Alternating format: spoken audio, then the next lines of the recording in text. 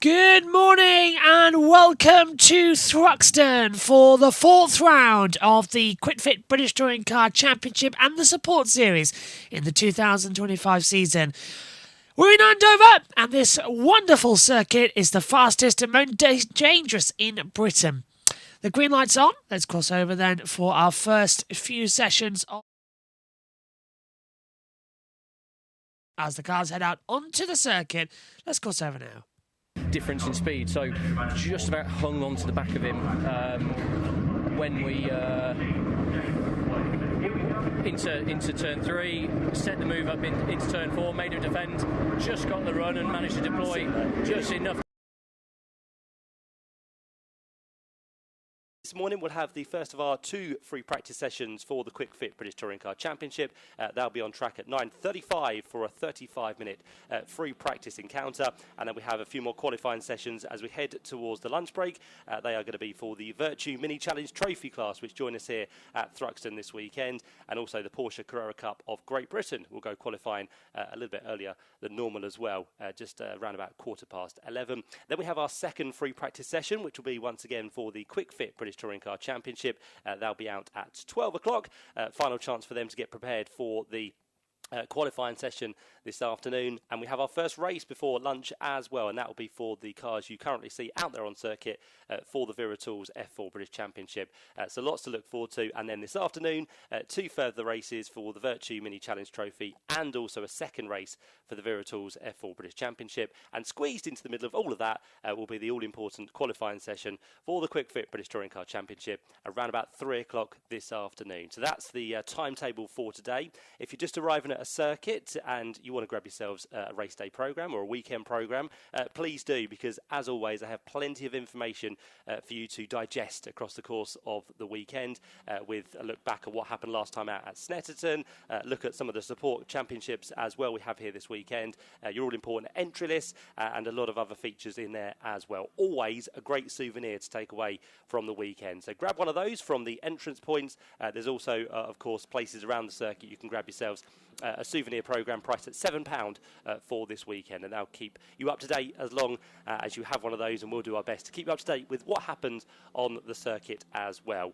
Just a very quick word, we had one car into the pit lane with a damaged front wing. This was the story of Snetterton, to be fair, in race number 1. Albert Larson has had a damaged front wing, which we'll get to very shortly.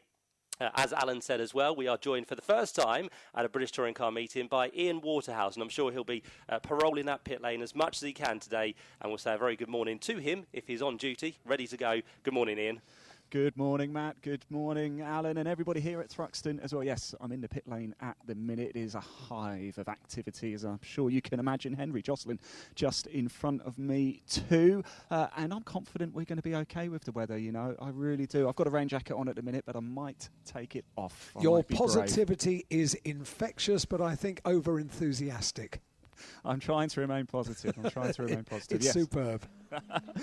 You might be able to hear the cars thundering past me now over the start-finish line here at Thruxton, the fastest circuit in the UK. We are in for a treat, aren't we, gentlemen? I am so looking forward to this. I'm going to go prowl in the pit lane and see if I can find a couple of people to talk to, chaps.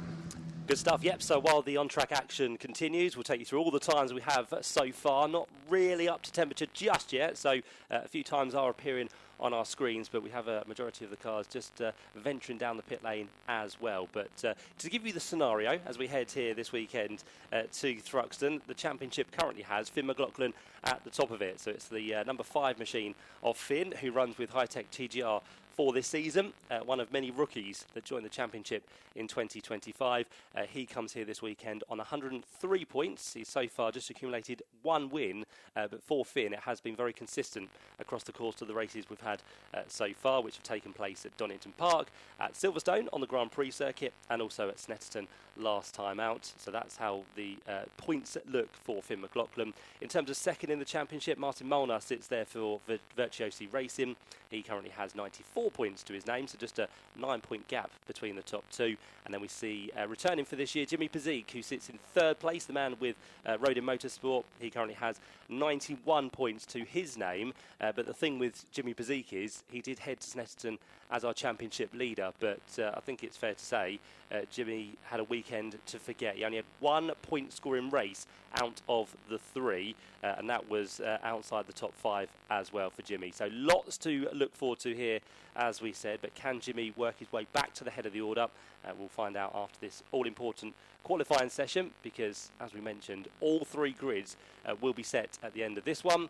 Quickest times will set the grid for race number 3 of the weekend. The second fastest times will set the grid for race number 1, and it's the top 12 after qualifying that get reversed for our second grid race of the weekend. So it's all important. You get your laps in and do them as quickly as you can, but still, as they work their way across the line with almost 7 minutes completed, they're still struggling to find the temperature out there, because we had a little bit of early rain this morning, which is still just making the track a little bit greasy, so it's not going to be fully dry. And I can already see, actually, down towards turn 1 in towards Allard's corner, we have a little bit of kind of spray being kicked up on the outside of the corner. So drivers just have to be wary of that, because if they go in too quick and find themselves with no grip, it could then rotate the car on the exit of the corner. Yeah, Matt, we do have a yellow flag actually coming into turn 1. I'm not too sure why that is. There's no rain falling in the pit lane at the minute. It's still dry, but obviously very damp. In fact, there's a big puddle right at the pit exit here. There's a couple of them, but no rain falling at the minute. But we do have a yellow flag. In fact, we've got a red flag. We have a red flag. We do indeed, yep. So I did see those yellow flags at the first corner, and I did also see them just out of Allard's as well. Then we've got a green flag down towards the complex at Campbell Cobb and Seagrave. So, yeah, someone has gone missing there. Unfortunately, that's the only part of the circuit I cannot see. I can see over in the distance down towards kind of Noble and Goodwood and through Village and Church, but it's unfortunately through turn 1 and 2 I can't really see, due to the wonderful new hospitality unit we have here at Thruxton, the Thruxton Centre, which has been here now for a couple of years, but it's wonderful to have that, but just slightly blocks our view down towards turn number 1. So a few cars entering the pit lane. All of them will do so now under this red flag, and we'll get an indication of actually who is going to be missing, because the screen should tell us. There goes Henry Joslin into the pit lane. Also into the pit lane will go Tom Ingram Hill, but we will hopefully get an indication of who doesn't come through, and that will probably give us the chance to see who has made a little bit of a mistake down at turn 1. Hopefully everything's okay, and the car will be recovered fairly quickly to allow this qualifying session to resume, with, as it stands, just over 17 minutes left on the clock. And with the times we've had so far, Finn McLaughlin is the quickest on a 1:13.838. So he's done the benchmark so far, 0.2 of a second quicker than Leo Robertson, and then Ethan Jeff Hall, last year's Ginetta Junior champion, sits there in 3rd place at 1.2 seconds adrift. But I can give you this, that F4 qualifying is very, very close indeed, and I can probably add that towards the end, those gaps are going to be very much reduced between the top half a dozen, if not the top 10. So we'll see how that all plays out. The ones that we have missing, unfortunately, seem to be Thomas Behrman, who has not come through into the pit lane. That's car number 7. And also Xavier Avramides is also missing the number 4 car. So whether they've been involved together through turn 1, we're not too sure. But for now, it does mean that qualifying has been halted, and whether it's going to be a quick clear up or not, we'll have to wait and see. Martin, sorry, Matt, I'm down here. I've got Martin Molnar here. I'm just going to have a quick chat, of course, second in the championship. Martin, what are conditions like out there? Well, the conditions are not too good so far. The track is a bit damp, so it will be tricky, but we'll see. Couldn't really complete the lap yet. Yeah, I was going to say, it's there's still a long way to go in this session as well. We love Thruxton, don't we? It's so fast. Where's the big opportunities out there for you to find some time? Yeah, I think if you can complete the lap last, that will be the best track-wise, because the track is drying every lap, so yeah, we'll see. Closing stages are going to be critical, aren't they? Thank you, Martin Molnar there. Matt, back to you. Thanks, Ian. Yep, so that's Martin Molnar, who is the Rookie Cup champion from last year. So he's positive that the conditions will dry. And I'm being optimistic as well, because I can just see a glint of a bit of sunshine peeking through. It's not a huge amount, but it just seems brighter than it was when we arrived at the circuit this morning. So hopefully that will be coming through thick and fast, and that will dry the circuit up. But with 24 cars out there lapping the circuit, it also makes it a little bit quicker to dry the circuit as well. They always come back a little bit more wide-eyed than normal after qualifying. It's certainly something to get the attention first thing in the morning, isn't it? A lap around the Thruxton circuit, that's for sure, particularly in a single-seater or a Porsche or a touring car. Have you had your lap this morning in a Porsche? So I've had a few laps. I can tell you exactly where the track limits cameras are. The high definition 4K high definition cameras are located. There's a couple down at the Club Chicane.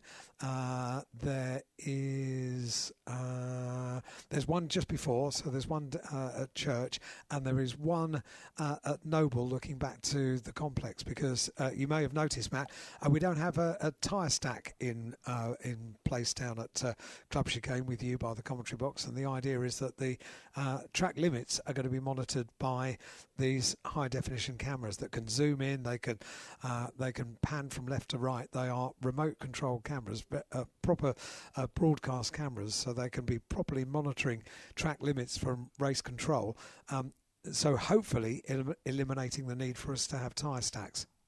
And I can reassure you, they'll miss not a thing, will they, those cameras? They'll be on you like anything, really, to make sure you don't go over those track limits. But yeah, you're absolutely right, Al. Those tyre stacks are not there. So it's always a bone of contention for drivers, but to have them gone this weekend is always a positive. It means that hopefully not damage will be done to cars.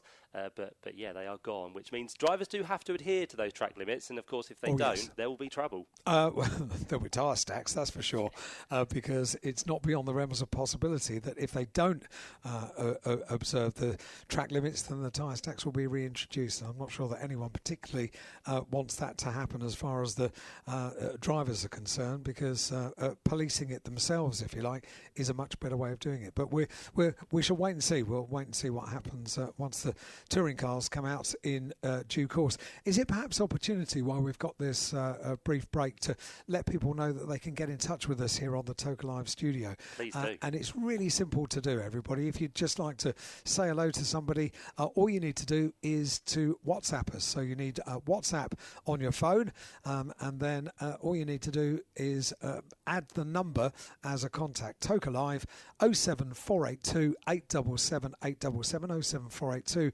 877 877 is our number. Add us to your contacts on WhatsApp, and then all we need is a message from you and your name as well. Only your first name. That's all we need for getting you on air. Even if it's just to say hi to someone or to support your favourite driver, favourite team over the course of this weekend, we will endeavour to get through all of your messages on WhatsApp. Message plus your name to 07482 877 877, or on email. If you've got more to say than a WhatsApp message, you can email us studio@tokalive.net, studio@tokalive.net. So that's how you get in touch with us in the studio. And already we've got messages that are coming into the studio. A very good morning to Hoppers and to Jen. Good morning, Al and the team. Should be a fabulous weekend of racing. Sadly, listening in and watching from home this weekend. Still on cloud nine after a fantastic win for our mate Robo at Snetterton last time out. Thanks, Hoppers and Jen. First on the board this morning on WhatsApp, getting in touch with us on Toka Live, and you can do so. All you need to do is to WhatsApp us 07482 877 877, but don't forget to put your name. we can't read the message out if you don't put your name on the message. There we go. That's how you get in touch with us. Your way of getting in touch with us, Ian and Matt, is far simpler. You just talk. We do indeed. And just to say, Al, as well, you've got a lovely section in the programme this weekend as well, which is brilliant. Yeah, we've got a page in the race weekend programme on sale. It's a great programme, priced at £7, the official limited edition souvenir programme from the weekend. And there is an article about Tin Top Tuesday and Toka Live, which I wrote. I'm not a writer, Matt, but I've delved into the world of writing over the course of this weekend, because I've also done the preview to the weekend as well, so the review and the preview. So after Snetterton, Monday morning, I was a very busy boy. On a bank holiday as well, which you forgot. It was a bank holiday, which I did forget, because I was working anyway, doing writing for the programme. Well, I'm sorry to interrupt, chaps, but the cars are heading back out on track. And dare I say, the sun has made a minor appearance here in the pit lane as well, but qualifying gets back underway. Here we go then with slightly reduced time now. So with the red flag, we've knocked the qualifying session down to 15 minutes, but still plenty of time for all the drivers to get out there and do what they can to set some respectable times for this session. As we said, to get yourself a grid spot for race 1, race 2 and race 3. The way that the reverse grid race works for race number 2 of the weekend, which will be in fact our final race of the day today, is that you do get less points, but you do also get points for the amount of places you make up within that race. So you might feel that some drivers will be hard done by, those being quickest down towards the kind of midfield area, but they will then score extra points for the amount of places they are able to make their way through the field, which is always a very intriguing race. And as I mentioned last time at Snetterton, all 3 races were absolutely fantastic, quite frenetic to be fair, and especially that first race we had a number of drivers losing their front wings for some unknown reason, but they all managed to survive pretty much and gave us, as I said, some brilliant battles across the course of the weekend. It's almost like a battle out there on circuit at the minute, just to try and get some track position. So they're all in one long line, almost side by side down towards Allard's as well, but they'll find their feet at some point around this lap, and hopefully the times will start to drop as Finn McLaughlin, car number 5, still remains the quickest on that 1:13.838. Is a couple of tenths of a second quicker than Leo Robertson, as I said, just before that red flag came out. Ethan Jeff Hall doing a great job so far this year. He sits in 3rd position in this qualifying session, and then 4th place is Tommy Harfield, who was the first of our Challenge Cup competitors in this qualifying session. And if you're thinking, what's Challenge Cup? Well, it's new for this year, and it's a separate point scoring contribution to this year's championship. It does mean that those who can't do the full season will be eligible for the Challenge Cup. It's 7 out of the 10 rounds, and the drivers have to nominate those 7 events before the season gets underway. So a few of them have nominated Thruxton as their next round of Challenge Cup, and in fact we have got, I think, 6 of those on the grid this weekend. So as I said, for those who can't commit to the full season, whether it be to budget or to other commitments, but nice that F4 have introduced this for 2025 and gives those a chance to go for some separate points within the Challenge Cup. And as we head here this weekend, I can tell you that the Challenge Cup is currently being led by Tommy Harfield, the man who is quickest within this qualifying session of those competitors, but has in fact just been passed on that lap by the 88 machine, because that is a quicker time through the order, and I believe that is an addition to the programme as well, and I'll get to that for you in just a few minutes, but that won't be on my entry list, but it is in your programme,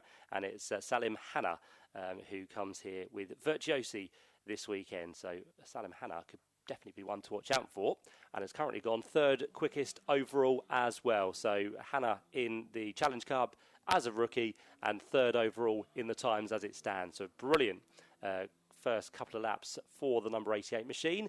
That means that Ethan Jeff Hall now has been demoted down to the outside of row number 2, and then up into 5th place has come Henry Murthier in the number 13 machine. But as we mentioned, these times are going to tumble, and the gaps are going to be very, very close by the time we head to the final 5 minutes, I'd say, of this qualifying session. Into the pit lane does come our quickest so far. So Finn McLaughlin down the pit lane. So he might be for another set of tyres, or just a slight tweak to the car, and Leo Robinson is also going to join him in the pit lane as well. So we've got a couple of cars which is just going to pause for a couple of minutes, and with that, now to the top of the times has gone Salim Hanna. So 2 consecutive laps which have been quicker, 1:13.333. That has just been beaten by 7/1000ths of a second by Ethan Jeff Hall. So as promised, times are starting to tumble already.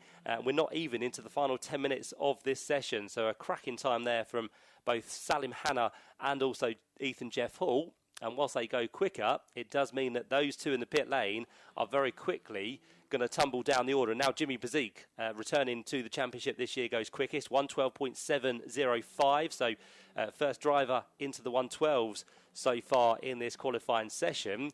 But I still think there's going to be plenty of quicker times to come as the track conditions improve, the dry line starts to evolve as well, Ian. Yeah, it does. I'm actually just in front of Finn McLaughlin. It is a pair of new boots all round, and for Robinson. Robinson's just at pit exit now, heading back out. And yeah, it's going to be a change of tyres. And Finn McLaughlin, championship leader, wheel spins and heads out back on track. Yeah, well, you'll be able to pick out Finn McLaughlin. He runs with the Red Bull livery on his car. So Finn making his way to this championship for the first time this season. And as he heads back out to the circuit here at Thruxton, it's Ethan Jeff Hall now who has taken over as the quickest driver. A very low 1:12, 1:12.357. And he's put just over 0.3 of a second between himself now and the new second place driver, which is Jimmy Bezique. We've got August Raber up into third place. August has been a winner so far this year on 3 occasions now. In fact, he's the man with the most wins across the course of the season. And August comes here 4th within the championship. So August definitely one to watch, but already has dropped down to 7th place because the order continues to shuffle. This time Henry Joslin in the number 26 machine goes up onto the second row of the grid ahead of last year's Rookie Cup champion Martin Molnar, who we heard from Ian in the pit lane talking to him during that red flag session just a few minutes ago. Up into 5th place now has gone the first of our female drivers, which is Ella Lloyd. So great to see Ella inside the top 5, and now she becomes the first of the Challenge Cup qualifiers at the head of the order as well, just ahead of Tommy Harfield by 27/1000ths of a second. So again, a battle within a battle between the two Challenge Cup competitors. And then August Raber next up in car 47 is in 7th place. And all of a sudden, Salim Hanna has dropped down into 8th place. So at the top of the times briefly, but now down in 8th position. Well, Matt, Salim Hanna's just come into the pits actually and put a fresh set of tyres on. Still top rookie at the minute. So expect that to change very, very quickly. Do keep your eye on Salim Hanna making his debut. Very interesting to see how he gets on, but quite busy down here in the pit lane at the minute. Henry Joslin's just off to my left. He's getting a new set of tyres as well. Plenty of activity. What do we got? Just under 8 minutes to go of this qualifying session. The track is going to get quicker and quicker and quicker. Gentlemen, we are in for a grandstand finish here. We certainly are. Yep, into the pit lane also comes Adam Al-Zahari. He took a win earlier in the season. Had a bit of bad luck at Snetterton last time out as well, but Adam comes here this year as the F4 Middle East race winner, so he has got some pedigree under his belt as he works his way into the pit lane. Yeah, Matt, actually that's the second time he's just come in. He came in the lap before, has gone out on that set of tyres and come back in, and he's changing the fronts, it looked like. So, yeah, he's had a couple of wins this season, hasn't he? Back into the pits straight away after going out for one lap, coming straight back in. Plenty of activity going on right now as well. In fact, Ella Lloyd's just come into the pits as well. I'm just making my way down. Hopefully won't lose too much signal. I was told that sometimes the signal can be a bit sketchy if you go too far down the pit lane, but I can see Adam and Ella Lloyd now side by side, just putting some new fresh tyres on. Good stuff, yep. So just under 7 minutes to go and the times continue to tumble. Martin Mulder now quickest into the 111s. 111.641 sees him just under a 1/10 of a second quicker than Jimmy Bezique. So those two are absolutely tied at the top of the order as it stands. Ella Lloyd in the pit lane, as Ian said, is in 3rd position. And then August Raber in car 47 is in 4th.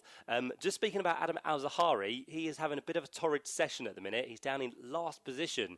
So that setup on that car is not really working. And his quickest time is a 1:19.9, which is theoretically 8 seconds a lap slower than what we see at the head of the order at the minute. So Adam Al-Zahari two-time winner so far this year, down in 24th place. So something is not quite right with that car. But let's see if he can pull anything out the bag with under 6 minutes now to go.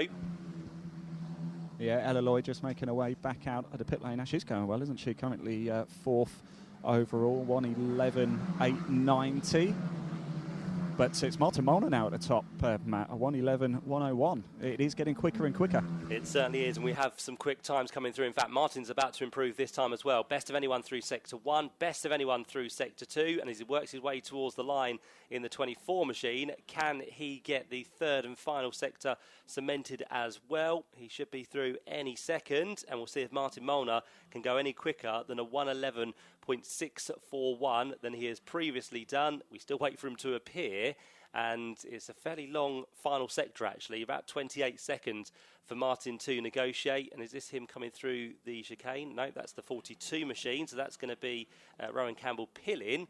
And Martin Molnar, I think, maybe has backed off on this lap. In fact, I think there's a slight transponder issue. In fact, no, the time now just come through, so it's a little bit late there, but it's a 1:11.101, which is now over half a second quicker than Jimmy Bazig. So he is definitely the class of the field here so far this weekend. 4.5 minutes now left on the clock. Number 93, Jimmy Bazig, who had that torrid Snetterton up there on the front row of the grid as it stands. Ethan Jeff Hall in car 25 still sits third, and Rowan Campbell-Pillin completes the top four in car number 42. But the order is continuing to shuffle. The only one who's done a absolute best through the first sector was Martin Molnar. That's now just changed because Ethan Jeff Hall has gone and done an absolute best through sector 1 as well. Everybody else pretty much on our screen has gone green, so that means they are doing personal bests out there on circuit, which indicates to us that the circuit is very much drying up in these closing minutes of the session, which we did anticipate. And now with 4 minutes to go, let's see what the likes of Finn McLaughlin can do. He was briefly down to about 10th place as he made his way into the pit lane just around about 10 minutes to go. But now, all of a sudden, Finn McLaughlin has jumped back up onto the front row of the grid. So it's Martin Molnar that heads it, Finn McLaughlin second, Jimmy Bazig third, and Ethan Jeff Hall in fourth place. But it's Ethan Jeff Hall who's on a really good lap here. Quickest of anyone through Sector 1. Sector 2 we should see very shortly to see if he can improve on that one, but still waiting for that second sector to appear on our timing screen. It's the 25 machine that we are looking out for as Finn McLaughlin now heads towards the line. What can Finn do on this lap? He's doing personal best through Sector 1 and 2. As he works his way towards the line, can Finn McLaughlin go back onto provisional pole? Just waiting for the times to update on our screen, which seem to be delayed actually. So Finn McLaughlin yet to appear through the third sector, but I can tell you he's already gone across the line, so we'll wait to see what he can do. I think I might be slightly ahead of you then. Finn McLaughlin goes second, 1:11.210. The gap between Martin Molnar, who's currently first, is just 0.1 of a second. It's getting quicker and quicker. What have we got? Just over 2.5 minutes to go. Pit lane's currently empty at the minute, as you would expect. But like I said, in for a grandstand finish. Eyes on the track, everybody. This is going to be exciting. Here comes Ethan Jeff Hall then. We wait for him to come. Fourth car in line up towards the start-finish line this time through. And Ethan Jeff Hall on for a good lap here as he goes across the line. It's going to be only fourth by the looks of it. So a 1:11.560. But it's Martin Molnar who sits still as the quickest driver. It's now August Raber who's jumped up 6 places into the top 3. So the man who's taken the most wins so far this year now into third position. He's just under 0.3 of a second back from the quickest of the runners so far, which is still Martin Molnar. So he's managing to hold on to this, which is quite surprising considering how much the track conditions are changing out there. So Martin's doing a sterling job as it stands. But here comes Henry Joslin. He's now jumped up ahead of August Raber onto that third position, so second row of the grid for Henry, who was a race winner within the Ginetta Junior Championship. And on that lap, in fact, alone, Henry jumped 16 places.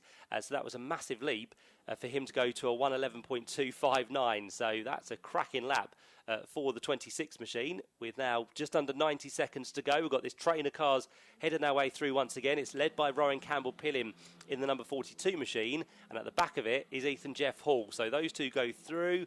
Have either of those improved on that lap?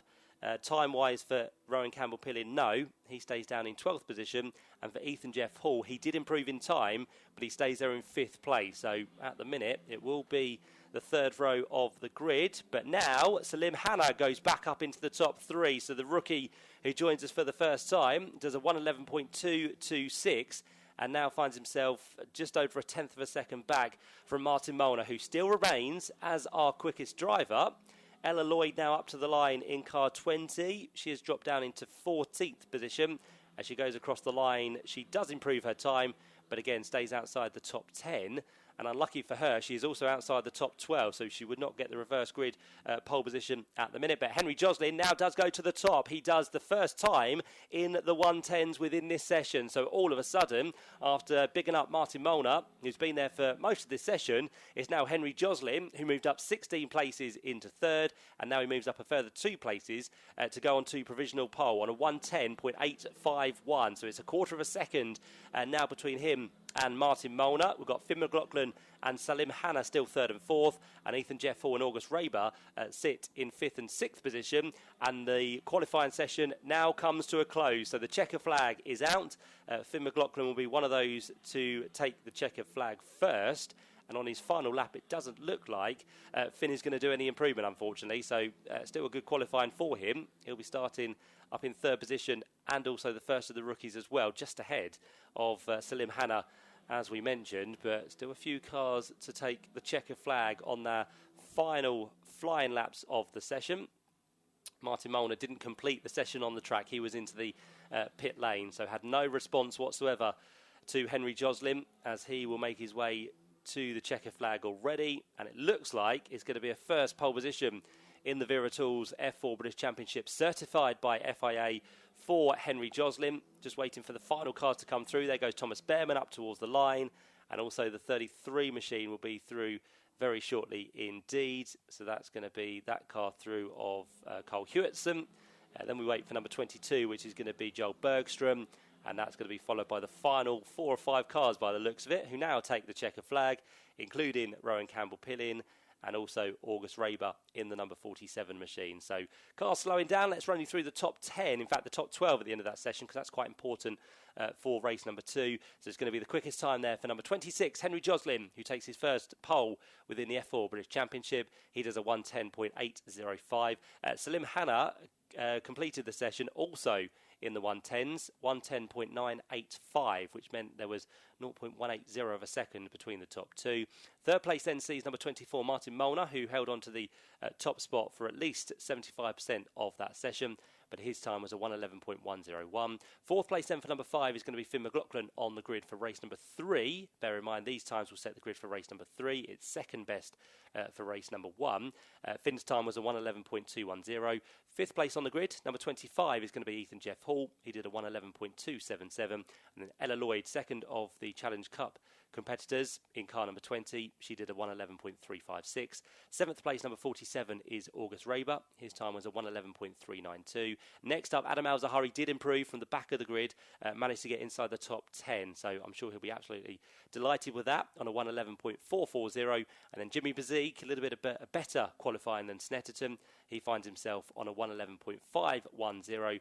To complete the top 10, it's number 6, Leo Robinson, a 111.604. And then the 2 that will be on the front row for race number 2 later on today, that's going to be number 7, Thomas Behrman, who did a 111.614. And Chase Fernandez, who switches from Ginetta Juniors from last year into F4 full-time this year. He'll be on pole position for the second race of the weekend. His time, a 111.623. And for now, we'll head down to Parc Fermé with Ian Woodhouse. Yeah, thank you, Matt. I've got a very happy Henry Joslin down here. He was bounding out the car. He's got a big smile on his face. Henry, P1, how does that feel? Oh, like really, really good, thank you. Oh, we've just got to go over to the scales, haven't we? I won't read out what it says. Don't worry about that. But Henry Joslin, a very happy man indeed. Salim Hanna has P2. That was fantastic. Henry, let's just talk through that qualifying session, of course, interrupted by the red flag. But you were quick. You got some serious pace out there. Yeah, no, it was damp at the start, really tricky conditions, especially on the new slick tyres. We decided to stay in the pit for a bit longer, wait for it to dry before we use the best of our tyre.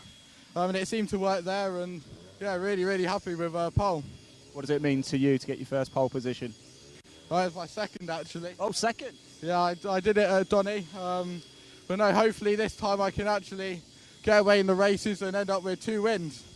Top man, Henry. Best of luck. We'll maybe we'll be talking a little bit later. Yes, second pole position there, Matt. Let's go over and see if I can just grab another driver or two for a quick chat, shall we? Let me just stay with me, guys, if we can a little bit. We've got James here. James, can we just grab a quick word if we can? James, qualifying. How do you rate that one?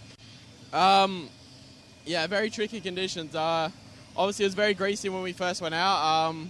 We were very unsure if we were going to be slicks, but when we got to the Sembiel area, we knew it was going to be slicks. So, but yeah, very tricky conditions. I mean, before we boxed, we were miles down the road, and we boxed to get some new tyres on, and we just ran out of time as well. And then McLaughlin had a massive spin, which caused a double yellow, which was unfortunate for us. I missed a lap. My tyres got cold on that lap as well, which then my next lap was then the first set was awful because I just had cold tyres going into it due to McLaughlin spinning.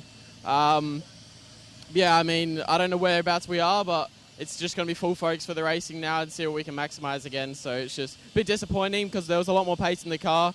But yeah, now it's just going to be maximising what we can. Well, we look forward to seeing you in the race. Thank you. That's James Physique there. Yeah, interesting qualifying session there, Matt.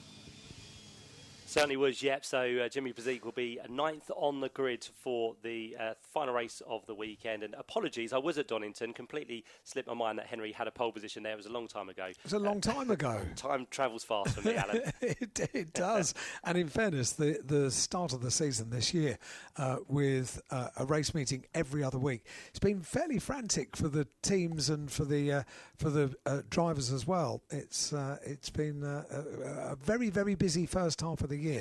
We have a bit of a break after Alton Park, which comes in a couple of weeks' time, but then it will be very busy again, and the season will be coming to its conclusion before you know it. The seasons just get quicker and quicker these days, don't they? From one to the other. Matt, Ian, thank you very much indeed.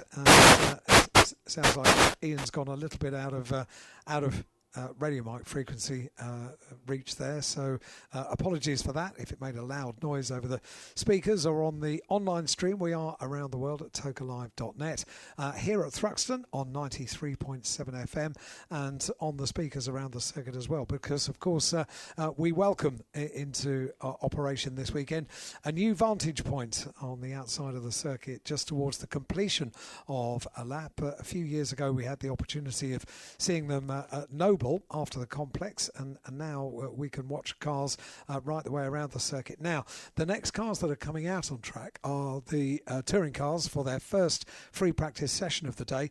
Two of my friends have headed over towards Church, and they are it is forever their way during FP1 to go out and watch the cars going through Church, which is a very, very quick part of the circuit if you don't know Thruxton. So we'll get updates on text message from Matt James, who is the editor of Motorsport News, and I think he'll be joined by ITV's David Addison as well. So we get a few updates during FP1. Ian Waterhouse is going to stay in pit lane for our first touring car session of the day. After that, I'll be taking care of touring car things over the course of this weekend. But we are getting messages into the Toker Live studio. This one is from Emma. Hi, Emma.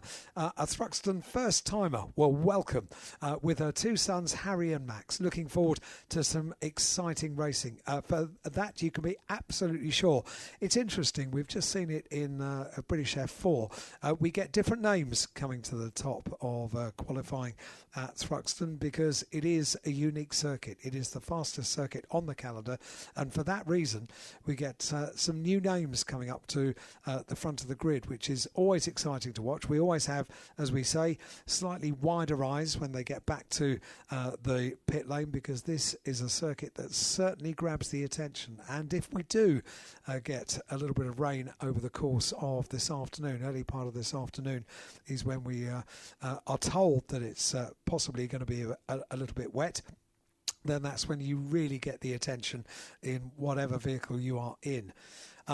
Matt will remember that there is a rather exciting Porsche Taycan which appears at the front of various grids over the course of a race weekend this year. A purple Porsche, about which I'll give you the stats later on.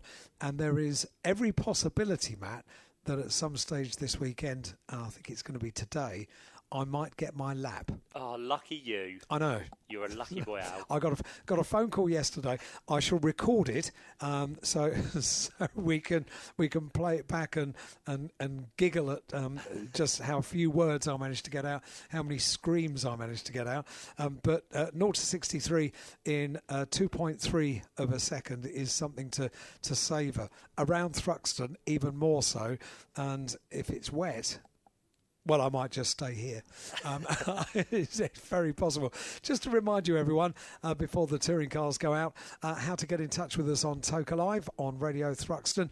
You can WhatsApp us, your message plus your name, to 07482 877 877. This one says, morning, Alan. Let's hope the weather is good for us today. That's from Colin and Moira. Guys, great to have you here. And this one says, good morning. It's John and Heather from Manchester, down for the weekend. Oh, well worth the travel. Love the new beer tent. Yeah, it looks very smart, doesn't it? Right, I can hear the distinctive noise of touring cars in the background, which means FP1, Matt, is underway. It certainly is, yep. Our first chance of the day to see the British Touring Car Championship head out onto the circuit. 35 minutes of free practice to look forward to, and there's lots to talk about after the previous meeting at Snetterton. What a weekend it was, because it all culminated in a first win, finally, for Mikey Doble. He was absolutely ecstatic. It was a race where he had to defend from four-time touring car star and champion Ash Sutton, and it was a long race, to be fair, not just for us, but I'm sure for him inside the car as well. But Mikey Doble comes here this weekend with PMR, and he's looking to do, well, what knows what he can do, but it was a fantastic third and final race at Snetterton. We won't have the tyres in operation this weekend because Thruxton is such an abrasive circuit. We are only going to be using the hard tyre, whereas all the other meetings this year, we have had the option tyre in effect, which means that drivers would have been able to use either the soft or the hard, or the soft or the medium for the three races across Sunday. For this weekend, it's just the hard, but what we have seen in previous years is that we still do see some great racing, because you still have to look after those hard tyres. They can be quite abrasive around this circuit, as we said. So that's still going to be a talk of the weekend. But yeah, Mikey Doble, I know he spoke to Alan on Tin Top Tuesday on the Tuesday after. There was no emotion, was there? It was kind of got out in the car, he was celebrating, he was happy. He celebrated by having a couple of pints and then went for the obligatory curry. The coolest guy you could possibly hope to meet, and then offer a few days golfing with his dad to celebrate his dad's 60th birthday. So yeah, as cool and calm as collected as you could possibly hope for. Ian Waterhouse is in pit lane. I thought he was. He is. I thought I heard him in my ear. Oh, there he is. I am. Thanks, Alan, Matt. Yeah, I couldn't get the mute button off. Car's coming back in now, of course, just to change a few tyres, get a few temperatures, see how things are going. What a season it's been, hasn't it? I was at Brands Hatch, and what a joy it was to see Darryl de Leon get his first win at Charles Rainford, of course. We're in for such a season. We really are. I don't know if you can hear this as well. The cars, the engines ticking over, the roar of them. It is a real delight. It's a very special place to be, isn't it, the pit lane, as you only know too well, Alan, during a BTCC weekend. Absolutely, I do. Yeah, it's a very busy workplace over the next half an hour, just over, because the teams are basically doing their homework for the weekend. They're doing housework, they're scrubbing in tyres, getting tyres ready, getting brakes ready, doing all of those things, and also dialing the cars in for qualifying this afternoon, which takes place for the second year over an hour and has 3 segments to it as well. Now I've got, I don't know if you've got it as well, Matt, but I've got TSL Channel 7 on my screen because I'm waiting for the live pictures that we'll get for qualifying this afternoon. I left the sound up by mistake, I have to say, and clearly they have patched through one of the onboard cameras. Oh, really? So I'm going. Yeah, I'll turn it up. Oh, wow. Alan, I'll tell you what I've got here in the pit lane. I've got rain. It's starting to. The drops are starting to fall here. The umbrellas are going up. Is that the pit lane commentator that said it wouldn't rain today? I have a feeling it was, wasn't it? Oh, okay. Enough of that. Yeah, I'm just getting word as well that it's beginning to rain over at the complex as well. So it's come slightly earlier than the weather forecaster predicted, hasn't it?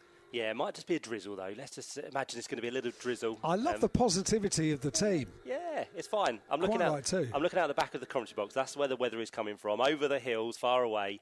And yeah, we'll see what happens. But we had this at Snetterton, didn't we, as well? The first free practice was a little bit damp as they went out there, and they don't know what it's going to do. It looks probably to be positive tomorrow in terms of the weather, but you need to take these little wins when you can. So they might just want to try a few different things out there as they head their way back into the pit lane. This is the obligatory tyre swap, so they kind of rotate the tyres just to make sure they get the same heat cycle through both corners and fronts and rears. So that's what you'll see from the majority of the front-wheel drive cars. The BMWs will tend to stay out there to work the temperature into the rear tyres and also the fronts, but Hayden Moffat now into the pits, Dan Rowbottom into the pits, Ash Sutton into the pit lane as well. So many of them thinking that if it is a little bit inclement and the weather might be on its way, then they don't really want to risk too many things. Sam Osborne is going to stay on the track, though, as he heads his way down towards Allard Corner.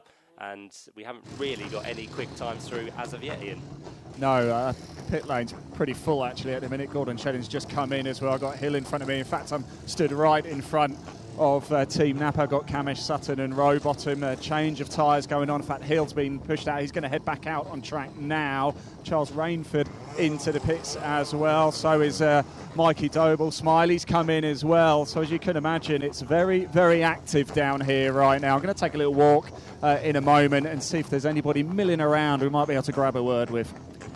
Someone who we can welcome to the British Touring Car Championship for the first time this year is Senna Proctor, because the word was that Senna would do the second half of the year, taken over from Michael Crease, but that has come a little bit earlier than expected. So Michael Crease, who stepped out of the car at Snetterton to allow, very nicely, Ryan Bensley to jump in at his home circuit. Ryan, who's been a long-time supporter and also sponsor for Michael Crease over the years. It was only right that Michael felt that he let Ryan have a go in the car just to get him ready for what might come in the future, Alan. And it's good to see Senna back in a car as well, and his father Mark, who is also a former BTCC driver around the paddock as well. Mark lives and breathes just about every moment that Senna is behind the wheel of a car. And since we've seen Senna, he's become a family man. His life has changed, but I am sure that he has lost none of his speed that Senna showed us when he was a BTCC driver over quite a few years as well. By the way, we have word coming in from the rescue team that are out based at the complex. They're listening to Toka Live and say if it's drizzle, Matt, it's very big drops of drizzle. That's fine, but it will go through quickly. Okay. Loving the positivity. Thanks to the team down there. Yeah, it's always nice to get reports because different parts of circuits do encounter different parts of weather. We've got a few umbrellas out down in front of the commentary box here as well. So just on the exit of the Club Chicane, Brolly's up as well. So yeah, you could be right, Alan. There are heavier drops coming in, and always the eye to the back of the commentary box because that's where it falls here, especially today. And we can see the drops, yeah, just starting to fall. But we have got a few drivers out there, just as we said, testing things out, seeing what goes on. But you're right, FP1 is one of those where you just want to get things done before the rest of the weekend. It gets more serious as we move through. FP2, of course, is quite important as well. It is, and bear in mind, Matt, if it rains for FP1 and rains for FP2, if it rains for qualifying, tomorrow's weather forecast is dry. So the teams won't have had any chance to do dry running. So it's really quite important that if they do get a chance to get a few dry laps in today, that is absolutely vital to setting up the weekend. Exactly right, yep. So what you can do out there now is just try and see how things, of course, it's not fully dry because we know we had rain this morning, but yeah, it's probably going to be the driest that we expect to be for the majority of the day. But most of the drivers also that are out there on track have got the windscreen wipers on as well. So just, again, feeling those drops as Mikey Doble heads for the pit lane. What we'll do very quickly is explain to you, if you can see some cars out there, you've got a little box just above the driver's name, and this is new for this year as well, which just gives fans the opportunity to have a look at what tyres each driver are on, and also gives you an idea of the boost as well.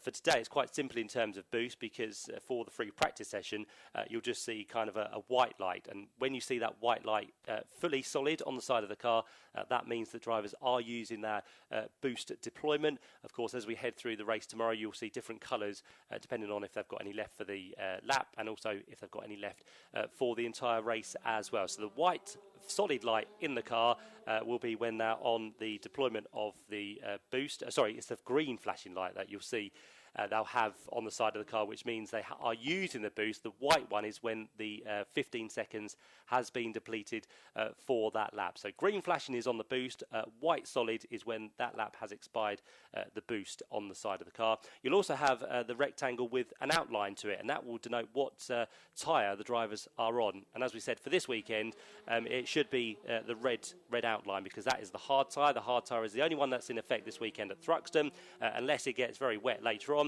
Then you'll see a blue outline to that rectangle, and that means that a driver is on the wet tyre. So red and blue is what you're looking for in the outline, and then on the side of the car, as we said, the flashing green light will be the deployment of the boost. The solid white for today is when they've run out of that 15 seconds, which they'll all get for free practice 1 and free practice 2. When we get to qualifying later on, of course, it all depends on where you are in the championship to how many seconds you get per lap as well, and we'll talk you through that as we get closer to that session a little bit later on this afternoon. But yeah, not much activity out there at the minute. The first kind of time we've had that tops the times is the king of Thruxton himself, Josh Cook, on a 119.1. The only lap we've had, really, isn't it? It is, yeah. The only lap, really, because the others are a 128 or a 130. So, yeah, Cook, who is local to Thruxton, always goes well here. To be fair, hasn't had the best of starts to the season. Finds himself just outside the top 10 in the championship. Yeah, chaps, worth noting actually, Jamie Osborne's just come in. He did put the wet weather tyre on. They're going to change back to the red, the slicks now, so certainly worth keeping an eye on that. They've obviously realised that the rain isn't quite as bad as they thought, but they gave it a go, but they're back in and changing onto the reds. You can tell that Ian Waterhouse does regular work with Mini Challenge, yes. Can't you? Sam Osborne. I've done it before as well. We all have. Especially on the same weekend when they're together, it just, it gets confusing. I'll tell you what, it'd be great to have both Osbornes in touring cars at some stage, wouldn't it? It would. Well, Jamie's going the right way about it, isn't he? He's going the right way about it, that's for sure. I have Mini on the brain sometimes, chaps. Minis are not far away, and you'll be in good company very shortly indeed. Yeah, we've got Minis to look forward to a little bit later on. So far this year, in terms of the British Touring Car Championship, if you haven't been following, just to let you know that Ash Sutton is the man who heads the way. The 4-time champion comes here this weekend on 132 points. The only man who has taken 2 wins this season, because we've had 8 different winners from 9 races so far. Just kind of adds to the start of the season where we said it's going to be one of those years where we don't really know what's going to happen. We can't predict, and it's going to be a fully blown out season where anything could happen. And already, with 9 races down, that is definitely the case, because, as I said, 8 different winners in 9 races. Ash Sutton is the only man who's taken a double win, and that came right at the beginning of the season in races 1 and 2 at Donington Park. So he comes here with a 15-point lead over Tom Ingram, a man who is yet to take a win so far this year. So Tom Ingram still needs to get to the top step of the podium. And then the man who sits in 3rd place is the reigning champion, Jake Hill, in the BMW. He has had just the 1 win this year and found himself outside the top 10 on just 2 occasions, actually. One of those 11th, and the other one was a non-finish at race 1 at Snetterton. But Jake Hill, once again, just proving that he just needs to be consistent to keep himself in the fight, even at this early stage of the season. And Jake and I think the BMW squad have really struggled this year, just of course with the hybrid being removed from the car. It makes the cars a lot lighter, and it seems that the BMWs are struggling a little bit more with that in the early part of this season. But I think it's fair to say that Thruxton has always been a fairly kind place to the BMW, especially here last year with Jake Hill taking a couple of victories. So we'll see what they can come up with this year and this weekend, Ian. Yeah, certainly can. Quite a lot of cars heading out now. Mikey Doble's heading out, Ash Sutton's heading out, but the rain is picked up here at the minute in the pit lane. It's coming down quite a bit heavier now. I wonder how that's going to affect things out there. I've just seen a couple of cars go past. There are a few of the wet weather tyres currently circulating the circuit. Dan Camish just comes in. I wonder what they're going to do. It looks like they're going to change tyre. I'm not too sure whether they're going to change onto the wets. So just stay with me a second. We'll have a quick look, shall we? And let me have a quick look. He is... no, he's going to stay. He's staying on the slicks. Yeah, Yeah, it's a tricky one, isn't it? This weather where it's not completely dry, it's not completely wet. It's the bit in between which drivers tend to really hate because they can't really make up their mind what they want to do on tyres. It doesn't really give you much grip out there either. So it is the greasy stage which drivers do tend to struggle with. Max Hall there just proving that he's using all of the track limits as he comes through the club chicane. So as we said, new cameras in effect this weekend to get rid of tyre bundles. So we have these new Ultra HD 8K cameras which will be looking over certain parts of the circuit just to make sure that all drivers do stay within track limits, and that will be looked upon through this session. And of course, as we head through the day, by the time we get to qualifying, if that is not adhered to, then of course times will start to be deleted from sessions. But for now, they are allowed to play with those track limits. But I'm sure Ian Watson, the clerk of the course, will be very much looking at this as the day goes on. But for now, windscreen wipers still remain on. Quickest is still Josh Cook. He has gone slightly quicker as he now remains in the pit lane. 1:17.165. The double BTCC Independence Drivers Champion is Josh from 2022 and 2023, and was also the Jack Sears Trophy winner from 2015. So another man who's been around in the British Touring Car Championship for many years now. He has accumulated more than 300 race starts so far this year, and he comes, as I said, locally to Thruxton, lives in Bath in Somerset. So originally from Bristol. He lives in Bristol now. He's born in Bath in Somerset, so very local to this circuit is Josh Cook. He'll celebrate his birthday actually next weekend. Next Sunday is when Josh will turn the ripe old age of 34. So he's a stellar bloke, is Josh. Always great to chat to, and racing this year with One Motorsport and that Honda Civic with new teammate Stephen Jelly aboard for the 2025 season. We are getting a few more times through now, not that competitive as you'd imagine with these greasy conditions out there on circuit, but Senna Proctor on his return has gone to second on a 1:19.256. What's the weather doing with you, Matt? Let's have a look. It is, still hitting the commentary box window. Yeah, I'm getting photographs from the complex where it's quite heavy rain by the looks of things. Yeah, it's sporadic, isn't it? So there's different parts of the circuit with different intensity of rain at the minute. So Nicholas Hamilton across the line. Let's see if he completes this lap any quicker. Yeah, but 1:26.5 as Tom Chilton goes on to the boost across the line. So Tom Chilton will be looking to improve as well. He does a quicker time on a 1:19.256. So he now sits in fact, that goes even quicker, 1:18.582 for Tom Chilton. So just took a couple of seconds for that time to appear on the screen. But yeah, less than half the field have effectively done times within this session so far. Is what's going to be Senna Proctor really pushing there through the club chicane. So he's definitely on it, is Senna, as he works his way now up towards the line. Can he go quickest of all of them? He crosses the line and will do... Is that going to be a 1:19.256? Yeah, I think it is. So Senna Proctor stays there in third place, but Josh Cook there still on that 1:17.1. Let's have a look at some of the drivers and tyres they're on. There's Dan Camish on a hard tyre. There is Darryl De Leon on a hard. I think most of them will be on hards at the minute. I think the only one I saw last time through on a wet tyre was Nicholas Hamilton.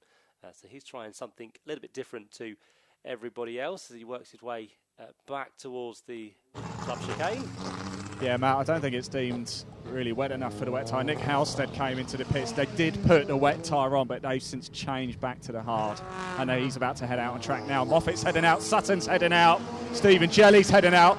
Hill's in the pits as well. He's just in front of me. He's going to put another set of hards on as well.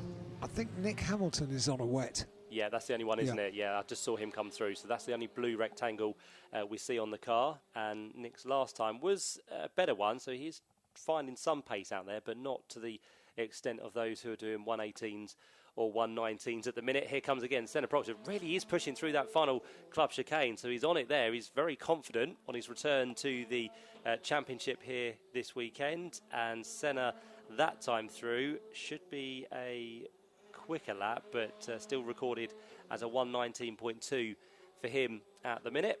Aaron Taylor-Smith not really having the start to his season that he would have hoped for, I don't think. He's had a couple of non-finishes to start the season at Donington Park and has finished in the points on 6 occasions, but none of those, unfortunately, for Aaron Taylor-Smith have been inside the top 10. So he needs to kind of ignite his championship sometime soon, just before we get to the halfway stage of the season. As Alan said, Alton Park in 2 weeks' time is already going to be the end of that meeting, the halfway stage of 2025. Which is an incredible thought, isn't it? It's scary, really, Yeah, isn't it it? is, As well, yeah. So it is. 2 weeks' time will be hopefully the height of the summer, but it's not feeling that way this weekend just yet. Update from the complex. It's not heavy rain now. It's just fine, light rain. There we go. There's my drizzle. There you go.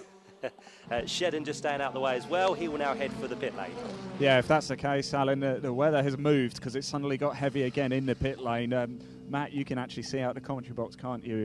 The sort of mound opposite the start-finish straight, the umbrellas are up. It is absolutely bucketing it down now. This might affect things with tyres. I'm just going to hang around and see if anybody's going to change and put the wets on.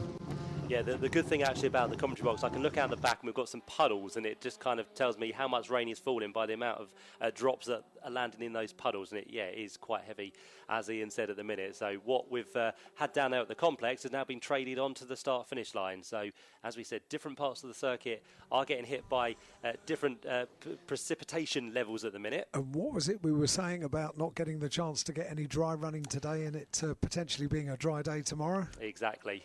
That's the one, yep. So if it's getting wetter now, they've kind of had that dry spell. It's not really going to get much drier with 15 minutes left in this session. So, yeah, what they've got now is what they're going to have to play with for the rest of this one. So it does also mean that times are not really going to come any quicker than what we've had so far by the looks of it. So Dan Robo now has gone quickest. Dan Rowbottom on a 1:16.921 as Josh Cook ventures back into the pit lane. I think the best place to sit right now is going to be in that Club Chicane grandstand, because that is where you are safe from the weather and you get a good vantage point from there as well. Mikey Doble into the pit lane, so the winner from race 3 at Snetterton now jumps into the pits. He is currently, where is Mikey Doble? He's 20th position, but again hasn't really set a time on the timing screen at the minute. They've done laps, but of course every single lap has been an out lap and then very quickly into an in lap, and Aidan Moffat almost lost it there through the Club Chicane on the exit. He was accelerating almost sideways as he lit up the rear tyres, and of course being a BMW rear wheel drive, the back end just wanting to snap away from him, so he carries on but almost lost it into the outside of the Club Chicane there. Already our first track limits warning, haven't we? Just about to say Is that what you were about to say? Yeah. Max Hall takes the plaudits for the first warning of the day. Turn 10 and 11. So that will be where our camera, very new camera is, isn't it? Turn 10 and 11. Looking back towards the complex, yeah. Yeah, so that's one for Max Hall. Also, Nicholas Hamilton has been warned as well in car number 28. So he is one of those, and in fact the only one on wet tyres. So even him with wet tyres is struggling to keep it within track limits at the minute. Raindrops still falling yet here on the box window. Yeah, Matt, just keep your eyes peeled because Adam Morgan and Stephen Jelly, they've both gone out on the wet tyre. So keep your eye on them. I'm just looking around. It looks like Senna Proctor has got the wet boots on as well, but he's still parked up in the pits. Mikey Doble, I think, as well, is going to go out on the wets as well. Hill is coming back out. He's on the hards, though. From what you describe, Ian, I think if you're going to go out now, it's got to be wet tyres, hasn't it? Certainly for the first half of the circuit. Yeah, I certainly think it's a call to make, isn't it? It looks like Proctor is going to head out very shortly on the wets as well. Sutton's still got the hards on. Camish has got no wheels on at the minute whilst they make that decision, and Sam Osborne still has the hards on as well. In fact, Nick Halstead's going to head out now. He's been pushed out. He's going to be on the hards. And that's the thing, isn't it? Now that it's turning a little bit more wetter out there on circuit, this is your ideal opportunity to get out there and try the wet tyres on not a fully wet circuit, but certain parts of it will be, because we are also predicting a wet qualifying a little bit later on. We can't guarantee that because, of course, we know the weather gods can always change, and they normally do, but it's important to get as much running on the tyre you think you might be using in qualifying a little bit later on. So all the drivers now just waiting to see what they want to go out on for the final 10 minutes of this free practice number 1. Yeah, Aaron Taylor-Smith just heading out. He's on wets as well. It's that crossover period, isn't it? It's difficult to make that decision. I'm seeing Shedden's car as well. He's got the wets on. Dorlin, I think, has got the wets on. Having a look down. Pearson's got the wets on as well. They're all parked up at the minute. They're not heading out just yet. But, yeah, this is going to be exciting, isn't it? It's a bit of a story, this one. This is what we like. Charles Rainford just had a very similar moment to what Aidan Moffat did as well through the club chicane. Those BMWs taking a lot of curb, and with it, as we said, with acceleration, the back end just wanting to step away from the drivers. Jake Hill nails it that time through, so he remains on the slick tyre, the hard tyre that we run here at Thruxton. So he heads down towards the first corner at Allard's, and his time through was a 1:19. No, in fact, his quickest time is a 1:19.785. That was an outlap for Jake Hill, so it's going to be possibly a slightly quicker lap. I think umbrellas are debated whether they're going to go down. I think, yeah, most people around me are starting to put the brollies down now because they can see there's some clearer air and no rain falling, so they're confident they don't need to have those brollies up. So there still might be a little bit of quickness to come from the drivers. Just to remind you out there, if you're looking at the side of the car, you can tell the tyres drivers are on. Red means they are on the hard tyre, which is a slick, and the blue means they're on a wet tyre. So that's how you can distinguish the drivers and what tyre they're currently on. In terms of the times, we currently have Dan Rowbottom at the head of it on a 1:16.921. So he is the quickest so far. Just to give you qualifying lap record here at Thruxton, that was set by Dan Camish 5 years ago. It's a 1:15.201, so we're about 1.7, maybe 2 seconds this weekend away from what we will be predicting from the drivers. But Dan Rowbottom currently quickest. Second is Josh Cook in the 66 JBMotorsports Honda Civic. He's done a 1:17.1. Senna Proctor, and his return to the championship, is currently in third place now on a wet tyre for Senna, 1:17.227. And then Gordon Shedden having a good run so far this morning, 1:17.788 in his Toyota Corolla. And then to round out the top five, it's the number 3 Hyundai of Tom Chilton, who's done a 1:17.855. Senna Proctor pushes on that wet tyre.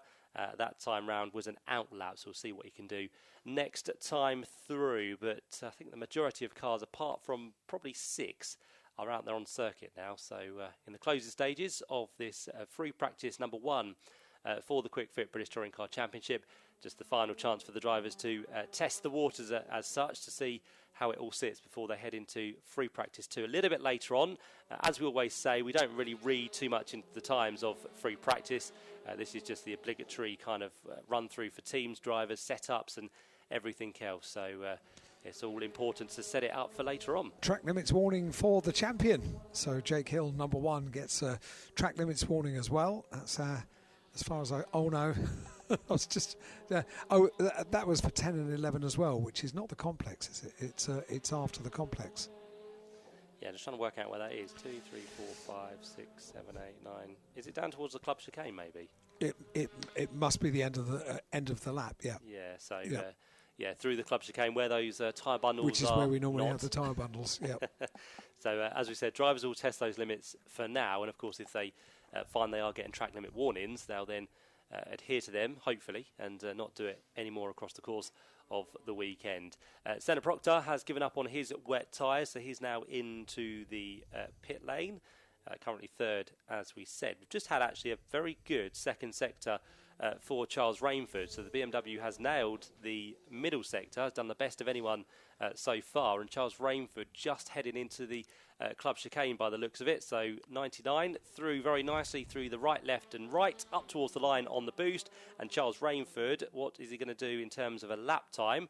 He'd just previously done his personal best, and this time through for Charles Rainford, he jumps up into 4th place. So still time to be found out there, and Charles goes through to do a 1:17.279. So have we now got to the stage where the rain has cleared?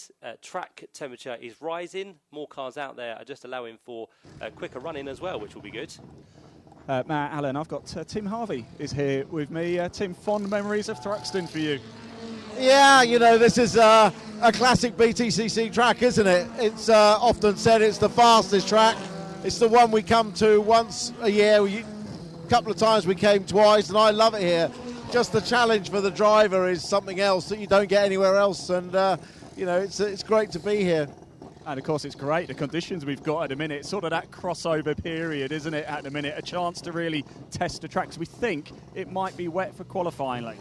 Yeah, it didn't really get that wet. I mean, the driver's aim in FP1 is just to scrub their slicks in, put a heat cycle through the slicks, which they're all trying to do.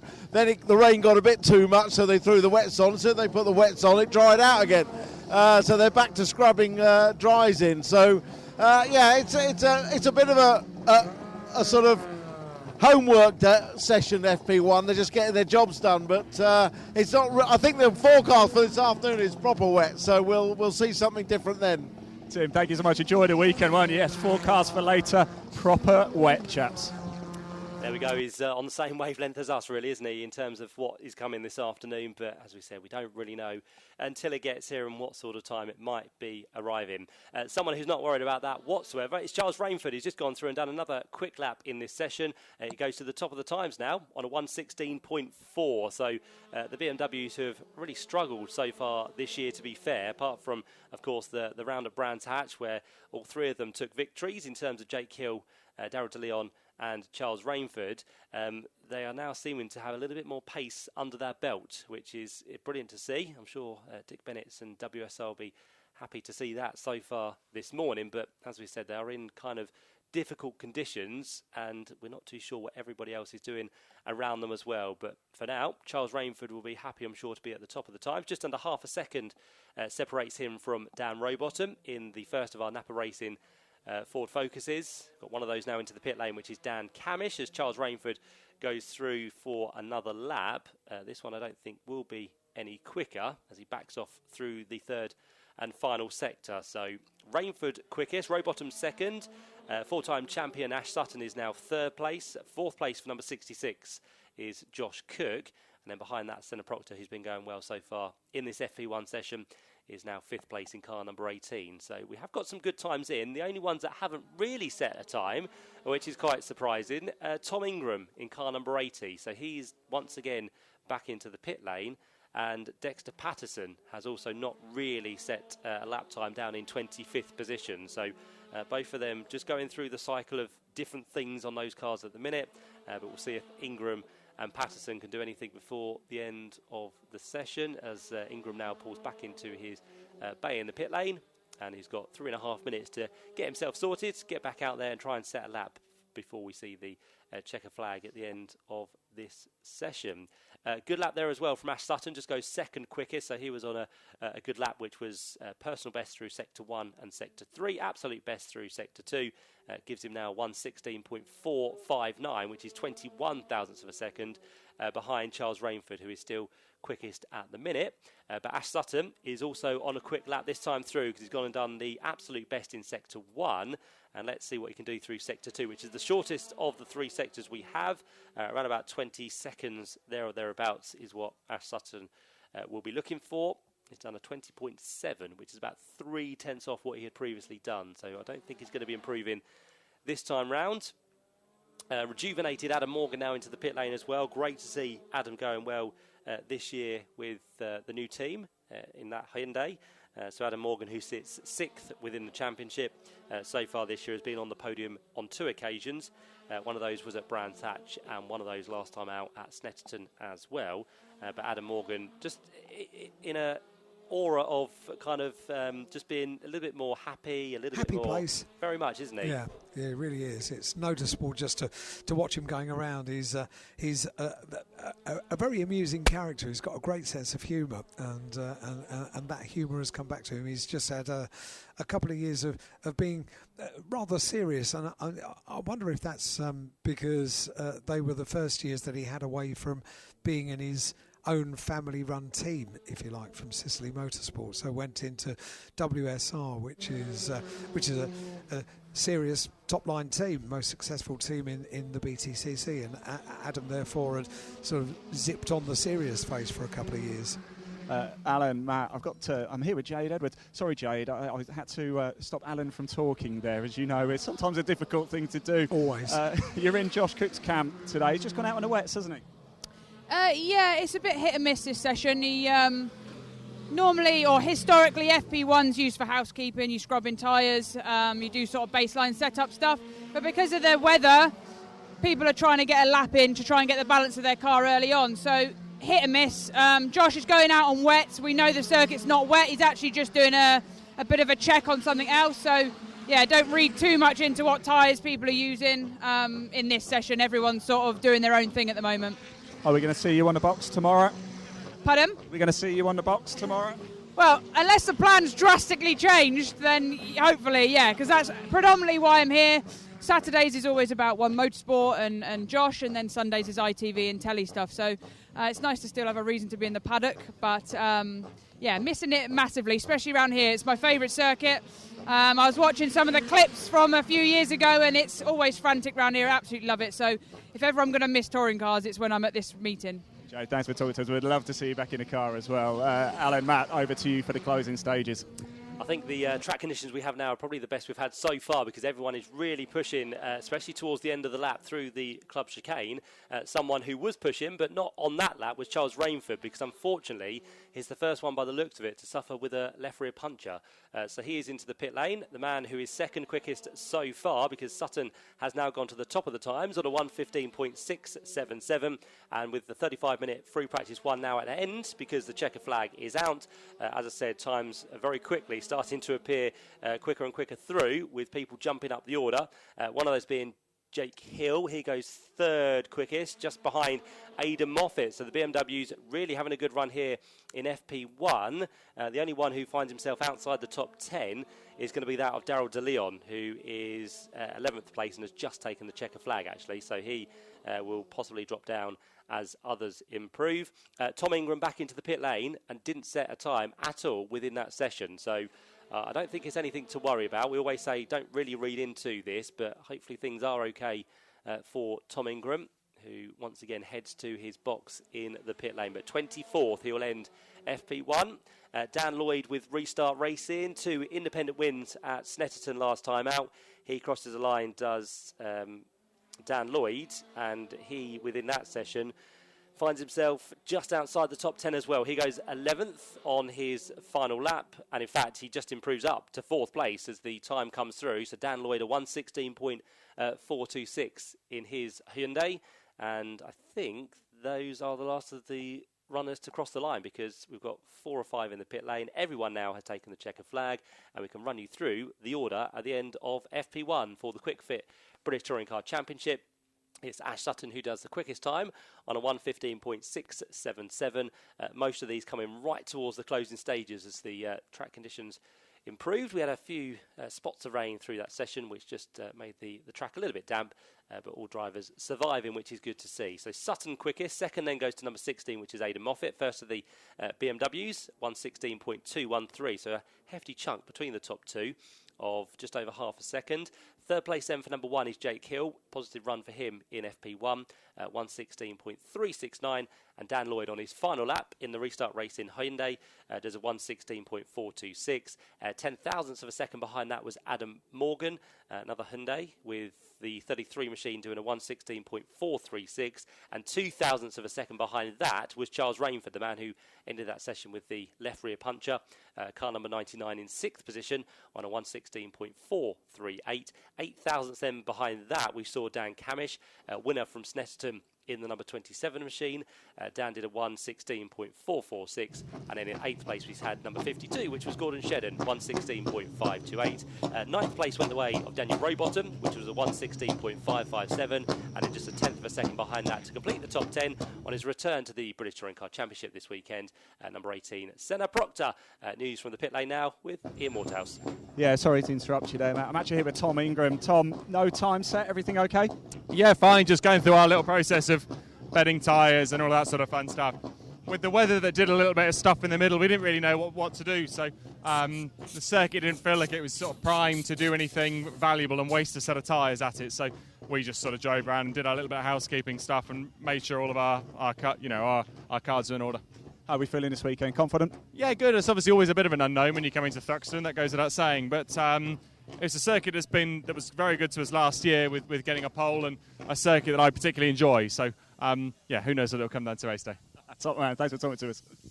Thanks, Ian. Yeah, just to run through the rest of the order, if your favourite hasn't been mentioned, just to see where they ended up in FP1. But as we heard, Tom Ingram, nothing to worry about, just going through the regular protocol of making sure the car is good, tyres are okay, tyres scrubbed in, and the setup is how he wants it for later on in the day. Behind the top 10, 11th place then for number 3, Tom Chilton. 12th place for race 3 winner at Snetterton, Mikey Doble. 13th place, number 14, was Ronan Pearson. And then behind that we had Daryl DeLeon and Josh Cook in 15th place. Chris Smiley was next up in car 22 in 16th. 17th was James Dorlin, ahead of Max Hall, who actually received the black flag within that session, so he didn't do the final few minutes of the session. Then we had Stephen Jelly in 19th place in the second of our One Motorsport Honda Civics. 20th position for number 40, Aaron Taylor-Smith. And then the final 5 cars included Nick Halstead in 21st. 22nd was Sam Osborne. 23rd for Nicholas Hamilton, who did a bit of running on the wet tyre through that session. 24th place for Tom Ingram and 25th for Dexter Patterson. FB2 on the way for you a little bit later on. They'll be with us on track at 12 o'clock. We have one more qualifying session to come as well in just a few minutes' time. A 10-minute break until we have the Virtue Mini Challenge Trophy joining us here at Thruxton for the second event of the season. For now, though, let's head back to Alan at Toka Live. Commentary, interviews and your views. This is Toka Live. On Radio Thruxton here at Thruxton in Hampshire. A very good morning to you. Welcome along if you are just arriving. Welcome to Thruxton Circuit with obviously this wonderful new viewing area. Do take the time to watch at various locations around the circuit if you are here for the whole weekend, or if you're cramming it all into qualifying day. Make sure you plan your day to see the cars at the various different opportunities that you have around Thruxton now to view the cars. As we say throughout the weekend, the fastest circuit on the calendar, and so many of the drivers look forward to this. We just heard it from Tim Harvey, and we heard it from Jade Edwards as well down in the pit lane. One that drivers absolutely enjoy. Some of them, and there are few of them, don't relish the idea of the speed of Thruxton, but most of them absolutely embrace it, and it certainly adds for a huge and thrilling weekend. And we'll cover it all live here on Toka Live on Radio Thruxton 93.7 FM.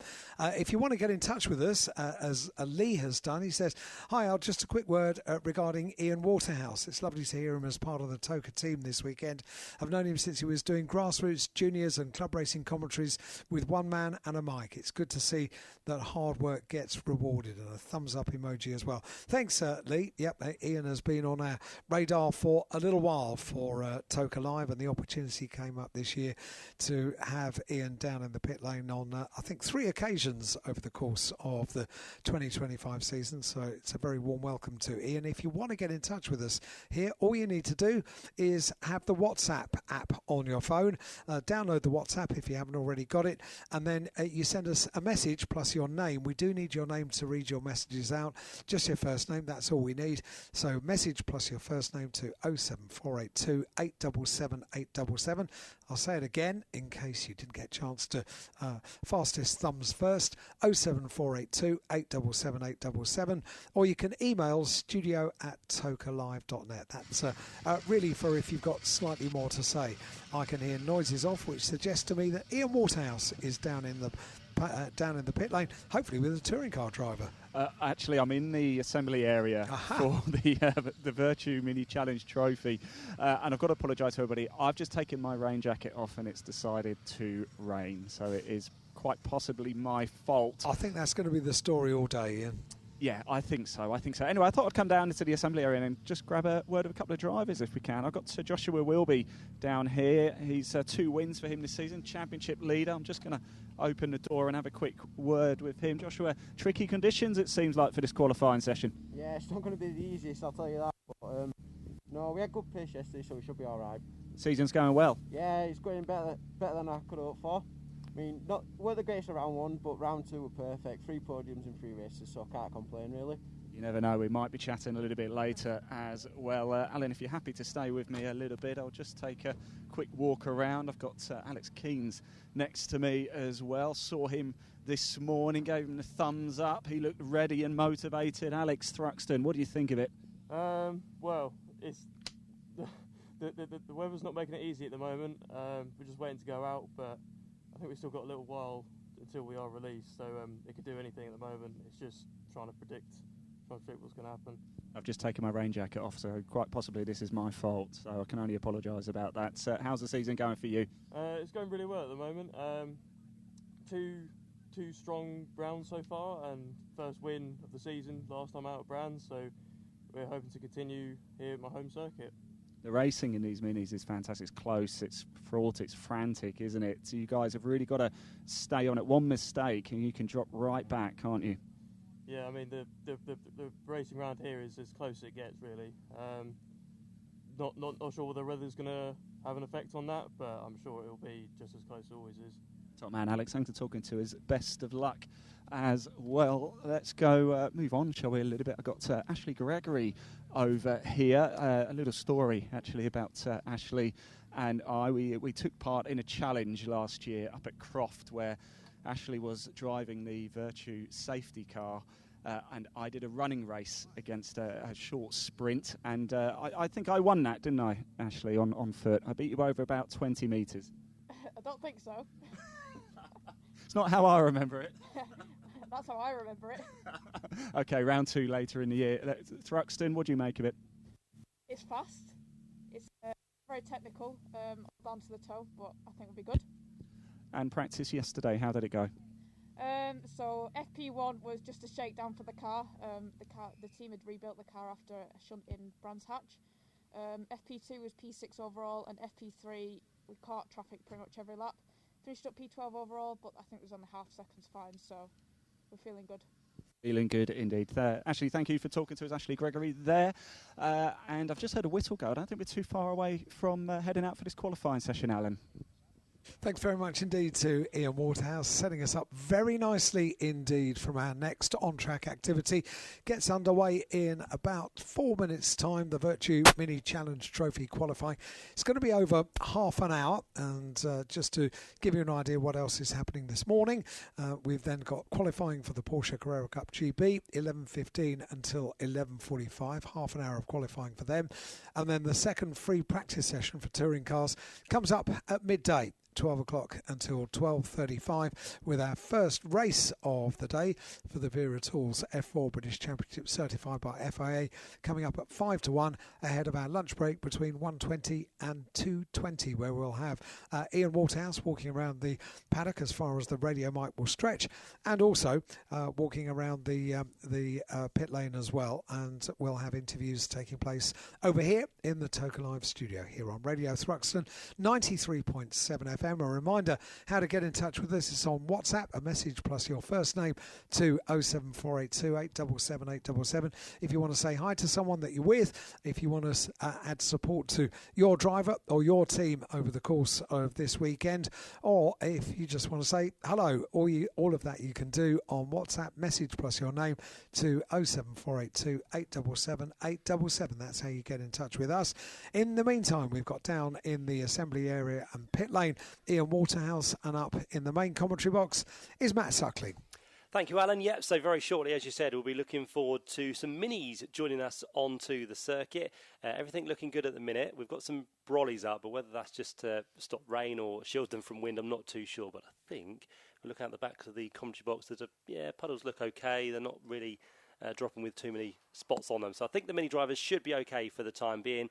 It's still fairly warm out there, so that's always a positive to keep things drying up as the day wears on. But yeah, we are joined this weekend by the Virtue Mini Challenge Trophy.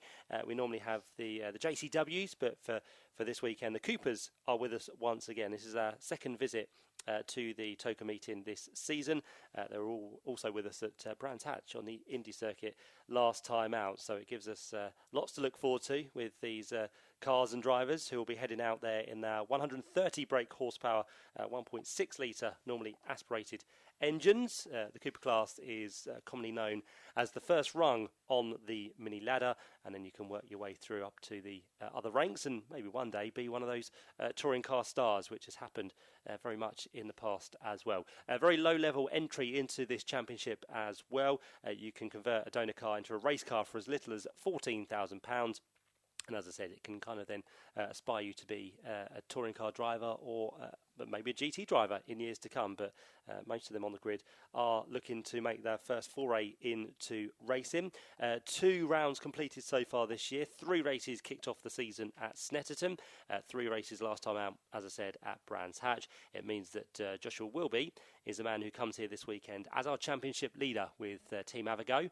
They sit on 201 points. And then Alex Keynes with Graves Motorsport. In fact, both of the Graves Motorsport cars in 2nd and 3rd in the championship. So Alex Keynes sits 2nd on 191 points, and Leo Purchase is there on 172. So not too much to decipher those 3 drivers. 29 points in total. And if you haven't seen mini racing before and how it all works, you do get 50 points for a race victory within mini racing, which is quite a lot of points, isn't it? Is that Ian? It is, yes. Sorry, Matt. Alan, you wanted a touring car driver. Well, I've got the champion who's very kindly taking a second out. Jake Hill's with me. Jake, was it hard to read too much into that session? No, it wasn't too bad, to be fair, at the end. I mean, you know, it was obviously quite a patchy session in terms of rain coming and going. But on the whole, you know, we managed to get a bit of a feel for the car. I think a lot of us did. It was just tricky, you know, because some laps, Sector 1 would be drying up and it would be quite nice. And then you would go out the back towards sort of Sector 2 and then into the last chicane there, and you know it would be changing every lap because the weather's obviously moving over the circuit. So a little bit tricky just to get a read on certain corners and stuff. But as a whole, yeah, it was a decent session. Are you happy for how the season's going? You're right up there, just picking up points. Not too happy at the moment. It could be a better start. You know, we've had quite a mixed start, with obviously Donington being okay, Brands being very good, and then Snetterton being pretty rubbish for myself. So, yeah, looking to try and make amends here. Top man, Jake, I'll let you crack on. Thanks for taking the time out to talk to us. And Matt, I believe I can hear the minis on track. Certainly can, yep. So all of the Mini Coopers now being ushered out onto the circuit for what is a lengthy qualifying session for the drivers. 30 minutes around Thruxton gives them the chance to set as many laps as they possibly can. And again, quite a crucial qualifying session because we have the quickest times, which will set the grid for race number 3, and the second best times, which will set the grid for race number 1, which we'll see later on this afternoon. So 2 important times the drivers need to record. Matt, do you think you can manage without me for about 10 minutes? You do whatever you want, Al. Well, it's for a very good reason. I have been invited to go to the Porsche clubhouse, or to the office next door to it, to sign a piece of paper. Is this a waiver, is it? This might be good news. This might be very good news. I've given my own waiver. If it's wet, I'm busy. You're busy, yeah. Someone else will have to take your seat. Yes.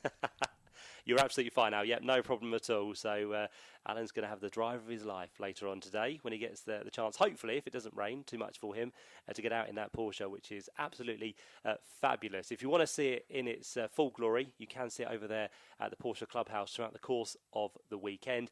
And we should see it out there for the start of the Porsche races as well. So that's to look forward to a little bit later on today. Matt, a few weeks ago, I had the pleasure of as a passenger, hurtled around Thruxton in the Alpine, and it was terrifying. Let's put it that way.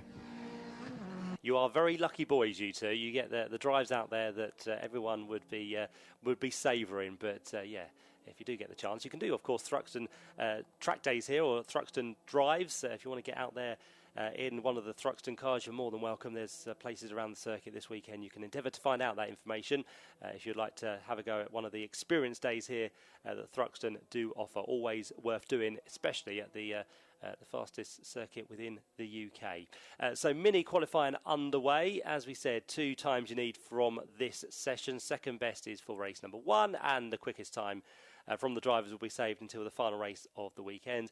The one in the middle is the reverse grid race, which will be decided after race number 1.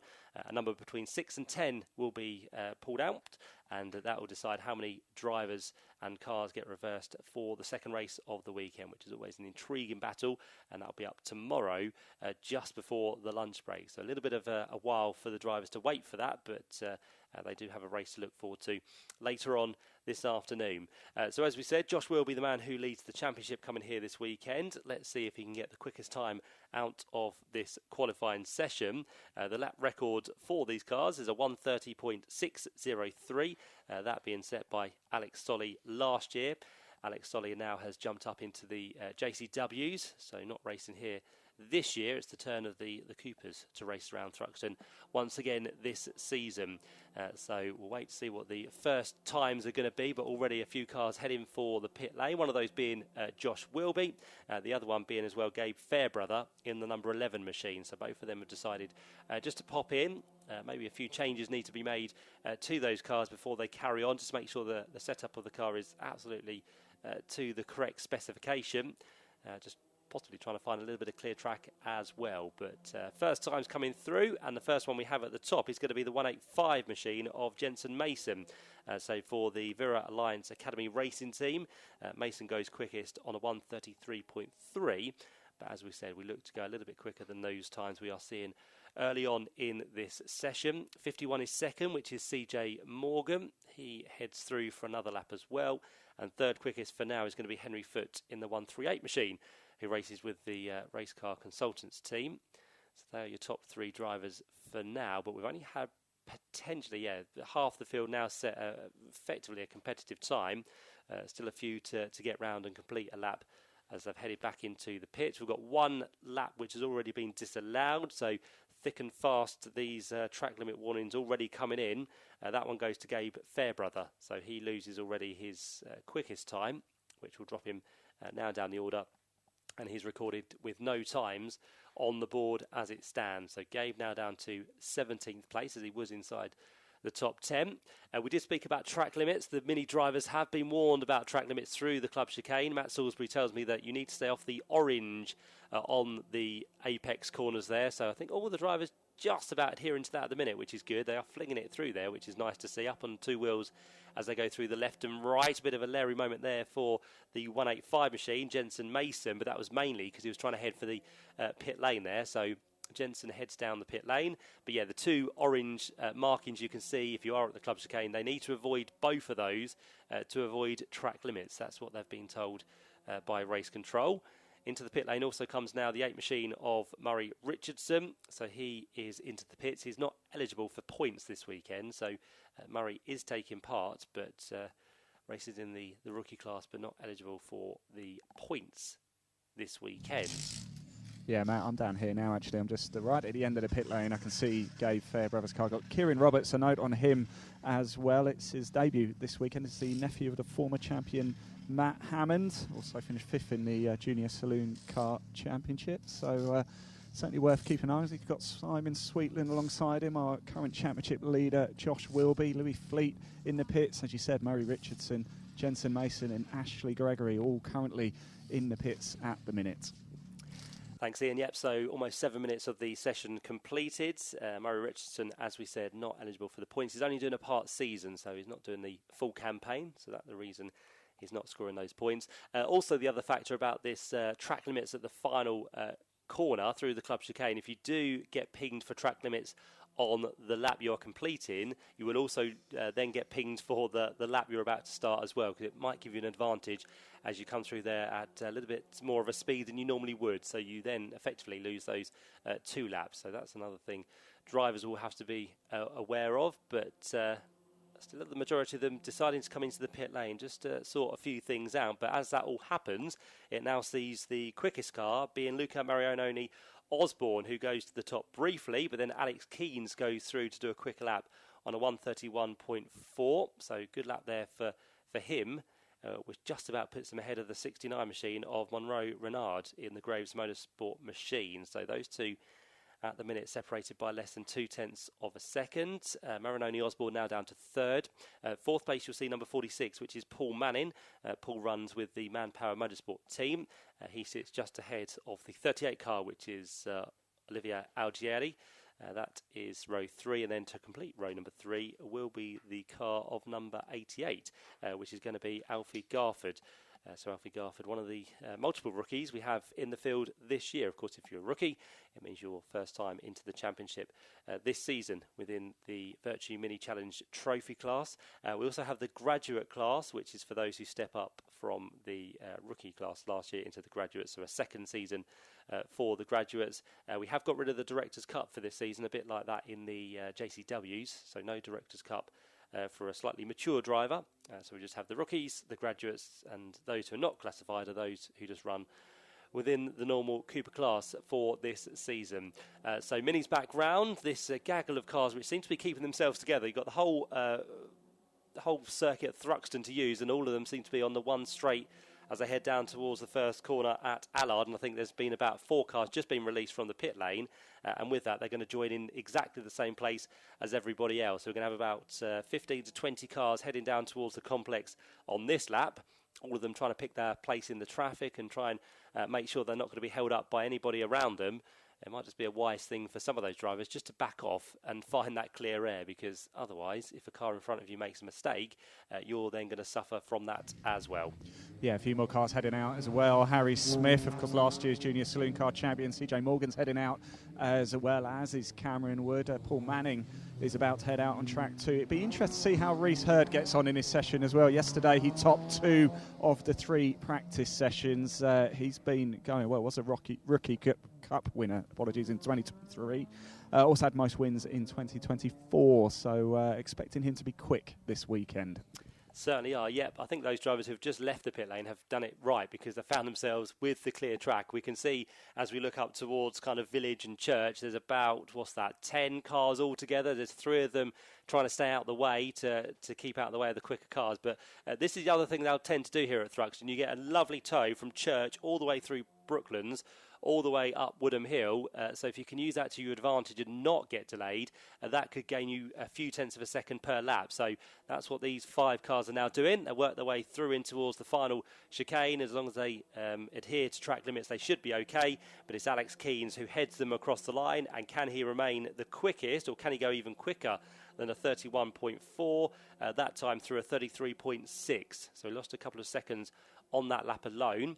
There across the line goes Murray Richardson. He is currently down in 16th place, completes the lap low and gains 3 positions, so goes up into 13th position on his debut this weekend, says Murray Richardson.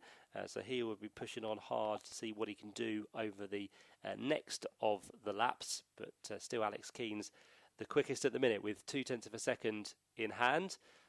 Very slow train working its way just up through Woodham Hill as well. Hopefully they'll stay out the way of the quicker drivers which are coming from behind. Gets a little bit congested there. One stage to the inside, one stage to the outside. It's almost like you've got to thread your way through that middle bit there, but going very slowly, which won't be helping the temperature of those tyres whatsoever. So this is where it gets a little bit crazy for the drivers to try and feed their way through. Here come 2 quicker drivers in towards the club chicane to complete what should be about 7 laps within their session. Headed by the number 11 machine of Gabe Fairbrother, being tailgated by 22, which is Ashley Gregory.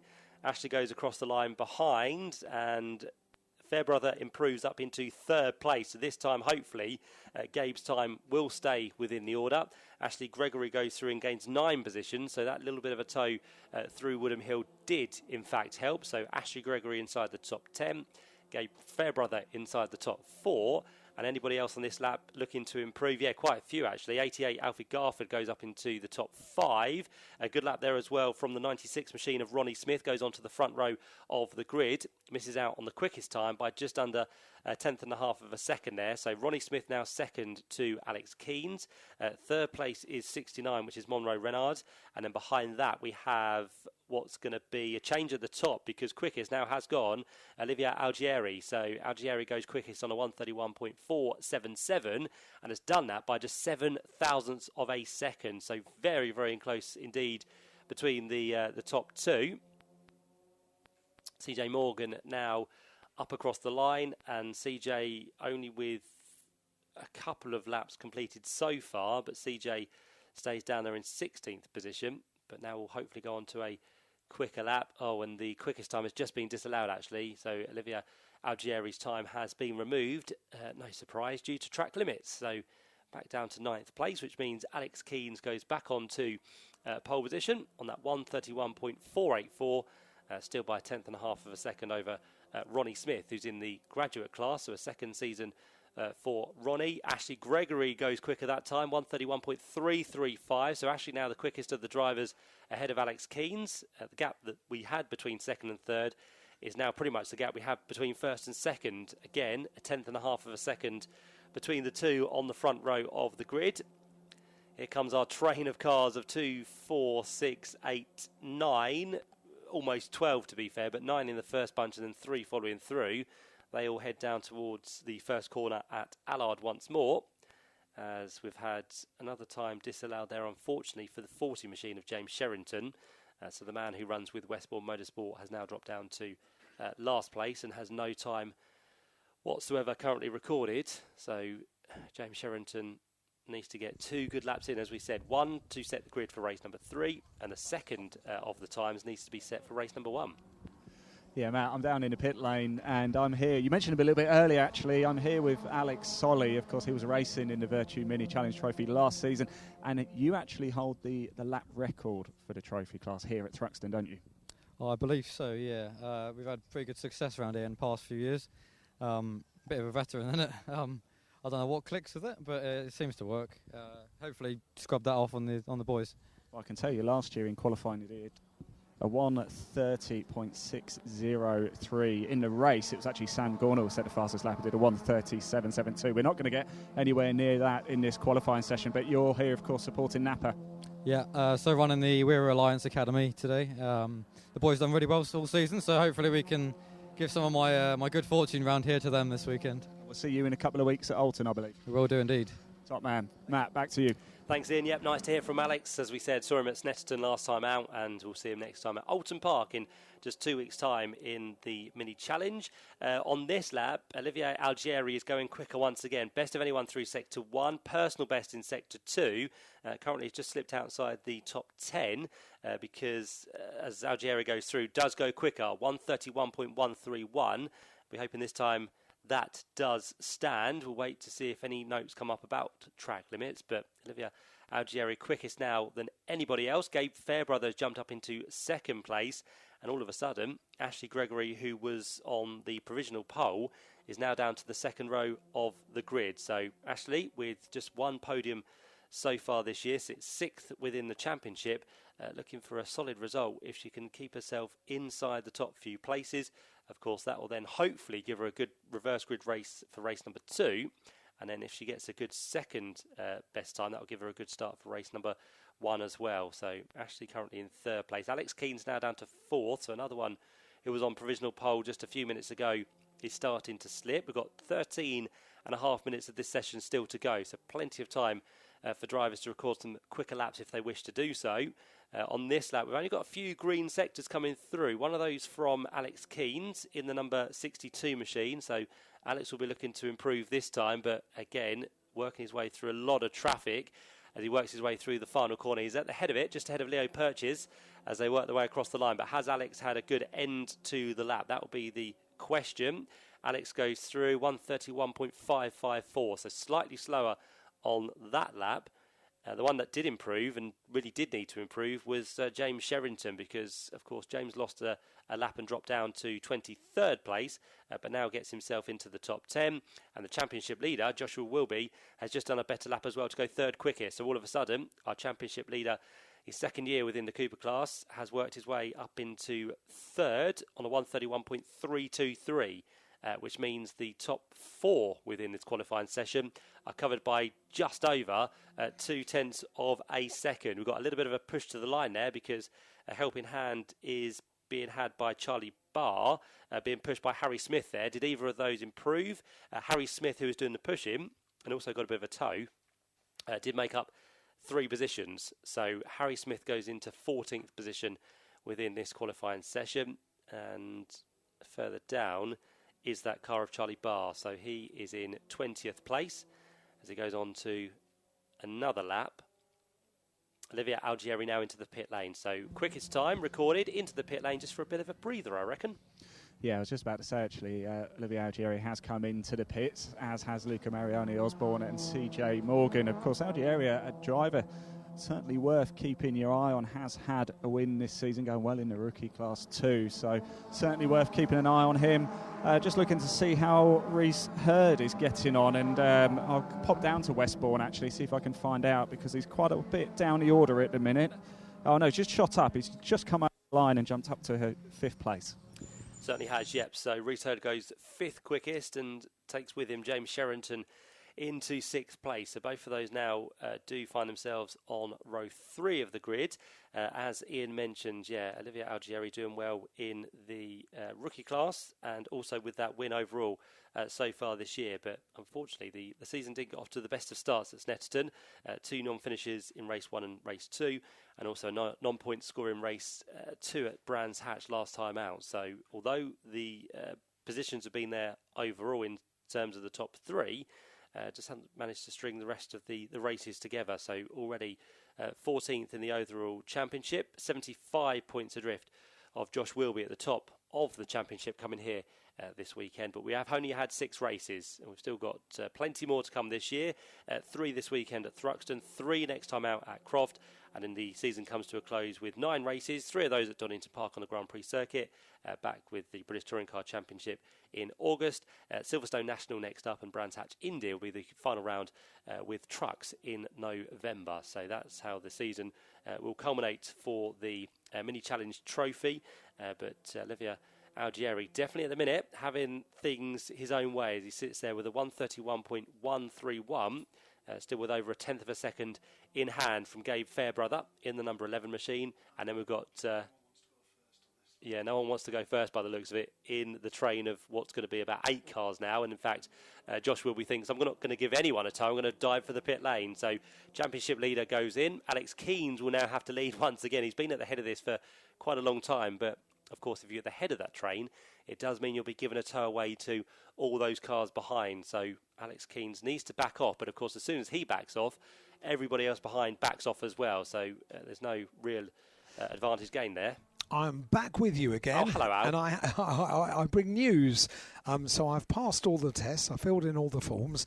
So I'm going out ahead of the Mini Challenge race, which is the first race of this afternoon, which means I need to meet the Mini Challenge cars and the Porsche at 2 o'clock this afternoon. So that's during lunch break. So we'll get the chance with Ian to hear from a few of the Mini drivers. And then I think what we do is I'll take the radio mic so I can talk to you as far as probably Allard, I would say, in the Taycan.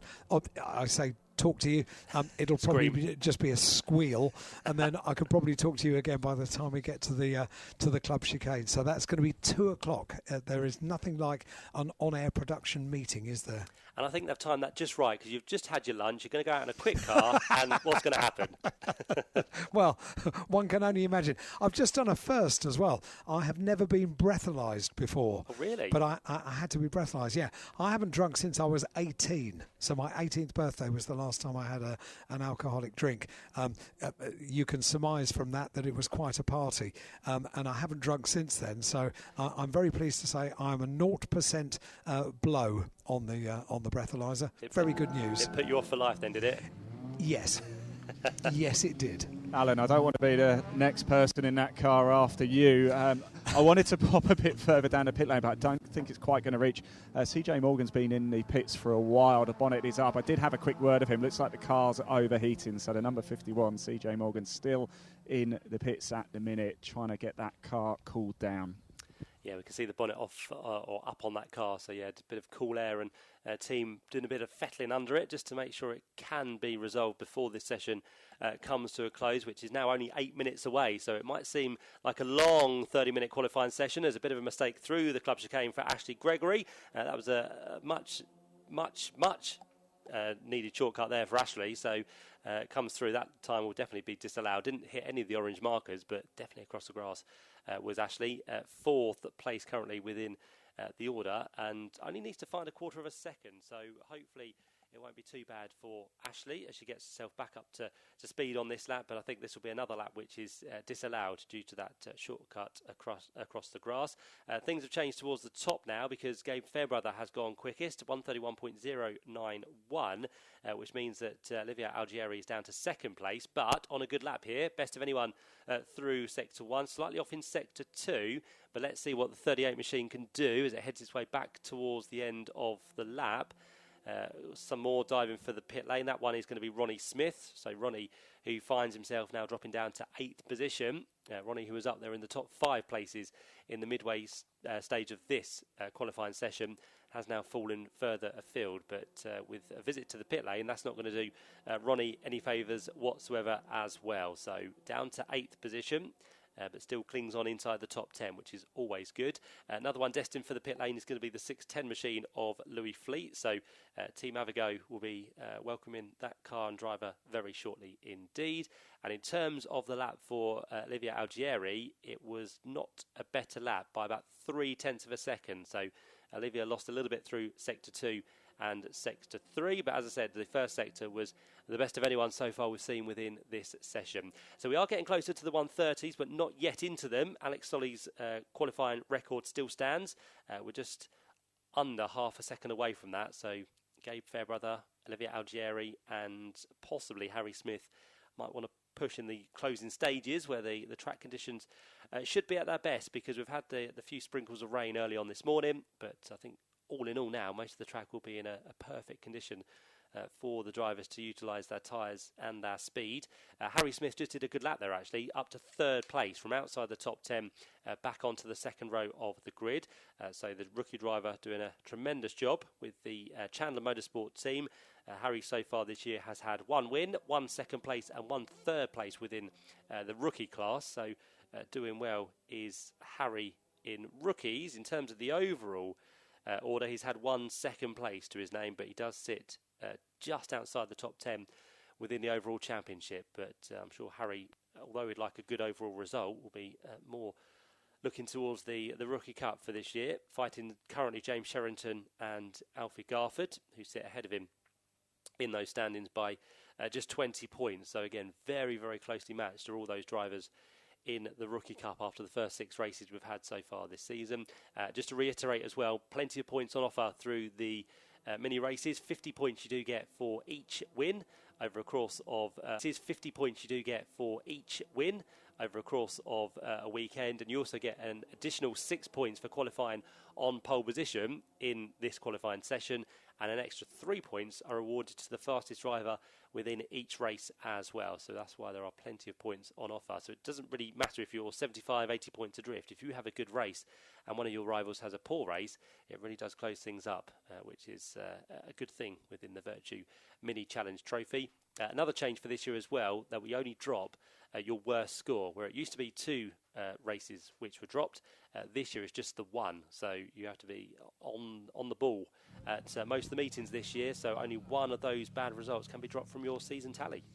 Consistency pays, doesn't it? And at the minute, Gabe Fairbrother, our fastest man so far, he's currently just popped into the pits, as has Kieran Roberts alongside him. James Sherrington's heading back out on track. Ashley Gregory is still in the pits at the minute. What have we got? 3.5 minutes of this qualifying session left to go. But Gabe Fairbrother, the man who sits at the top at the minute, is in the pits. I've just got just Mason's coming. Just stay with me 1 second, because I might be able to just chuck the mic under Gabe Fairbrother very quickly here. In fact, he's out the car. Where's Gabe gone, everybody? Do we know? I think he's disappeared, so we're not going to be able to grab a word with Gabe just yet, but he's out of the car. Oh, he's just there, actually. Gabe, can we have a very quick chat? It's sitting pretty at the top at the minute, but you're out of the car. I know, I mean, no one's going to go quick, I don't think. We're putting in laps 2 tenths off every single lap, so I thought, you know what, we're just going to kill the tyres even more, so let's just come in, save it for the races, and then catch my breath a little bit. This could be the weekend, eh? Yes, perfect, thank you. Tom Hanna, yeah, very exhausted Gabe Fairbrother there. Yeah, he's out of the car, he's confident nobody is going to go quicker. Yeah, very optimistic, isn't he? But he could be right, although saying that, Harry Smith has gone a little bit quicker. No, I think there's a time which has just been disallowed there. I think possibly Ashley Gregory's time has been taken away due to track limits. But yeah, very positive, but yeah, it could be right. He doesn't really want to go 0.2 of a lap slower than he has currently done and waste the tyres. You need to save as much as you can rubber-wise for this weekend. So Gabe is happy. He's only 0.04 of a second quicker than Olivier Algieri at the minute, but Algieri hasn't done anything spectacular on this lap through Sector 1, and we'll see what pops up through Sector 2. But time is ticking away, just under 2 minutes to go. So effective, I think all those cars over there through Village and heading towards Church Corner now might be about to start their last qualifying laps of the session. So we've got a few slow runners through the final chicane, one of those being Murray Richardson, who now heads for the pits. Good to see that Kieran Roberts, who is making his debut here this weekend, has had a good qualifying session, inside the top 10 for Kieran, so 9th position for him at the minute. Here's another one, a bit like Murray Richardson, who will not score points this weekend. You have to do the full season to score points. Through the runoff there went Luca Marinoni Osborne, so I think this lap and the one he's about to start will now be null and void. So on to the last qualifying lap he will go. 1 minute 15 seconds left on the clock, so everybody who goes across the line now will be on to their last lap. Let's see if they can pull anything out of the bag. Alex Keynes has now found someone to sit behind, that being Leo Purchase, as he works his way out towards the line, but he's a little bit too close for my liking as he works his way down towards Allard Corner. So unless he gets a good run, pulls out the slipstream and gets ahead by the time they get to the complex, that's the only way Alex Keynes might be able to improve on this last qualifying lap. Got a little twist for you here, Matt. Gabe Fairbrother in the car. He's gone back out. Oh. Heading straight back out now. Okay, he's not going to get back round to start a lap, but yeah, just wants to be out there possibly to try something before the end. But yeah, Gabe Fairbrother, thanks Ian, heads out for one final tour of the Thruxton circuit before we head to racing a little bit later on for this championship. Looking at the sector times, no one apart from Leo Purchase is improving. Done a 30.840 in the first sector. And bear in mind, Leo was just ahead of Alex Keynes there, so he wasn't getting the tow, but he was surely giving it away to the car behind. But for now, let's see if Leo can keep this momentum up through Sector 2. He's about to head through there any second. He does a 25.2, which in comparison to Josh Wilby is about 0.7 of a second off the pace. So I don't think this will be an improvement for the man who has gone slightly quicker through Sector 1. There's someone a little bit lower down, which is Charlie Barr, who's gone quicker through Sector 1 as well. But I think they're all backing off down. Yeah, they're all getting held up and backing off. There's no room to get through there. Alex Keynes, I think, is going to struggle. Who else have we got? We've got the Vera Tools machine as well, which has just got delayed through the final chicane. That's Alfie Garford, so he is not going to improve by the looks of it.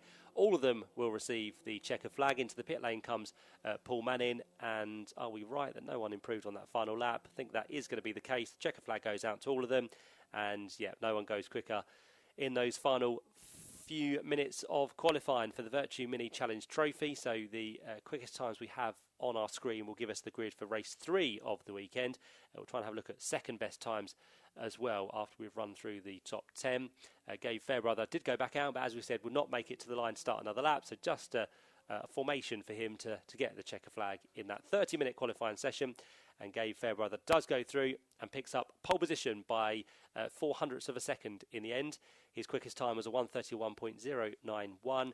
He did that on lap number 10 of his 14 laps, and he will take provisional pole for race number 3 of the weekend. Olivier Algieri goes second in car number 38 on a 1:31.131, and in third place goes to number 10, which is Harry Smith. Good qualifying for the rookie, who does a 1:31.218. Championship leader, not a bad qualifying for Josh Wilby in fourth place, car number 95 with a 1:31.323, 12 thousandths of a second ahead of number 22, which was Ashley Gregory.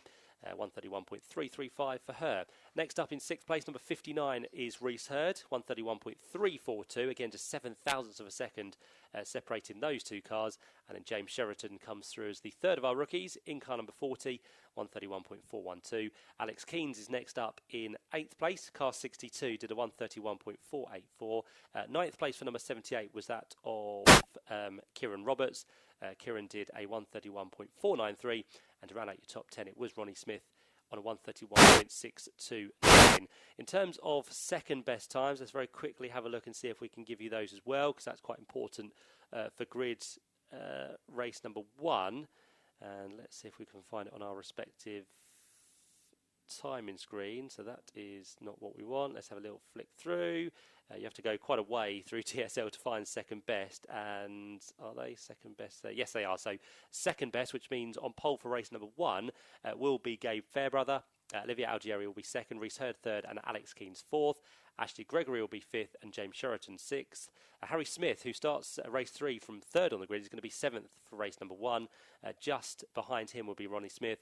And then Paul Manning gets himself into the top 10 for race number 1 grid, with Josh Welby, the championship leader, a little bit lower down compared to race number 3. So Josh has got some work to do in race number 1. Of course, it's quite important that you find yourself somewhere inside the top 10 to have a potential of being reversed for race grid number 2, which is anywhere between 6 and 10 after the result of race number 1. So that's how they'll look for race number 1 and race number 3. Both those grids have provisionally been set, and hopefully Ian is down there somewhere ready to talk to some of the drivers. Yeah, I am. Thanks, mate. I've got Paul. Paul, can we grab you for a quick chat? Can we? I know we just had a very, very brief chat there, didn't we? But qualifying, you happy with that? Yeah, it's all about the tow around here. So at one point, I think we got up to P7, which is really good for us. Then went back out for a second go and just couldn't get the right tow. I did have one lap where I was 3 or 4 tenths up again going into the last complex. But when you're being drafted by somebody else, you know they're going to come in for that move at the end. It's all tactics, isn't it? It is. So, but I think we end up P13, so halfway up the grid, so we'll take that. Into the top 10, I think, actually, for race 1 as well. Oh, okay. Yeah, well, that's good then. We'll take that. We'll take that, top man, thanks. We've got Charlie, but Charlie, can we just grab a quick word of you? How did that go out there? Not too bad. I think I did all right. Certainly improved from yesterday's free practice.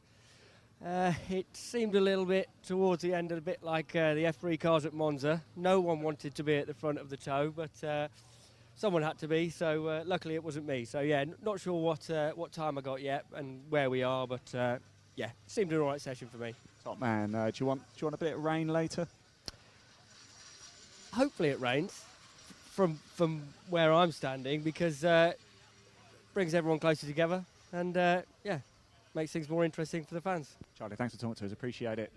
We've got Gabe over here. We did just speak to him, didn't we? But he did just pop back in the car, maybe just to give the tyres a run around. Sorry, Jack. Sorry, guys. Gabe, I won't keep you long, I promise. Gabe, you were right. Nobody was going to beat it. Pardon? You were absolutely right. Nobody was going to beat that time. No one was going to beat it. We went out, scrubbed some more slicks for the races, so good call from the team to scrub the slicks. I think it definitely works around this track, so we'll see what the racing brings. Right, I better let you crack on because you've got more media duties and bits and bobs to do as well. Stay with us. I think I can see, is that James Sherrington over there? James? There it is, yeah. Just randomly shouted his name, but I thought it was you. I could tell by the back of your head, James. Quite fine. You happy? I mean, we recovered a crisis, that's for sure. We didn't go out until there was about 12, 13 minutes left of the session because we had a problem. So big thanks to the team for fixing it in the awning. They did an incredible job. I'm really pleased with what we managed to salvage given our sort of limitation there. And obviously we're in the mix, that's the most important thing. And most importantly, I'd like to say thank you to my partners, Romac Logistics and Holman, for allowing this to be possible. And yeah, I'm pretty pleased with that. I think we can race forward. Sound like you need a bottle of water, James. Thanks for talking to us. Appreciate it. Stick around because I've got Luca Marioni Osborne over here. Let's grab Luca. Come on, buddy. Let's have a quick chat, shall we? You're shaking your head. Why is that? Very disappointing qualifying, as far as I know. It's like 17th or something, which is nowhere near where we want to be or need to be. So, yeah, we've got a lot to look at and solve a lot of issues. So we'll see what we can do roll into race 1. Are we going to be doing a bit of a rain dance soon? No, 100%. I felt really quick yesterday in practice when it was damp. So, you know, we've put ourselves in a pretty terrible position this morning. But, yeah, the rain dance will be in full effect to hopefully make it a little bit easier for us to move all the way to the sharp end. Top man, Luca. Thanks for talking to us. Do appreciate that one. Guys, if you want to stick around with us a little bit, I do have our championship leader, Josh. Can we just grab you again for another chat? You don't look too happy either. No, it weren't great, Collie. We didn't get a clean lap in, but P4 for race 3, but we didn't get the second lap that we needed, so it's a bit disappointing. Could have been a lot better, but we know we've got the pace, so we'll see how race 1 takes it from there. It's all about consistency, Josh. Yeah, I know, but one lap and then not putting another lap in, not consistent, so, but we'll see this afternoon. We should be good anyway, should have good pace. Top man, thanks for talking to us. Really do appreciate that. Somebody I think who's probably going to be happy. Olivia, can we just grab you for a chat? I've just spoken to 2 drivers who aren't very happy, but you've got to be delighted, aren't you? Yeah, I mean, like, there's worse places to be starting. I think if we can get a decent second lap, then should be all right, but we'll just have to wait and find out the results for that. Excellent, man. And of course, the season, you're just getting quicker and quicker and quicker, aren't you? Yeah, like, I hope that the win at Brands sort of started things. Nice to open the win account, but no, we just got to keep doing it, haven't we? Top man, Olivia. Thank you so much for talking to us. Matt, I'm just going to head on over, make my way over to the Porsche Carrera Cup GB. They're just currently in assembly area at the minute, ready to go out for their session. Good stuff. Yeah, thanks very much, Ian, for catching a word with the drivers down there in Parc Ferme. You always want to be trackside when Minis head to the circuit, especially for the racing. Matt Salisbury, who looks after the media for Minis, said to me it's going to be the perfect time because Minis will head out and the rain is forecast for 2 o'clock. So that's going to be quite eventful, isn't it, Alan? It certainly is. Yeah, Matt and Ian, thank you very much indeed. Porsche's coming out on track very soon indeed. The time here at Thruxton is just coming up to 9 minutes past 11 in the morning, which means if you are just arriving, good morning and welcome along. You've got another chance to see touring cars on track before we have our lunch break. And of course, the qualifying over 1 hour to look forward to this afternoon at 3 o'clock. And all of the action here live on Toka Live on Radio Thruxton 93.7. Live at tokalive.net on FM radio and around the circuit, this is Toka Live. If you see someone dressed in a Sparko overalls, race overalls, with a helmet on this weekend, it's very probably a chap who's on his stag weekend. It's Dan Lewis. Could we get a shout out for Dan? It's his stag do this weekend. He is currently dressed in full race suit with helmet to boot and sitting in a camping chair as well. Any chance you could call him and then a nickname, I would understand. But I'm not going to call him that on air because I don't understand what it means, which probably means it's probably not broadcastable. So have a great weekend, guys.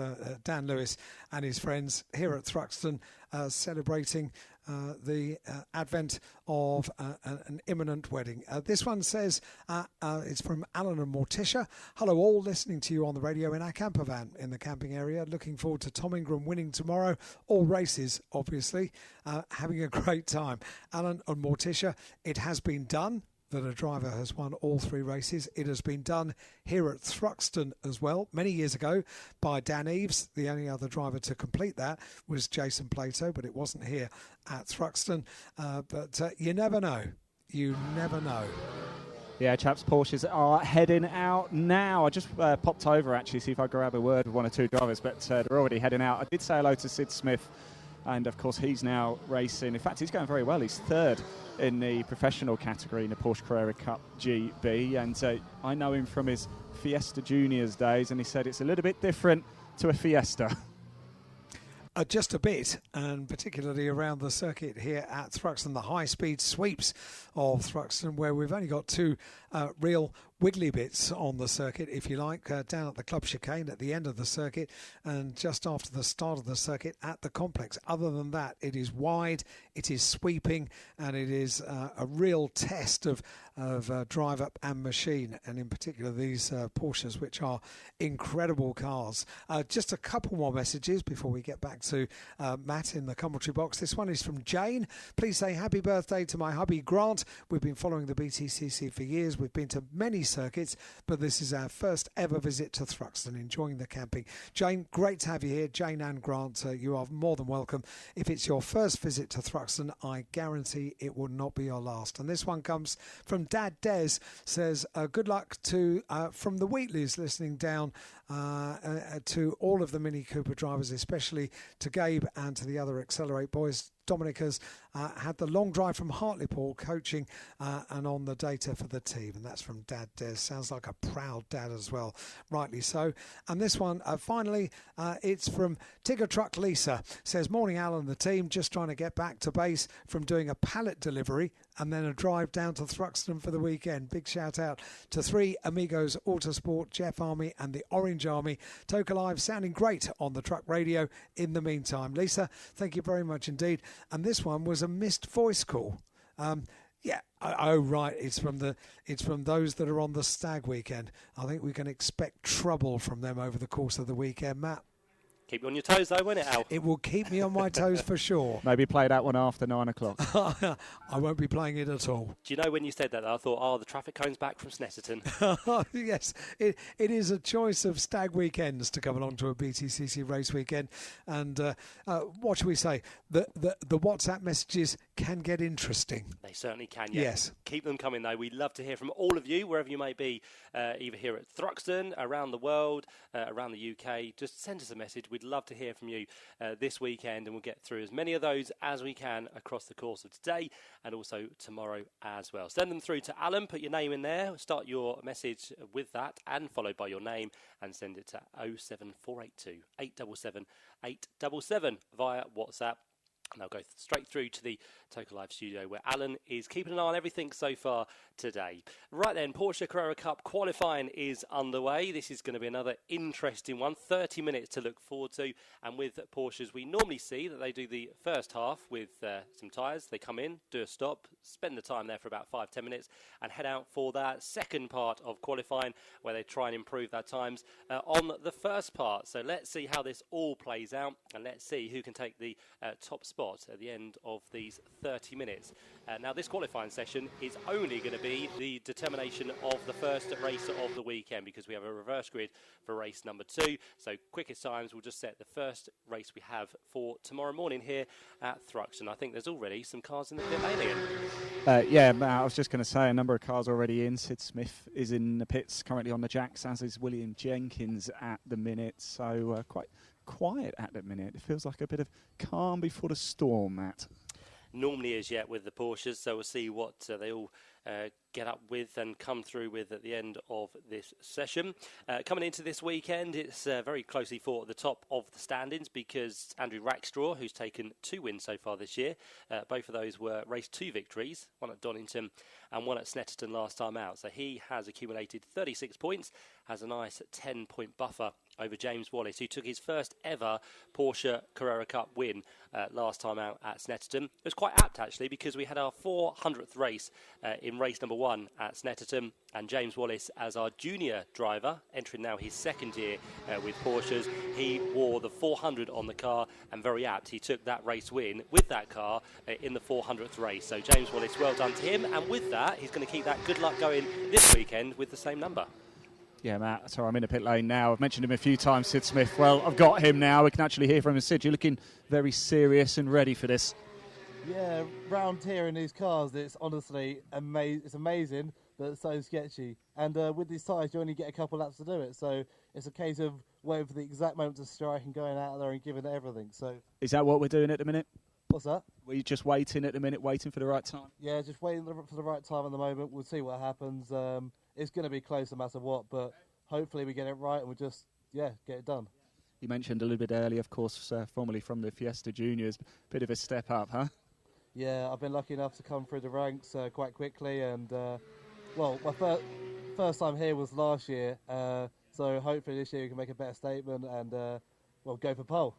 It's going well so far this season, Sid. Thanks for talking to us. Appreciate it. Yeah, Sid Smith there just sat waiting. A number of other drivers as well, gearing up, ready to go. Sebastian Hopkins next to him as well, the rookie. It's going to get very frantic when they all suddenly make their way out on track, Matt.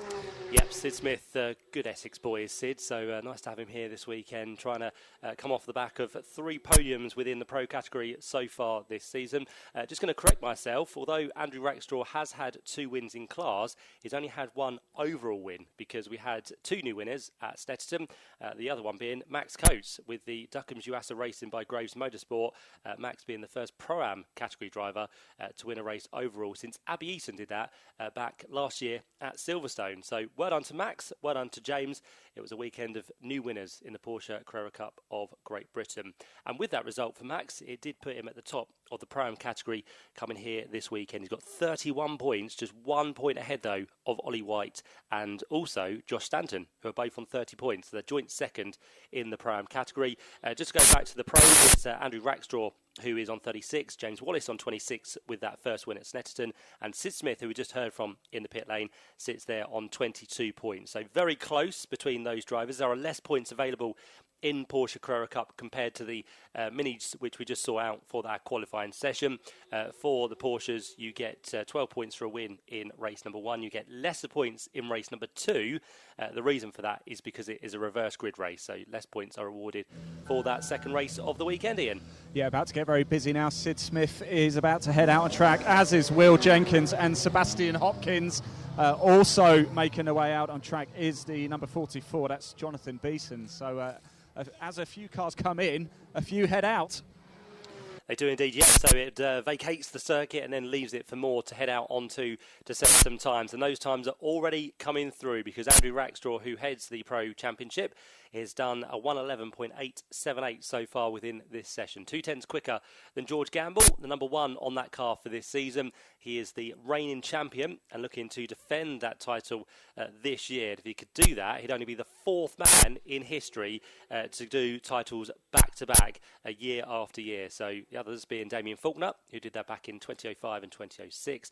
Michael Meadows did it in 2012 and 2013. And more recently, Dan Camish, who we see in the British Touring Car Championship, did that in 2015 and 2016. So George Gamble is going to try and do that, but to be fair, his season hasn't got off to the best of starts in that Roslyn Gold by Century Motorsport team. So far, just 1 second place for George Gamble, but looking to try and turn things around here this weekend at the ultra-fast Thruxton circuit as he currently sits in 2nd position. Yeah, just as you mentioned, George Gamble, who's just pulled into the pits as well. He's just going to have a quick chat with one of his team members there, Andrew Rackstraw, alongside him as well. He's the championship leader, isn't he? 2 wins so far for him this season. A number of more cars coming into the pits as well. Actually pretty busy at the minute down here. Matt, I'm going to hand back to you. Thanks, Ian. Yep, so we've got more cars coming in, but it's still Andrew Rackstraw in the pit lane, who is the quickest. George Gamble 2nd in the pit lane as well. So they have possibly used one of their new sets of tyres for this weekend so far. What the championship does offer is 3 brand new sets of slick tyres per weekend. So what tends to happen is drivers will use 2 of those sets through qualifying. They'll use the first set through the first kind of 15 minutes. They'll have that break, as we said, and they'll go out for the second part to try and set a quicker lap time. So 2 new sets will be used by most drivers within this qualifying session, which then just leaves them 1 brand new set for tomorrow's 2 races. They'll then decide which one, in terms of how the grid looks and how the qualifying session goes for the driver, when they tend to use that brand new set. And then, of course, they'll have to use a scrubbed set effectively for one of the other races. So they have to be quite mindful of this, but that's what the drivers do tend to do, and they are allowed to carry over 2 used sets from a previous meeting as well. So there's plenty of tyres available, but in terms of the new, there's only 3 sets that the drivers can use. Across the line is about to go the number 10 machine by the looks of it, which is Will Martin. He goes down towards Allard and does a 1:22.7, so that's his first flying lap of this session. Let's see what Will Martin can pull out of the bag. Another man who struggled this season to get his championship contest underway. So the Eden Motorsport driver, who only sits on 16 points, has only had 1 win. It might seem like, yeah, he's got a win, but the other 3 races, he has barely scored any points. I think the only race he did score was race 2 at Snetterton. So Will Martin's had a bit of a torrid start to the season, a bit like George Gamble, really. So here at Thruxton, we're trying to turn that fortune around in these 911 GT3 Cup cars, which have been used now for quite a few seasons.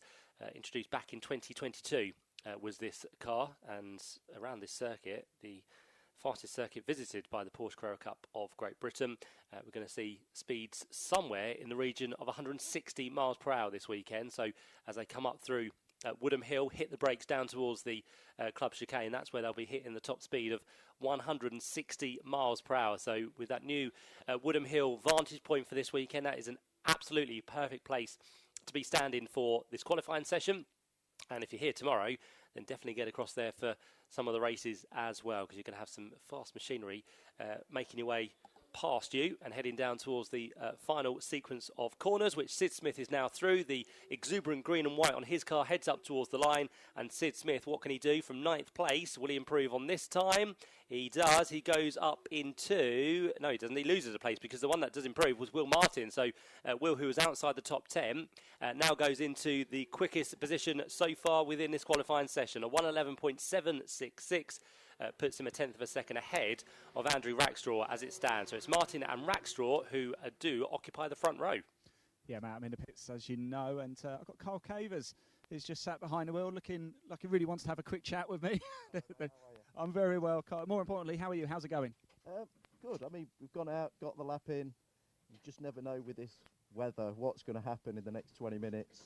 I think we'll just sit it out for a little while, see if the track evolves a bit, and go out for another push in a bit. It's crazy because actually the sun's out. It's quite nice at the minute, isn't it? But do you like wet weather conditions? Well, you know what? Being an AM and having ABS in the car does give us an advantage. So I'd quite like it to be wet at one circuit, perhaps not this one being the fastest one in the country. Can be a bit hairy out there, hey? Mate, yeah, absolutely. Carl, thanks for talking to us. Best of luck. Thanks, Ian. Yep, so Carl Cavers waiting for his turn to rejoin the circuit. Currently for him down in 12th position. We do have 3 classes within the Porsche Carrera Cup of Great Britain. Pro, which is the professional class for the quickest and the more professional drivers we have out there. We also have the Pro-Am, which is for the professional amateur drivers, for those in between who are not quite a pro, not quite an amateur, have done a little bit of racing but not up to a professional standard. And then we have the AMS, which is for the amateurs, those who are of a certain age or haven't done that much recent driving. They'll get slotted into the amateur class. So we have the 3 classes at the minute. Pros being led by the overall pole sitter, which is Will Martin. The Pro-Ams currently being led by Max Coates, who is the Pro-Am Championship leader and also took that overall win at Snetterton last time out. And for the AMs this weekend, we have just the 2, which is Jonathan Beeson and Carl Cavers. And it's Jonathan Beeson in the 44 machine, who is the quickest of those 2 drivers. But when Carl Cavers goes back out, we're trying to bring that gap down to Jonathan Beeson. It might be a bigger gap by the end of this lap because Jonathan Beeson is on a good one. He's done a personal best through Sector 1. He's gone through Sector 2 and done a 19.9. So let's see what he can do through the final sector and maybe put a bit more of a gap between himself and Carl Cavers, who still remains in the pit lane. Jonathan Beeson in car number 44, just heading now down in towards the club chicane. He's got ahead of him one of the Duckham's Yuasa cars, which is Max Coates, who heads for the pit lane. Jonathan Beeson floors it out the final corner, heads up towards the stripe, and as he goes through, what does Jonathan Beeson do?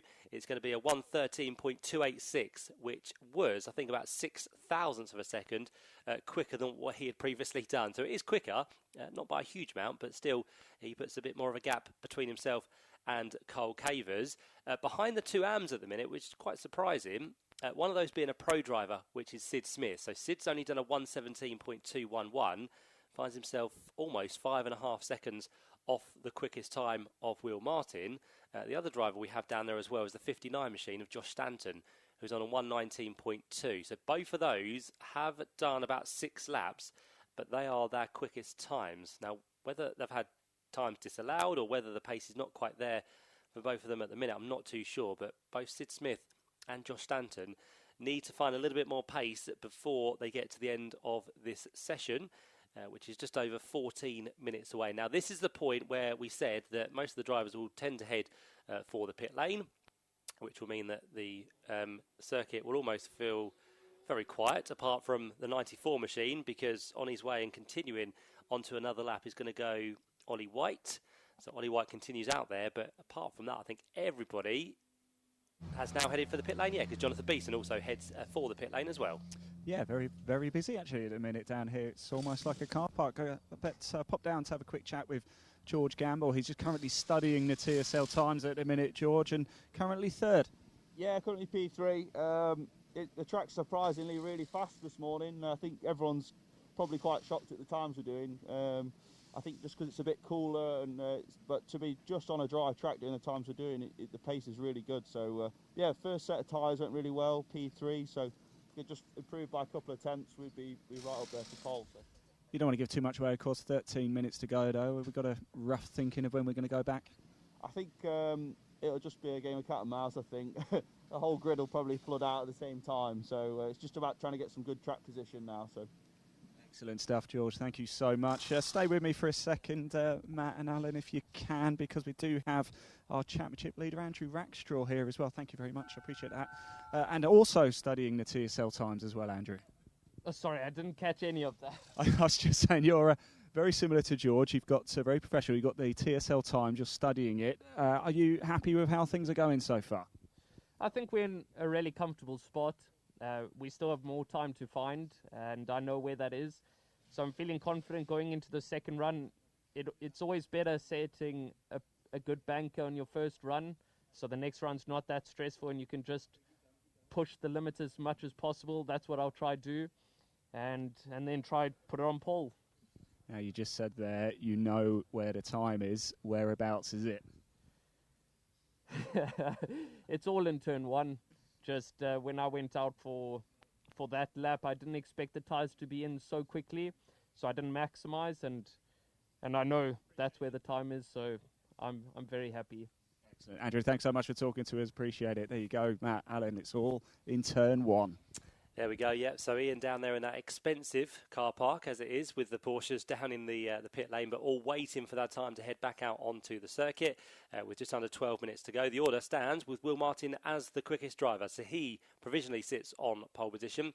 Second for the number 40 machine of Andrew Rackstraw, who we just heard from with Ian down there in the pit lane.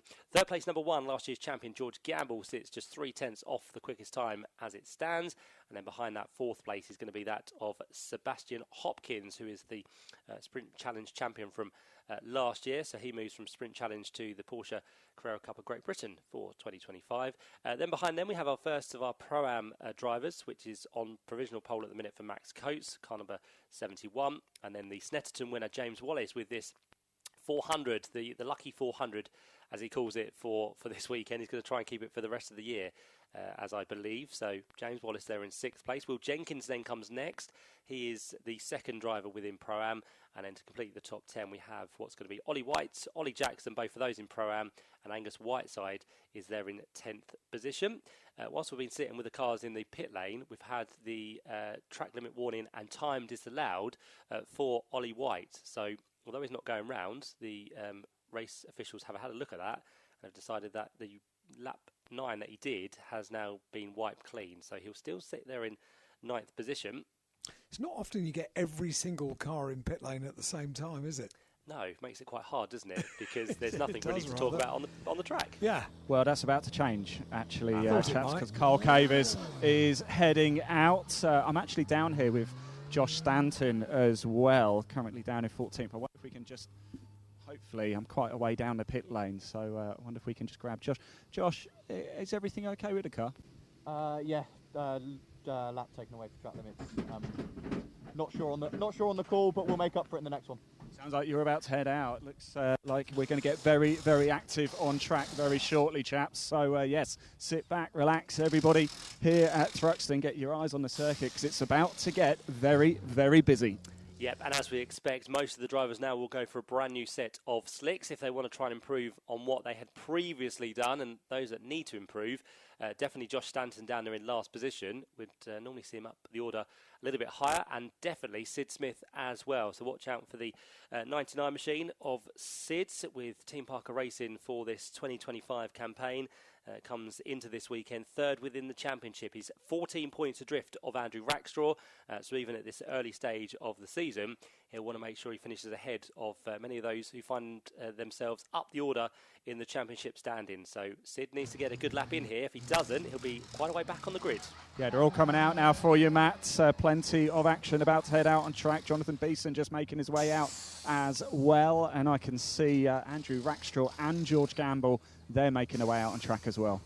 Good stuff. Thanks, Ian. Yep, just under 9 minutes to go. So they're going to have the best part of probably 7 quick laps if they want to get those in. Maybe just 6 by the time they all venture out of the pit lane. But Cole Cavers comes through, so he's going to start to build up the temperature into those tyres once again. Hopefully he won't be hampered by those who are exiting the pit lane, which I don't think he will. He's got past most of them on the run down through the right-hander of Allard, and then as he builds up the speed down towards the complex at Campbell, Cobb and Seagrave, he'll be well on his way to try and complete the lap. And his main priority in this qualifying session for Cole Cavers is to try and to be the lead AM drivers at the end of these 30 minutes. He needs to find 0.2 of a second to leapfrog himself onto the pole in the AM category, but these two so far this year, Jonathan Beeson and Cole Cavers, have had a tremendous battle out there on track. Come here this weekend, just separated by 4 points in the favour of Jonathan Beeson. The one missing this weekend, unfortunately, is William Poole. He would have been the other one entering the AM category for this weekend, but William Poole with Team Parker Racing is not making the trip to Thruxton for these 2 races. Yeah, what a difference a minute can make, hey? From having everybody in the pits, it's now a very empty place, Matt. Yeah, your time to relax, Ian, while we get all the action out here on circuit. So off they go once again. As I said, it will take a couple of minutes for the tyres to get to their full working temperature. You can see James Wallace, he's got the other exuberant livery on that car, the pink fluorescent machine, heading down towards turn number 1. So car number 400, looking to progress from 6th position as it stands. James Wallace, the Rafa Racing Club Porsche GB Junior driver for this year. He was also awarded it last year. It's a 2-year programme with Porsche, so it's his 2nd and final year before he goes off and does what he needs to do, and then we'll be looking for a new Porsche Junior driver at the end of this season, ready for 2026 and 2027. Some of those junior drivers in years gone by have gone on to do really good things, including Harry King, who was the 2020 champion, moved on to the Porsche Mobile 1 Super Cup, which runs alongside the Formula 1 World Championship, took a few victories in that championship last year, and for this year he now does progress into the world of endurance racing, so wishing Harry the best of luck. Dan Camish has also done things with his junior scholarship. He was the champion in 2021, and he has moved on, of course, to the British Touring Car Championship. And our 2023 champion, Adam Smalley, who was also a junior driver through 2022 and 2023, he has since gone on to race within British GT and GT World Challenge, took the Silver Ram title in British GT in 2024, and also has gone on to be the Silverstone 500 winner, and his journey continues as he now becomes a McLaren junior pro driver as well. So it just shows if you get that opportunity to become a junior driver within Porsches, you can go on to some big stuff in the next few years. Did you mention Dan Harper? I didn't actually, no. No, because he's somebody else that's gone on to have a very successful career already with BMW Motorsport. Went on to be a junior driver with BMW, and now a fully fledged BMW Works driver. He is. He's in America, isn't he? IMSA for this season. He can be anywhere that BMW decide to dispatch you. Yeah. He was in the Silverstone 500 this year as well. Yes. They took the overall victory there, didn't they? Yes. So, yeah, Dan Harper, definitely one who's been through the ranks of Porsches and is doing very good things now for BMW. So, yeah, this is the place to be for any aspiring driver. As we work our way into the final 5 minutes of this session, Will Martin still has the quickest time by just over 1/10 of a second. Andrew Rackstraw sits there in 2nd, George Gamble 3rd and Seb Hopkins 4th. No times have been improved as of yet, but we're about to see a good one, I think, from James Wallace, because he's done the personal best Sector 1, he's done an absolute best through Sector 2, and here he works his way to the line, almost off the track there, 2 wheels on the grass, just got a little bit sideways. Does that hamper him? Slightly, but he still moves up into 2nd place, so James Wallace goes through on a 1:11.867, 1/10 of a second at the minute between the top 2, but I think looking back to Snetterton, we had the top 2 covered by literally thousandths of a second at the end of that 30-minute qualifying session. So I wouldn't be surprised if we get much of the same here today at Thruxton as well. Andrew Rackstraw on his way to the line. It's the personal best Sector 1 and Sector 2 for the number 40 machine. And now he goes quickest on a 1:11.737. So 29 thousandths quicker than Will Martin. So Will Martin now needs to respond, not on this lap by the looks of it, because he hasn't done anything spectacular through Sector 1 or Sector 2, but it might be the next one that he can string together. George Gamble's on a slightly slower lap here, so it's another build lap for the reigning champion as he goes through in towards Allard Corner. Angus Whiteside did improve up into 5th position, and Max Coates, the Pro-Am pole sitter at the minute, has also jumped up 1 place into 6th. So both of those improved on their previous laps as well. Josh Stanton did improve, but he gets pushed down to 11th place because up ahead of him now goes the 94 machine of Ollie White. So that's the top 10 and 2nd within Pro-Am for Ollie. But still, at the minute, no improvement for number 99. Sid Smith sits plumb last in this qualifying session, and as of yet hasn't done anything too spectacular through the first sector on this lap. So Sid Smith definitely struggling. He's only got 3 minutes to go, So we'll get to the end of this lap, and then possibly, if he has the pace, we'll get a further 2 laps in. But if they're going to be any quicker, he needs to make sure the tyres are with him. Andrew Rackstraw, the man who's gone quickest, thinks that is enough because he cannot find any more out of that car and the tyres. And Andrew Rackstraw is into the pit lane. And I think this will be his session done with a 1:11.737. He currently has provisional pole. But can Will Martin, can James Wallace, can George Gamble go any quicker? Well, we'll have the answer to that question very shortly indeed. The answer to the first part of that, George Gamble cannot, because he goes through and stays in 4th place with a slower lap time. Next up and through goes Sid Smith. He goes now into the top 10, so up to 8th place for the number 99 machine. Sid Smith, one of the youngest competitors in the field, the lad from Essex, into 7th position in the pro category. But as I said, only 8th position overall at the minute, so still work to do for him. James Wallace is about to come to the line to complete his next lap. Doesn't look like it's going to be any quicker. He's not strung any of the sectors together, so I just kind of think the tyres might have just been through the wars now, and I don't think they've got anything left to these Michelin tyres, because all of them don't seem to be lasting as long as I'd probably have hoped for. So Cole Caver's now into the pits as well. Max Coates is on a fairly good lap. He's done a personal best through Sector 1. He's done an average Sector 2, but he has got his lights ablaze on that Duckham's Yuasa liveried machine with Graves Motorsport, which comes through the final chicane now. Up towards the line goes Max Coates, winner from race 2 at Snetterton. And as he crosses the line, Max Coates does a 1:12.395, which was just over a tenth of a second slower than he had previously done. Number 10, Will Martin, now to the line as well. Don't think this will be an improvement for him. He does a 1:15.0.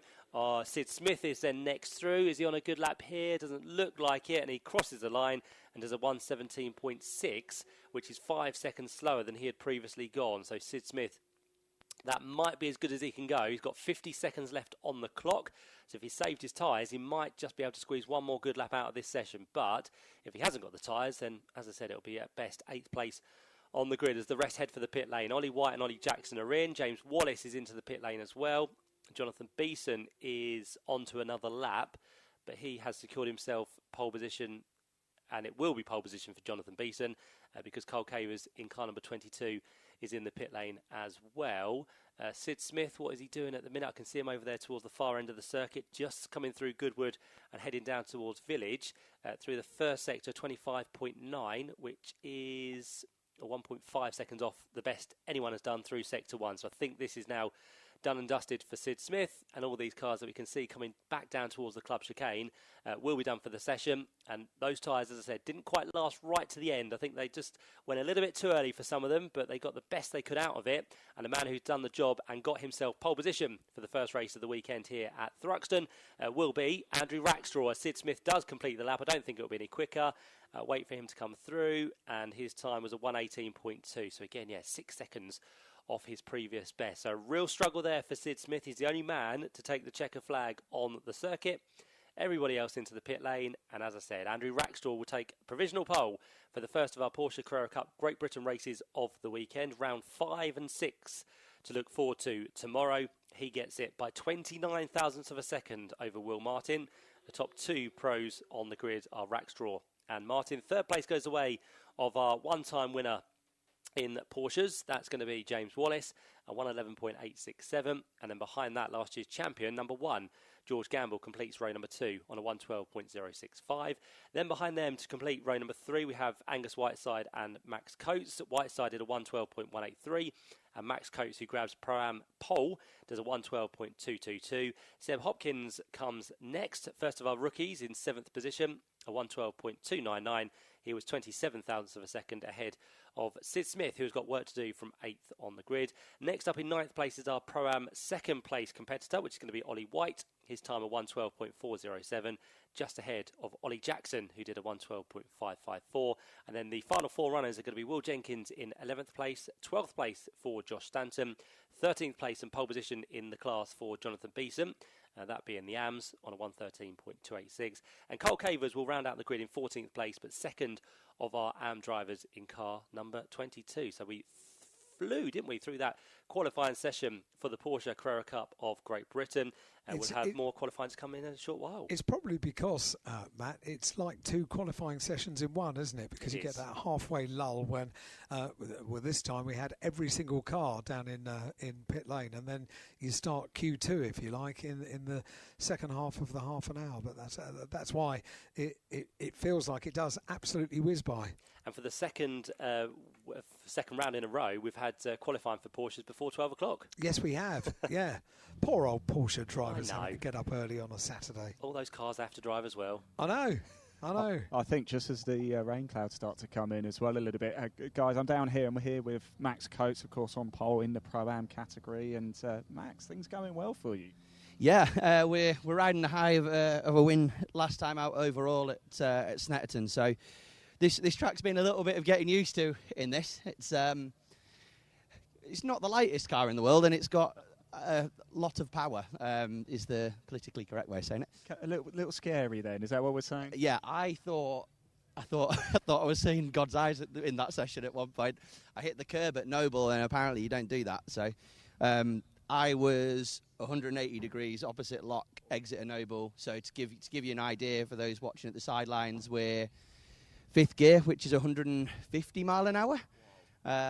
The Armco's pretty close on the side there, so yeah, it tests it tests you a little bit. But fortunately, I'd already done my good lap by then. Max, congratulations! I got the rest of the day to chill out. Yes, good luck. Anyway, Max, I appreciate you talking to us. Yeah, it sounds pretty scary, that, doesn't it? Indeed. Let's move around. I can see Will Martin over here, of course, qualified in P2. Will, you sat down. Are you happy, or do you feel like maybe you might have just missed out there? Yeah, obviously we just missed out. P2 is still a good result. We can fight from there. So yeah, we just have to see how the races go. There's going to be plenty of opportunity later, isn't there? Yeah, definitely. It'll be an exciting race. Tom, man, thank you for talking to us. Really appreciate that. Just stay with us a little bit longer if you like. We've got the next British Touring Car Championship practice session coming up. As Alan said as well, if you do want to get a shout out in, we would love to hear from you, because I've got James Wallace here. James, thank you for the delivery of this car, the bright pink. We're not going to miss it, aren't we? Are you happy with how qualifying went? Yeah, you know, all week here we've kind of struggled. We've worked kind of relentlessly trying to find where I've been losing time, and again here it's hard because there's not really many braking zones, so you're looking at kind of the minimal stuff like the throttle inputs. And yeah, I mean, I've struggled. I've worked hard with the engineers, especially AJ at Porsche. He's been super support to me, and I mean, I can't say I was fully aware of what I had to do in quali, apart from kind of lick the stamp and send it.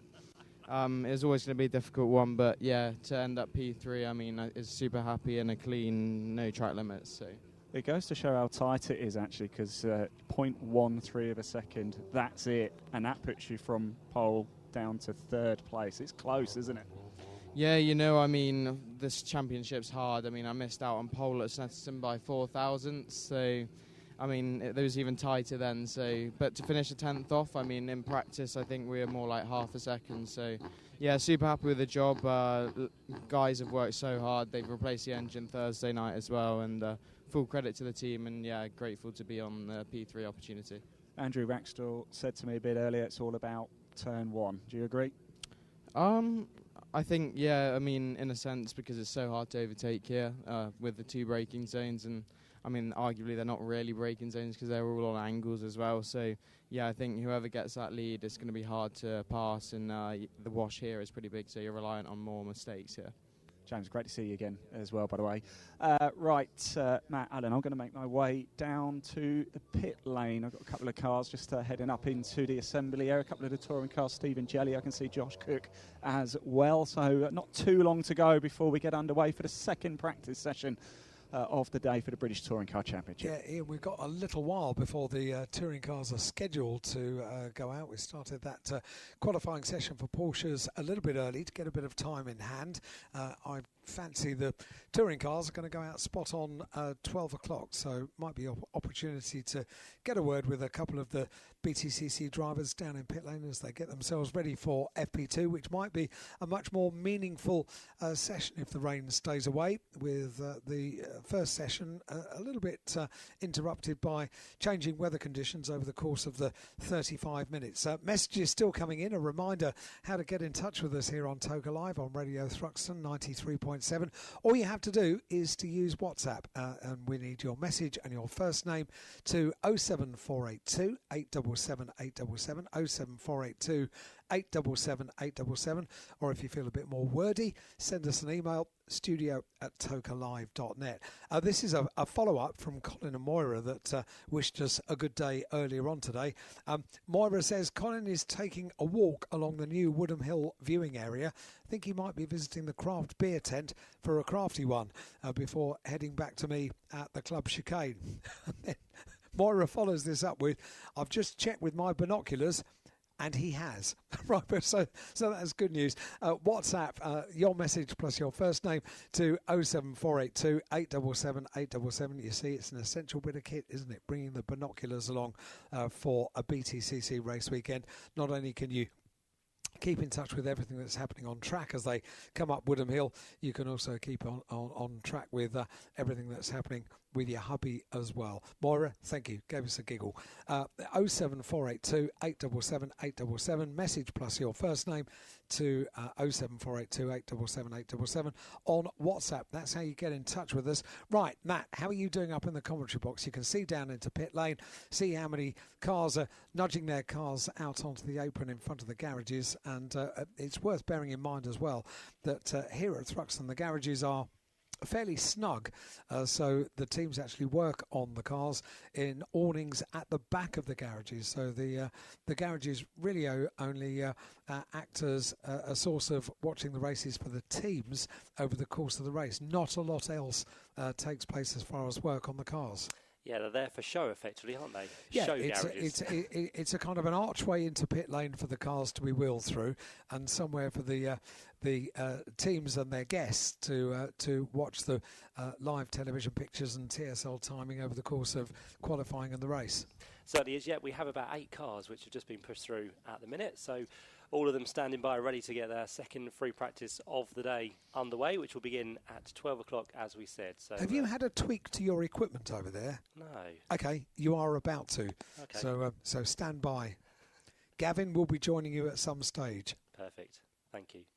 I'll probably sound a little... I know you were hoarse after Snetterton, weren't you? A little hoarse. I'm a bit man-flu-y this weekend. Are so you? We're all suffering, yeah. Oh, I'm sorry to hear that. That's right. No, but the audio problem is nothing to do with you. Oh, okay. No. Or we could blame you for it. Yeah, blame chaps, great conversation there. Love hearing that. But I am in the sort of outer assembly area, and I've popped down. I've got Stephen Jelly over here as well. Let me just have a quick chat with him. Sorry to interrupt. He's just doing a bit of sorry, Stephen, about that. Just chatting to his one of his team members there. Conditions look like they might be fairly similar to practice one. Yeah, I think it's going to be a bit drier. Obviously, it was consistent drizzle in the first one, and we didn't get a lot done, to be honest. We just scrubbed a whole load of tyres and then sort of scratched our heads as to what tyres to have on and got it all wrong. So just hoping for a bit more of a consistent session. Get some testing done. Obviously, you don't get a lot of laps before qualifying, and then in qualifying, don't get a lot of laps. So really need to get some mileage in. That's the target for this one, mileage. Yeah, I mean, I've never driven this car around Thruxton before today, so it's a bit of an eye-opening place when you lose that first free practice session. You've not got a lot of time to then go and hang it all out for qualifying. So, yeah, just need some mileage and see where we're at with the car. Excellent, Steve. Thanks for talking to us. Really appreciate it. I did see Josh Cook somewhere, but I think he's run off at a minute. So just stay with us for a little bit, because I do have Dexter Patterson here as well. I wonder if I can... Sorry, guys. Can I interrupt, Dexter? Just a quick chat, if we can. What's the plan for this session? Get some laps in. Didn't get many laps. Seems to be a common theme now. Yeah. No, hopefully we get a full dry session and see how it goes before it rains later, I think. Are you hoping for a bit of rain later? maybe I think we're going to get it anyway, but whatever it is, we'll take it and we'll deal with it. So we'll wait and see. Top man, we'll get the brollies out for later. I appreciate it. Guys, I'm just going to head down into the main pit lane now, so I will see if I can find some more drivers. Thanks very much indeed to Ian Waterhouse here on Toker Live on Radio Thruxton 93.7 FM. Hi to Lukey and the family. So excited to be here and watch my favourite driver, Nick Hamilton, from the new Woodham Hill Bank. It's proving to be popular already. First weekend that we've enjoyed the viewing area from the Woodham Hill Bank. And if Nick Hamilton is your favourite driver, then all you have to do is to purchase an official race weekend programme priced at £7. Souvenir programme, fantastic, tells you everything you need to know about the weekend. And also there is a great 2-page article outlining what Nick is doing to inspire people in motorsport. And Nick is doing a huge amount around the BTCC, not just about driving, but also for those that face various challenges in their life, as indeed Nick has done as well. And his story is in the programme on pages 36 and 37 of the programme. So Lukey, Russell and family, hopefully you enjoy that article about your favourite driver in the race weekend programme. Right, we're getting closer. Matt's in the main commentary box. It's Toker Live on Radio Thruxton 93.7.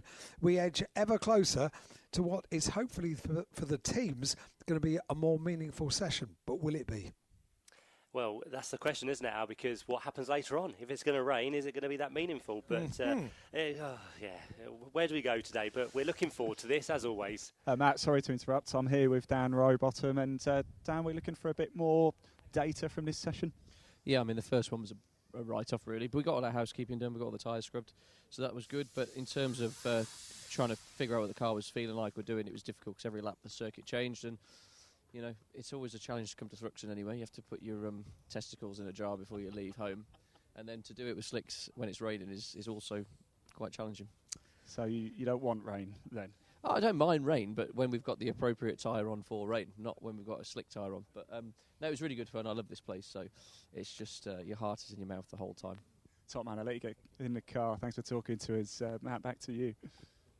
It's always Robo, isn't it? It is. He knows how to say things.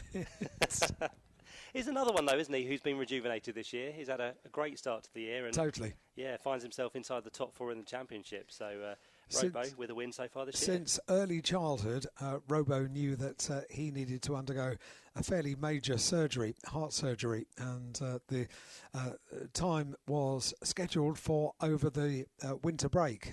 He said, I can't have anything done over the course of a racing season. It's going to take a fair bit of time to have the operation and to get over it as well. And so that happened over the winter just gone. And I don't know if that was something in the back of your mind that he's had since he was a youngster, but it's out of the way now. It's a huge success story. And you're right, Robo has been the Robo that we know and love on the podium and on the top step of the podium just a couple of weeks ago. So that's really, really good news. Yeah, it could have been something just niggling there for a few years. It would be for me. It would be, yeah. It would never go away. You'd think, I'd love to enjoy every single aspect of my life, but I know I've got this thing nagging away at the back of my mind. And it was not pure and simple either over the winter. He was called into hospital. He got the designated time and he was literally in hospital being prepared for the operation, and then was told in the middle of the night, we can't do it, something else has come in. I think I've got Ian Waterhouse down in pit lane. You have, Alan. Sorry, I was just, I'm down here with Senna Proctor actually, but just going to strap him in very quickly. I just want to find out how crucial this session is going to be for the weekend, not just for Senna, but for everybody really. Here he is, Senna Proctor. How crucial is this particular session going to be after everybody I've spoken to? Practice 1 was a bit of a write-off. Yeah, this one's going to be important. We've got another dry session, fortunately. This morning was, like you say, a bit of a write-off, bit of coming in the pits and putting tyres on and it not being ready. But we this one, just glad to get another dry session, and we're going to execute a quali sim for later. Probably all going to go out the window again because it's probably going to be wet later. So we'll see what happens and we'll do our best. I certainly won't be doing a rain dance. Thanks for talking to us, Senna. Best of luck out there. Matt. Thanks very much indeed to Ian. Matt Suckling up in the main commentary box. We are about 3.5 minutes away from getting our session underway. FP2 for the Quick Fit British Touring Car Championship. This message says, "Hi Alan, we're here watching from Campbell Corner," so Campbell Cobb Seagrove. That's the first turn of the complex. "Could you please wish Mr. Lee a happy 50th birthday? We've brought him to his first ever weekend." Guys, thank you very much indeed for writing in. WhatsApp your message plus your name to 07482 877 877. And Mr. Lee enjoying a 50th birthday here at it's very formal, isn't it? Mr. Lee. Happy 50th birthday to all of you, and great to have you here at the complex. A great place to watch. The first place I ever watched when I first came here to Thruxton in the late 1980s was when I first came here, and it's a great place to watch. But there are now so many vantage points around the circuit to watch. Ian, is that you? Is that you down in pit lane? I think it is. It is, yes. Sorry about that. I've come down because there's somebody I've really wanted to talk to for a while. A previous championship. Daryl De Leon, of course, winner at Brands Hatch. Daryl, how has things changed since picking up that win in the British Touring Car Championship? Expectations have changed a little bit because you're always chasing the next win, but of course. I think we might be just pushing the radio mic as far up, which is a great shame. Hopefully that next win is. Yeah, not quite. I've lost signal a little bit here, but thank you anyway. Yeah, Alan, I'm just going to move back down a little bit. I'll just repeat what he said. Obviously, a winner at Brands Hatch, and the confidence that it's given him since then. You know, he certainly belongs on this grid, doesn't he? What a fantastic racer. And still a very young driver, a really lovely bloke, very quick driver, and to have his first win notched up in the BTCC, well, it can only build the confidence, can't it, as time goes by. I was talking to Mikey Doble about that, about how he can come into this weekend and the rest of the season knowing that he's got that first win, so he's not chasing that, he's just chasing more. And that normally means success breeds success. We shall wait and see if that happens for Charles Rainford, for Daryl De Leon, and for Micah Doble, because we have had, in just the 3 meetings that we've had so far this year, 3 first-time winners in the BTCC, which is absolutely brilliant for the competitiveness of the field this year. Yeah, we were talking about it earlier, weren't we, actually, how fantastic this season has been already. I also know how far down I can go with this mic now as well. You know the point now. I know the point. Cars about to fire. In fact, they are starting to fire up, so we're not too far away from this practice session, Alan. Let's see if we've got Matt Suckling in the main commentary box. I reckon he's had a change of equipment.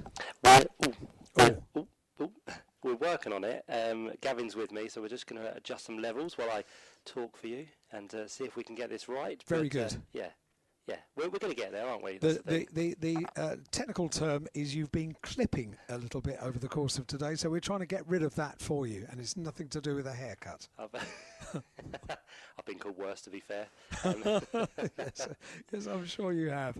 So yeah, cars are lined up in the pit lane, all ready to go for free practice number 2 here at Thruxton for this 4th meeting of the season, and after FP1, which was quite intriguing with the greasy conditions we had. We've got dry conditions now, but there is going to be possibly some wetter weather on the way for qualifying. But as you said, Alan, this might be a meaningful free practice session, because if it gives us some indication to what might happen tomorrow, that is going to be the good thing, because we're going to have, hopefully, fingers crossed, touch wood, we're going to have some dry weather to look forward to. I think the weather forecast, I'm going to trust it for tomorrow, because I want to remain positive about this.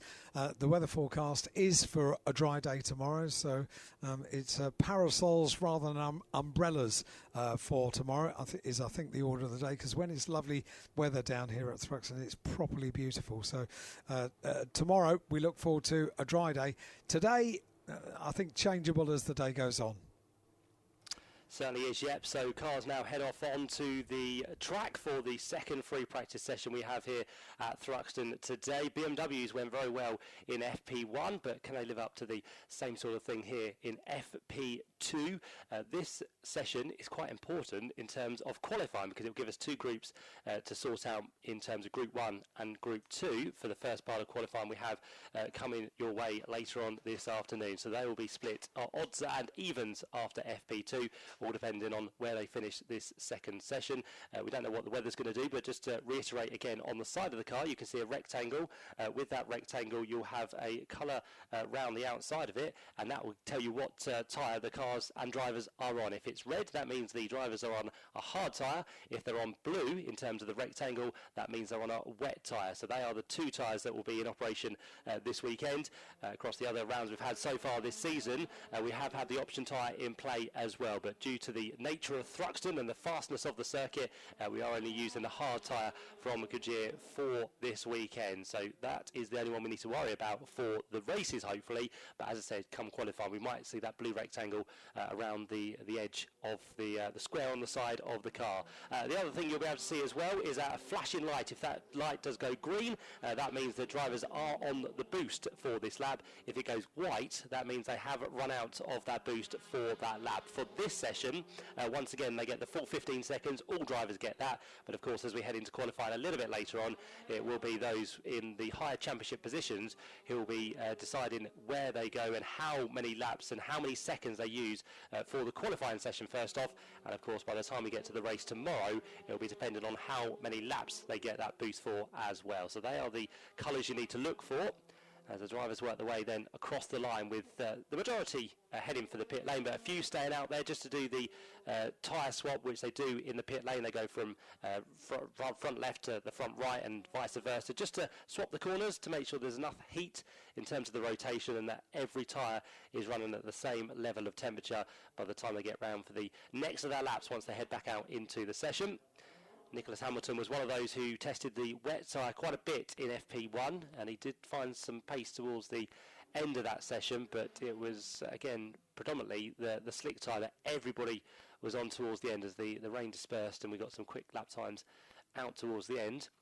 Adam Morgan into the pit lane. He had a bit of a lock-up as he came in there, so that would do that right-hand side tyre no good whatsoever. But the BMWs continue on their way. BMW's much lighter this year. That's what they've been struggling with over the first three events of the season.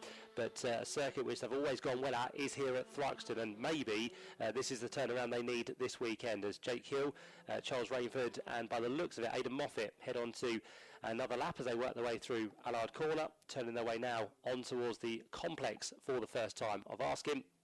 And those that were in the pit lane, a few of them now deciding to leave to venture back out onto the circuit. Yeah, Matt, I was really keen to sort of give you an update who was in the pits, but it's so loud down here. It's quite remarkable. Row bottom in the pits at the minute. Proctor's in, Morgan's in. Tom Ingram is about to head back out on track, as is Dexter Patterson. And I can see Nick Hamilton at the end as well. Just going past me now is Hall, and Osborne's in the pits as well. So is Aaron Taylor-Smith, Sam Pearson, and Stephen Jelly's just hopped in, as has Josh Cook. But Morgan's making his way back out again, but a hive of activity as expected down here in the pits. Indeed it is, yep. So thanks very much, Ian. And if you weren't with us first thing this morning when FP1 got underway, just to re-inform you of the championship positions, Ash Sutton coming here this weekend on 132 points, the only double winner we've had so far this year. In total, he's taken 6 podiums across the 9 races we've had. His worst performance has been 10th place, but every single race so far this year, Ash Sutton has found himself inside the top 10. So again, just kind of cements why he is a 4-time champion, and Ash Sutton looking for a 5th title this season. So far going the right way about it, with 15 points in hand over Tom Ingram. Tom Ingram in free practice number 1 was a man who didn't really complete a time, and he came down at the end of the session in 23rd place. But Tom Ingram will be looking to do much better this time round. He said there was nothing to worry about, just the obligatory test of everything, make sure the setup is absolutely correct. But Tom Ingram, you can be assured, will be flying in FP number 2, a man so far this year who is yet to have a race victory. So Tom Ingram has got some work to do, but again, the consistency is his name. He's had 1 DNF, but most of the time he has found himself on the podium. Well, Matt, I hope you're nice and dry up there in the commentary box, because it has just started to rain again here in the pits. It's almost deja vu from practice session 1, isn't it? Dan Camish in the pits at the minute. Stephen Jelly still obviously nowhere near wet enough to worry about the blue-rimmed wet tyres yet, as Dan Camish is pushed back out onto the circuit. He's going to be making his way out, as is Lloyd further down. So it will just be Stephen Jelly, the only man in the pits, although he's about to head out as well, I believe. So you're about to have a full complement of cars circulating Thruxton. Yes, this weather just knows when the touring cars are heading out, doesn't it? Because as soon as they do head to the circuit, the rain falls once again. I think as I stand here in the commentary box, it is just a drizzle. I said that last time, and then the team over there. Fine rain reported at the complex as well, Matt. Good. We all agree then at the minute that it's just fine rain, so that shouldn't deter the drivers too much from being out there on circuit. But windscreen wipers are going. Sam Osborne and Chris Smiley through the final chicane. Head now up towards the line, and the first time we've had in that is kind of competitive is that of Ash Sutton, who's done a 1:15.259. He's about half a second up on Jake Hill at the minute. So I think all these drivers, we're looking to try and get some quick laps in the early stages, because if they do think that rain is on the way, they want to know what the cars are going to be like for the dry setup before they then start switching things around and looking for a possible wet setup for the rest of the afternoon. But for now, Ash Sutton is the man quickest, as we said. He is very close to the lap record here in qualifying, because Dan Camish, who holds that from 2020, has held that for 5 years now, a 1:15.201. Ash Sutton, a 1:15.259. So we're 58 thousandths of a second away from breaking that qualifying record in this free practice session. We might not break it today, as we said, with rain on the way, but Ash Sutton for now is going to give it a good go to try and get down to that time and see if these cars are effectively quicker with the lighter weight now, with the hybrid being removed from last year.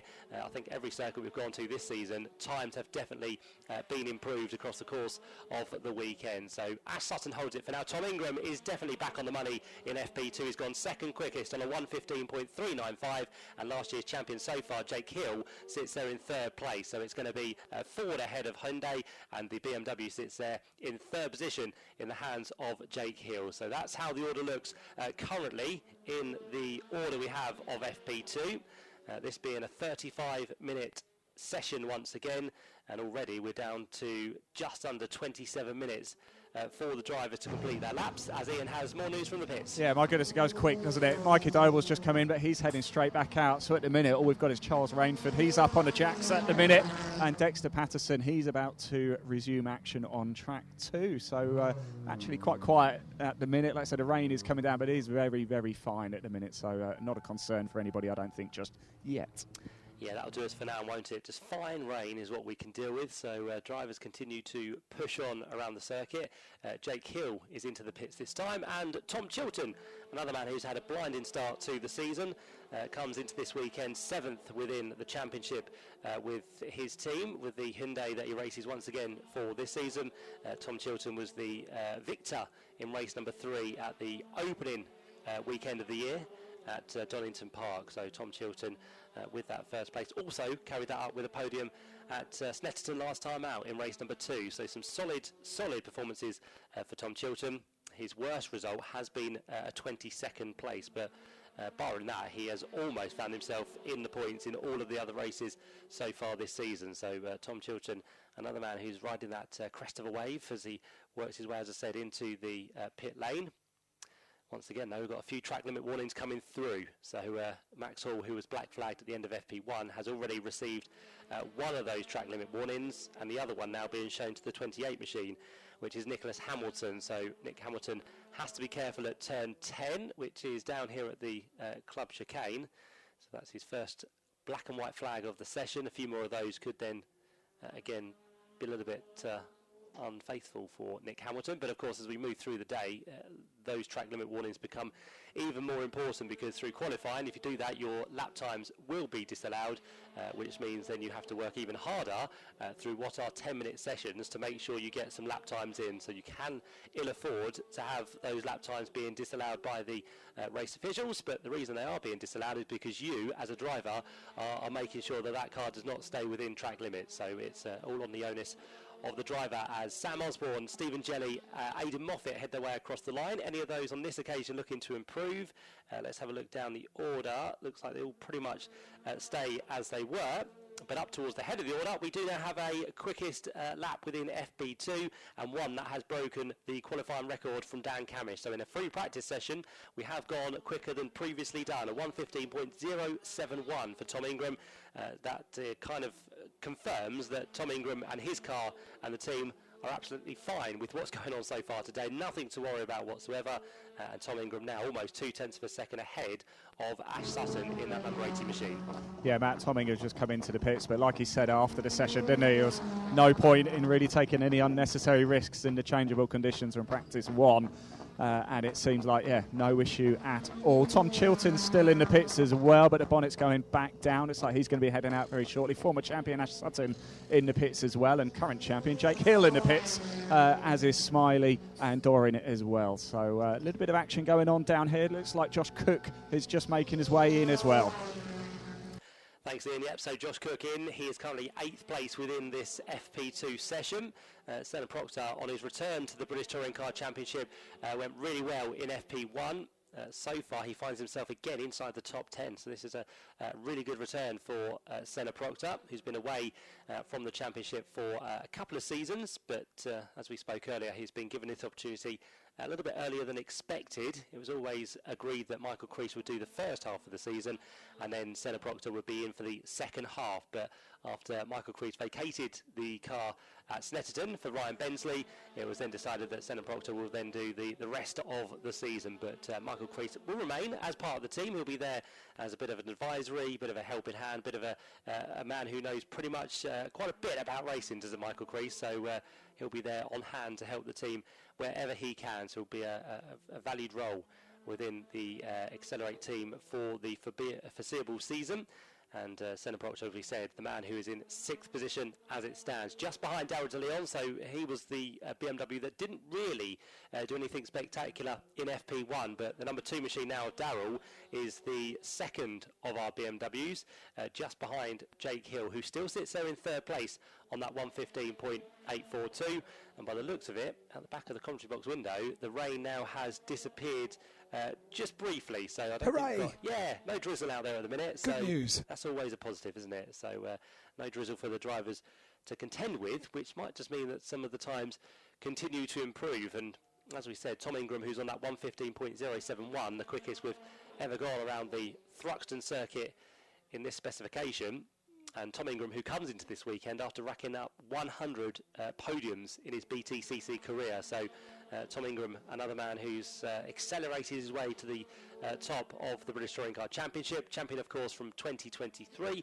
And again, this season looking for a solid attack on the championship. And he hasn't got his season off to a bad start whatsoever. I think the only one and the only thing which will maybe be disappointing Tom Ingram just slightly is going to be that he hasn't had that victory. But if he's showing form like this already this weekend, then who knows what Tingram can do by the time we get into tomorrow's 3 races. He is now no longer at the top of this FP2 session, though, because Charles Rainford, who is very quick in FP1, has gone and done another good lap, a 115.012. So Rainford now goes quickest by 59 thousandths of a second. I think most of the qualifying sessions we see today are going to be absolutely neck and neck, because there's going to be nothing to separate those out front, and the gaps are going to be very, very minute indeed. So that's a thought to think about as we head into qualifying a little bit later on this afternoon. Do we think Josh Cook is pushing things because he's just got a warning for track limits? It could well be, Alan, yes. I think he might be. A circuit he loves, doesn't he, Thruxton? He does. Yeah, so 10 wins. That's an incredible tally of wins, isn't it? Who were you speaking to on Tin Top Tuesday the other week about being the queen of Thruxton? Was that Camish? I'm afraid to say it was Dan Camish.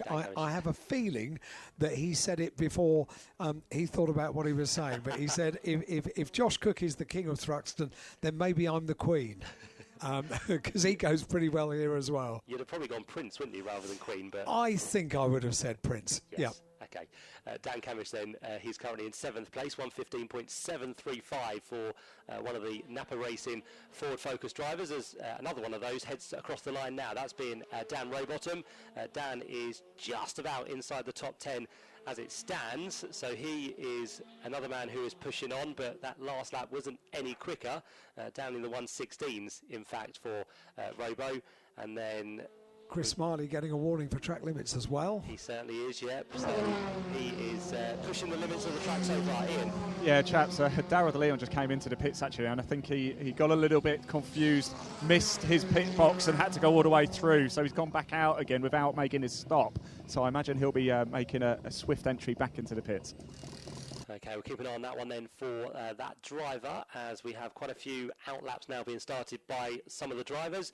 Aaron Taylor-Smith is on his way into the pit lane along with Tom Chilton, and it's quite notorious here at Thruxton that you come through the final chicane at some speed and then you kind of think, oh, I'm going to turn for the pit lane, and by the time you do that, you're carrying speed and you're locking up. So Tom Chilton was one of those who just did that. Charles Rainford works his way in much slower now, so Charles Rainford gets himself on that pit lane speed limiter nicely as he trundles down the pit lane and into his place where Team BMW are situated for this weekend. And he'll be joined by his teammate, which is Darryl De Leon, and Max Hall, who has a feature also in the programme this weekend. So if you haven't got your race day weekend programme, make sure you pick one up. There's lots of stories in there about the drivers and about what's happened so far this season. So Max Hall works his way down to the far end of the pit lane, so effectively exit end of the pits, as Ingram's about to work his way towards the line, but I think he's just going to back off as he gets there, and he does. He's looking for some clear track, and he's also going to let one of the Restart Racing Hyundais go through, so he works his way in towards the first corner, and we had an improvement there from Senna Proctor, just inside the top 10, briefly dropped out of it, but now works his way back up into the top 8. James Dorlin across the line with the boost active as well, along with Adam Morgan, but do either of those improve? Yes, James Dorling goes 17th quickest, and Adam Morgan does a 1:16.0, so slightly slower, but still finds himself inside the top 6 at the present time. And as we have now what's going to be just over 17 minutes of this free practice 2 to go. We've got another track limit warning now being displayed. That goes to the number 40 machine of Aaron Taylor-Smith. So that is at turn 10 and possibly at turn 8 as well, it says. Or, yeah, it might be, there's turn 8 and turn 10 for Aaron Taylor-Smith. Yeah, Aaron Taylor-Smith currently in the pits at the minute. Charles Rainford, he's about to head back out on track. De Leon's in the pits, so is Hill, Osborne, Sutton, Rowbottom. It looks like Chilton heading back out as well. And Dexter Patterson still in the pits with the bonnet up. Indeed, yep. So a few drivers now with the bonnets up on that car. Do you want an idea of just how competitive racing drivers are? Well, I was involved yesterday. Some quick fit apprentices, so from quick fit centres around the country, were invited to the circuit as a result of proving exceptional work over, I think, the previous quarter.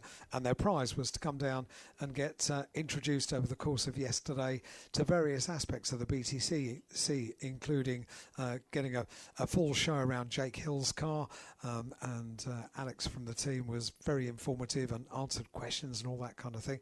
They got the chance to change a tyre, a race tyre, down with Goodyear, and Mickey Butler took them through that to find out a bit about the medics from the Toka safety team as well. But also, they got the chance to do a pit stop in as much as changing a wheel on a touring car. And it was on one of the Toyotas, one of the 4 Toyotas. It was Ronan Pearson's car which was being used. And when we arrived with the apprentices, Aaron Taylor-Smith was having a go. He was being coached by the team exactly what he had to do. And he had someone timing him every time that he went for the wheel change and things weren't quite right with his wheel gun. He would demand that he could start again, and he finally got down to 17 seconds for the change of a wheel. Aaron Taylor-Smith, in fact, every driver on the grid is competitive in every single thing they do. Drivers are very much looking forward to what they do. Sorry, we're just doing another test, Alan. So sorry if I just went quiet. No. This is going to be the perfect test. It certainly is. Yeah. So yeah, it's great that drivers get the other side of the coin to try out what the team do for them and give it a go in that kind of scenario and the practice of how the tyre change works, because it's, as we see in Formula 1, it's very quick, but you have to be practiced in doing that, because without that they wouldn't do it as quick as they do. So it's all important for drivers to have the other aspect of what needs to be done as well. So great that Aaron Taylor-Smith did that as one of his teammates comes through now. Ronan Pearson onto the start-finish line. Ronan crosses the line and finds himself currently down in 21st place. So Ronan Pearson is still with work to do, a man who comes here 16th within the championship this weekend, but we're looking for another positive weekend if he can do so, as up across the line comes Gordon Shedden, now inside the top 5, so a much better lap there for Gordon Shedden. He is in the number 52 machine.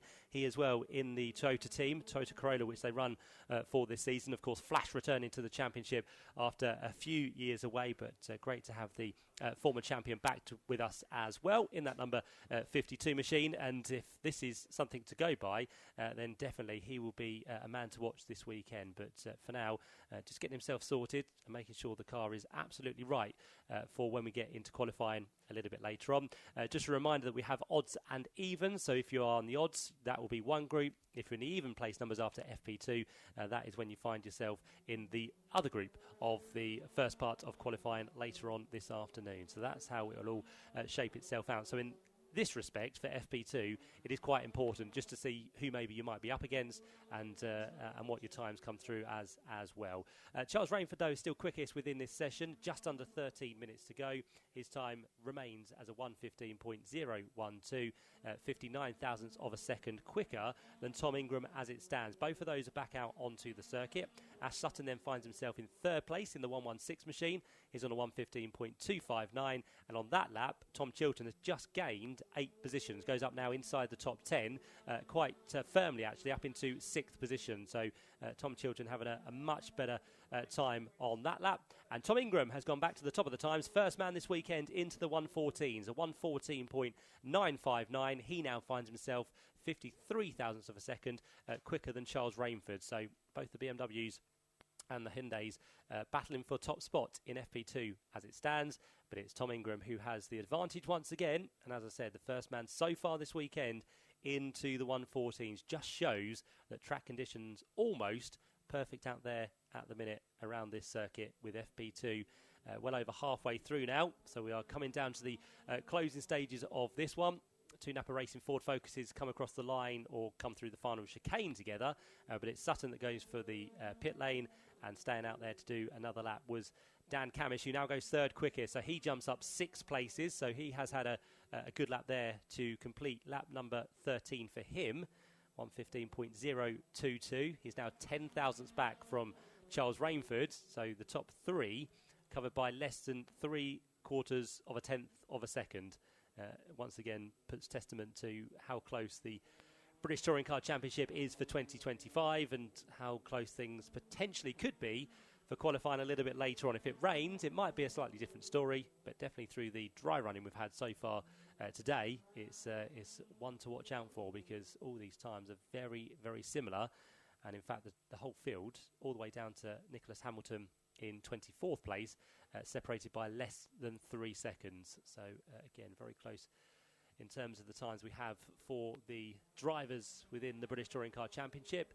Morgan, by the looks of it, about to start another lap. We've got Moffat still warming his tyres up as he goes across the line, and Stephen Jelly is going to be onto another lap very shortly. This could be a quick one for him as he uses the boost to get himself down towards turn 1 at Allard. I think we've got some more rain just gradually falling as well, so the drizzle is returning once again, Ian. Yeah, it's still quite light, to be fair, down here in the pits. It's the wind is starting to pick up a little bit as well. I was just thinking, actually, Matt, I wonder if Alan would trust us to change the wheel on the Porsche's going out in a little bit later, see what sort of time we can. Maybe we should have a little competition between us. I don't know how quick I'd be at that, but yeah, definitely give it a go. But yeah, I don't think Alan would like 3 wheels on his wagon. I think he'd want the full complement of 4, wouldn't he? But yeah, it might be a challenge for later on in the season. Tom Ingram now into the pit lane as well. Jake Hill has run out of boost. No? Is the answer no. You were listening. Yes. I'm surprised it took you that long to respond, Alan. I was next door tweaking Matt's sound to make him sound nice. Oh, thank you. You're welcome. To be fair, there, I'd make sure that the wheel was screwed on before I let you leave the pit lane. But thank you. That's real friendship. I've known you many years, Alan. You have. So we've got one of the BMWs just stepping to one side with his windscreen wiper on as he works his way into the club chicane. This is going to be, I think, Aidan Moffat. Yes, it is, number 16. This is going to be the start of a quick lap here because the green light was flashing. Just to remind you, green lights flashing on the side of the cars this weekend do mean that drivers will be on that boost. If it goes white during any session today, that means their boost has run out for that lap. So that's a indication to everyone out there. Here comes Chris Smiley then. He's got a Toyota ahead of him, which is just about going to stay out of the way. And Chris Smiley goes through that time and goes to the top of the times, 1:14.951. So thankfully that Toyota did stay out of the way because Chris Smiley only got there by 0.08 of a second. So Smiley in the Restart Racing Hyundai goes quickest. That is absolutely fantastic to see. Might only be FP2, but great to see that Restart Racing this year are very much on song. Just after the previous meeting at Snetterton, Dan Lloyd picked up his first 2 independent wins of the season. So that was a highlight for them across the course of the weekend last time out. And Chris Smiley at the minute, quickest in FP2. So he is absolutely on the money as it stands. And as he comes into Thruxton, he is 8th within the championship, is Chris. The leading independent as well. Sits on 70 points with a best finish of 4th so far this year. That came at Brands Hatch. His next 2 best finishes are 2 fifth places, actually. One of those at Brands as well in race number 3 and a top 5 finish at Snetterton in race number 2. So that is Chris Smiley's season so far, but really strong position for Restart, who moved from the Cupra from last year over to the Hyundai for 2025. And I think Chris Smiley's going to go for another lap here. Whether it's going to be a quicker one, we'll have to wait and see as he crosses the line, a 1:15.647. So he's over half a second off his quickest lap, which he set a lap ago. But still some good pace being shown there for Chris Smiley. James Dorlin is for the pit lane, and Max Hall is also for the pit lane as well in his Cupra. So both of them are done for the time being. 7.5 minutes to go, so they will have time to get back out if they wish to do so. A couple more track limit warnings. One of those for Max Hall, who's just entered the pit lane, as we said, and the other one for car number 14, which belongs to that of Ronan Pearson. So he, again, will just have to be wary. Oh, we've got a car which has gone off quite dramatically on the run down towards Woodham Hill, and that is one of the BMWs. Can't quite see from this distance which one it is. It's either, I think it's Aidan Moffat by the looks of it, with the LKQ on the side of the car. So Aidan Moffat has had a big lose as he exited the right-hander coming through Church, worked his way through Brooklands, and just as he gets to the bottom of Woodham Hill, the car went for a rotation. So that's going to be a story possibly to be investigated either during this session or towards the end of it. But Aidan Moffat having a very leery moment, but luckily he was away from any barriers. He went off onto the grass, and he will now once again regain confidence. There are no slow speed moments, are there, on that part of the circuit for sure? Not in the fastest circuit in the UK, definitely not, Alan, no. So Aidan Moffat, maybe a change of overalls might be needed as well as he ventures back into the pit lane. His teammate Jake Hill working his way down towards the club chicane with lights ablaze on this occasion. So the Laser Tools delivery on the reigning champion comes through. His boost has been depleted for this lap. Jake Hill currently down in 7th position, comes up towards the line. He doesn't improve. He does a 1:16.3, which is just shy of a second slower than what he had previously done. So no improvement for Jake Hill. Senna Proctor to the line. He is on the boost, and Senna goes through. He's down in 12th position. So a little bit of a lower position than FP1, but that lap completed goes into the top 5. So a great lap there for Senna Proctor on his first outing in the British Touring Car Championship for this season. As we mentioned, takes over the car from Michael Crease. Michael Crease was last in the car at Brands Hatch back in May. Of course, he gave that car to Ryan Bensley last time out at Snetterton, at Ryan Bensley's local circuit. But for the rest of the season, the plan will be for Senna Proctor to be into the car. Chris Smiley, after his couple of quick laps, now enters into the pit lane. So he feels that that car has possibly done the quickest time it can through this FP2 session. Still 0.08 of a second quicker than Tom Ingram. We now have a black flag being shown to 18, which is not for the first time we've seen a black flag today. Unfortunately, that's going to be into the pit lane and session done for that car, which is a real shame, unfortunately. So number 18 machine will not continue any further within this session. So So Senna Proctor, after setting that time, is going to unfortunately have to sit there now for the next 5 minutes. Whether that's an overlap of too many track limit warnings, not too sure, but he is now done. Car 17 has had a track limit warning as well, turn 6 and also at turn 10. So that is a warning for now for Dexter Patterson.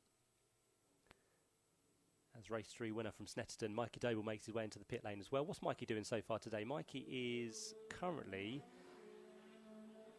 inside 12. The top, 15. So he's 12th place at the minute. So not too bad, is it, for Mikey? And again, we don't really know what drivers are doing through these sessions. They still might be tweaking things, trying things out, testing tyres and making sure they're all scrubbed in. So as long as they get through safely, we'll then only know when we get to qualifying what the pace of some drivers may well be. But of course, it might be a different scenario as we've run the majority of the 2 sessions through dry running. And the scenario this afternoon, I think from many, especially down there in pit lane and from drivers, that it might be a wet session. So drivers will have that to bear in mind, and it could be a completely shuffled grid as we head into tomorrow, which will make the racing even more interesting. We don't really need any more interesting races this year, do we, from British Touring Car perspective, because they've been absolutely fantastic. But I think we could be in for 3 corkers tomorrow that we have coming your way. All of those will be over 16 laps duration around this high-fast Thruxton circuit, and it's going to be a busy day tomorrow on track and off the track, with I'm sure plenty more people heading to the Hampshire circuit for the annual visit, of course, of the British Touring Car Championship. For a couple of seasons we did have 2 visits a year to Thruxton, but now Donington Park has taken its place with the longer Grand Prix circuit. But still, it's always a pleasure to come down south and have the British Touring Car Championship on circuit, doing the thing they love the most, racing very hard indeed. But for now, Chris Smiley is the man who heads the free practice number 2 with 2.5 minutes to go. Ash Sutton brings himself through the final corner. Looks like he's on a quick lap as well. Ash currently sits down in 6th position as he goes up towards the line. Is this going to be an improvement? Yes, it is, by 1 place. So he moves himself ahead of Senna Proctor. So Ash Sutton that time round is a 1:15.177. And that for Ash Sutton is only a 1/4 of a second back from the quickest time we've had so far. So again, just shows how close the field is. 1/2 a second covers the top 8, and it's a second which covers the top 16 within this free practice session at the minute. So ever closer between all of the competitors within the field this year. Got one of the Toyota Corollas moving quite slowly through the final corner, but Ronan Pearson will just trundle his way back into the pit lane again. Sorry, Matt, I'm just looking at the times. It's remarkable, isn't it? Less than 1/10 of a second separating the top 4. Wow, this is fantastic stuff. I mean, I know it's a practice session, but as Alan said, the competitive spirits flow through, don't they? They want to be top in practice. Certainly do, yep. It's another session where you get to claim you've gone quickest. So all of those drivers vying to be the quickest out there on circuit, no matter what session it is within the British Touring Car Championship. Adam Morgan is now a driver to receive the black flag. So he's had a bit of a wayward session, unfortunately, but for one reason or the other, he has been decided to be black flagged through this session. Nick Hamilton comes through the final corner up towards the line. He'll get 1 more lap in if he wishes to do so. Goes across the line and does a 1:20.3. So slightly off the pace on that lap, but within a couple of tenths of a second of Sam Osborne, who is ahead of him.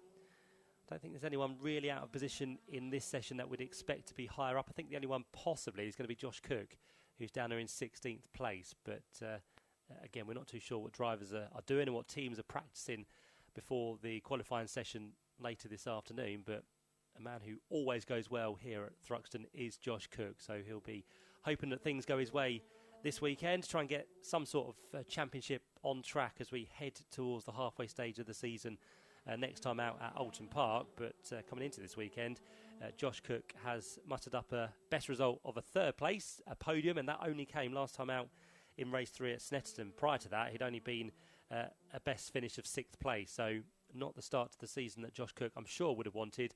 But let's hope here at his home circuit and one of his favourites across the course of the year that Josh Cook can find himself definitely higher up the order and maybe to the top step of the podium if that One Motorsport Honda Civic is on form this weekend at Thruxton. So the checker flag is now out. The clock once again has ticked to 0, and our final free practice session for the British Touring Car Championship has now come to a close. 35 minutes have gone through with, again, not too much drama. The only drama we saw was from my perspective, was Aidan Moffat, who had that bit of a moment through Brooklands.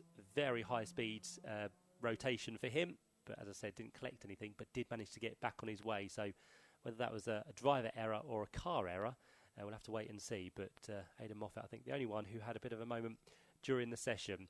So as many people head for either the line to take the checker flag or head slowly into the pit lane, we'll very shortly run you through the order of FP2.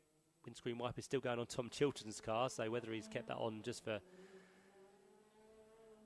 no reason whatsoever, or if there is still a few spots of rain, we'll have to wait and see. But Tom Chilton goes through, takes the checker flag, doesn't improve from where he was down in 12th position, and up towards the line goes.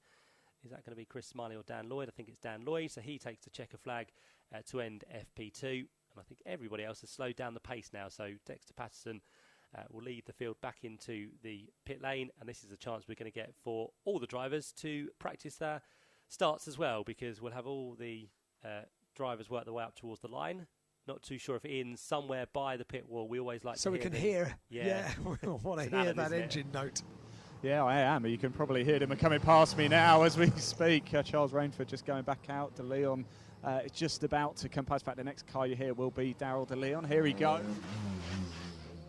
So, yeah, I'm going to make my way down a little bit. I can actually see we've got the first race of the day coming up after this as well in a little bit. In fact, let me just stay with me, guys. I'm going to head down because Daryl De Leon has stopped just at the end of the pit lane. Is he going to give it sunbeams? We're going to find out very shortly.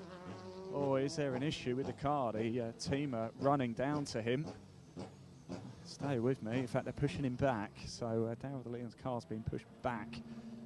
Hopefully it's not an issue or anything. I really wanted to speak to Chris Smiley if I could, but unfortunately where he's parked, where his car is, it's too far down the garage. I'll lose signal going down there, so we're sort of limited to a number of drivers down this end. But we'll see if we can grab a word with Josh Cook in a bit. He's still going round. They are just doing their practices, so let me just jump back up with the marshals here. Ash Sutton's just going past me now.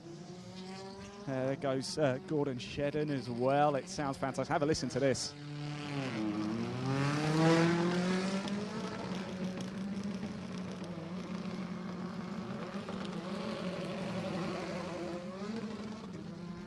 I've got Nick Hamilton right in front of me as well. Let's have a listen to this one.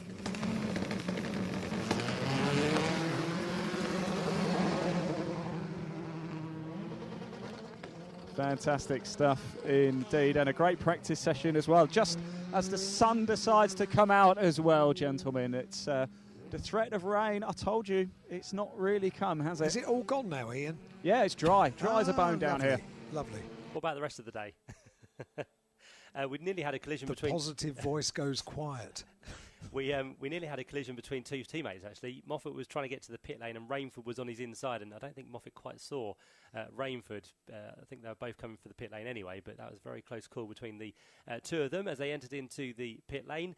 The final few practice starts now taking shape with Chris Smiley and Dan Lloyd down there. I think we've got one of the One Motorsport Honda Civics, either Stephen Jelly or Josh Cook. We've got one of the Toyotas heading off as well, and that'll be the final few practice starts to be done here at Thruxton before we head into qualifying for the British Touring Car Championship a little bit later on this afternoon. Just very quickly run you through the top 10 in FP2. It was Chris Smiley quickest, a great lap there for him on a 1:14.951, 0.08 of a second quicker than Tom Ingram, 1:14.959. Both of those lowering the time that we previously had as a qualifying lap record from Dan Camish 5 years ago. Third place for Charles Rainford on a 1:15.012. So again, strong showing for the BMWs in FP2. The fourth place went the way of Dan Camish, first of our Ford Focus Napa racing machines. So he did a 1:15.022. And then behind that, his teammate Ash Sutton in car 116 did a 1:15.177. Then we saw Senna Proctor, who was black flagged unfortunately, but still a time good enough for the top six. He did a 1:15.192. Behind him was the second of our restart racing Hyundais, which was Dan Lloyd, 1:15.305. And then Adam Morgan came next up in the Hyundai in car number 33 with a 1:15.418. Aaron Taylor-Smith next up in 9th. He did a 1:15.428. And then Jake Hill, last year's champion, down in 10th position. But hopefully everything is good for him as he heads into qualifying a little bit later on. 1:15.493 is what Jake did. Behind them, Gordon Shedden was in 11th place. Tom Chilton managed to get through in 12th. Mikey Doble, the race 3 winner from Snetterton, was down in 13th place, but we'll see what the Vauxhall Astra pace can be as we head through qualifying later on. 14th place for Dan Rowbottom, just ahead of Darryl De Leon. And then Josh Cook, Dexter Patterson, Ada Moffat and Stephen Jelly were down in 19th place. Ronan Pearson completed the top 20 with James Dorlin, Max Hall, Sam Osborne and Nicholas Hamilton, the last of our 24 who went out in that practice session. But a very close session indeed it was, and we look forward very much to qualifying a little bit later on this afternoon, which we'll have with you here on Toka Live. But for now, let's head back to Alan in the studio.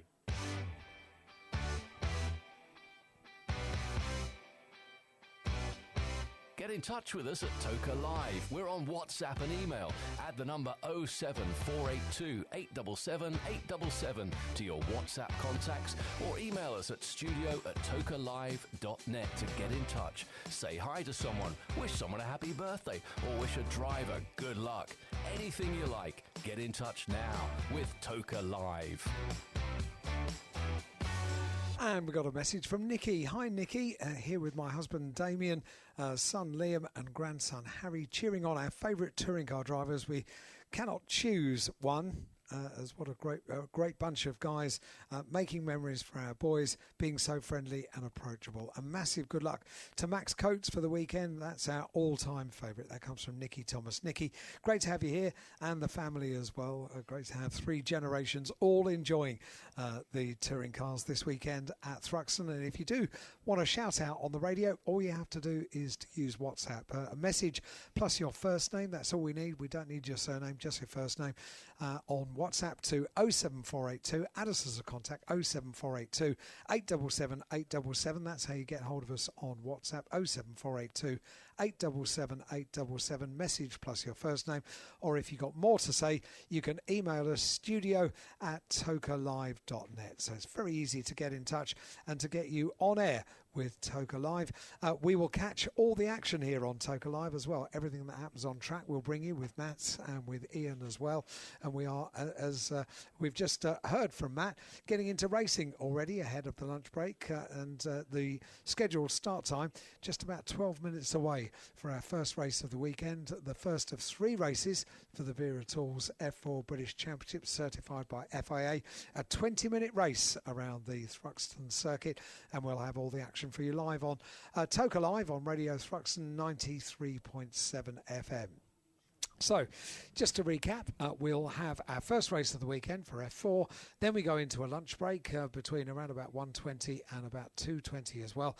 But at about 2 o'clock, we'll be building up to our first race of the weekend for the Virtue Mini Challenge Trophy. Ian and myself will be down in the assembly area talking to mini drivers and getting ready for a little trip around the circuit in the Porsche Taycan.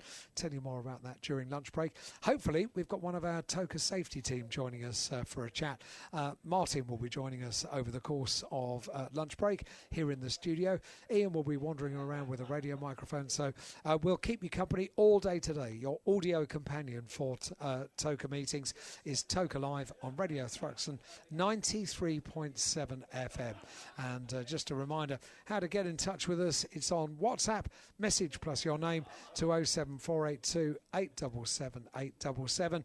And I think I can hear cars in the background, which means they're ready to get themselves into the assembly area, and from the assembly area they'll line up on the grid for our first race of the day for the Vera Tools F4 British Championship, certified by FIA. Single seaters are the first race of the weekend. They opened our day with qualifying. They get the racing underway. Let's get back to Matt Suckling.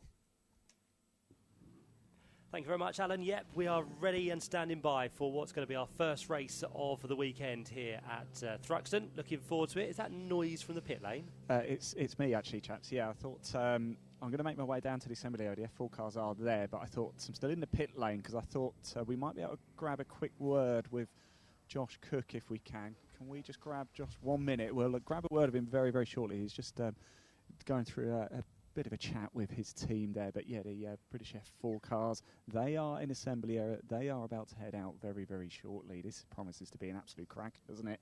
Plenty of grey clouds, but it's still not wet yet. I've taken my rain jacket off. It's gone away. I reckon I won't need it. And of course, we've still got that Virtue Mini Challenge race coming up a little bit later, and the Porsche race as well. So plenty of on-track action throughout the course of the day. We will hear from Josh very, very shortly. He's just got to go through a bit of a team meeting here. So Matt, as soon as I can grab him, I'll let you know, and then I'll make my way over to assembly area.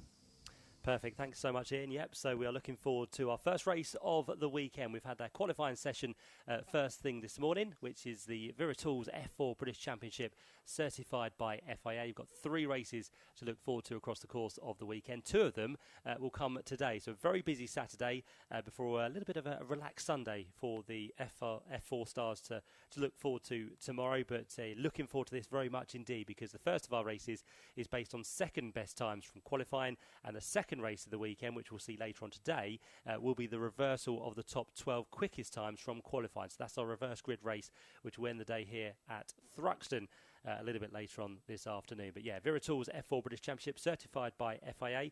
So far this year, they've had rounds at Donington Park on the national circuit, where their season got underway. We then went to the Silverstone Grand Prix circuit just a week later, so a very quick turnaround for the drivers before we went there to the full perimeters of the Silverstone circuit. And then last time out, we were at Snetterton on the 300 circuit. They'll be back at Silverstone a little bit later in the year on the national circuit, but also was announced just a couple of weeks ago that they'll be joining the Formula One World Championship at this year's British Grand Prix, which is absolutely fantastic. An incredible opportunity that, Matt, isn't it? Really is, because as we said as well, Alan, it's the first time ever that the 4 ladders have race together on one weekend. It's a unique event, yeah. It's an amazing weekend to go along to the British Grand Prix at Silverstone, whatever. But to have F4, F3, F2 and F1 all on the same race weekend. Imagine what that's like for these young drivers that aspire to be involved in Formula One. It's only just been added to the calendar for their race, so it's not part of the championship. It's a non-championship race, but you are only eligible to enter that race if you are already competing in the championship this year. So it's a great way to do it, really, isn't it? It's a bit of a treat. Certainly is, yeah. They'll be looking forward to that in front of a massive crowd. Well over 350,000 people will be there across the course of the weekend. So, yeah, for these youngsters, that'll be a dream come true to be able to race around the Silverstone Grand Prix circuit once again, but mainly in front of all the teams, the drivers and the cameras as well. So, yeah, very much looking forward to that one in around about a month's time. That's when they'll be heading there for that non-championship meeting, but still 3 races across the weekend to look forward to. So then we'll have this weekend with 3 races, and we've got still a very busy year because we have an away day as well, because the youngsters will be off to Zandvoort this year to take part in 3 further races. The only time they head across the seas from the UK to take part in that round, which will be later on in the year as well. It's been a great season so far with the 9 races we've completed. Finn McLaughlin comes into the weekend as the championship leader, 103 points so far he has accumulated across those 9 races. Martin Molnar, who was last year's Rookie Cup champion, he sits second within the overall standings on just 94 points, a very small gap between the top 2. And Jimmy Bezique, who returns for a second season, he's one of those who everyone's going to be looking to see if he can prove his weight this year, to see if he can take the title.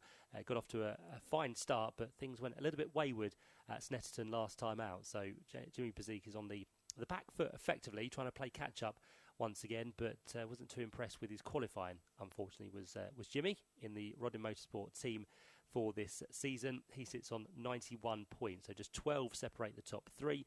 And then comes August Raber, who's been a 3-time winner so far this year. So August has been on top form, 3 wins, but then the other results haven't really amounted to too much, unfortunately. So that's why he finds himself down there in 4th position. And to complete the top 5 is our Challenge Cup leader at the minute, which is Tommy Harfield. Yeah, Matt. Sorry, Matt. We'll have to grab a word with Josh a little bit later, because as you can probably hear the noise alongside me, the cars are making their way out. The Viratools F4 British Championship certified by the FIA. They are making their way out. Our first race of the weekend about to get underway. Eyes on the track, everybody. This is going to be fast and very, very loud. Certainly is indeed, yeah. Thanks, Ian. Thanks also to Gavin, who's done a tremendous job to make sure that we are hopefully sounding better than we were this morning. It sounds lovely. Good to hear. So, yeah, done a tremendous job, has Gavin, to give us this unique sound this weekend on Toka Live. Right then, as the F4 cars head to the grid, let's run you through how they'll line up for their first race of the weekend. It'll be over 20 minutes. Both of their races today are 20 minutes in length. The third and final one of the weekend is the longer duration of 25 minutes. But for this one, it's second best times which set the grid, and it will be number 26, Henry Joslin, who finds himself on pole position.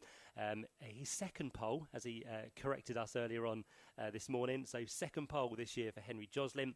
He'll be there on a 1:10.851, a couple of tenths of a second ahead of Salim Hanna, who joins us for the first time this weekend. So 26 and 88 make up row 1.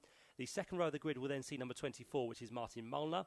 Alongside him is going to be the man with 3 wins this year, number 47, which is August Raber, 24 and 47. The third row then headed by number 25, which is Ethan Jeff Hall. Ethan, who is a former Ginetta Junior champion. He'll be starting alongside number 6, which is Leo Robinson, who joins the Teams Cup winners from last year, High Tech TGR, for this season. So Leo is going to be on the outside. So it's 25 and 6 that make up row 3. Row 4 then sees number 93, which is Jimmy Pazik, alongside number 5, Finn McLaughlin. Both of those had some great battles at Donington Park in the opening round of the season. Find themselves together on row number 4, so that's 93 and 5. The fifth row headed by number 12, which is Adam Al-Zahari.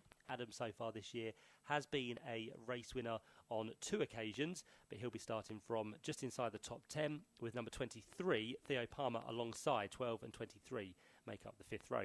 Row 6 then headed by number 69, which is Yu Hao Fu, alongside number 20, which is Ella Lloyd.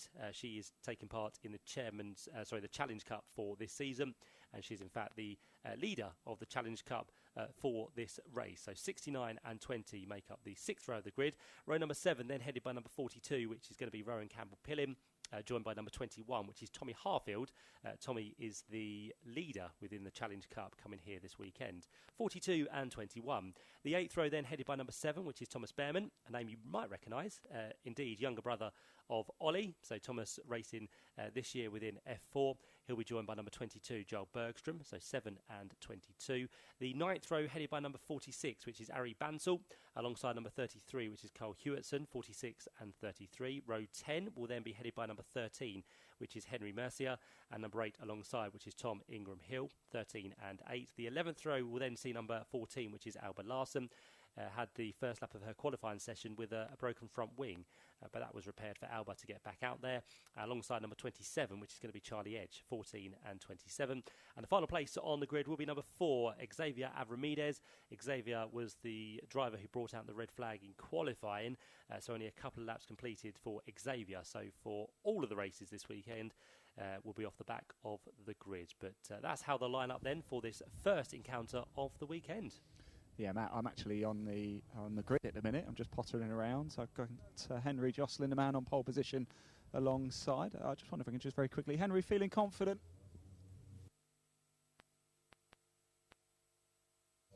I hope I could just get the win. Yeah, I think unfortunately maybe my thank you, Henry. I think maybe my mic doesn't quite go that far as well, but he just wants to get away, get into turn 1 in the lead, and hopefully get the win. We've been called off the track now, so we're going to make our way off and get things underway for the first race of the weekend. We certainly are, thanks Ian. Yep, so the pit wall has an effect here at Thruxton, where it kind of just knocks out the signal between that and the aerial which sits down there in the media centre at Thruxton. So yeah, Henry Joslin right up against that pit wall, ready to go. All the lights flashing on the back of the F4 cars as they wait to get ignited into life and head round on what will be their final formation lap before the race gets underway. Scheduled for 12:55 for the formation lap to begin, and we are literally seconds away from that happening. But who is going to take victory here at Thruxton? It's going to be an interesting race. We keep saying that, but it is here at Thruxton because this circuit does lend itself very much to close racing. Lots of overtakes because the runs you get through the corners are very high speed. The runs you get towards Woodham Hill lend themselves to lots of slipstreaming, and that means that we do get lots of overtaking with the wide nature of this circuit as well. So drivers standing by, all now being fired up by the team members which are left on the grid to get these cars away. and the field stretching all the way pretty much down towards the club chicane. It's a wonderful entry once again this year and this weekend for the F4 British Championship. All of these drivers looking to make their way onto the next step in the ladder, whether that be F3, whether that be F2 one day, and of course all these youngsters looking to go to F1 at some point as well. For this year, we also have F1 Super Licence points on offer. That's in addition to a number of other career-defining prizes which are always provided by the British F4 Championship. One of those being a place with Mercedes, AMG and the F1 team. So lots to play for this year, and all of them vying to be the championship leader, not just at the end of this weekend, but by the time we get to that final round on the Brands Hatch Grand Prix circuit at the beginning of October. So all the cars now off onto their formation lap. Take your pick who you think is going to take victory in this first race of the weekend.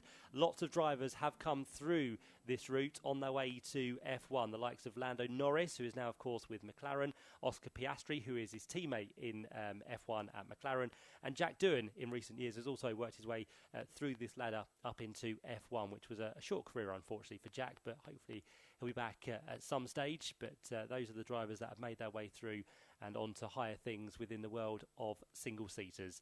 So lap times this morning were very quick. It was in what were greasy conditions, so we anticipate the times to go a little bit quicker than what we had from Henry Joslin this morning, which was a 1:10, but we are expecting times to be quicker now on what is a fully dry circuit by the looks of it. No rain on the horizon. As I look out of the back of the commentary box, it looks a little bit grey, but hopefully that will stay away for the next 20 minutes we have for the British F4 Championship. But those who find themselves at the head of the championship, the likes of Finn McLaughlin, has work to do from what's going to be 8th on the grid. Martin Molnar is higher up, so with just a 9-point deficit in hand coming into this race, can Martin Molnar finish enough places up the road to leapfrog himself into the championship lead by the end of the first race before we get to race 2 a little bit later on. Then we have Jimmy Bezique, who finds himself 3rd in the championship, down in 7th place on the grid, and August Raber, the man who sits 4th place in the championship, is in fact 4th on the grid. So both him and Martin Molnar could either close the gap or leapfrog those ahead in the championship. It's going to be a very interesting race then, as the Porsche safety car heads into the pit lane, and Henry Joslin will bring them back to the line. He'll have to wait quite a while, as we said, for the full complement of drivers to line up. 23 in total for this weekend, and Xavier Avramides will be the last of those onto the grid at the back, and he'll be hoping for a little bit of a progression race to try and work his way high up the order. The man who also races with High-Tech TGR, Xavier, so far this year has not featured on the podium and hasn't, by the looks of it, featured inside the top 10 either. So he has got pace, just the unfortunate qualifying session for himself sees him right down towards the rear of the grid. And in fact, yeah, he is there, just waiting, because Chase Fernandez has had possibly a moment on the formation lap, because he should have been lining up a little bit higher up on the grid. But Chase Fernandez has fallen to the back, so he will in fact be into the pit lane.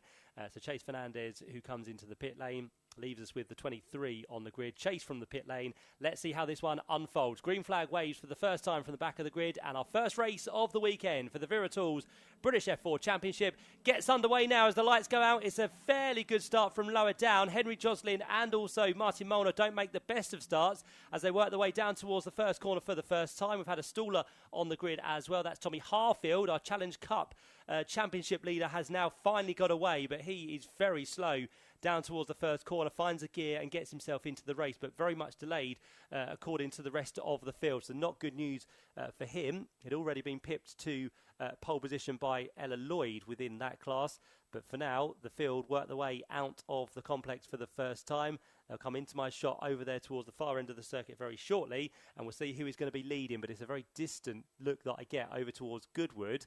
Whoever is in the lead has got quite a significant advantage at the minute. It's either Martin Molnar or August Raber. I think it might be August Raber. He got a tremendous start from row number 2.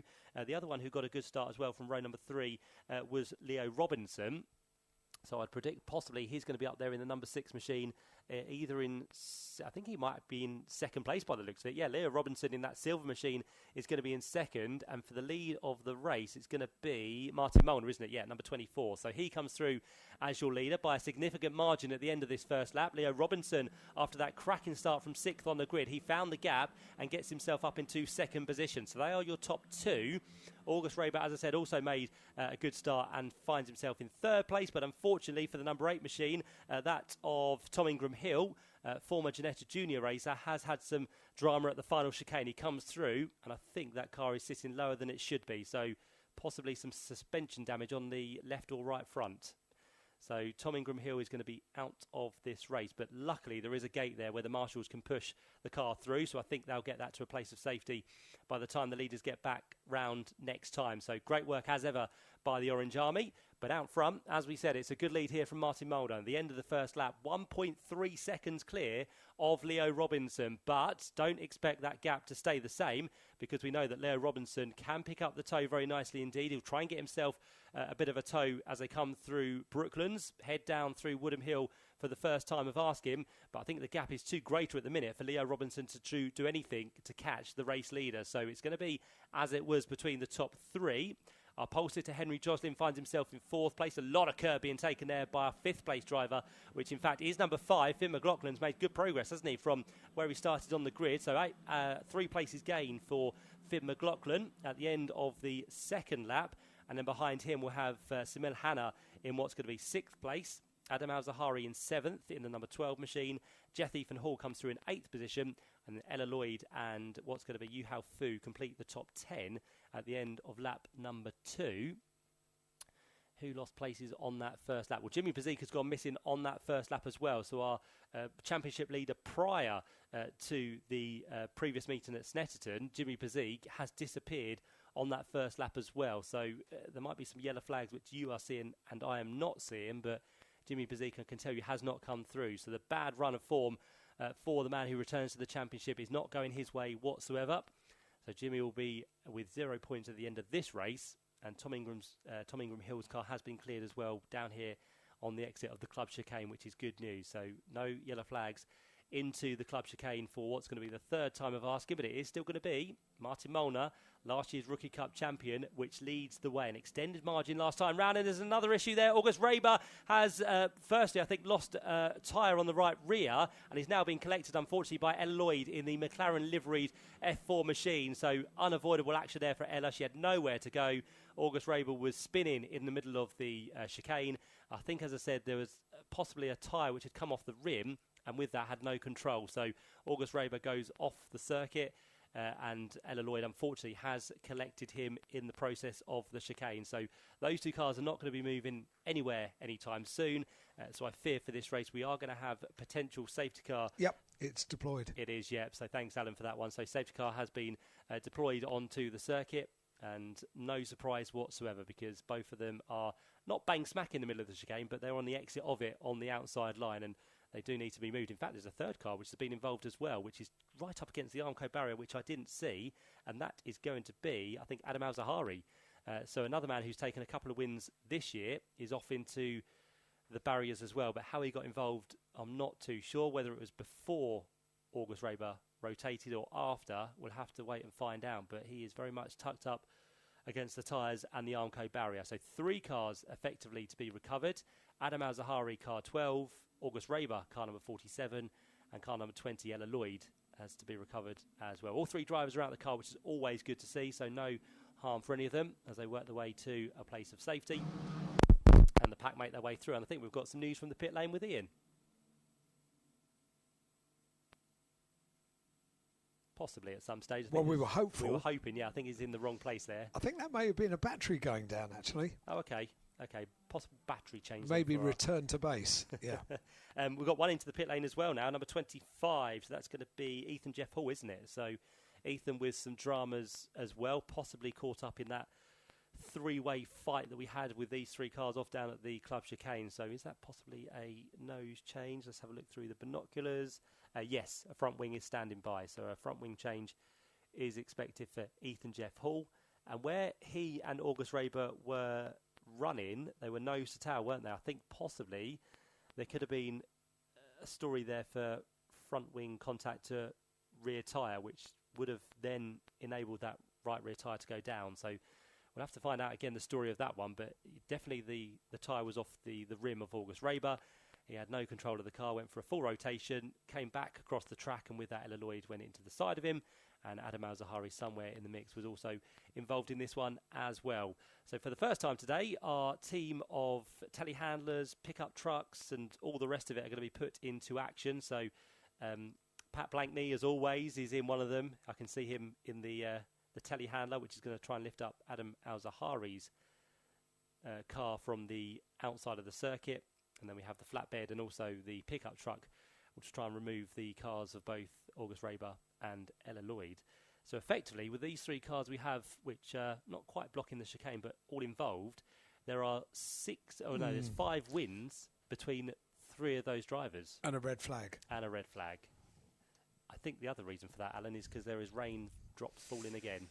Yeah, I just had a look at one of the weather forecasts that one of the ones that I trust a little bit more, and it is saying that it is going to be wet between now and probably 3 o'clock, 4 o'clock, something like that, on and off. But the heaviest of the rain around about 2 o'clock this afternoon. That's the current weather forecast. So just so we can plan ahead, really, so we can make sure we've got the right clothing on. There is no such thing as bad weather, just inappropriate clothing. This rain is quite heavy, though, Alan, to be fair. I had a feeling it might be. Yeah, there's a lot of umbrellas going up. We can hear it on the top of the commentary box window, top of the commentary box roof at the minute, and yeah, it's coming in quite briskly as well. Yeah, it might do for a little while, and then around about 2 o'clock we do a little bit more of it. But we knew that was what the score was going to be for today. This afternoon is going to be the more demanding weather-wise part of the day, and we are, of course, continuing to take your messages on Toka Live on Radio Thruxton 93.7 on WhatsApp. Message plus your name to 07482 877 877, which is exactly what Gemma, Richard and Gav have done. Please wish Josh Cook and Stephen Jelly from One Motorsport the best of luck today, with love from the One Motorsport family, Gemma, Richard and Gav as well. That's on WhatsApp. Message plus your name to 07482 877 877. You know, we thought it might be Ian Waterhouse's battery going down. We were right.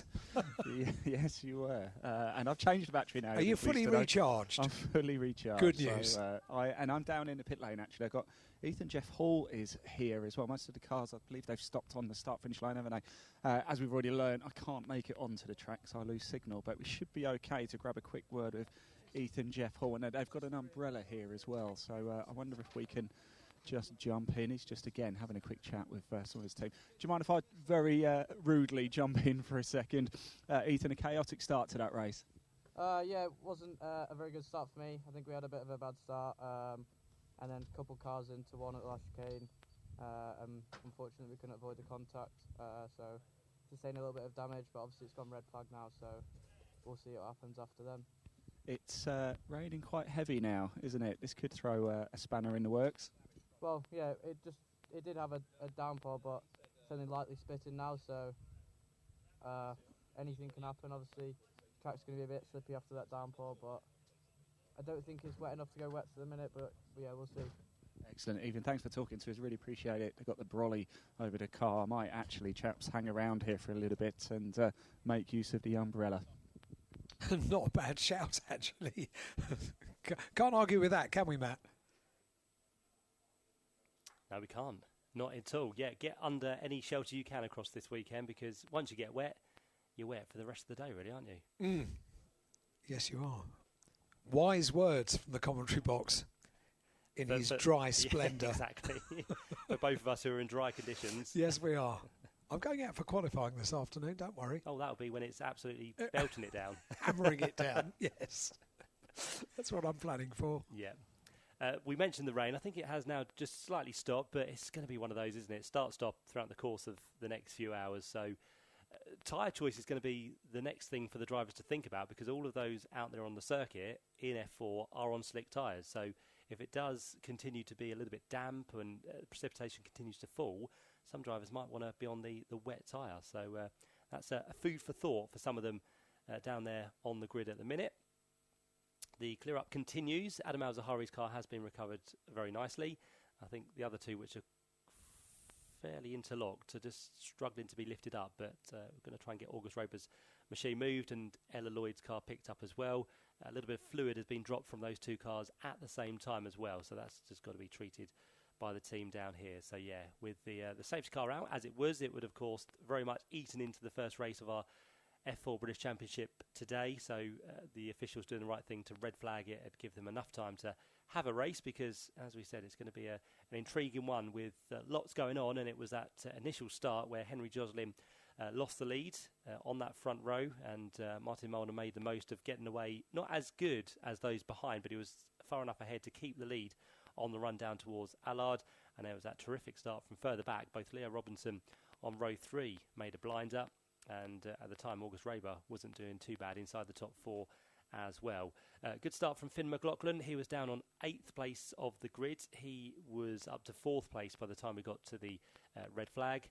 And the other one we're a bit bemused about is Jimmy Bezique, because he didn't come through at the end of that first lap. Not too sure where his car has disappeared to, but I'm sure now we have this red flag, there's going to be a recovery operation taking place, possibly down towards the complex. I can see some lights flashing over there from one of the recovery vehicles, so possibly Jimmy Bezique's car was involved in the moment down through the complex on that first lap. But one of the things that Thruxton does particularly well at this BTCC meeting is the evening entertainment. I understand there was a band here even last night, so on the Friday night of the weekend, there was a band playing live until about 11 o'clock. I was told that specifically by a couple of people that were in their motorhomes and know quite specifically the time that the band finished. It was just around 11 o'clock last night. There's another band performing tonight, so live music in the paddock to enjoy.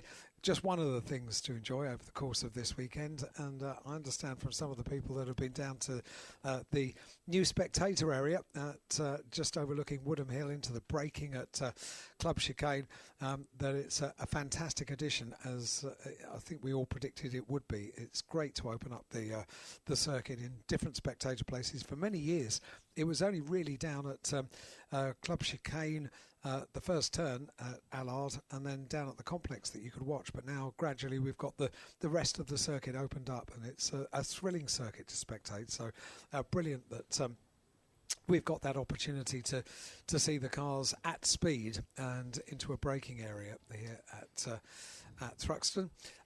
Your messages continue to come in on WhatsApp. Just a reminder, 07482 877 877 on WhatsApp. Message plus your name. This one says, "Hi Alan team, can you welcome Louis into the Napa family? His first BTCC meeting this weekend, from Richie, Alex, Megan and Evie. Also Mel and Kitty, who are both working in the Napa hospitality." Yes, welcome Louis to your first of many, I would imagine. And this one says, "Could you wish our grandson Theo good luck for today's race at Thruxton?" We're so very proud of him, Theo Palmer. Good luck from Keith and Michelle, Nanny and Grandad. If you want to get on air, all you have to do is to WhatsApp us 07482 877 877. Don't forget to put your name on the message. Alan, a few moments or so ago, I did have Adam Al-Azhari, August Raber and Ella Lloyd just walk past me down the pit lane, and Ella had a helmet off. She looked calm and relaxed, but August and Adam slightly less so. So I think they've made their way off to race control. Thanks very much indeed to Ian Waterhouse down on ground level, giving us an update of what's happening with cars and drivers, but also updates with the weather as well. And Ian, just a quick update from you. It was raining quite heavily a few moments ago. What are we doing now? Yeah, it's still raining, but not too bad. It's a bit like it was for the practice session 2 for the British Touring Car Championship. Quite fine, very light. Okay. We spoke to one of the drivers, didn't we? We spoke to Ethan Jeff Hall there, and no concerns about needing to put any wet tyres or anything like that on yet. So still dry. Very simple message has just come in, but we don't know who it's from. Do put your name on the message as well, please. It says happy birthday, Nathan. So broken the rules there. If you don't put your name on, we can't really read it out. But didn't want Nathan to go out with to go on without happy birthday wishes going on air here on Toka Live on Radio Thruxton 93.7 FM and around the world at tokalive.net. Matt Suckling's got a good view of what's happening down there on the track. What are things looking like? We've got 10 minutes left on the clock for the restart. Yeah, recovery work has been done, Al, so we are all clear on this part of the circuit, which is brilliant. Lovely work by the recovery team, as always, here at Thruxton. So we have cars clear, we have cars being regridded in front of us as well, and then we will, as you said, get this race restarted for a 10-minute duration. It will be a safety car restart as well, so that's what we've got to look forward to. Again, this weather, I'm just wondering what the drivers are going to do, because they are on slicks. Of course, they can potentially come in if they wish, but do they then declare it a wet race before we get back underway? That's the question, and we'll only find out in the fullness of time, won't we? As we are now around about 1:15. Is that Ian in the background? It is, yeah. But there's not going to be any time, Matt, because the cars are fired up. The mechanics have to get off the grid, and we are about to go again. I did shoot myself in the foot as well, actually, because it has started to rain a little bit heavier again, but it's still dry conditions. I tell you what, you could take a gamble on a set of wet tyres and get a very good result from this race. If it rains enough for the wet tyres to be okay but not brilliant, it could well get worse. Yeah, worth rolling the dice a little bit, isn't it, I think? It is, if you're further down the grid, for sure. Certainly is, yeah, but I can see over towards the far end of the circuit, so up towards kind of Church, there is a bit more of a gloomier look on the circuit. So if it is raining more over there, then that is going to be quite treacherous for the drivers to go through. But yeah, definitely, at the end of the formation lap, if they do come to the end of the lap and feel there's wet tyres, they might want to take a risk, as you said. But, as we said, it's a safety car restart as well, which means you'll lose more time because people won't be stopping on the grid. Of any circuit, this is not the one that I would want to be in wet conditions on a slick tyre. I think one of our touring car drivers said that to us this morning, chatting with Ian Waterhouse. Can't remember which driver it was. Was it Dan Rowbottom? I think it might have been. But yeah, this is the circuit to have the right tyres for the right condition without question. Was that when Robo said I needed to pack something before I came here? I think it was. I think it was. I'm trying to forget it, but it will live long in your memory. Unfortunately, it will, with a vague amount of anxiety. Indeed, yeah. I can see a lot of people over there at Noble having a good vantage point from the bank over at that end of the circuit. As you said, Woodham Hill, very popular, I'm sure, across the course of this weekend. People with brollies just overlooking the circuit. But that's the thing about Thruxton. You've got so many high banks where you can look down over the circuit with some really good vantage points all the way around this part of the circuit, all the way down through Allard and down towards the complex as well. So all of these banks, I'm sure, will be very full tomorrow, as they normally are here on race day at Thruxton for the British Touring Car Championship. But for now, you hardy lot have braved the weather to come out and join us for the racing today, and of course the qualifying session to look forward to for the BTCC a little bit later on this afternoon as well. Got a message here from Jack, Matt. Said someone hit the wall at the end of the complex on lap 1. I think that's the missing car. It's been recovered now. Still raining hard here. Thank you, Jack. Thanks for the update on the weather situation over at the complex. Yeah, and I understand that it's and we can give her a shout out as well, because she's just done the recovery of the car. Telehandler Laura at the wheel of the telehandler working down at the complex. She's doing a wonderful job today. I've seen her in action. Brilliant. She had one bright and early this morning as well, didn't she? Did she? Yes. Okay. First thing in qualifying. There we go. Good stuff. Right then, we're good to go. The clock has started ticking away. 2 minutes through this race already. It's going to be a treacherous race for these F4 stars as they work their way back to green flag racing here at Thruxton for race 1 of the weekend. And it's going to be Martin Molnar who leads them down towards Allard. Second place is going to be Leo Robinson, but there's going to be a few people just finding their feet on these first few laps. There might be a few brave souls out there, but let's see how they all work around this first lap under these treacherous conditions as they work their way towards the complex for the first time. Let's see if they all safely make it through. I can see a little bit of a gap through the buildings over towards the complex, so I can see that most of them have gone through. There's no yellow flashing lights, which is always good to see. It means that they're all safely through and on the run now down towards the far end of the circuit already. So through Noble has gone our leader Martin Molnar, at the restart had just under half a second in hand over Leo Robinson. But what will the gap be as they head back towards us? Already negotiating Village, and then through the fast right-hander of Church comes our race leader, pushing on at the minute with Robinson still second. Henry Joslin, after starting on pole position, is now down to fourth place, and we've had a spin. A couple of cars have gone off through the trees. I can see smoke in the air. There's someone who's gone a little bit wayward as well on Brooklands. There's a car middle of the circuit which everyone has just about avoided. Someone's gone off onto the grass as well at high speed. That looks to be one of the Chris Dittman racing machines, which now loses it on the wet grass. Full rotation though, back 360 degrees in the right direction. And thankfully, I think all bar one have survived there. We've got one for the pit lane as well. Chase Fernandez with a left front puncher. And the safety car has been deployed once again. So as suspected, with the wet weather conditions and slick tyres for these F4 drivers, it wasn't going to be easy, was it, negotiating the fast right-hander of Church. As we said, some smoke was kicked up into the air with the tyres squealing on the tarmac. But who was involved, we'll have to wait and see. There's one that's about to come through, but with damage by the looks of it. That is going to be the 33 machine of Cole Hewitson, but Cole continues on his way, actually. So that one was just a spin and a recovery. So who hasn't come through? Joel Bergstrom has not re-emerged. Thomas Behrman is not back with us. And Henry Mercier in the number 13 machine is not there either. So 3 we have lost on that first lap. All of them, by the looks of it, over there at Church Corner. So the marshal's going to be hard at work to recover those 3 cars, which by the looks of it, I don't think we're on the circuit. I think they're off onto the grass somewhere behind the trees. Yeah, Chase Fernandez came into the pits as well. Looks like a quick change, but he's back out on track now. And the only other thing is Ethan Jeff Hall, still work going on that car on the right rear. So it's not looking like he's going to get out anytime soon.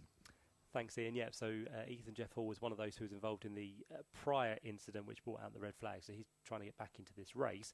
Good news for Chase Fernandez, he will not lose a lap because the safety car should let him through. Safety car is yet to be deployed from the pit lane, but it will be heading out very shortly indeed, and it's going to be Martin Molnar who's going to be grabbed by it once again. So it's a race which has been interrupted now a couple of times, and we've just got under 5 minutes to go within this race, so it could be, as it stands, Martin Molnar on for a victory within this race and hasn't had much to do by the looks of it. Dr. Carr is deployed always as a precaution, just to go to the incident, see if all the drivers are okay. Those drivers might need a lift back to the pit lane as well. So the medical car doing what it does best, always hot off the mark there as it works its way towards the complex. But here comes Chase Fernandez. So he's doing the catch-up, as we said, after being released from the pit lane after a change of tyre. He had a puncher on that left front. So Chase Fernandez, former Ginetta Junior driver, gets very squirrely through the club chicane there, but just shows he's pushing on and how hard the drivers are having to hold on to these cars in what are very, very treacherous conditions out there at the minute. I can actually see a convoy on the runway, a convoy of recovery trucks working their way across from the complex to Church Corner. We've got 1, 2, 3, 4, 5, 6, 7, I think, of them all working their way through over to that end of the circuit. So they are all needed by the looks of it, with 3 cars stranded over there on the grass. So a lot of work for the team to do once again. And also I think the Toka machine is on its way over there as well. Yeah, Matt, just confirmation as well. Ethan Jeff Hall has retired from this race. The car has been pushed back into the paddock now.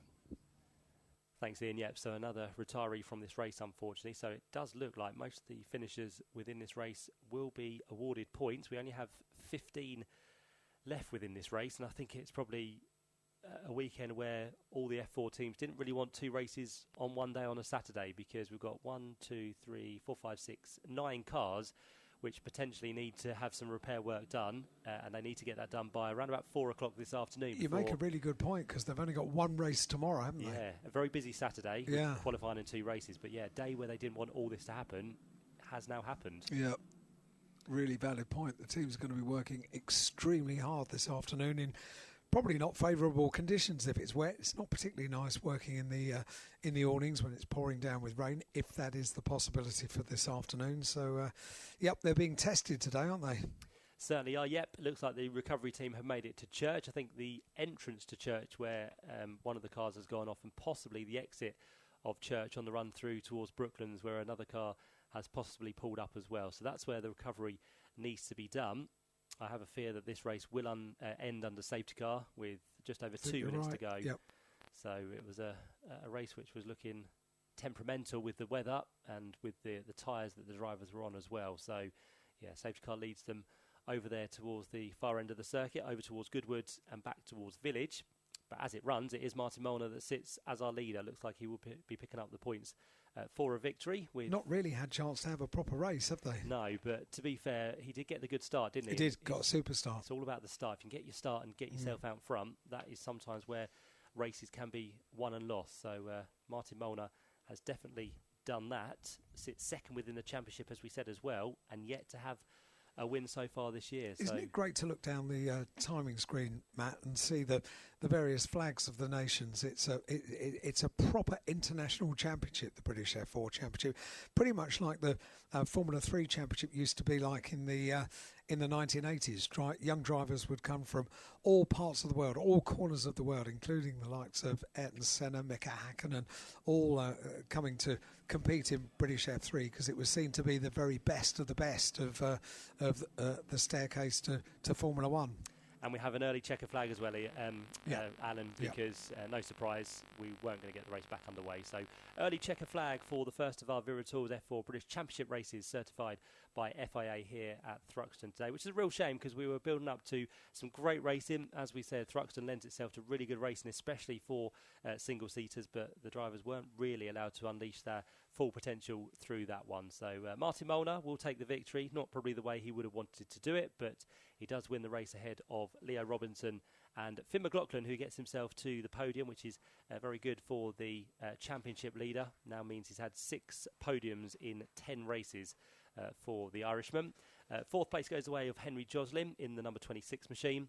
A bit like Donington Park, actually. I forgot he had pole position, but now thinking back, he did get pole, but he did also flounder that start as well. He didn't get off to the best of starts there. So another race where he hasn't really nailed the start has Henry Joslin.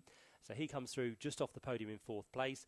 Then we have in 5th position the number 88 machine of Salim Hanna. So that's going to be a great result in a first race for Salim. First of the Challenge Cup competitors home as well in 5th place. 6th place goes the way of number 23, which is Theo Palmer, just ahead of Rowan Campbell-Pillin, who takes 7th. 8th place for then what's going to be number 46, the car of Ari Bansal. And then 9th and 10th is going to be Tommy Harfield, who is 3rd within Challenge Cup in this race after not getting off the initial grid that well. He was delayed and had to play catch-up, so still a good 3rd place for Tommy in the Challenge Cup. And Xavier Avramides stayed out of all the drama from the back of the grid. He'll get himself inside the top 10 to complete race number 1. And then Albert Larson, Yuhao Fu, Charlie Edge, Cole Hewitson and Chase Fernandez will be the final finishers down in 13th, 14th and 15th places. So I think we're going to have a slight shake-up in the championship order once again. Martin Molnar, who is 9 points adrift of Finn McLaughlin, will take points at the head of the field this time round. He's got 2 positions between himself and Finn McLaughlin, so it's going to be a much closer top 2 as we head to race 2 a little bit later on. And of course that one is going to be the reverse grid race to look forward to as well. So that's how they come through. Top 3 in rookies, by the way. Finn McLaughlin is your victor. 2nd goes the way of Salim Hanna, and 3rd place to Theo Palmer. And just to confirm the top 3 in the Challenge Cup for you, it's Salim Hanna, your winner. 2nd for Ari Bansal, and 3rd place for Tommy Harfield down there, 9th place overall. Note to self, Matt, when organising guests for Toka Live at lunchtime, Toka safety team might be a bit busy into the start of lunch. Could be right. So, Martin Hunt was, I think he's driving the rather large Toka safety pickup truck. I think he's going to be a bit busy for a little while, so we might not get him straight away, but we are directly next to the media centre, so we might have a chat to a journalist or two over the course of lunchtime. They can be ushered into the studio from next door, so we'll keep our fingers crossed that we'll have some guests for you over the course of lunchtime. But before that, we've got a podium coming up, haven't we? Certainly have, yeah. Always look forward to a podium. Where is it this weekend, Alan? So just in front of the Thruxton Centre, just on the grass there. The Toka Mobile podium will be all week looking onto that grass. So where the band play, there is a large black stage unit. That's where the band will be tonight. There is a grass area and then the podium. So the podium looks onto the grass area. So tomorrow there will be big crowds on the grass in front of the podium. Maybe not so much today because they'll be sheltering maybe from the slightly inclement weather. But one thing is for sure, Ian Waterhouse will be there.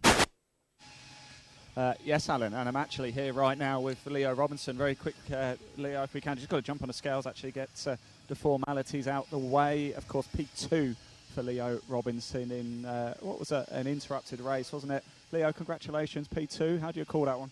Yeah, pretty awesome race, to be honest. Got off the line, 4 people off the line. Then a bit sketchy, and I thought it was going to drop in the dry, and then safety car came out. Then, of course, the rain started, and like, oh my God, it's going to be really sketchy. But then, so on the safety car race, I was like, oh my God, it's going to be wet here. I can just keep it on the track. And I go around first bit, and it's bone dry. And everyone gets to church, and it's really, really wet. Almost everybody runs off the track. Congratulations. I'll let you crack on anyway, because you've got a few people to go chat to over there as well. The only thing I'm a little bit concerned about, Alan and Matt, is whether the mic will reach to where the podium is, actually, because it's the other side of... In previous years, it has worked okay. I think you have line of sight to the antenna, and if not, Gavin, our intrepid sound engineer, will work over the course of lunchtime to make sure that it does for the rest of the weekend. But I think you'll be okay. Ian, that's the plan at least. Fantastic. Well, stay with me a little bit longer, actually, if you can, guys, because we can grab our race winner, Martin Molnar, for a quick chat. Let's just jump in. Martin, congratulations. How do you feel after that one? Yeah, thank you. It was a pretty good race from my side. We did a good start, got to P1, and then could maintain it. It got a bit tricky after the restart because when it was a red flag, it started raining. So, it was definitely interesting after the restart, but I think we did a pretty good job. Sad that we couldn't race more, but let's hope that we can race more in the next races. Interesting, it certainly was, and certainly tightened things up at the top of the championship, doesn't it? Yeah, definitely. I think it's a good weekend so far for us, and I hope we can keep the pace for the next races too and have a good weekend. Top man, one more to go a little bit later. Chaps, I'm going to make my way over to the podium. Ian Waterhouse making his way over to the podium. That's coming up next. Your messages as well over the course of lunchtime on WhatsApp. Message plus your first name to 07482 877 877. We've got plenty standing by. If you sent a message and we've not read it out yet, we'll get to that over the course of lunch break. And then before we know it, we'll be into the build-up for the first race of this afternoon for the Virtue Mini Challenge Trophy, due to get underway at 2:20 this afternoon. Then we have an hour of qualifying for the Quick Fit British Touring Car Championship. The qualifying format absolutely thrilling now, and that's between 3 o'clock and 4 o'clock. And then at 4:15, the second of our races for the Vera Tools F4 British Championship, certified by FIA. All of that is coming up here on Toka Live.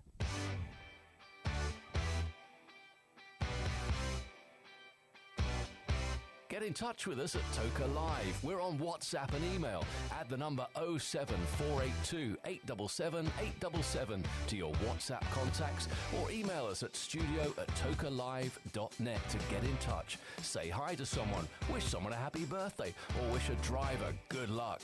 Anything you like, get in touch now with Toka Live.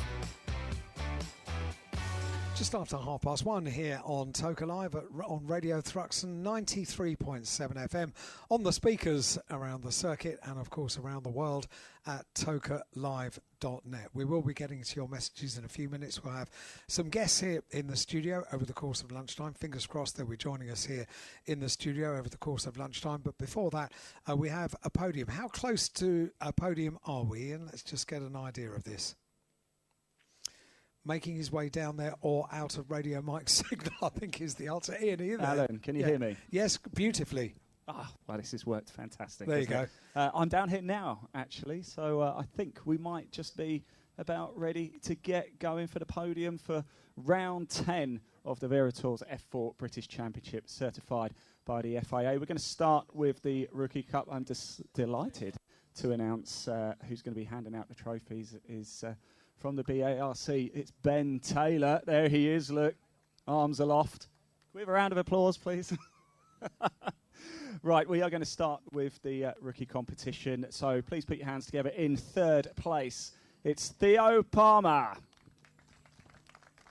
Just making his way up the stairs now. And second place in the rookie category, Salim Hanna. Well done, Salim. He's just putting his hat on, making his way up. And he's just receiving his trophy now from Ben Taylor. There we go. Nice round of applause. And your winner in the rookie category is he's desperate to get his trophy. It's Finn McLaughlin.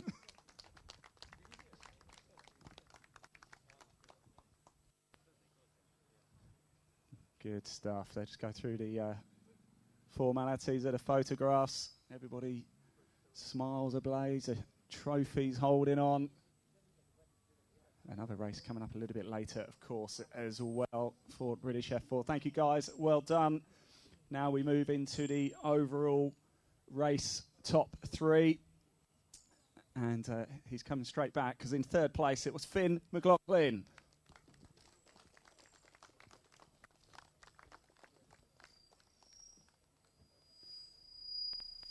In second place, please put your hands together for Leo Robinson.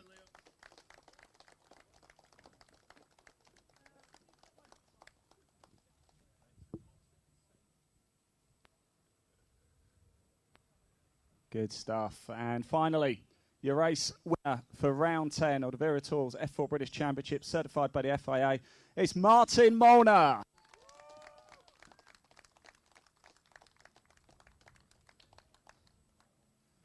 There we go. Well done, gentlemen. Congratulations. Martin with the trophy up in the sky. Look.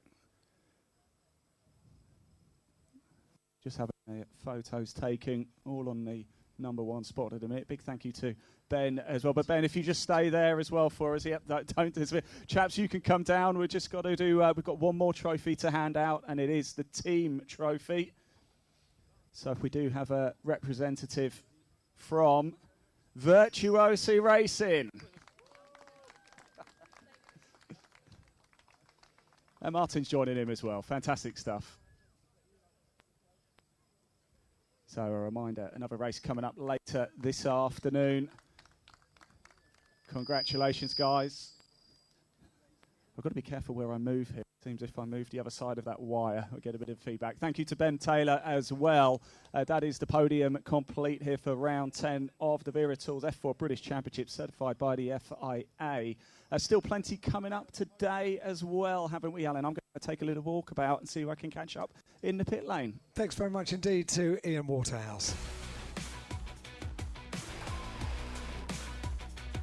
Live from every circuit, this is Toka Live. And I'm very impressed that a member of our Toka safety team has indeed made it to the Toka Live studio. And at Snetterton just a couple of weeks ago, we had the medical side of things taken care of because Dr. Trafford, who's at the head of our medical team at every touring car meeting, came to join us in the studio. This time it's the head of the rescue part of the operation. Martin Hunt has joined us. Martin, welcome. Thank you for joining us. I thought you were going to be busy. I thought you were going to be in your bright and shiny pickup truck doing work. Well, we sort of gave it a bit of a drive-by, but it was not as bad as it could have been, fortunately. Oh, well, that's very good news. So you do spend the weekend sat in that enormous pickup truck, don't you? Yes, I do. I have a little man who drives it for me. Oh, you have a driver? Yeah. So we have a driver, Tom, who's a firefighter, who absolutely hates Tears for Fears, as we discussed previously. Which is our green flag music, yeah. And he gets very upset every race. It's great. I think. To be honest, we've got that for life. I mean, I'm afraid we have that for life. It was the choice of the boss. It's his ringtone on his phone, so it's very amusing when he goes off on the chase lap before the races. When the music starts, if he's listening to the radio, he goes for his phone every time. Little things please little minds, and that rather amuses me. I have to say, I was kind of hoping this was going to be a bit Desert Island Disc, so I could ask for it. But, Well, you see, one of the things at Thruxton for Toka Live is that we're not allowed to play music, so we can't play music on the PA system. Oh, so disappointing. No, so we'll get you back later in the year, and you can pick your 10. So then we can do it. Martin, just tell people, because you're a very active member. You're a local man to Thruxton Circuit. Yep. You're a very active member of the BARC. They're the organising club for the BTCC. We are also at their home at Thruxton. But you're also at every touring car meeting. So what is your role over the course of a touring car race weekend? Well, in theory, I'm the rescue chief for the event. I mean, we don't do very much, so I tend to spend an awful lot of time working with Sharon, who's our nurse, acting as Dr. Trafford's carer, really. Yes, I like that way of putting it. But you don't do yourself justice. I mean, you do a huge amount, not just in the season, but leading up to the season as well. Yeah, so we do all the preparation of all the equipment, do a whole load of training. And as part of the BARC, I do a lot of the marshals training and various rescue training events around the country. So yeah, we spend quite a lot of the year out and about. I don't think people really realise every race weekend, and for very good reason, we thank the marshals for the time that they give up and the job that they do. I don't think people probably realise just how much training goes in before a marshal gets out onto the circuit. Yeah, absolutely. So there's a lot of on-the-job training, but equally there's a fair amount of stuff that we have to teach people that you wouldn't necessarily or hopefully learn on the job. So we give them first aid training, we teach them how to put a fire out, so and they learn all about rules and regulations and that kind of stuff. So there is quite a lot that goes on behind the scenes that isn't just on-the-job training. Yes, and the other thing that maybe marshals don't, people looking at marshals perhaps don't realise that there are not just jobs for the marshals that are out on the circuit. The posts that are dotted around. It could be in the paddock. It could be in the pit lane. It could be Parc Fermé. It could be anywhere. Yeah, so certainly the pit lane, many years ago, I had to go in the pit lane. It's too complicated, and it's way too dangerous. There's too many cars moving about. I didn't like it. I have dodged cars for 30 years now in the pit lane. Yeah, you see, have you given that up now? You've got a little man who does that for you? Well, I do have a man. Yes, I followed your suit of having a driver. I've got Ian Waterhouse in the pit lane, but I will return for touring cars this afternoon because I can't miss being the thrill of being in a touring car pit lane is a pretty unique feeling. So seems fair. So I'm still doing that. How did you get into motor racing? I was a marshal a very, very, very long time ago.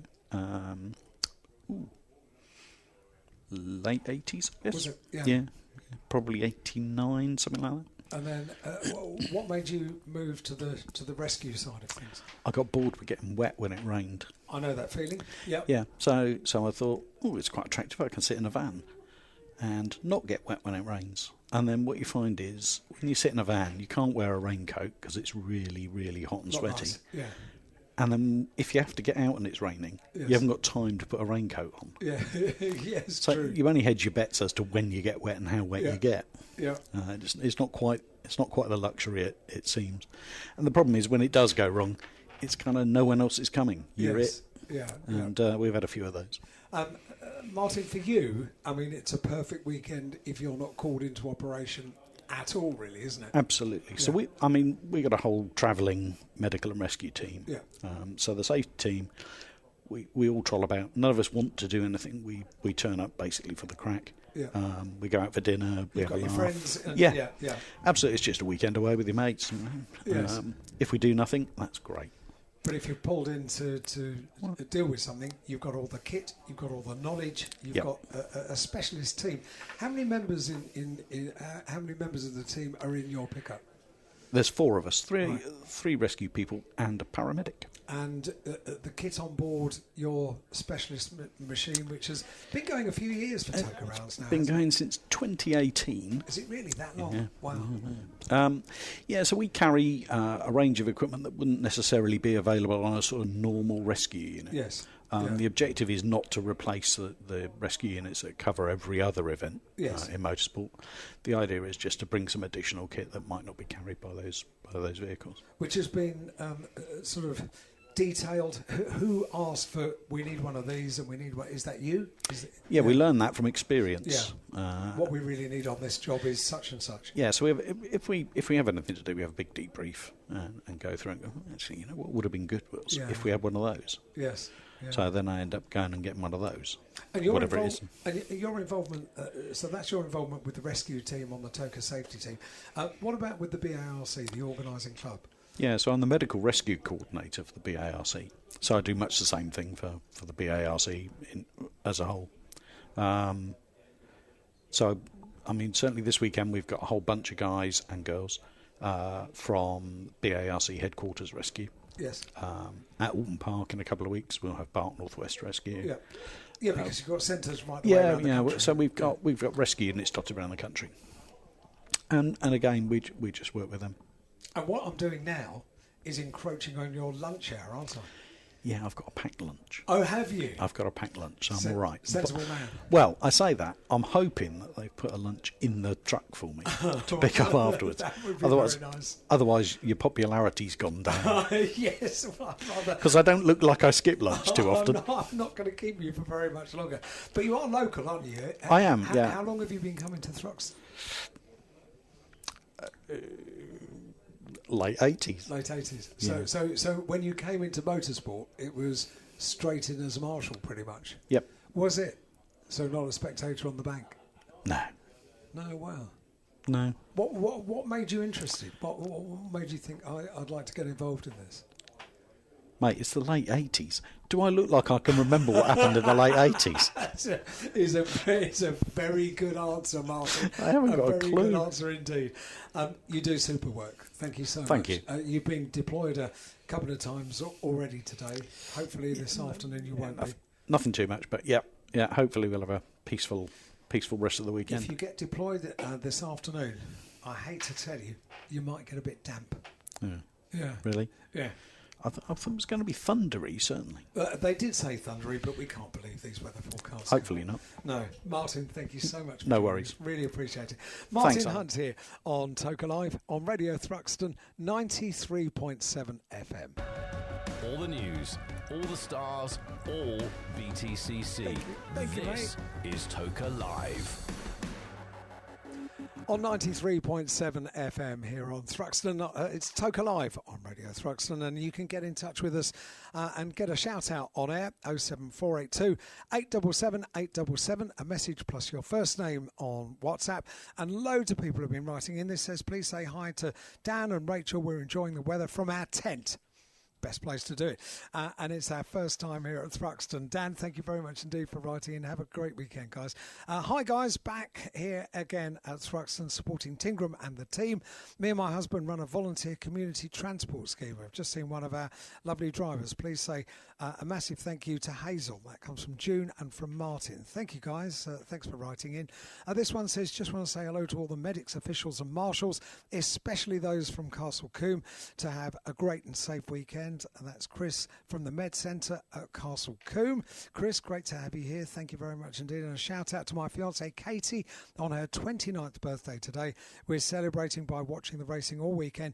She's a big Ash Sutton fan and a Dan Lloyd fan. I hope you have a great day and weekend. Looking forward to our wedding in 97 days. Not that you're counting or anything.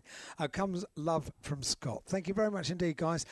Just a couple of ways that you can get in touch with us here on TOCA Live.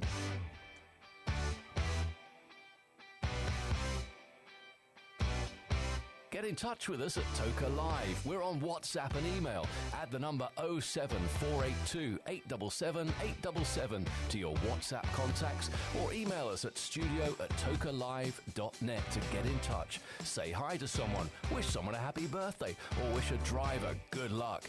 Anything you like, get in touch now with TOCA Live. And an ongoing story over the course of today from Moira and Colin that have been texting in. Colin is back with his pint. Very impressed with Woodham Hill, and thanks Alex Thistlethwaite for owner of Thruxton. It's down to Alex that we have this fantastic new observation place, spectating place at Woodham Hill. And Moira continues. Colin has seen many changes since he marshalled behind his straw bale at Noble in the 1960s. My goodness, yes. Noble is a great part of the circuit. Just after the complex, the circuit goes into a left-hander that then sweeps round to the really, really quick part of the circuit. And that left-hander at Noble is something very special indeed. Behind a straw bale in the 1960s, the mind absolutely boggles. Let me give you an idea of what's coming up this afternoon. We get things back underway at 2:20. At 2 o'clock, I'm going to be heading down to the assembly area and joining up with Ian Waterhouse, who'll be in the assembly area to talk to mini challenge drivers, and hopefully I'll have a chat to you from the Porsche Taycan, which will be lined up down there in the assembly area as well. It will be at the head of the field for the Virtue Mini Challenge Trophy race, and hopefully I'll get a lap with the Porsche Taycan. You can't miss it. It's beautiful purple. I'll tell you about the car in a couple of moments' time. But about 2 o'clock, we'll head over to the assembly area. Qualifying for touring cars is at 3 o'clock until 4 o'clock. And then at 4:15, the second race after quite a bit of repair work, I fancy, for the Vera Tools F4 British Championship, certified by FIA. That's coming up at around about 4:15 this afternoon. So don't forget, get your messages in. If you want to say slightly more, you can do so. You can email us, and that's studio@tokalive.net. Studio@tokalive.net is our email address. Right, now I wonder, where is Ian Waterhouse? He was heading back to the pit lane and paddock. I wonder if we're going to be able to catch up with Ian. Yes, Alan, I am pottering around actually, and I've just been down the back of the pits trying to catch up with some drivers that have all disappeared. However, what I can tell you is I am making my way to the assembly area now, and the drivers are here, so I'm going to grab a word with some of the Virtue Mini Challenge Trophy drivers, because they're here already. And first up, actually, jumping straight into Gabe Fairbrother again, the man on pole. Gabe, it's good to see you again. We've spoken quite a bit, haven't we? But we'll talk again because you're here. What have you made of the morning session? I mean, quali went really well. Now it's just wait for it, really. Is it going to rain? Is it going to stay dry? Looks like we're going 50-50 at the moment, so we'll see what happens with it. I think it's going to be dry. I've been saying this all the time. It's not going to rain. We're going to be okay. Dom Wheatley's here. Dom, come over. Let's have a quick chat with you as well. You're helping the team out this weekend. Yeah, not behind the wheel this weekend. Just working, data engineer, working on Gabe's car, going through all the telemetry, doing stuff like trying to decide what tyre he should go out on in this race. So, yeah, I'm currently watching the radars, trying to work out. If I could predict it well enough, I'd be putting the lottery tickets on, but at the minute, I think it is just a bit of a look of the draw. We're going to just have to see what people do around us, see what the weather's looking like, you know, look to the skies just as we're about to go, and then make a call then. So it's going to be a last-minute thing, but, yeah, I think the rain is coming. I think it's just a question of when rather than if. Look, you've had a look at Gabe's data. You must be quite happy, obviously starting right at the sharp end there. Is there any area for improvement? Where do you think you can make maybe just a little bit more time out there? Well, there's always room for improvement. No such thing as the perfect lap.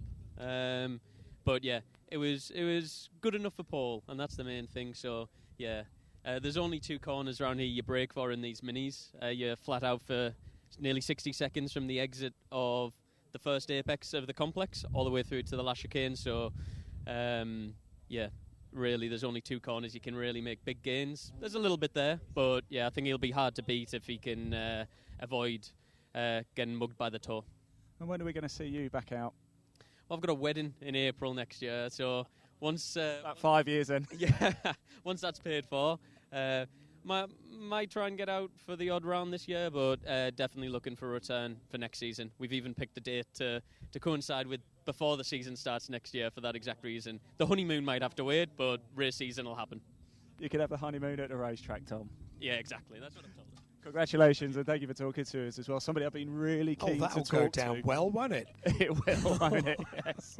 Actually, I do know his fiancée, Nikki Sims. She's a photographer, motorsport photographer. So she'll be okay with that. Absolutely. I think she'd be delighted with that, actually. Okay, good. Now, I've found somebody I've been really keen to talk to.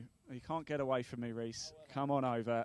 Now, yesterday, of course, you were flying. You were fastest in 2 out of the 3 sessions. And today, you're right up there too. Well, yeah, yesterday was really good. Just got the laps sorted straight away. Quali was just a bit of a mess. Didn't really get the toe at the right time, and on my fastest lap, messed up the chicane and didn't have the toe for half the lap. So could have been pole, but I mean, even to be 3rd and 6th, you can race from there. So I'm happy. You've got a lot of pedigree in this championship. You're a 2023 rookie champion. I think most wins last season. You're going for the title this year, right? Yeah, definitely. The last few years we've just had little problems. Like last year, most DNS, but the most wins. But this year, new team, new car, and all just seems to be gelling so well. So go for the title. Reece, good to see you again, mate. Thanks for talking to us as well. Let's move up. There's Jack and Craig over there. We spoke to Alex, and there's Ashley as well. Ashley, how are we feeling? Ready for this one? Confident. Confident. Okay. Actually, practice went quite well yesterday. We spoke about it earlier, didn't we? And you know, you're 5th here, so you've got a real opportunity. Yeah, exactly. Row 3, perfect start around here. Keep our heads straight, and we'll go from there. Floor it, absolutely good stuff. Thank you, Ashley Gregory there as well. Where's Ronnie? Oh, Harry. I wanted to talk to you earlier in Park Ferme, but you'd run away from me. Qualifying went well. Yeah, most successful qualifying of the year. We've struggled at Snap and Brands, but obviously Thruxton's such a toe-based circuit. Took me a fair while, but after I found the right group of cars to stick with, I managed to stick with them and then put in 2 good laps, put us P7 and P3. You're one of these frustrating people who's just good at everything, aren't you? Last year, of course, in the JSCC, you won it. That was a Citroen Saxo. Now you're into the minis, and you're competing right at the pointy end already. How do you do it? A lot of hard work goes on behind the scenes. Obviously, training and sim work and stuff plays a massive part in it.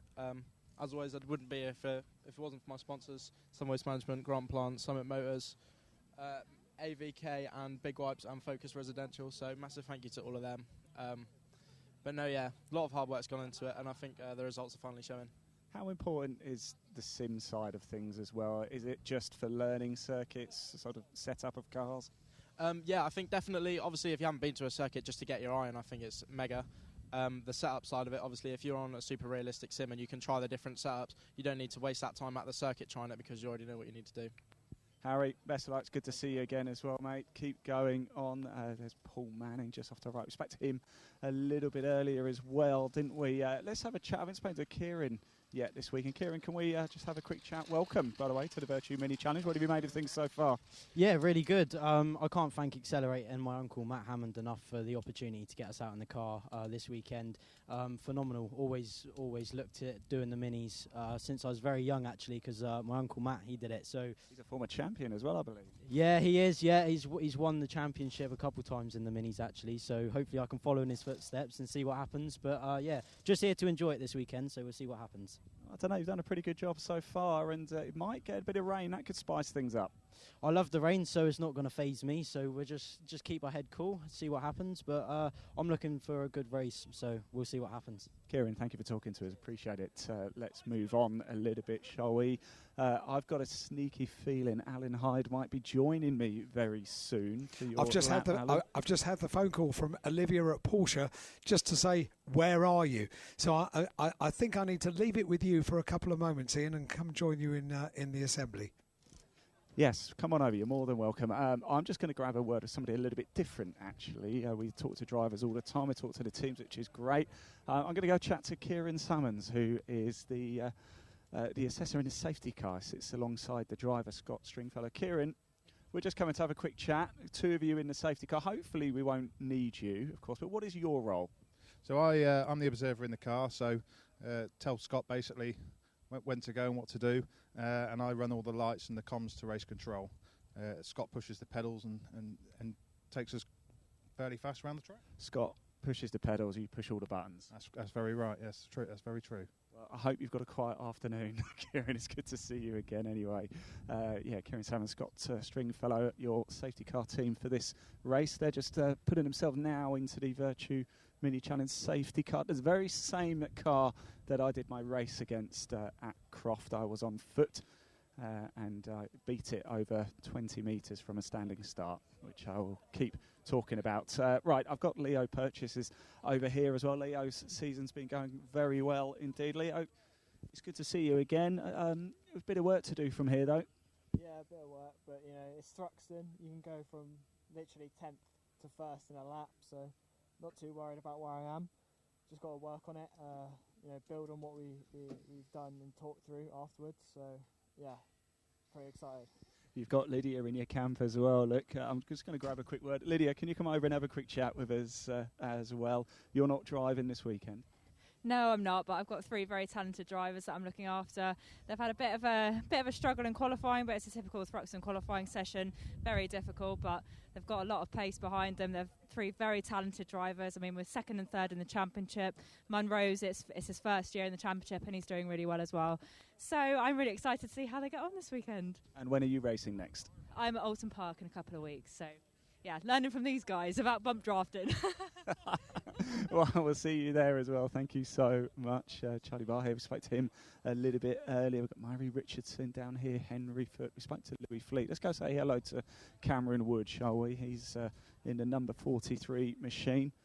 Sorry, guys. I'm just going to come over here, have a quick chat with Cameron. Cameron, it's good to see you again. How's the season been going? A few up and downs, but I think we're making it through. Not a great qualifying this morning, but try and make the best of it, have a good race. Qualifying didn't come together, didn't get a tow.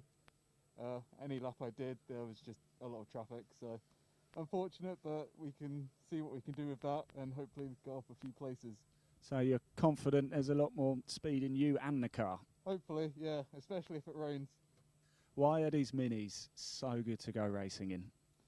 They're smaller cars, so more cars can fit on the track, it's closer door-to-door racing, and I think that's what we want to see. So, yeah, it's good. I enjoy it. Good man, Cameron. It's a pleasure having you along as well. Thank you very much. Best of luck for today's race. Right, so I'm going to head actually along to the front. I can see the Porsche over there. I can see Alan Hyde as well, so let's make our way over, shall we? In fact, I'll tell you, there's some seats in the back here. I might be able to sneak in as well. Actually, whilst we just wait for Alan, I wonder if we can grab Rhea. No, we're going to jump in straight with Alan. Looking very professional here, Alan. Well, I like to think so, yeah. So I'm going with Louise Goodman as well, and she has just been very, very kind and said, do you want to go in the front or the back? So I'm electing to go in the front because I'm a gentleman, allow Louise to have the full experience in the front seat. Alan, you are my hero, my absolute hero. I'll just jump in and we'll say hello to Louise very shortly. She's just putting a helmet on there as well. This is going to be worth watching, everybody, as well. Louise, that was nice of Alan, wasn't it? What a gentleman. What a gent, isn't he? He couldn't see my face. He says, Alan, do you want to go in the front? He's doing no, I'm just a gentleman. Thank you, Alan. That's very kind of you.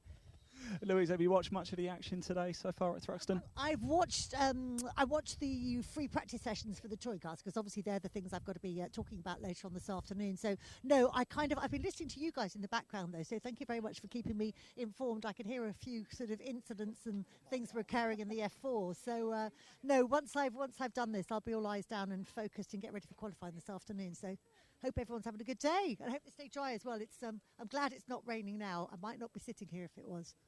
Louise, thank you so much. Enjoy it, won't you? Alan, enjoy, won't you? Have fun. They're about to head out on track now. Shall we grab Rhea for a quick word if we can? Rhea, of course, from the miniature. Rhea, can we? Sorry, I'm really sorry to interrupt. Really sorry. Rhea, I just want to come say hello, have a chat with you. Listen, you must make you proud seeing your mini challenge trophy cars on the BTCC package. Brilliant. Honestly, we've been here for so many years. It's such a pleasure. And you're looking at our grids now, 23 of them that are so close, competitive, and there's so much talent out there. Already this morning, yesterday, and for this part of the season, I'm so proud of my drivers. And we're so privileged to be here. Let's hope we have a fantastic, clean race and put on a good show for you guys and girls out there. Why should somebody come and race in the Virtue Mini Challenge? Well, Virtue Mini Challenge has now been going, I think I've been here 22 years. It is close competitive racing. It's affordable racing. You see them being, we have a progression, so you can start with our Trophies Championship, move your way up to JCW Sport and our JCW. And obviously, I think most people out there, including the marshals, who we're going to be seeing tomorrow, know me. Our organisation isn't too bad, really. So, and the most thing for me that is more important for myself, the drivers, and even my team and the teams within the championship, we have fun. Well, I can vouch for that. We do. Ria, thank you so much. They're about to go. I think Alan and Louise are about to head out on track, so we'll let them do that. And Matt, I'll hand back to you.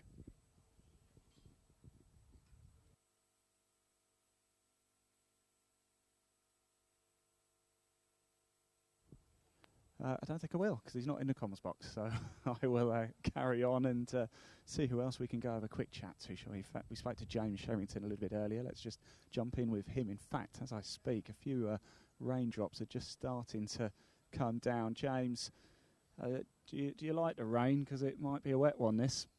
I like the rain on wets, but I don't know about the rain when we're on full slicks. So fingers crossed that stays away for now. Well, if it's going to rain, we want it to come down now then, so we can get changed before you go out. I'd rather it didn't come down at all, but yeah. I mean, just fingers crossed, really.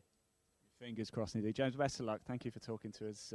Do appreciate it. Harry Smith, of course, we've already spoken to as well. Here is, we've got Sid Smith again. Remember from the Porsches a little bit earlier. Sid, qualifying, happy? No, it's a bit of a shame, isn't it? I think we got P8 in that one, but, you know, still going to be a good hack tomorrow, but could have been a bit better, but can always be worse, so it's going to be good fun tomorrow. It just looked like you lacked a bit of pace in the first half. Things started to get a bit better in the second half of qualifying. Yeah, it's the age-old trick of getting a lap taken away for a track limit. So we would have been like, well, could have, should have, would have, but P2, P3, and got taken away. But, you know, still part of the game. We didn't piece together fully, but still we're in the fight, so we'll see what we can do. Do you know what I love about you, Sid? You're always smiling no matter what. It's good to see you. There's no point being upset. Good stuff indeed. Let's jump in with our championship leader again. We've spoken to him a bit today already, haven't we, Josh Wilby? But let's have a quick chat with him again, shall we? Josh, a little bit of work to do in this one, but not a bad start to the weekend.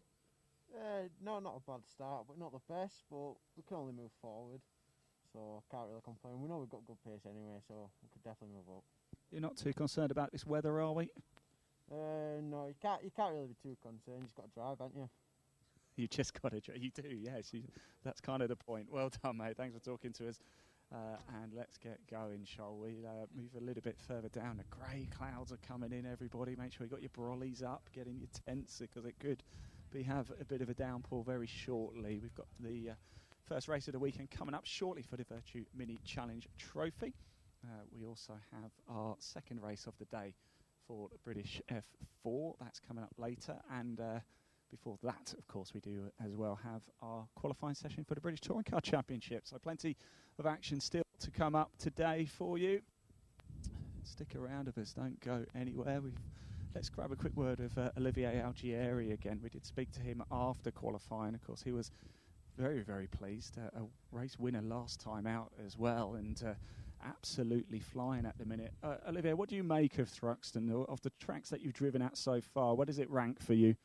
Yeah, so yesterday was actually my first day here, and it's obviously a really fast, really good track. But I think the racing will be a different side of things, so I'm glad we got a good quali, so we'll just have to see how the racing goes. Yeah, and you've only got Gabe Fairbrother ahead of you. You can get him, right?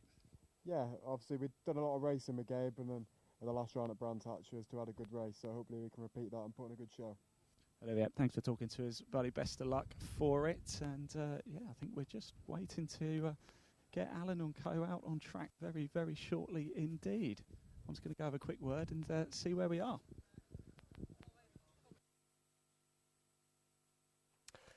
Thanks, Ian. Yep, I'm back now. Sorry about that. So just enjoying a bit of lunch, but as Ian said... That's okay, mate. I don't blame you. I did grab a quick cheeseburger earlier at some point as well. How's Alan getting on? Is he ready to roar yet? He looks terrified. Is He it looks good? absolutely terrified right now. That's He's what we like. heroically given up the front seat for Louise Goodman. But I'm just looking through the window now, and I could just see panic in his eyes. A good idea at the time, but he's now regretting it, which is, it's going to be a fun ride, whatever happens for Alan. It is certainly. In fact, he's just wound the window down. I think he wants to talk. I don't really want to talk. I thought I might just help you because I've left you on your own for half an hour now. It's okay. I've got Matt back now as well. He's had his lunch, so he's back in the comms box. So we're just we're teasing you a little bit, Alan. So don't go back and listen to this, please. All right. Teasing me? The driver has just told me he's never driven round Thruxton before. So if we can shout out left, right, and brake, that'll be just absolutely fine for him. Well, I've been talking to the drivers. You don't need a brake pedal around here. Good luck. He just said, Matt, I'm glad we're not listening to your advice. Good stuff. Right, yep, Alan will be out very shortly in his very, very sleek Porsche, which will be heading to the circuit very shortly. If you see that car go past, I'm sure you will, pretty quickly, give Alan and Louise a wave, who will be in that car to have their first ever ride in this Porsche Taycan, which is a marvellous bit of kit. It goes from 0 to 60 in just over 2 seconds. It's worth a fair bit of money as well. But we don't talk about the price tag of a Porsche because they're just such beautiful cars. So that'll be out very shortly.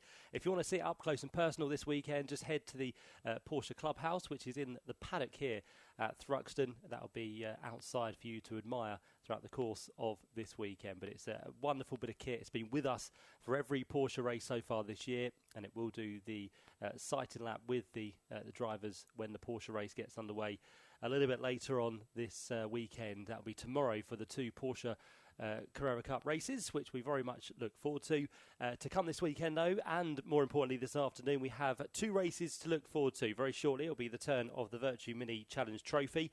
We've heard from Ian Waterhouse, who's been catching up with many of the drivers down there in Parc Ferme. Those cars very shortly to be out onto the grid, lined up and ready to go for the first of what's going to be 3 races this weekend. One of them today. As I can see now, Alan is leaving the pit lane, so off he goes on his merry way at unabated speed as he heads just past Allard and down towards the complex. He'll probably be back in about 60 seconds, if not less, so he's having a whale of a time, I'm sure. As he does that, the Minis are being welcomed onto the track as well. We're not too sure what the weather's going to do this afternoon. A few spots of rain just lurking overhead. It is, with the report, it's going to get a little bit heavier this afternoon as we head towards qualifying for the BTCC. But yeah, rain has been the talking point of this weekend so far.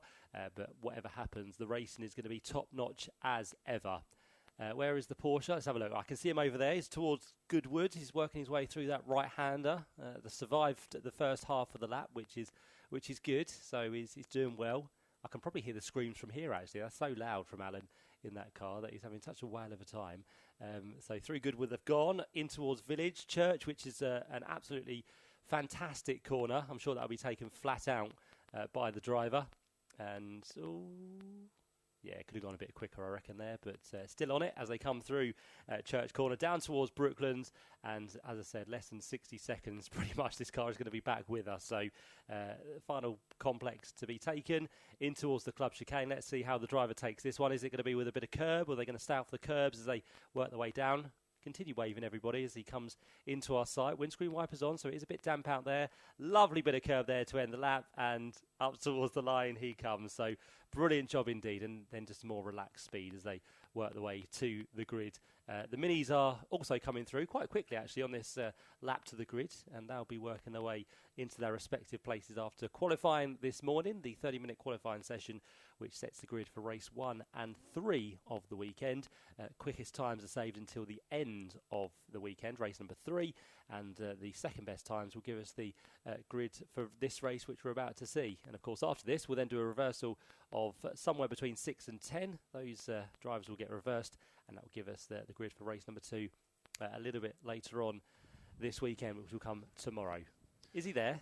I can see him. Yeah, he's not far away from me. I'm just at the end of the pit lane here, and he's just giving me a little wave over there, and I've got a bucket for him just in case. But the Virtue Mini safety car is just coming up and pulling up behind now as well. So Louise Goodman is giving a thumbs up, so I think she's okay. I'm not too sure what's happening now, actually, Matt. I would have thought What are they going to do? Are they going to do another lap or just turn around and come back into Parc Fermé? I reckon they're going to do another lap. Why not? Yeah, I think maybe so. Maybe so. It is a nice car, though, isn't it? It really, really is. But I'm just tempted to walk onto the grid. But I remember what happened a little bit earlier when I lost signal. So I'm just going to stay where I am by the pit wall at pit exit right now. I can see Gabe Fairbrother's car right in front of me. Olivier Algieri, how impressive has he been over the last couple of meetings? Reese Hurd, the number 59 all-blue machine, watch out for him as well. He was flying in practice yesterday, and I'm expecting big things. We've got CJ Morgan into the pit lane. I'm just wondering if that's a change of tyres to wets or if there's a right front punch on that car, but a tyre change is definitely going on for CJ Morgan. I'll go down and have a little look if I can. I know in qualifying earlier he was suffering with overheating an awful lot, so I just wonder whether that car's going to be okay to make the distance, but there is a change going on to the front left, so I think it might have been a puncture. Okay, we'll wait and see what the team do with the rear of the car. The front has gone down. The countdown is on the grid. We'll get to the grid very shortly, how it all lines up for this first race of the weekend, and CJ Morgan remains in the pit lane. I think they're working on the rear as well, so there could be a possibility of some tyres to be changed here. There might be one that needs to take a gamble, and why not? If you're down towards the rear of the field and rain is potentially on the way with a few drops just starting to fall once again, whether it amounts to a full wet track through this race, we'll have to wait and see. But a few drivers, as I said, towards the rear might want to just take that chance and give it a good go, because you could win or lose it, but if you've got nothing to win anyway, you might as well go for it from the back of the field. So one of the cars into the pits, the Porsche Taycan, is going to be off for a second lap very shortly. Looks like we're going to have Alan and Louise remaining in that car for a second lap. Why not? Yeah, I think they might spend a bit of time there this afternoon. Can confirm as well, CJ Morgan has put wets on. They're going to risk it. Yeah, as I said, why not give it a go? So CJ Morgan is the only car we think that has gone for wet tyres. The rain, as I said, is on its way, but whether it comes in the next 20 minutes, we'll have to wait and see on this one. But the field is lined up. The Porsche Taycan has gone again, so Alan's on his second flying lap, so he's getting good value for money out of these laps today as he works his way again through the complex and down towards the far end of the circuit. So as the field is about to head off, let's run you through how they'll line up then for this first race of the weekend for the Virtue Mini Challenge Trophy class. It's going to be on pole position for number 11, which is going to be Gabe Fairbrother. His second best time was a 1:31.272, just over 0.2 of a second quicker than number 38, which is Olivier Algieri, who starts alongside. So 11 and 38 make up the front row of the grid. Row 2 then sees number 59, which is Reese Hurd. He'll be joined by number 62, which is Alex Keynes, on that second row of the grid. Row 3 then sees number 22, which is Ashley Gregory. On the outside, number 40 is going to be James Sherrington, as the cars now head off onto the formation lap here at Thruxton, so 22 and 40. The fourth row will then see number 10, which is Harry Smith, alongside number 96, which is Ronnie Smith, so an all-Smith row number 4, 10 and 96. To complete the top 10, we're going to have number 46, which is Paul Manning, and number 95, the championship leader. All the way down on the grid is number 95, Joshua Wilby, but it's 46 and 95 on row 5. The sixth row of the grid is going to be number 78, which is Kieran Roberts. He'll be joined by that of 88, which is Alfie Garford, 78 and 88. The seventh row of the grid is number 81, Luca Marinoni Osborne, alongside number 171, which is Leo Purchase, 81 and 171. The eighth row, number 69, is going to be Monroe Renard, and 43, Cameron Wood, 69 and 43. The ninth row, number 37, is Charlie Barr, with 610, Louis Fleet alongside, so 37 and 610. The 10th row, number 138, is going to be Henry Foote, and 51, Craig Morgan, 138 and 51. That's CJ Morgan in that 51 machine, who came into the pit lane to change to wet tyres. The 11th row, number 8, is going to be Murray Richardson, joined by number 4, which is Simon Sweetland, 8 and 4. And the final place on the grid is going to be 185, which is Jensen Mason, to give us 23 starters for this first race of the weekend. As we said, CJ Morgan now has been released from his position in the pit lane, already working his way to the end of the pit lane, and he'll be good to go. But hopefully he'll make those tyres work to his advantage, all dependent on what happens with the weather. More dark grey clouds starting to loom from behind the commentary box where the weather is coming from for today. We did say there would be weather this afternoon for the drivers to endure But as I said, whether it gets through this race, we'll have to wait and see. But as we head into this weekend and the third event of the season, after 3 races at Snetterton and 3 races at Brands Hatch in the middle of May, it's Josh Wilby who starts this race from 10th on the grid, who's got some work to do. The championship leader for Team Avago, he has 201 points so far this season. Second is Alex Keynes on 191 points, so a 10-point gap between the two of them. And then Leo Purchase in 3rd place on 172, with Alfie Garford sitting there in 4th place on 167 points. In the Rookie Cup, for those entering the mini challenge for their first season, it's Alfie Garford who leads the way for Vera Alliance Racing Academy, 164 points for him, but just 4 clear of James Sherrington with the Westbourne Motorsport team. So very close in the rookies. And Harry Smith, who's had a fairly good qualifying, he is on 144 points, which means there's 20 that separate the top 3. So all to play for in the early stages of the season. We're not yet at the halfway point. That will come next time out in race number 2 at Croft. But for now, we've got 20 minutes of racing to look forward to. The green flag is waved from the rear of the grid, and we're about to go racing for the Virtue Mini Challenge Trophy. Red lights come on now, and when they are extinguished, we'll be racing, and off we go onto what is for now a dry circuit. But what's going to happen throughout this 20-minute race, as a good start has been made by Gabe Fairbrother on the run down towards Allard for the first time. Already has a march over both Reese Hurd and Olivier Algieri as they work their way through the first corner. Everyone's safely through there for the time being, as CJ Morgan is now released from the pit lane on his way at the back of the field. Down towards the complex they'll go for the first time. We'll see them just briefly through the buildings as they turn through the right, left and right flick for the first time. And then out onto the fast sweeping part of the circuit as they work their way through to Noble and in towards Village in just a few seconds' time. But great start, as we said, from Gabe Fairbrother, who I'm sure will be delighted with where he started on the grid. All he now needs to do is keep the other 22 drivers at bay for the next 20 minutes. If he can do that, he'll come through to take a victory for the first time this year for Gabe, as he works his way now on towards the right-hander of Church as they continue to build speed for the first time in this race. But for Gabe Fairbrother, at the minute, here's the man out front with 3 podiums to his name in the 2025 season. Everything now starting to bunch up as it does in mini racing, and already you can see that Gabe Fairbrother on the run up towards Woodham Hill is starting to break the toe, but it's not working because he's got 3-4 wide almost around him. Alex Keynes goes to the inside line, so Alex Keynes has got the lead away from Gabe Fairbrother in towards the club chicane for the first time. On the outside there in what's going to be second position is going to be the 59 car of Reese Hurd, so he's now up into second place.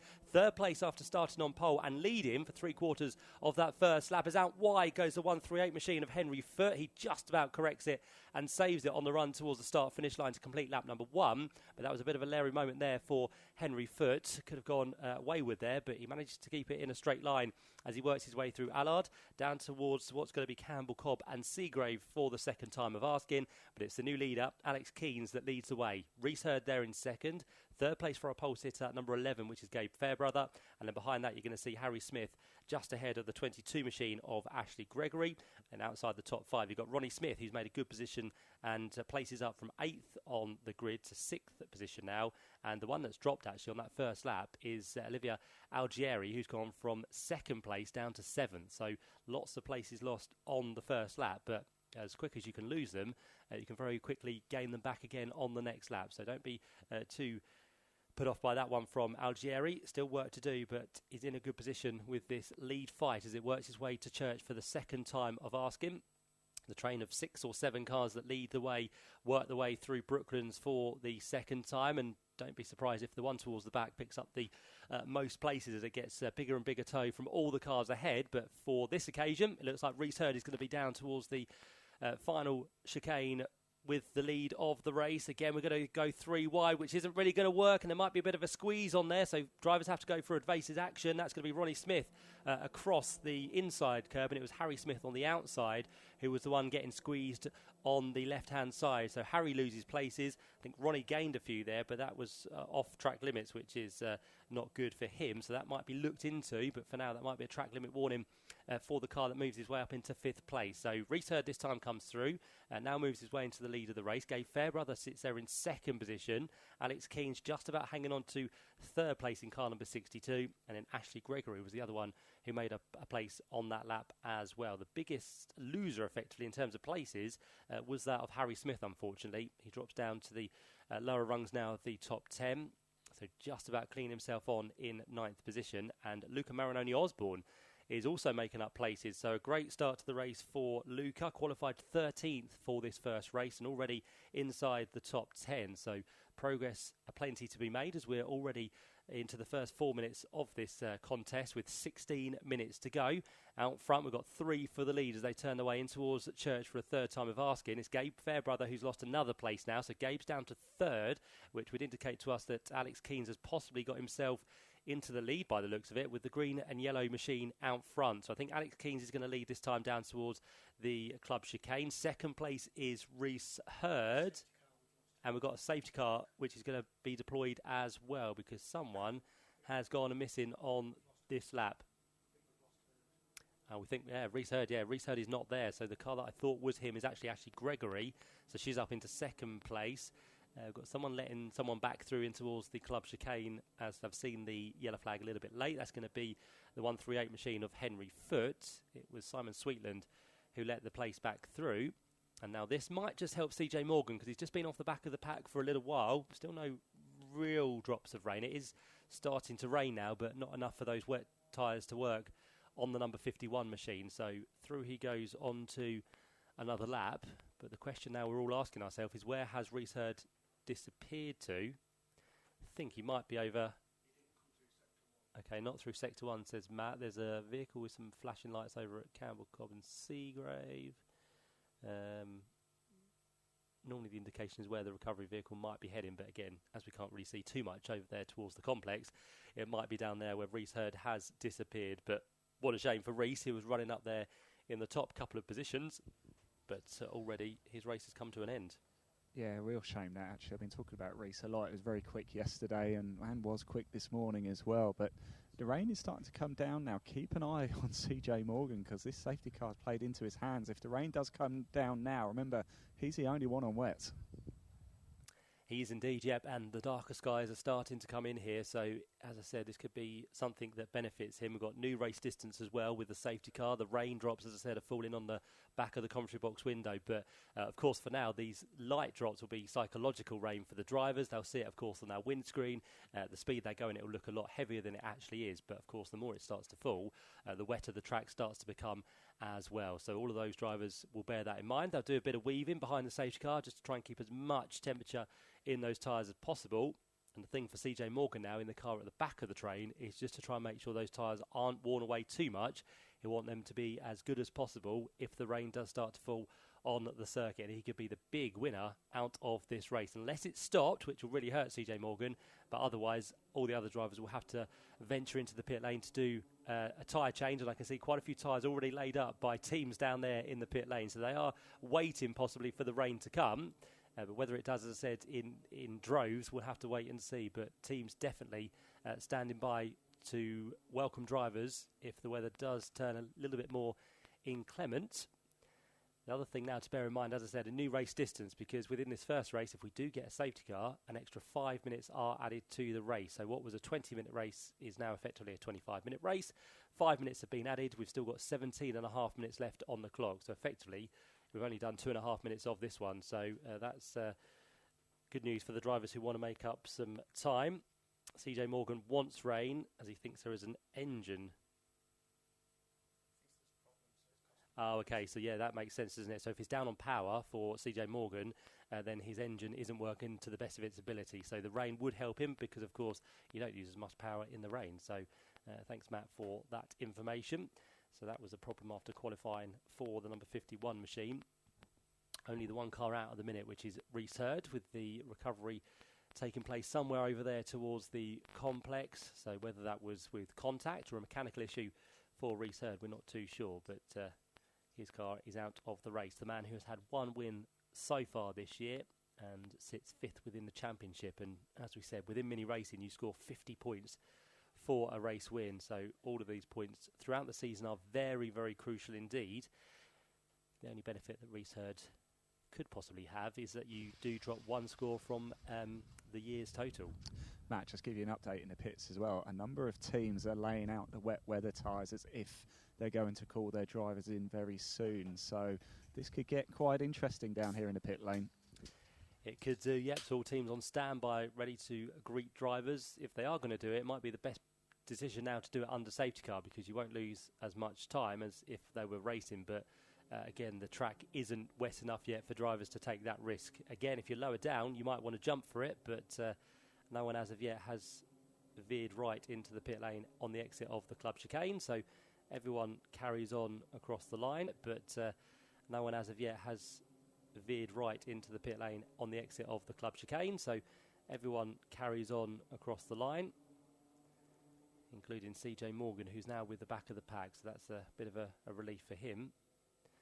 The only bad news for Reese Hurd in terms of that drop score, he's already had one non-score this year, so effectively he'll be counting this towards his final total at the end of the season, which is going to hurt him unless some of his rivals have some bad results as well. But for now, Reese Hurd, this result in the early stage of the season with plenty of races still to go. We've got 3 at Croft to come, 3 at Donington Park, 3 at Silverstone, and 3 at Brands Hatch. So still 12 races after this weekend for the drivers to make sure they score points. But for Reese Hurd, he's already got these first 7 races of the season with 2 scores which are not going to count. One of them will have to be dropped, so that does slightly help him, but he's going to have to now wait to see what the rest of his rivals do in this situation.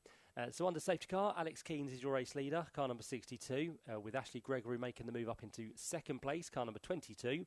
Third place for our pole sitter is number 11, which is Gabe Fairbrother, and then behind that the first of our rookies, which is Olivia Algieri in car number 38. Behind that the second of our rookies, which is James Sherrington. And then 6th place for number 96 is going to be Ronnie Smith, which is the first of our graduate drivers. Second year for them within the Mini Challenge Trophy. Then we move back to 7th place, where you'll find number 88 of Alfie Garford. And then you see in 8th position, number 78, Kieran Roberts.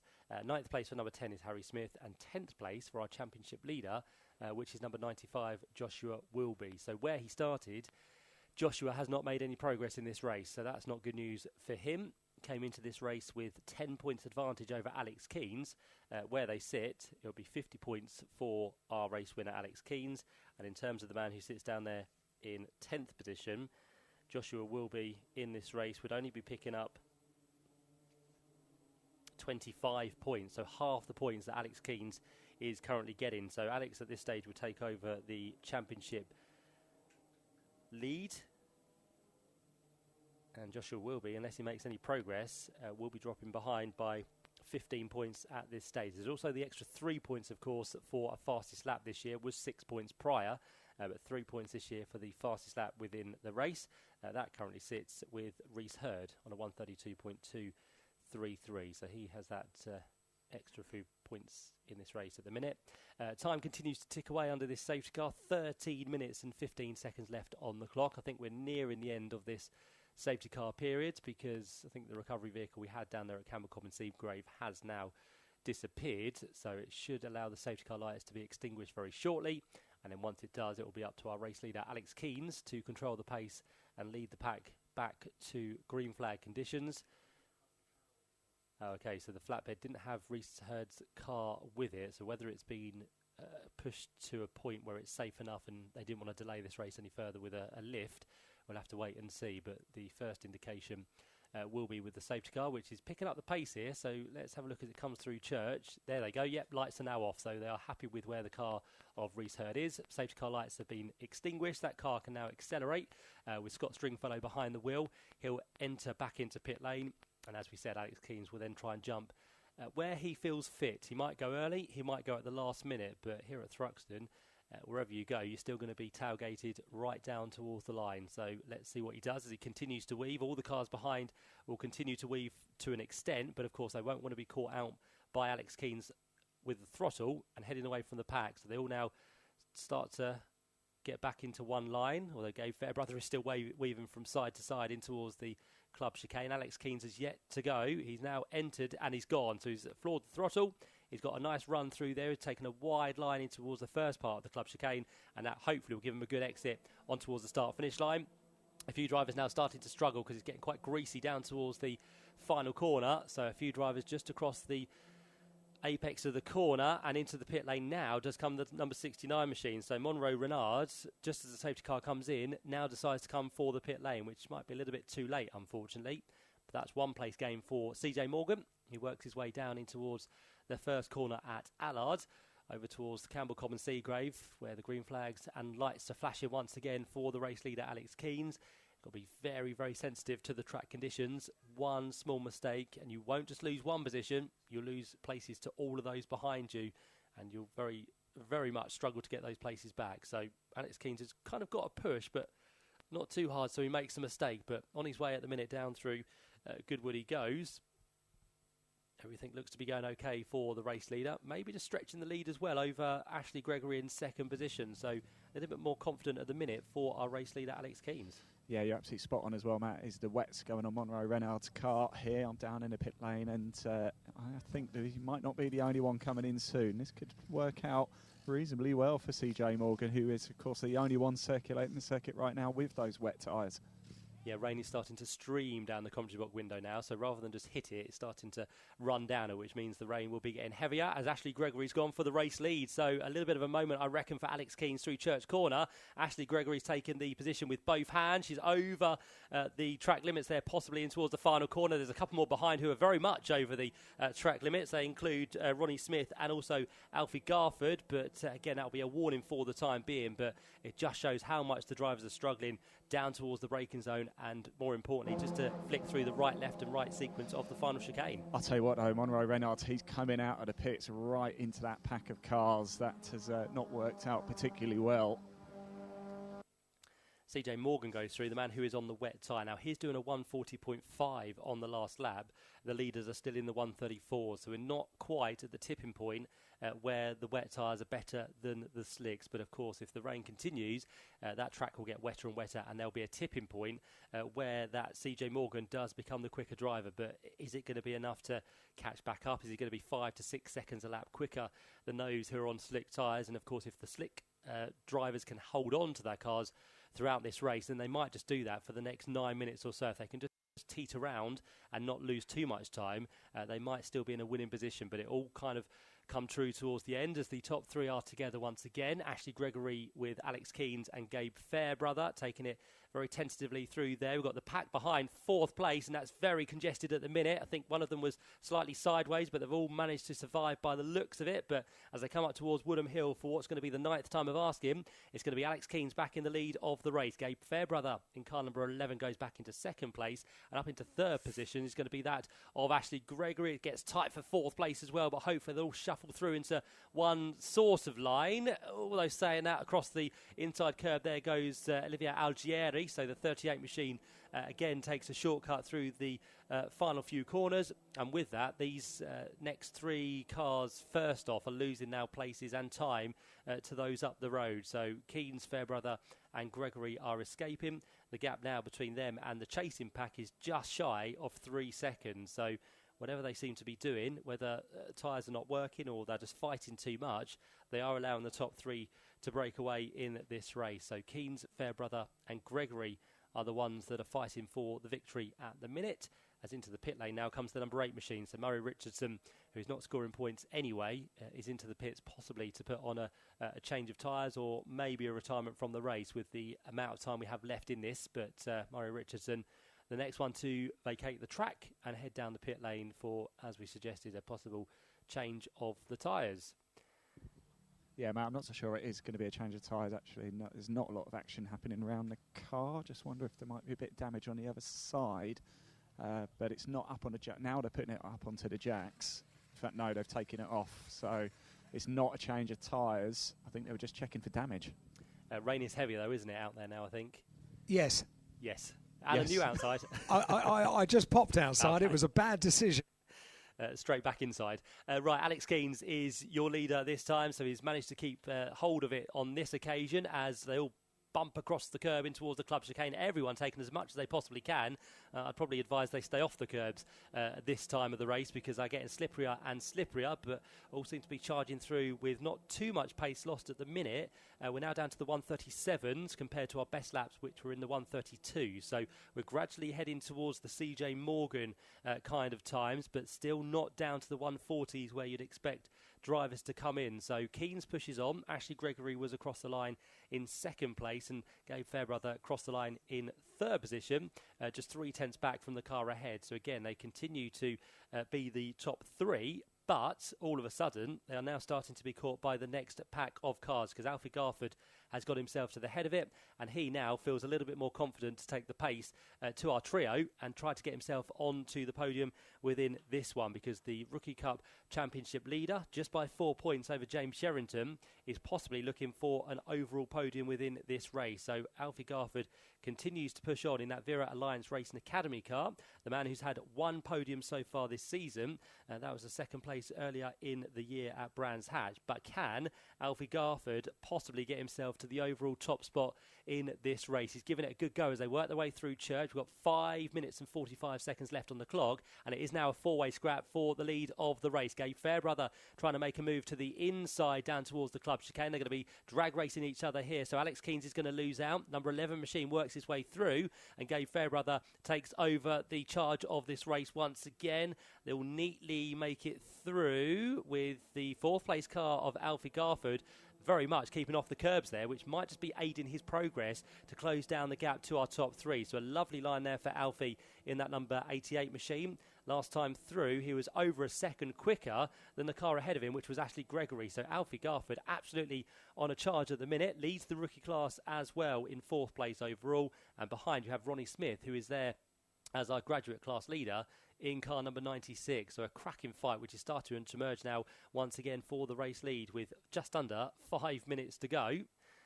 Raindrops keep falling here at Thruxton, and yeah, CJ Morgan is coming through the final corner, but he is now looking to head for the pit lane. He is, yeah. So is that a left front puncher possibly on that car? It looks slightly lower, but CJ Morgan is back into the pit lane. So it might be the engineer, which is not giving him the power he needs, so he might as well pull in and make sure he doesn't put any more stress through that engine before it causes significant damage to that car. So CJ Morgan pulls out of the race, which is a shame. It was a man on wet tyres possibly trying to make up some progress.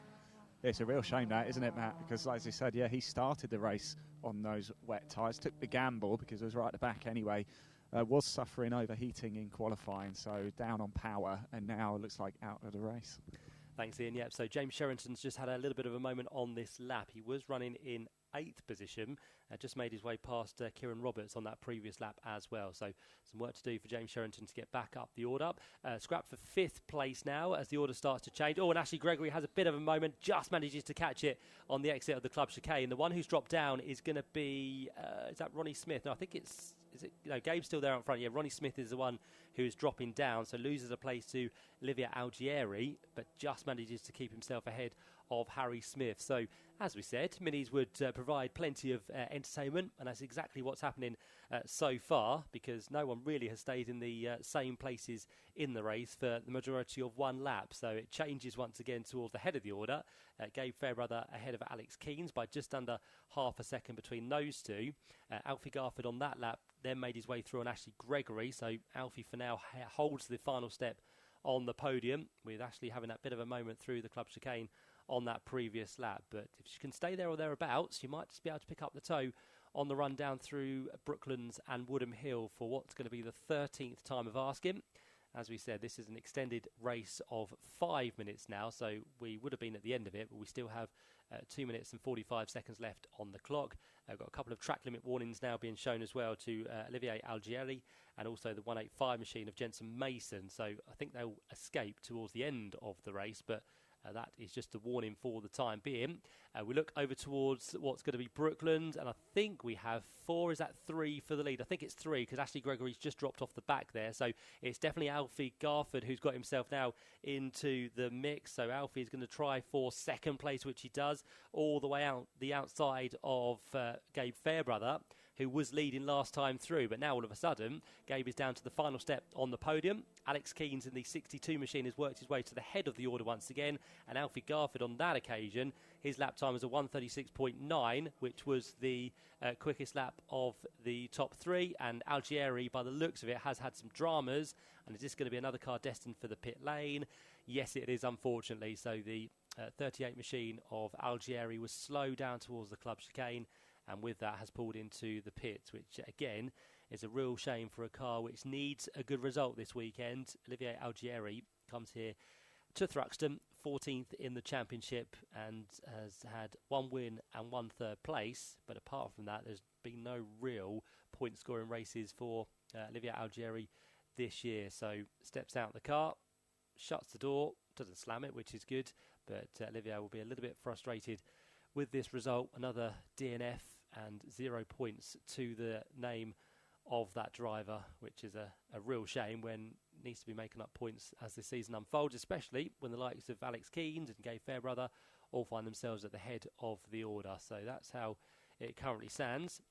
55 seconds now left on the clock, and for the lead, have we got a change? Well, Gabe Fairbrother is back into second place. I think Alfie Garford is down to third, but that might change on the run towards the club chicane, because Alfie gets a good run on the outside. He tries to look. Alex Keynes is on the inside. They're going to run side by side for second position, and a little bit of a slide into the corner for Alfie, but he has the inside line for the middle part of the chicane, and he will go back up into second position. He loses about 2 to 3 car lengths on the exit, which means now he's got some work to do as they head on to the last lap of the race in this 25-minute Virtue Mini Challenge Trophy encounter, the first of 3 we have for you this weekend. And look at the rain now, considering how wet it is out there on circuit. All these drivers are doing a tremendous job to make sure they keep themselves on the tarmac on slick tyres. So credit where credit's due. Let's hope they can just make it through this final lap to the checkered flag, and then I'm sure they'll be wiping their brows and thinking, thank goodness I've made it to the end of that race, because it hasn't been an easy one, but we've had still some great battling out front between Gabe Fairbrother, the number 11 machine, between 88 Alfie Garford, and also number 62 Alex Keynes. And it's not done just yet, because they work their way down towards Goodwood for the final time of asking. We peer over into the distance, and all we can see is just 3 little minis working their way towards the halfway stage of this lap. I would say, though, that Gabe Fairbrother has a fairly comfortable lead on this last lap. We've got side-by-side for second down towards Church, which is a brave thing for any driver to do. But is it Alex Keynes taking the place away, or is it Alfie Garford who is trying to get and keep himself ahead? I think it was Keynes going through, but then Alfie gets a better run through Church Corner, because Alex had a little bit of a moment there, so the wobble came on, and it means that Alfie Garford is going to be up into second position on this final lap. He's not quite going to get with our race leader, Gabe Fairbrother, so down towards the chicane they come for the final time. Gabe, with Accelerate Motorsport, is going to be set for his first win of the season. He's had 3 podiums, but a first win for 2025 is going to go the way of Gabe Fairbrother. Comes up towards the line, checker flag at the ready, and number 11 does take the victory in the hands of Gabe. It's a run to the line further back, because Ronnie Smith is going to lose out here, I think, to the 185 machine of Jensen Mason. Yet Mason pits Ronnie Smith to the line on that final charge through the club chicane. A few more go for a wide approach into the chicane as well. That's going to be James Sherrington, who went for a shortcut there by the looks of it, so he might be under scrutiny for that one. But James Sherrington finishes down in 14th position, but it's Gabe Fairbrother who gets his 4th podium of the year, first victory of 2025, and he does it by just under a second between him and Alfie Garford. On that last lap, we also lost Harry Smith, unfortunately. He had been dropping down the order, but has not come through at the checker flag in the number 10 machine. So somewhere over towards Goodwood, I think where the recovery team are heading, that car has pulled off the circuit. So Harry Smith, with yellow flags over at that part of the circuit. I think Harry has disappeared on that final lap, unfortunately. So a real shame for him after a good qualifying for this first race of the weekend. But it's Gabe Fairbrother who takes, as I said, the first victory for him of the 2025 season. A second back in the end was a cracking drive from Alfie Garford. Also picks up the rookie top spot as well. Third place goes the way of number 62, which is the car of Alex Keynes. Good job for him. I would probably imagine he'd like to have won the race, but considering where he started, that's still a good podium result, and that should help him close down the gap on Josh Wilby, who finished a little bit lower down the order. Fourth place went the way of number 22, Ashley Gregory, so just missing out on the podium spot. And then behind that, fifth place from 13th on the grid. Wasn't very happy after qualifying, but Luca Marinoni Osborne, I'm sure now very happy with a top 5 position in this first race in what have been very challenging conditions. So very good job there for Luca. Sixth place goes the way of number 185, which is Jensen Mason. As I said, he pipped Ronnie Smith to the flag for 6th position. And Mason also picked up 2nd within the rookies. 7th place and first to the graduates home was Ronnie Smith. He takes 7th place overall ahead of the 78 machine of Kieran Roberts. And then behind that we had Leo Purchase in 9th place, 2nd of our graduates, and 10th place number 95 with our championship leader Joshua Wilby, who'll only pick up 25 points for that 10th position, whereas Alex Keynes will pick up 40. So I would say that Alex Keynes now will be 5 points ahead in the championship as we move into race 2 for tomorrow. So cracking stuff there for the Virtue Mini Challenge Trophy. We'll have a podium to look forward to very shortly, but down there in a wet pit lane is Ian with the drivers. Yes, I am, and I'm with a absolutely overjoyed Gabe Fairbrother. It feels crazy to say first win of the season. It's been coming though, hasn't it? I know. I mean, this season's been so unlucky, and to just keep my head up high and just keep plodding along, it's been hard, but to get that win, it feels so good. First one of the year, and hope for many more, but yeah, this is amazing. Yeah. How slippy and how hairy was it out there for those final few laps? It was a few tank slapper moments, but yeah, I'm just glad to keep it in one piece and come on top, because in my head I was just thinking, just bring it home. There's 2 more races tomorrow, but to come on top and the car home, man, that's amazing. I've lost the words. Congratulations, mate. I can see this means a lot to you. So well deserved as well. Gabe Fairbrother, first win of the season, 4th podium, though. He has been flying. In fact, actually, what we're going to do, we're going to head, because of the weather, Matt, we're going to go straight over to the podium now. So I'm just going to quickly nip over there, and we'll get that done very shortly. Thanks very much indeed to Ian Waterhouse. Podium is coming up here on Toka Live on Radio Thruxton 93.7. All the news, all the stars, all BTCC. This is Toka Live. And your messages on WhatsApp, message plus your name, your first name to 07482 877 877 ahead of the podium for the minis, and also our qualifying for the Quick Fit British Touring Car Championship, our 4th qualifying session of the 2025 season.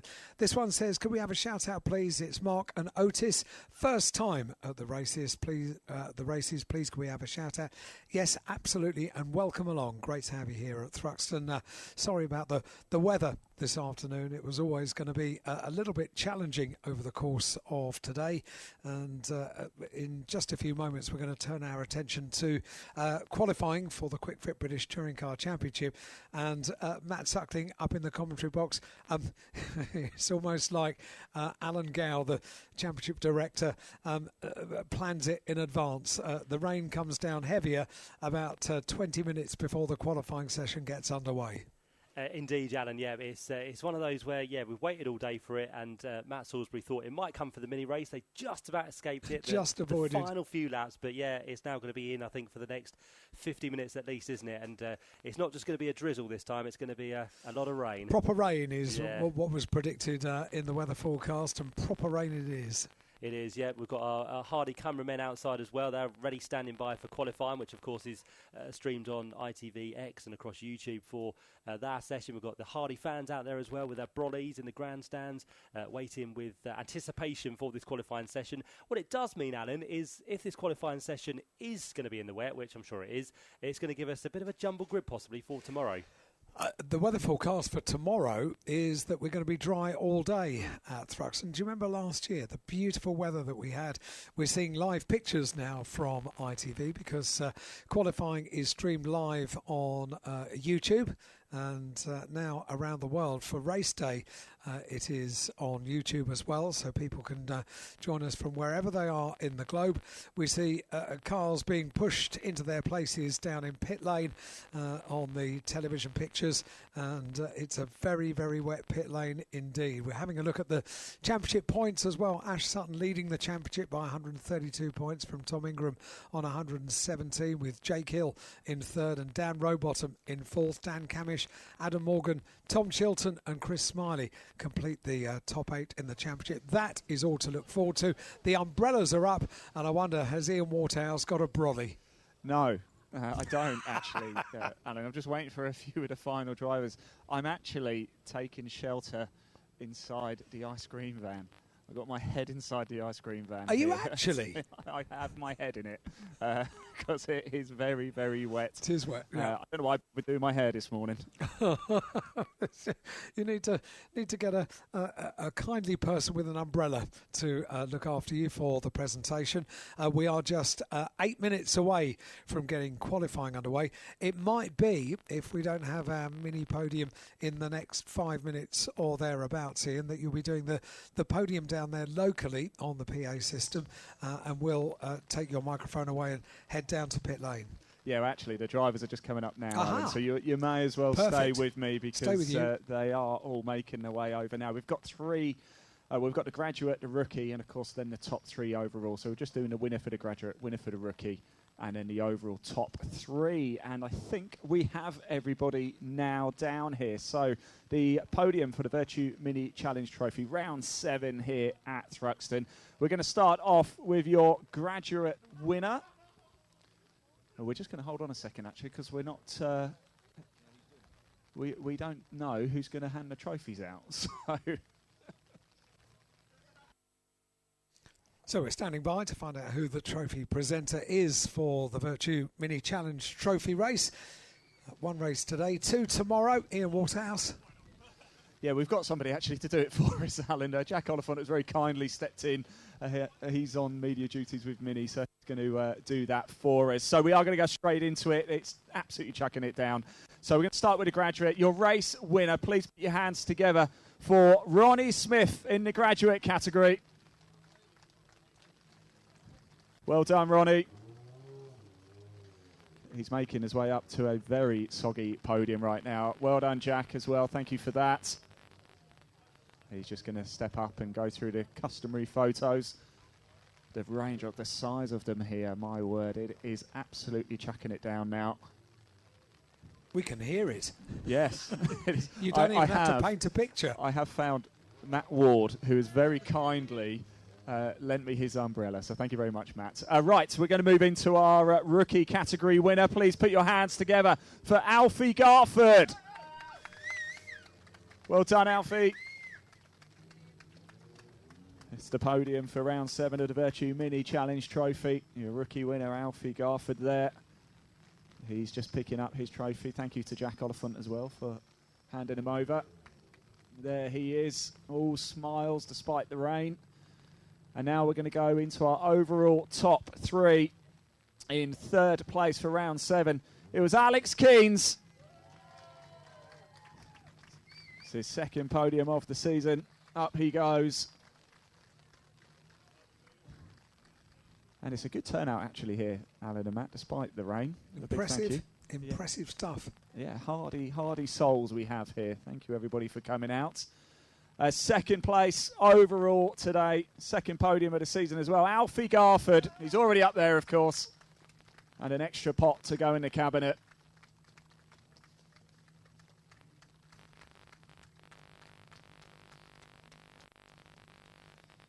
And finally, your race winner. It feels like it's been a long time coming. First win of the season goes to Gabe Fairbrother. Very well deserved, Gabe. Congratulations. He's going up now. 4th podium of the season. He's been so close to tasting victory this season. Now he's done it. And it meant so much when he came into Parc Ferme. Well, Matt, Alan, that is the podium ceremony complete for round 7 of the Virtue Mini Challenge Trophy. Congratulations to everybody. A fantastic race. But now we move on to qualifying for the British Touring Car Championship. See you back here in the studio for you to dry out and for me to go and get wet. And I'll head down to pit lane because the next thing that's coming up here on Toka Live at Radio Thruxton on 93.7 FM is qualifying for the BTCC.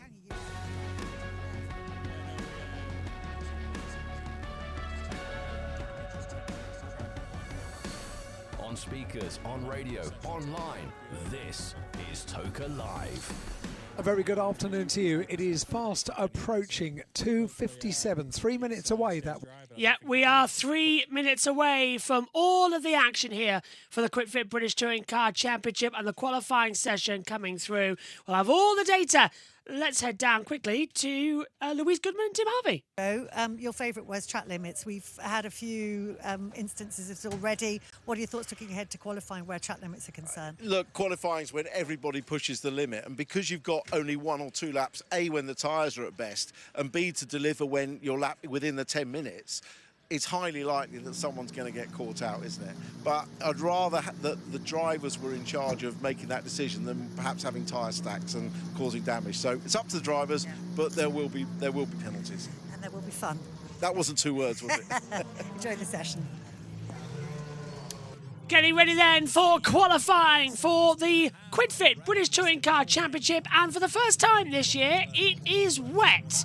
We've been blessed with sunshine throughout the year so far, and now we are going to be dealing with soggy, soggy rain. Green light's about to go on shortly. Let's take a look then. Group 1, it'll be Chris Smiley, Ash Sutton, Aaron Taylor-Smith, Mikey Doble, Dexter Patterson, James Dorland, Nick Holstead, Charles Rainford, Daniel Lloyd, Gordon Shedden, Dal DeYoung, Stephen Jelly, and Sam Osborne.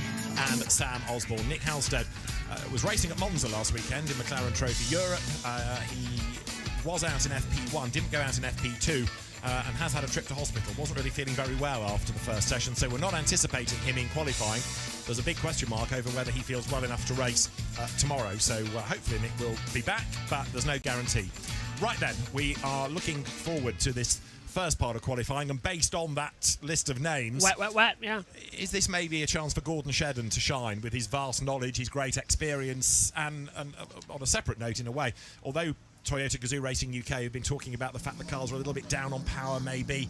Perhaps in the wet that matters less. Yeah, and with a good record at Thruxton, let's not forget, in the Honda days. I think Gordon at the moment wants everything as unpredictable as possible to fall back on that experience and maybe deliver a result that perhaps he doesn't feel is in the car on outright pace at the moment. So yes, I think the wet conditions will probably suit him.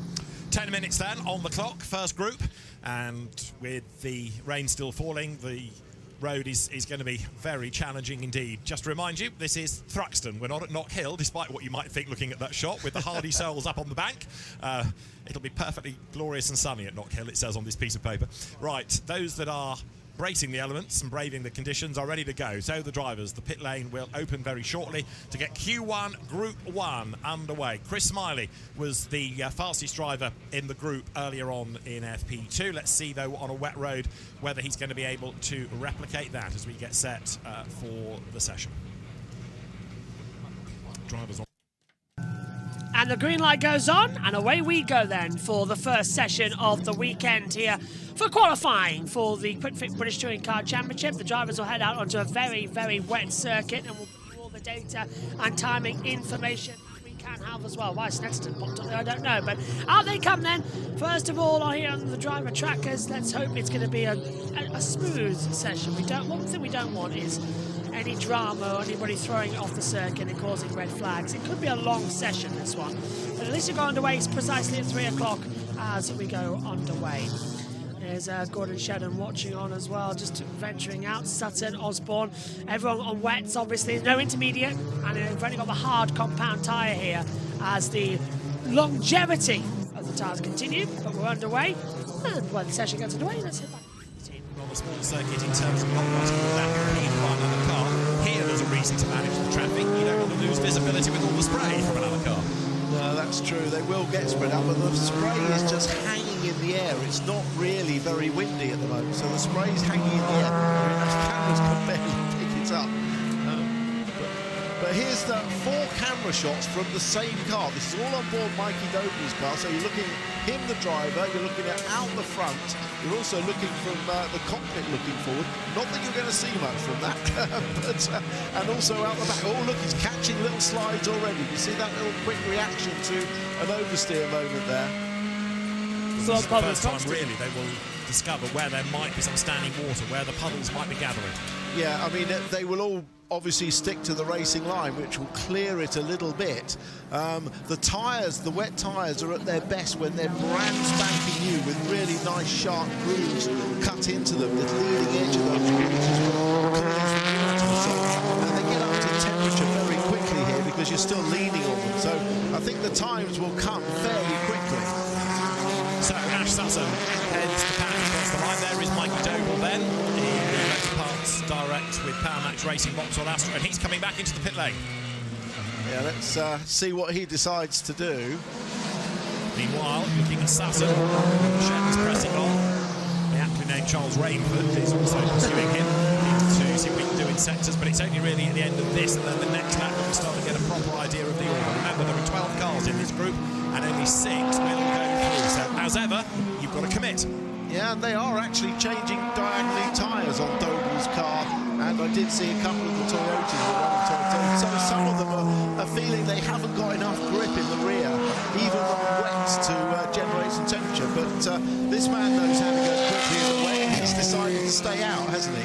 Total contrast from a week ago. It was boiling hot at Monza when Ash Sutton made his GT3 debut for Paradigm competitions, grabbed up very impressively, as you might anticipate, and comes then up now towards the chicane. This will offer up a benchmark time and really give us our first proper wet lap of the day. Yeah, this morning in the free practice one it drizzled, and people came in and started putting wets on, but by the time they got back out again, the drizzle had stopped and the track had dried, so they didn't get a good wet run. This is the first time they've properly run in the wet. It may actually be the only time this weekend, because the forecast looks better for tomorrow. It does. And Ash Sutton offers up as the quickest time at the moment at 25.847.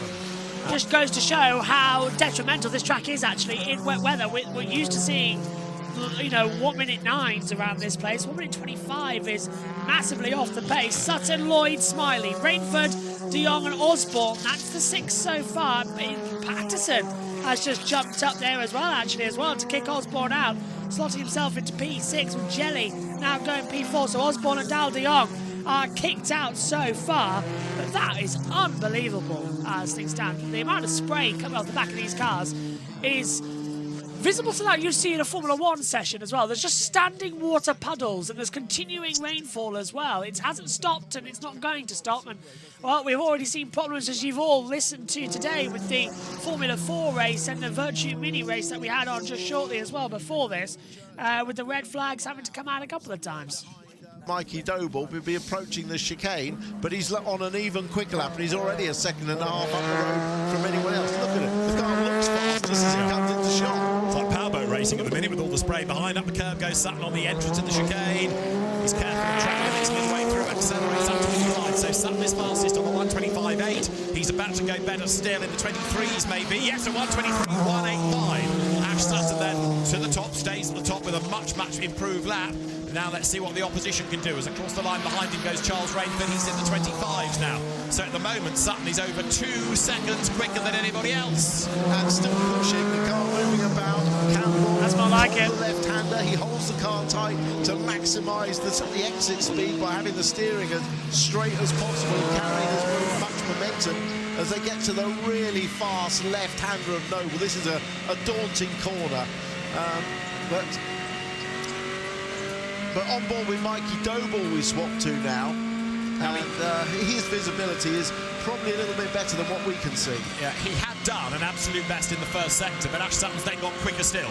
So the reason to go to Mikey Doble is he was looking really quick. He is still looking good, but where is it going to put him at the moment? Doble does not have a time. No, he doesn't. He's got to try and get him into the top 6 and well into the top 6. Then he's safe with 4 more minutes to go. Let's get him across the line. Sutton, Rainford, Dorlin, De Leon, Lloyd, Patterson are the 6 that go through.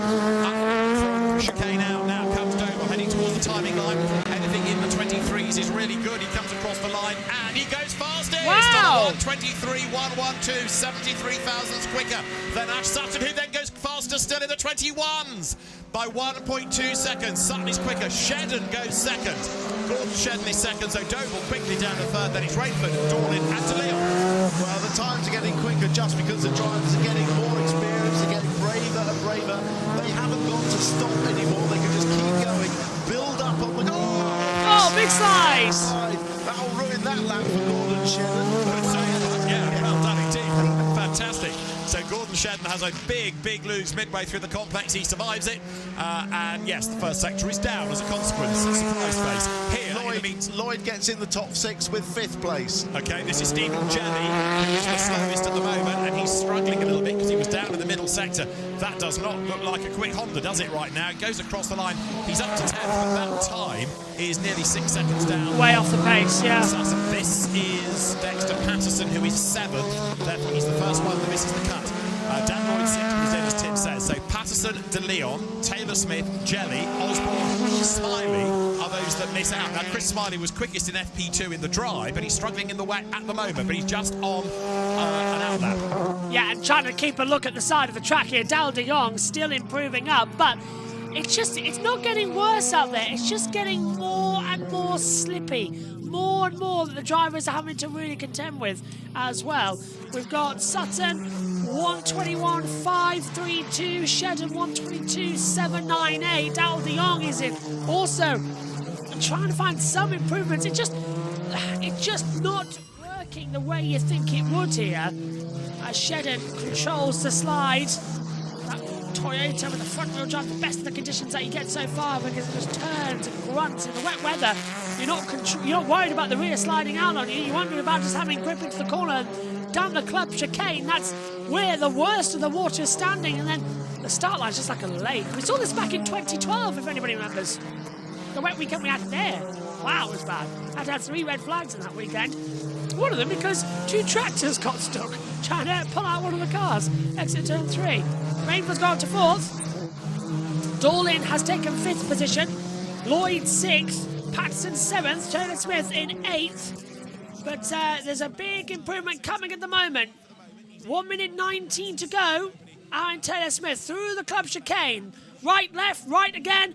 Gentle power down. Rear stepping out of us slightly up towards the line. And he is 2nd for Doble. Good. 122.6. Dal de Jong's looking improvements as well. The 2nd and final sector. I was going to say, I suspect he's backed off for the next lap. It just sounded as though he was backing out of it going into Allard. But that was a good lap, and it makes him a little bit more secure ahead of Shedden. Chris Smiley has just gone across the line, and he's up to 10th. So Smiley is improving, and he's got one more shot to get into the top 6. Shedden, meanwhile, goes through. Aaron Taylor-Smith here goes through.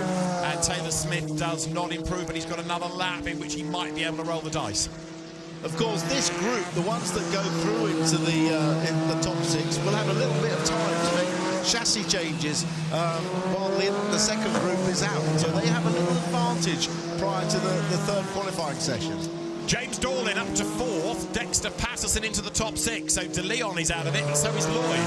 Dan Lloyd has been dumped back. So a big shuffle look. You've got Sutton, Doolin, Shedden, Dorlin, Rainford, Patterson provisionally going through. The checker flag is imminent. Chris Smiley dumped down to 11. This is Patterson coming out of the complex. Right, the checker flag is out. Here is number 99, Charles Rainford, who is 5th. So he's vulnerable, that's for sure, as he goes into church. Well, this is strange pace, isn't it? The restart racing Hyundais have been so rapid with both the hands of Lloyd and Smiley. We expected them to be favourites to go through, but at the moment they are struggling with Lloyd in 8th, Jelly. Osborne taking out the banners on the start line, and he's got the Quid Fit banner over the front, so he's lap time A done, and B, the overheating that car's going to be immense. Rainford's gone 4th. Osborne, well, with that banner, has gone into 12th. And Taylor Smith kicks out Smiley. Alan Taylor Smith up to 6th position. What about Dal de Jong? Over the line and moves up into 6th position. So Taylor Smith doesn't even get to go through. Dexter Patterson's in trouble next. Over the line, Patterson does go to 5th. So out goes Dal de Jong. Dorlin's in, so Shedden's in the pit lane. So it's just really down to Stephen Jelly, who I don't think has got a delta time anywhere near. Over the line, no, Jelly stays in 11th. So it's Sutton, Doble, Shedden, Rainford, Patterson and Dorlin, the 6 that will progress through to the fast 12. Out of that session goes De Jong, Taylor Smith, Lloyd, Smiley, Jelly and Osborne, as conditions here get very, very much worse, not better.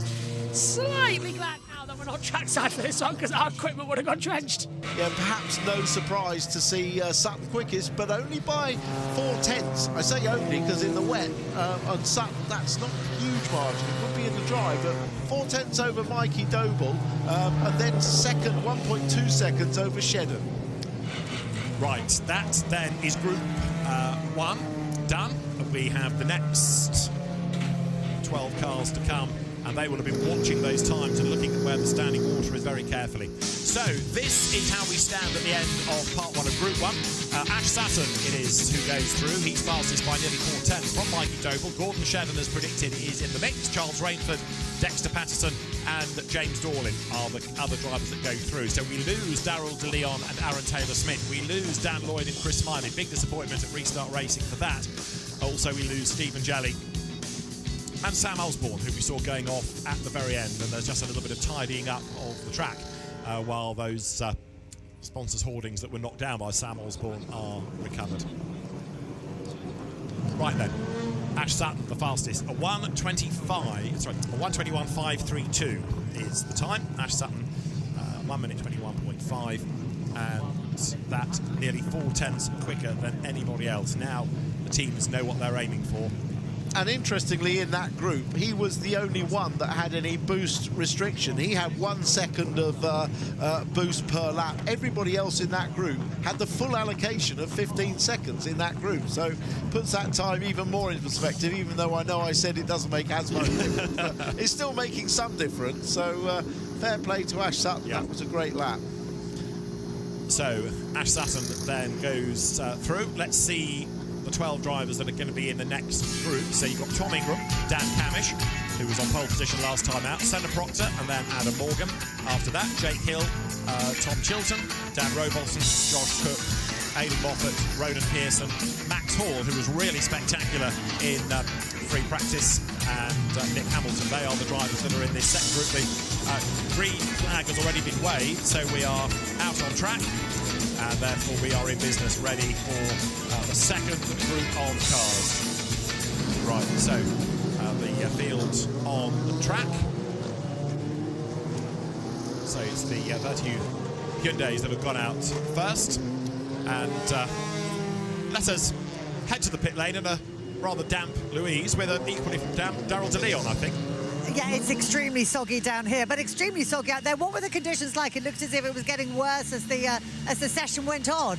Yeah, it didn't really seem to improve. It's very loose out there. I'm aquaplaning a bit down the straights, but yeah, another tough one. Well, frustrating because, I mean, the times were so close. We thought you were in for a moment and then you just got pipped at the post. Yeah, gave it my all in that last lap and it was very loose, but it wasn't enough for today, so. Have you been able to give the team any insight in terms of what they might do for the car for your teammates just heading out now, or was it all a bit not much time for that? No, it wasn't much time. It's really hectic, and I mean it's so hard to give accurate feedback, so I don't want to lead my teammates down the wrong path. Okay, thanks, Darryl. Bad luck. So Darryl De Leon then misses out. He will go away and study the data, but on a dry road. Yep, and now we get ready for Group 2, which is Ingram, Chilton, Morgan, Proctor, Rowbottom, Camish, Hill, Moffat, Pearson, Hamilton, Cook and Hall all go out there as well, which is a delight to see as we get this session underway. Track conditions still damp out there, unfortunately, as well, so we're not exactly in the full flow of things, but it's looking good. Tim. Forward, they're very look at Adam Morgan's eyes. His eyes are absolutely wide open. They'll probably be like that in the dry, if I'm honest, because that's Thruxton for you. But yeah, he's really super concentrated. But back to the Hyundai and Tom Ingram, I think the boost again isn't going to make so much difference. It's all about momentum, handling, and corner speed here, and bravery. And certainly Tom Ingram has that in spades. Of course, he was the pole man here last year. Right, Dan Hamilton a spinning. big news from Nicholas Hamilton. He survives the moment and rejoins. So that was heading through Allard. Nicholas Hamilton gets going again, and that shows you just how treacherous it is out there. Yeah, that looked like it was sort of before the corner, really, very early on in the corner. So We might have a replay of that, but it was, here he comes. Oh yeah, Aquaplane. he lost it very early. Now, I wonder if that was just aquaplane and the car picked up. It looked like it to me. Yeah, aquaplane. Way too early to be turning, wasn't it, really? So you may well be right. Okay, so we're down to 7 minutes to go, and with the rain still falling, and therefore the road getting wetter all the time, it's a more of a challenge. It's fascinating to see how the fastest time in this group compares with that from the earlier. Back down the pit lane go 1 or 2 more, including Dan Cavish, who's on an outlap, and also Max Hall now.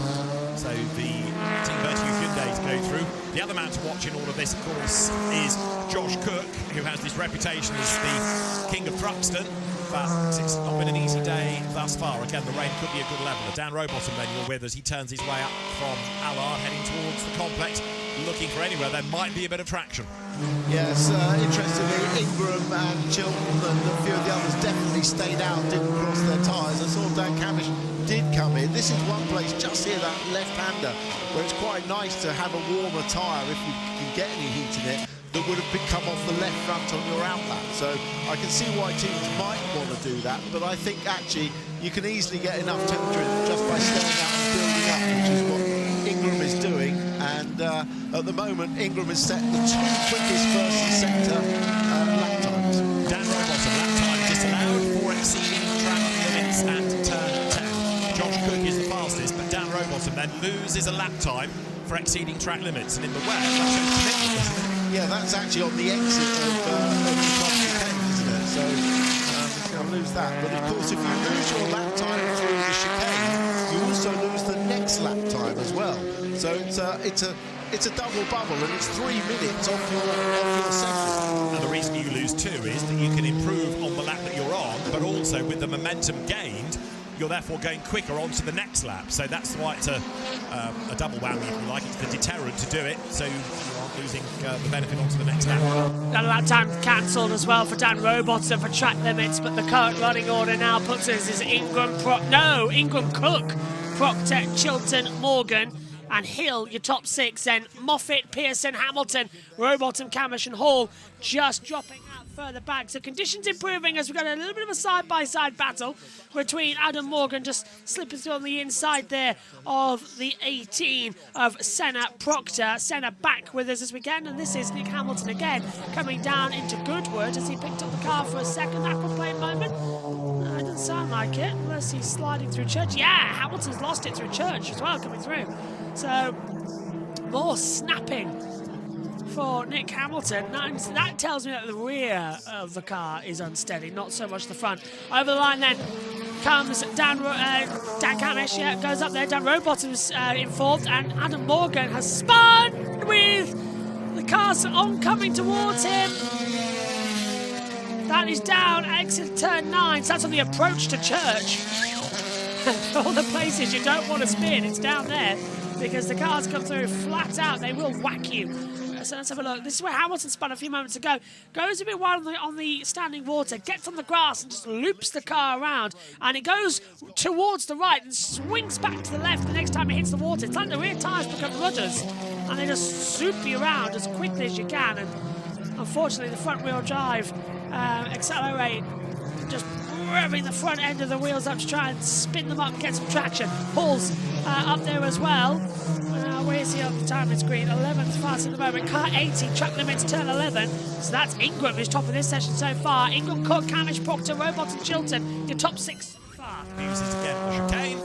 So right now, Ingram, Cook, Camish, Proctor, Rowbottom and Chilton are the ones that will go through, but we are not done yet. 3 more minutes, so we've got Morgan, Hill, Pearson, Moffat and Hamilton to see what they can do. Jake Hill goes towards Church.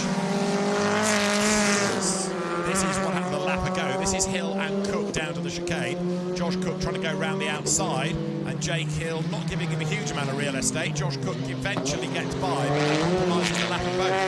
Completely gone. I mean, Hill, I'm not sure quite what he was. He may not have seen, in fairness, the spray out the back. He may not have seen Josh Cook coming, but he definitely affected both of them.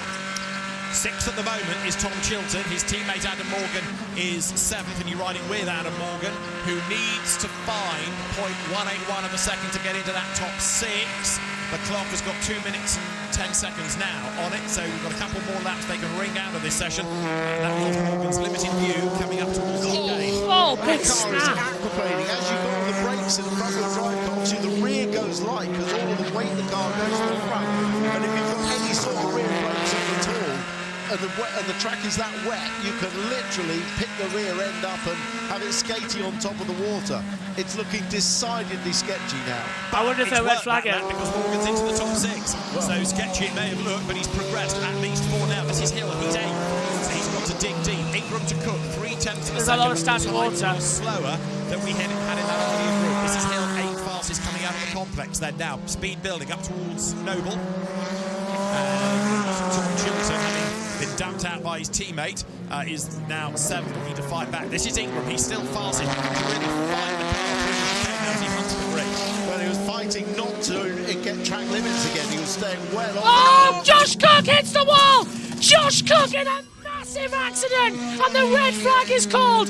That is a big one for Cook. Aquaplaned off, hit the barrier straight on, bounces back down at turn 9 of the exit, and that is on the run in towards Church. Red flag understandably out. That was a big, big, big hit. And that is understandably where I think this session would get called for a while. There is a lot of standing water out here. The track with the marbles as well coming off the wet tyres is creating the sort of the sheen across the surface, and then that's causing the aquaplaning under braking. Then you're getting on the marbles, and then you're getting on the water and the marbles. It is effectively driving on ice, and you're straight into the barrier. That was a huge impact for Josh Cook into the barrier. The car veering towards the left, hits the tyre barrier, one layer of tyre barrier before a literally mud hill is there, and then bounce back in. Front, well, that's definitely engine gone.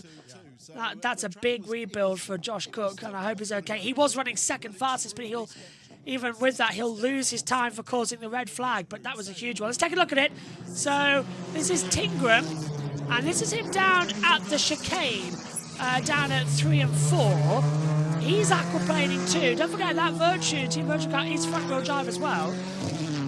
So I haven't got a replay out of Josh Cook's accident, how he skirted towards the barrier, but the red flag now. Let's go back to Tim. Whether or not we're going to get that last minute. We'll have 5 minutes. Whether the clock might be reset, so we await news. Well, it's going to take a little while to recover that car, isn't it? Yeah. And it may well be that they were bordering on putting the red flag out because of the conditions anyway. So whether they obviously they put the red flag out for Josh Cook's accident, but we were getting close to stopping the session because of aquaplaning anyway. And so for Josh Cook, a lap time disallowed. He stays in the top 6, but he won't be able to progress. There he is, hobbling a bit out of the car, so that was quite a whack. And Josh with Paul Trafford, with the spectacles on. And that man saved my life, Paul. He's the big medical doctor. Right, let's take a look at it, Tim. The back, and it's aquaplaning. He's getting wide, he's trying to save it, but look, same place Adam Morgan went off. And once you're off like that, look at the car, it makes me wince because it's appearing to speed up, and it went in nearly head first into the tyre wall. The tyre wall did its job, just one but of course the grass just can't set down. And Josh is winded. Yeah, we've got he's hobbling, probably had his foot on the brake as he went in and jarred his foot. He's now thinking about the damage. Ever the competitor, trying to work out what he's going to take to get that car repaired. I'm glad to see he's not injured in terms of needing extraction, but he's hobbling a bit, and that car looks like he's just literally hit one tyre barrier, one row deep of tyres, that's it, and then there's literally a hill directly behind it. Worst place to go off. Second, and Louise. He is indeed. I'm trying to keep my brolly up here to keep the rain out as much as possible. I mean, the circuit has just caught out the king of Thruxton. It looks like it's pretty treacherous out there. It's horrible, to be frank with you. It's getting worse. Every lap that goes past, the circuit's getting worse and worse and worse. So it seems like the actual break between Q1 and part 1 and part 2, all it's allowed is more standing water to form. So there's loads of standing water down towards the first corner now, which is pretty scary. Yeah. And there's standing water everywhere. So, all the way up the back, you come out of Church, and you're aquaplaning from the second you get to the exit curve from Church right the way up the hill. It's getting fairly tense, I'll be honest. Tim and David were just speculating on the fact that maybe it's getting to the situation where they ought to be red flagging you anyway from a safety perspective. How close do you think we are to that? Personally, I think you've hit the nail on the head. I don't think we're far off this at all with the water that's down at 1. The trouble is, as we've said about it before, and I know everyone at home will sort of say, come on, it's just wet weather, we've got to get on with it, which I understand, I totally get, but the problem is when you aquaplane, you've got zero control over the car. Now, on to more positive news. Yes. Hey, the car's really good in the wet. Yay, we fixed it. It feels amazing. It feels really, really good. So the car feels in a really, really nice place, which is really, really encouraging considering where we were at the end of last year. So I'm fairly happy with what we've done there. So let's see what happens over the next few minutes. Marvin, team manager, was just speaking to me then as we were going in about potentially restarting, but I don't know what's going on. I hope Josh is okay, because looking at where the car is, he's bounced a long way back from the wall. So I very nearly did a very, very similar thing. So hopefully he's all right. Yeah, he's out of the car and walking is the good news. So he's looking absolutely fine. I think we're looking at a dry day tomorrow. So I guess not just for the spectators' perspective, but for you guys, for everybody, that's going to be better, isn't it?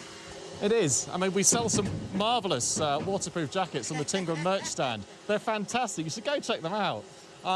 But yeah, you're absolutely right. If it is sunny tomorrow, the good thing is we sell bucket hats, T-shirts and caps as well. So they're a great buy. They look fantastic. Now that advert's done, I'll leave you to it. Thank you very much, Tom. Thanks, Louise. Off you go to do your shopping, clearly. I wonder if Ingram gives discounts to the media. So there is a rather sorry-looking Honda, and as we saw, that's suffered a lot of damage.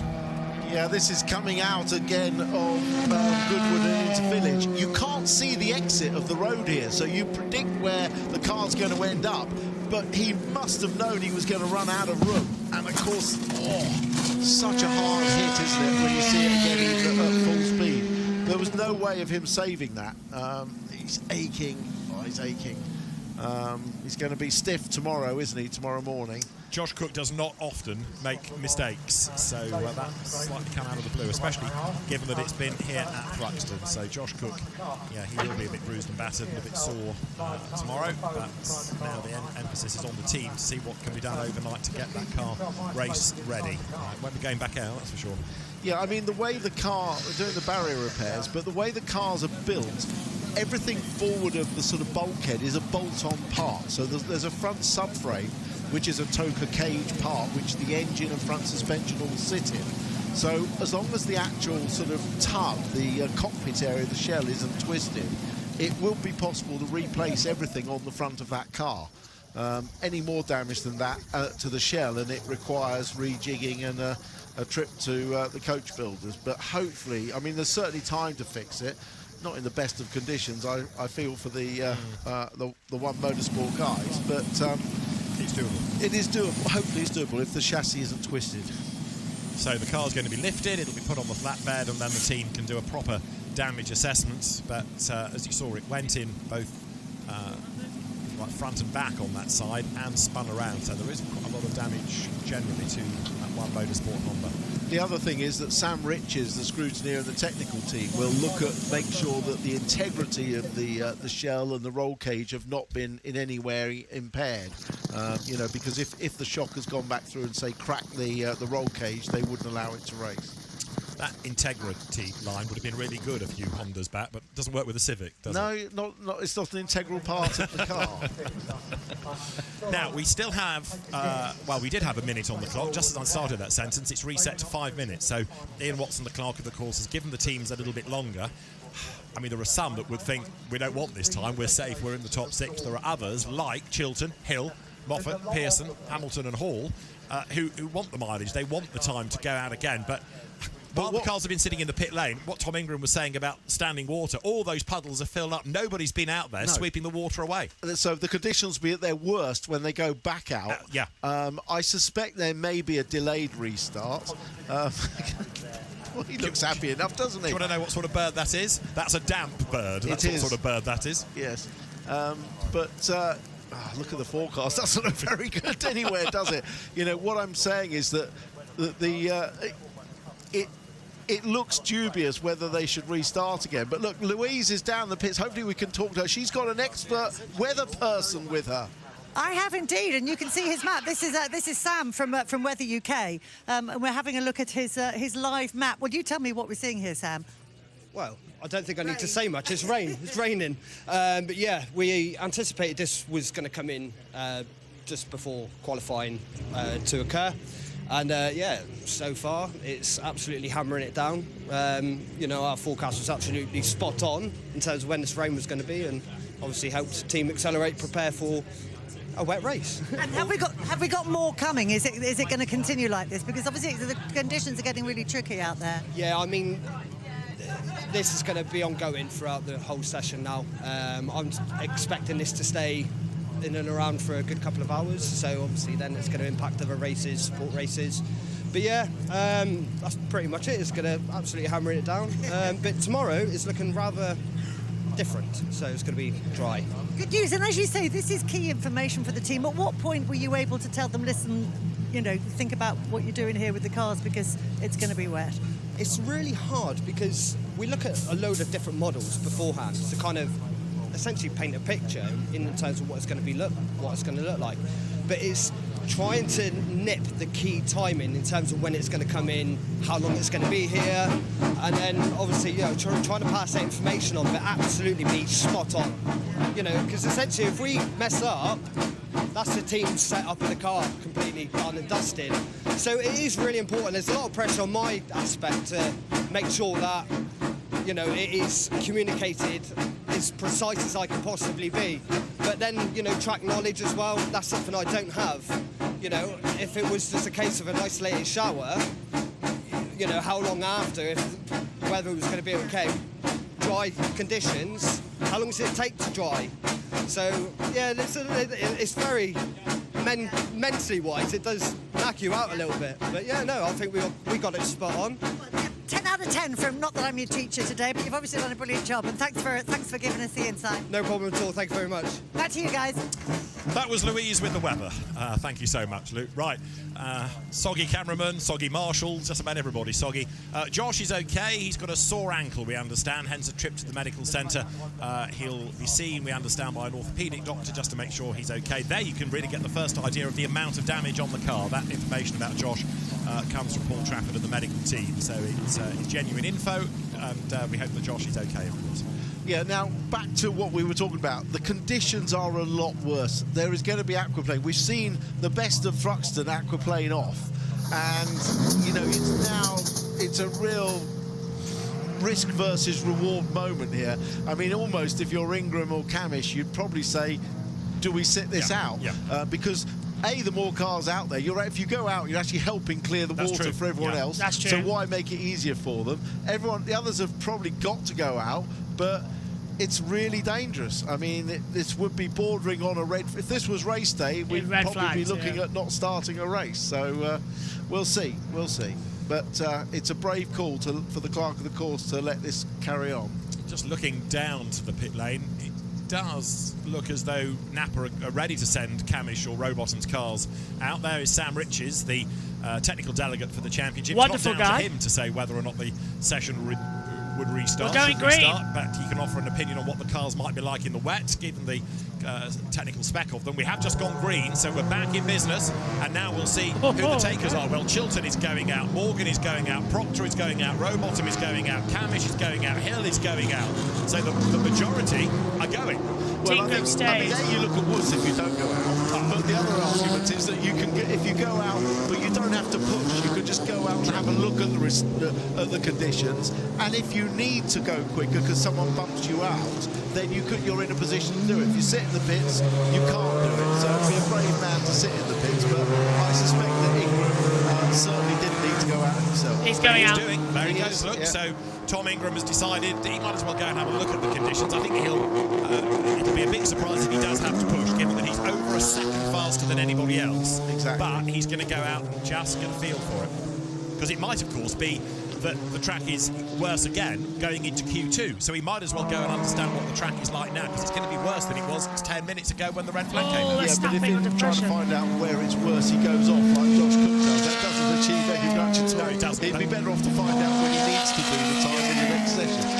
Just comes back though, I guess, to him going at sort of 75% pace. He doesn't have to push, but he can go do puddle watch. See what the track is like. Well, we'll see what the game plan is. We might hear from him again at the end of the session. One driver that does have to push and was really spectacular this morning is Max Hall, because he has not yet done a lap time. Now there he is. He's got to get something better than a 25.0 to get into the top 6. That's going to be a big ask. It is a big ask.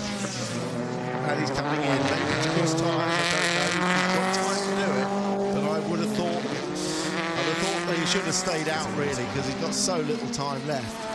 Right, so Tom Chilton goes by with a huge lift going into the first corner. That's where the standing water is. He was, but you could still see the car aquaplaning. When you see the car twitching like that, it's when it's picking up on the water and starting to aquaplane or getting borderline. Anyway, look, watch through the left here. It's okay there. It's starting to get trickier as it gets out into the back section. Max Hall now leaves the pits again, so they have crossed the tyres. And look how gingerly, look how Ingram is just he's coming in, he's not going to go out. Having a little look, he may come in the pits. He's going to box, yeah. He's decided they ain't going to go quicker, so there's no point in risking it. Morgan's looking, look at that car, it is all over the place.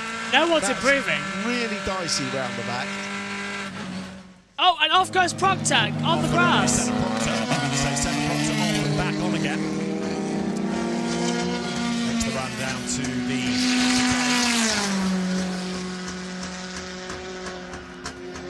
We'll watch out for sectors, but obviously a green sector is a personal best, a purple one is a best sector of the session. Jake Hill is going to have to push because he's 8th. And the BMW does normally go well in pure wet conditions. Over the last couple of years, Jake's been, you know, almost the man to beat in pure wet conditions. So,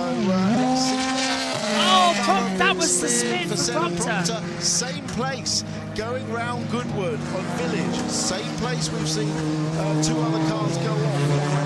Morgan and, of course, Cook. So that is the danger zone. But the problem is you go into that corner with your entry speed, and then if you hit the water, you're already turning. You can't do anything about it. You can't. So you can try and slow down, but once a car starts to slide in your mid-corner, you're a passenger. Max Hall just having a little bit of a slide coming out of the launch. And someone's off and into the barrier. Is that Morgan? Is it Chilton? That's Tom. That's Adam Morgan. Who's yeah, gone it's off. Morgan, yeah. He's yeah. reversing out, so that won't... I think it's turn 1. I'm sure that's turn 1. It's down the back again. Look, it's way off through Goodwood. It's Goodwood, yeah. Rejoining. Both Morgan and Chilton now are being shown as on the hard tyre. I can't believe they've gone onto a slick tyre. No, but off the road has gone Morgan. But all of a sudden, 2 of them are being shown on the They are shown on hard, yeah. I don't believe. Right, this is Chilton coming now up to the chicane. No, that's a graphics error. There's no way they're out on a slick tyre in these conditions. You can barely stay on the track in on wet. Chilton's into the top 6. So Tom Chilton. So Chilton improves with 3, 2, 1. Checker Fly's going to come out now. Centre Proctor Pies. Hill goes 3rd. Oh, stunning lap time from Hill. And that shows that there is still traction out here. Well, that's going to be a surprise. Is Hill going to be able to defend it? Moffat goes 9th. Rowbottom goes into 5th position. Watching Hill now coming through turn 3 and 4 into 5. Nothing too much. Over the line for 93. And this was that spin down the exit of Goodwood. And yeah, just aquaplaned off for Adam Morgan. And then as soon as you catch the grass, it's just off into the weeds. So it's so treacherous around here. It's the most dangerous track in Britain, this one. Fastest, the most abrasive. And yeah, they've had to make modifications over the years due to huge accidents we've had. Either way, Chilton's through Church. Booston available. Camish is 2nd. Ingram's boxed. Proctor's boxed. Morgan's boxed, so it's down. Hall is 9th. So I think the only one left is Chilton to possibly to get through. And kick out Josh Cook. So top 5 are safe. It's all down to see if Cook, who crashed out of the session, is going to be beaten in by Chilton over the line. He's done it, yeah, he's done it. So Josh Cook will not start 12th on the grid. He's going to start, I think, 14th on the grid, if that car starts at all. But at least for the fast 12, all 12 will actually compete. It's Ingram, Camish, Hill, Proctor, Rowbottom and Chilton to go in. Cook is out.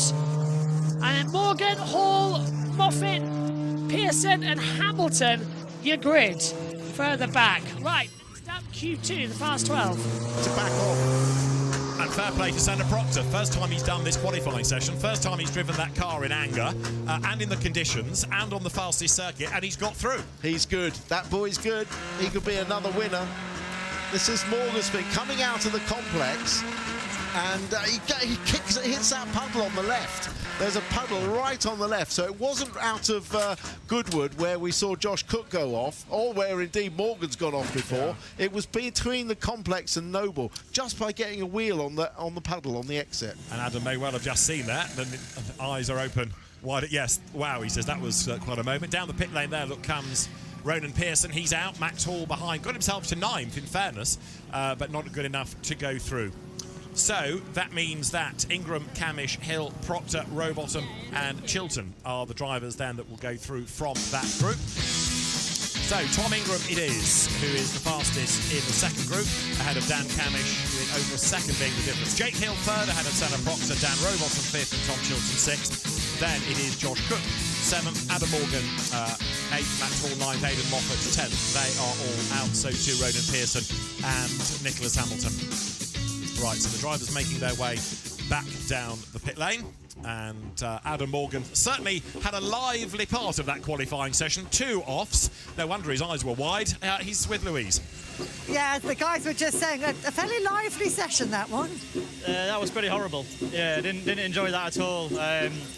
Just really struggling with aquaplaning. You know, just pretty much everywhere. I know it's the same for everybody, but I just seem to, just any puddle I got, the car just had a massive twitch and I couldn't carry any speed anywhere. So a very tricky session. We touched the barrier on the last run and that was game over. So unfortunately we're not made it to Q2, but it's going to be dry tomorrow. We could see you just watching it back, looking at your face as you watched it back on the screen. Did it look even worse from outside the car, or? Say again? We're just watching you, watching it back on the screen. Did it look any better from better or worse looking in on it? Worse. Yeah, worse.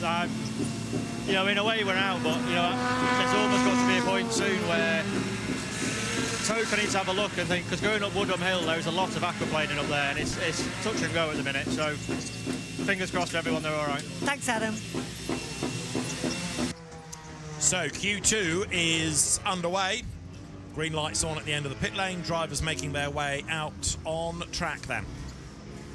Yeah, and I'm sure with the time available, the ones that were in Group 1, which of course was Sutton, Doble, Shedder, Rainford, Patterson and Dorlin, they would have all had time to make changes to the setup of the car and make it a little bit friendlier perhaps for this session.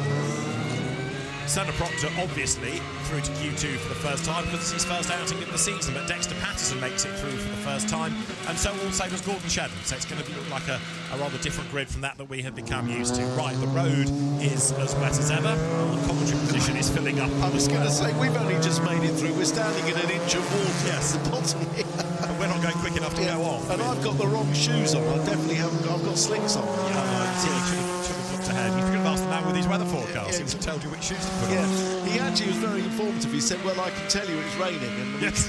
Look out the garage door. It's a bit like these weather forecasts that say, well, today you had this weather. What is the sort of forecast? That's telling you what I've had. Mikey Doble, however, ploughs on into the spray. 10 minutes we have, of course, on the clock once again. And you can see there, as a rather bedraggled Mickey Butler from Goodyear stands in the rain. 1 or 2 just biding their time. Dan Rowbottom, for example, has not yet ventured out, but he will do. I spoke to Mickey Butler, actually, last year at Donington when we had rain and at the opening round of the season. Literally, he went out in the pace car and then I went to ask him, is it good, is it bad, are we on, are we off? And he said, right, we're going to do a 15-minute acclimatisation session. then the minis are going out, then we're racing. And I said, what about the tyres handling? He said, it's borderline. So the tyres just about held with Donington last year.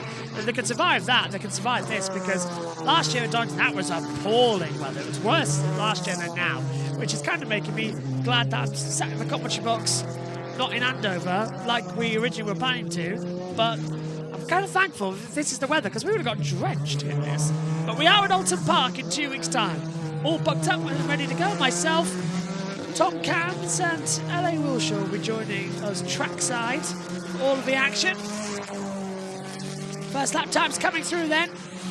And let's see what we got. Doble's coming to the pit lane, actually. His loss is Senna Proctor's gain. Yeah, Ryan Bensley, who was driving the car at Snetterton, was here as well today, talking to teams. He'd like to be a permanent part of the championship. James Dorlin, in his first season in the British Touring Car Championship, he's won in Clio's 3 times here in the past, so he goes well at Thruxton, getting back into front-wheel drive cars, but having to adapt to the BTCC after a few seasons of GT-style machinery. This is Jake Hill heading up the hill. 7 minutes are on the clock.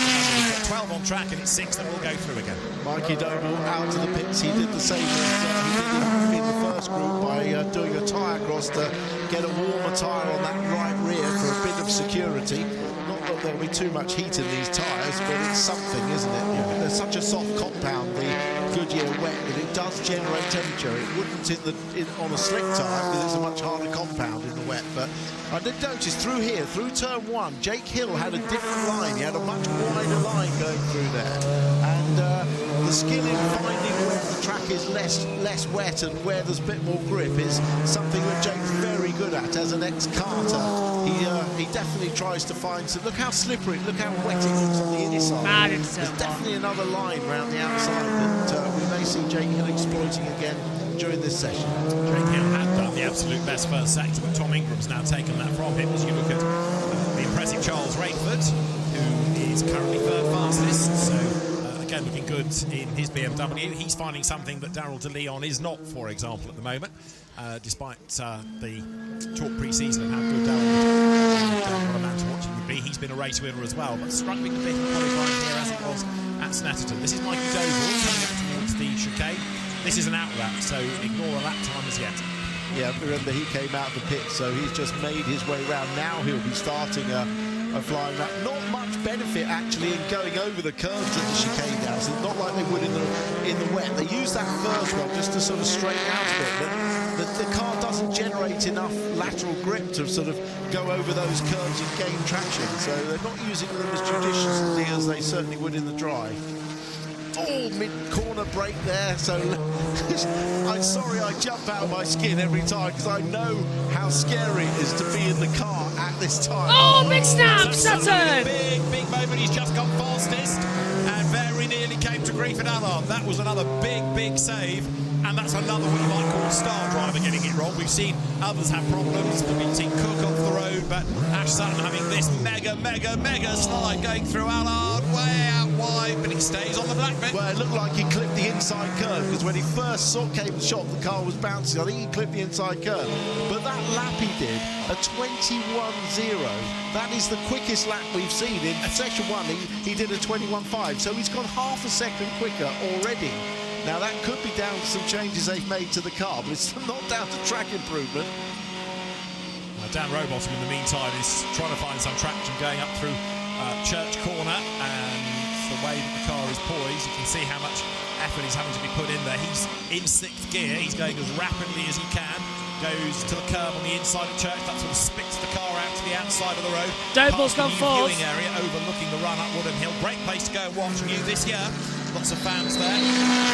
Cars really closely, and there's a beer tent. What would you want? Up to the chicane then. Ingram's Proctor behind him, and there is Dan Rowbottom, so gets sideways, having whacked the curb, and then unsettles him a bit through the chicane. Yeah, unsettled him a lot, which means the start of this next lap won't be particularly quick. Oh, big snap through 1, you can see the lifting. And drops to 6th because Dan Camish just went faster. So at the moment you've got Sutton, Ingram, Proctor, Doble, Camish, Rowbottom as the top 6, and already 3 minutes and 24 seconds are on the clock. So again, the time rattles on by. Yeah, last lap for Sutton was a 33, so he's backed off considerably. maybe to have another run on the next lap, but he certainly doesn't need to push too hard. I'm pretty sure he's safe into the next 6. He's getting his heart rate back to normal after that moment. But, Allard. This is Tom Chilton again. That car so nervous as it goes through all the puddles. Then it gets all sideways, and Tom Chilton hangs on to it. Again, masterful driving to drag it out the other side of the corner and not even get it onto the grass. Right, 2 and 3/4 minutes to go. We're not done yet. So, at the moment, 6th and 7th, Camish and Rowbottom. James Dorlin has just gone 5th in the Toyota, so that has dumped out Rowbottom. This is Jake Hill, he is 10th, so we would expect him to be in the mix, the reigning champion, don't forget. Well, Hill's got to find some time as he comes out the last corner and up towards the line. Does he find traction? He's used all of his hybrid on this lap time alone. Goes up to P5, that kicks out Camish. Rowbottom 8th, Rainford in 10th, also finding some time out here. Proctor goes 4th, so out goes Camish. And Camish goes 4th, so out goes Dorlin. They keep on trading times. Turn 1 at Allard is definitely the trickiest part of the circuit to get right now. You've got to lift off so much to not get the underneath sort of waterlogged to just drift off the circuit. Again, as we now take a look on board with Dan Camish just lifting through the chicane down at the first one of the track. Okay for the moment, but there are no guarantees here. No, in his next lap, the first sector is not a personal best, so he's not on a quick first sector of the lap. I'm looking for those behind that could be. Rowbottom isn't on the personal best either. This is James Dorlin, who is 7th, and Dorlin's last lap was a slower one. He's about to get to the end of the first sector, and the rather wet Corolla then will break the beam in a moment, and he is on a personal best as Mikey Doble goes up to 2nd. Doble takes it then with a 1 minute 21.365. That's P2. Sutton's still half a second away. What has happened to Ingram fast in the first session? He's got no space now, and he just said the car was good in the wet, losing time, but the track is worse than we've seen. A lot of standing water and a lot of bravery being put in by these drivers right now. Ingram, personal best, sector 1, down sector 2. He'll be over the line. He's coming to the pit lane. Ingram's given up with 48 seconds to go. He thinks he's got enough, and I think he might be right with that lap time. To put him in 3rd. Proctor goes 5th, so he improves time, not position. Sutton's come in. Shedden only goes up into 7th position as well. James Dorlin down to the club chicane, desperately now trying to find some traction. Pulls up the throttle at the exit of the corner, out towards the line now. Does he have anything from 8th position? Does he get through at all? Dorlin only goes 6th, but kicks out Hill. That's an incredible lap time from James Dorlin, the Toyota. First in race season, and he is showing us all. He's such a lovely man as well. He's showing us exactly what type of racing speed he's got. Remember when he was in the Clios all those years ago, as David was saying a few moments ago. Jake Hill then in trouble. The reigning champion is 7th fastest in the wet weather conditions as he comes through Church now, down the back straight towards the club chicane. He's 2 seconds away as the checkered flag comes out. I don't think this is going to do it. I really don't. Sutton, Doble, Ingram, they're locked in their places. 2 in the pits, Doble's taken the flag. Next over the line, the 17 takes it as well, so that's Dexter Patterson staying in 12th position. Jake Hill sliding out of the chicane, will come up to the curved line, take the checkered flag. Is this good enough for Jake Hill? No! Hill misses out on the fast 6. He starts this race 1 from 7th. Rowbottom will start it from 9th. I don't think Shannon's improving. Tom Chilton's desperately trying to get that front end of the Hyundai to turn in. Team Verrucci accelerate over the line. Shannon's 8th, Rainford 10th. No improvement for Ingram. Only goes 7th. He's beaten Hill. So that's an improvement. What about Charles Rainford? First sector, okay. 2nd sector, decent. Oh, hang on, he's off. Rainford spun, coming down into the chicane at club. So it's Sutton, Doble, Ingram, Camish, Proctor, Dorlin, the top 6 to go through. Out of the session, starting 7th to 12th, Chilton, Hill, Shedden, Rowbottom, Rainford and Patterson. Well, unfortunately for Rainford, he went off the track as well. Results in a rather battered BM at the front, around the gills there. Yeah, he's had a tank slapper coming out of Church, hasn't he? Got wide and lost it, but considering that's not a good place to go off, that's a high-speed corner. He's got away lightly there with whatever he's done. So we'll see if we can replay that lurking in the system as there Dan Camish makes his way to the pit lane. He's fourth. So Dan, who's had pole position last time out at Snetterton, and of course pole position at Donington, he is the man who leads the Goodyear Wingfoot Award, that competition based on qualifying times. Tom Ingram second, Ash Sutton third, Dan Rowbottom fourth, and Mikey Doble and Jake Hill next. That's the order coming into this weekend. They've got Dexter Patterson down the pit lane, then 12th slowest of those drivers, but still mid-grid, so not a bad effort. So at the end of Q2, Ash Sutton is the fastest, Mikey Doble behind him from Tom Ingram. Dan Camish progresses, and the very impressive Senna Proctor fifth, ahead of James Dorlin, going very nicely indeed. James Dorlin, that is going to be his first visit to Q3 of the season. So he at the moment is the trailblazer for the Toyota team. Tom Chilton just missing out, Jake Hill out as well, so too Gordon Shedden. Dan Rowbottom a long way back, only 10th ahead of Charles Rainford, who picks up damage late session. 12th, Dexter Patterson. Yeah, so good effort again. Ash Sutton, half a second quicker than he went before, 3/10 quicker than the next fastest, and again Mikey Doble back up there again, second quickest. And frustration for another of the BMW drivers. So there, Jake Hill making his way down into the Parc Fermé area.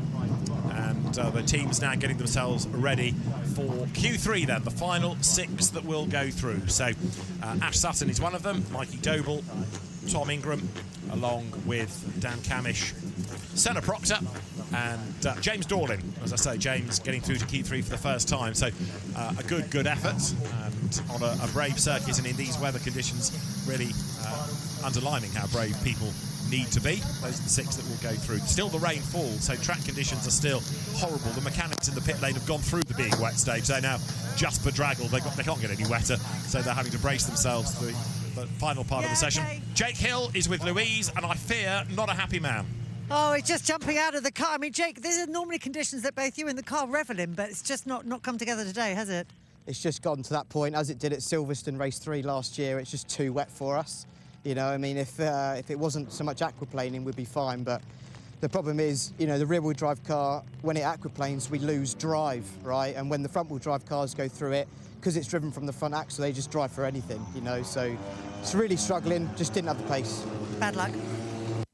So Jake Hill knows that tomorrow should be dry, and he'll be able to fight back. So Q3 is underway. The cars are making their way out on track. And there is Dan Camish then heading down the pit lane.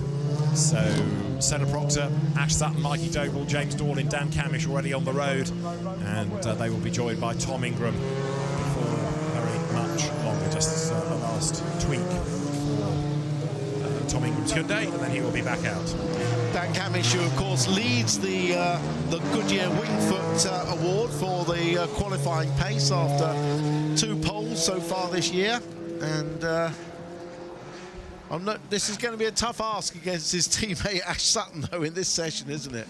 It is. I mean, normally you would say Camish has more boost, but as you made the point early on in the wet, maybe that's less relevant than it would have been in the dry. But Camish, the only person with more than 1 pole position to his name this season, has been good in qualifying, evinced by the fact he needs that Goodyear Wingfoot Award. This is Doble at work, and having to work very hard to correct that moment. That's the nasty puddle on the inside of Allard that's been catching out a few. Yeah, but you can see the water there, the shiny surface. There's a much better line round the outside. I wonder if any of the teams have watched or picked up on Jake Hill's line. Must have by now. Because we saw Sutton have a massive slide, we saw Ingram have a massive slide, and possibly several that we didn't see. Yes, indeed. Right, Senna Proctor then comes over the line. Let's see what he does. The car twitching even before he gets anywhere near the corner, and it sort of ploughs half through it, but he's okay. Half on it, half off it. Yeah. And he heads into the complex now then. And anything the drivers learn today, they don't need to worry about for tomorrow, because in theory it's going to be dry. We might need to go back to our weather expert and check that before we all head for home. He'll just tell you to look outside the garage and see what the weather's doing. This is true, but it's essential for your footwear for tomorrow. It is. I'm thinking of you here. Thank you. I'll bring the wellies. Right, Tom Ingram out of the chicane then. Let's see whether he stays out. Of course he does, up towards the timing line. So Ingram goes by. Stuck That's a lap. Twitch their way down towards Allard. He goes into that puddle, but he's okay. Comes out the other side. That was 3/4 in and a quarter out, so a little bit more judicious. Don't forget, it's the outside tyres that are doing most of the work. So we're going to start to see lap times fairly shortly as the car of Tom Ingram again wriggles its way up through the complex. So Sutton now, he's doing absolute best. Ash Sutton has finished his out lap, so now he's on a proper flyer. This is James Dorlin, the car twitching its way up Woodham Hill into the chicane. So if it all goes wrong for him, like this, slide into a spin, the worst he's going to be is 6th. The round he goes, but he's avoided anything solid as he kept the engine running. Oh, don't know about that. Not yet, I fear. Does the car move? Yes, it does now. Well done, James. So that was a big spin for Dorlin coming out. Just on the entry into the club chicane, the rear just stepped out and looped it back around, and he did really well to hold it and not, well, hit the barrier. Sutton's top, 1:21.055. Dorlin second, 1:37, but that lap time. Oh, Proctor's lap time's been to the for track limits. The same will do for Dorlin. So it's Sutton who is currently the fastest, 1:21.055 once again. Ingram over the line this time, 1:21.455, exactly 0.4 of a second slower than that of Sutton at the moment. And that just shows you exactly what the track is like at the moment in terms of grip and time. There's not much on here. The qualifying king is a bit premature, but he's had 2 of 3 poles this year. And up towards the chicane he comes. Camish heading to the line. 6 cars, you don't need to worry about getting people's way necessarily. Sutton, though, looking much, much faster. A 21.0. Can we get him into the high 1-minute 20s before the checkered flag? Don't bet against it. The car bouncing its way off the curb. He now accelerates out of the final part of the chicane. This is looking very good for Ash Sutton over the line, and it is a 1-minute 20.786. Sutton is loving these conditions. Faster by 6/10 now than Ingram. And this is Dorlin the James slides. Dorlin lose, spinning his way into the chicane. Yeah, he came into the corner quite wide already. Look, it's very wide there. Compare that with Sutton's line into the corner, much tighter. And I think it's just that bit wetter, and he needed the extra rotation to get into the first part of the corner, and it overloaded the left rear. Ingram, curb, puddles, curb, more puddles, more curb, up towards the line. So this lap of Tom Ingram's has an absolute best and a personal best. He's all over the grass coming out of the chicane. Oh, my word! Sideways. He stays second, and that was an improved lap, despite the fact he had the mother and father and all children of a big moment coming out of the chicane. Well, he didn't want to lift until he got to the line. The line, as you saw where the flag is right at the end of the pit lane. He just did not want to lift. He lifted as soon as he got past, but as you rightly say, that lap was only 0.3 of a second slower than Sutton's. That was a hell of a lap and a hell of a save. Well done, Ingram. Right, down to the chicane comes Ash Sutton, who's doing this the easy way by staying on the tarmac. I mean, Ingram with his rallycross now, that's part of the lap. 4 minutes to go. Camish is up to 3rd. Doble is up to 4th. Dorlin 5th, Proctor 6th. Here is Sutton. So he's at the moment nearly 3/10 of the good, and he heads for the pit lane with 4 minutes to go. Yeah, well, he's heading to the pits. I'm not sure if they're going to bolt another pair of fronts in, or if that's it. Here we go again. Look, wheel spin coming out. Gets on the puddle, on the grass. He's still got his foot in. Then he gets on the really puddly bit, but then he crosses the line. Here's James Dorlin. Puddly, is that another word like points in? This is a puddly day, is it, for Ingram, I say. That's going to be on T-shirts by the end of the season, you know it. James Dorlin twitching his way across the line, and James is 5th fastest then as he goes deep into Allard.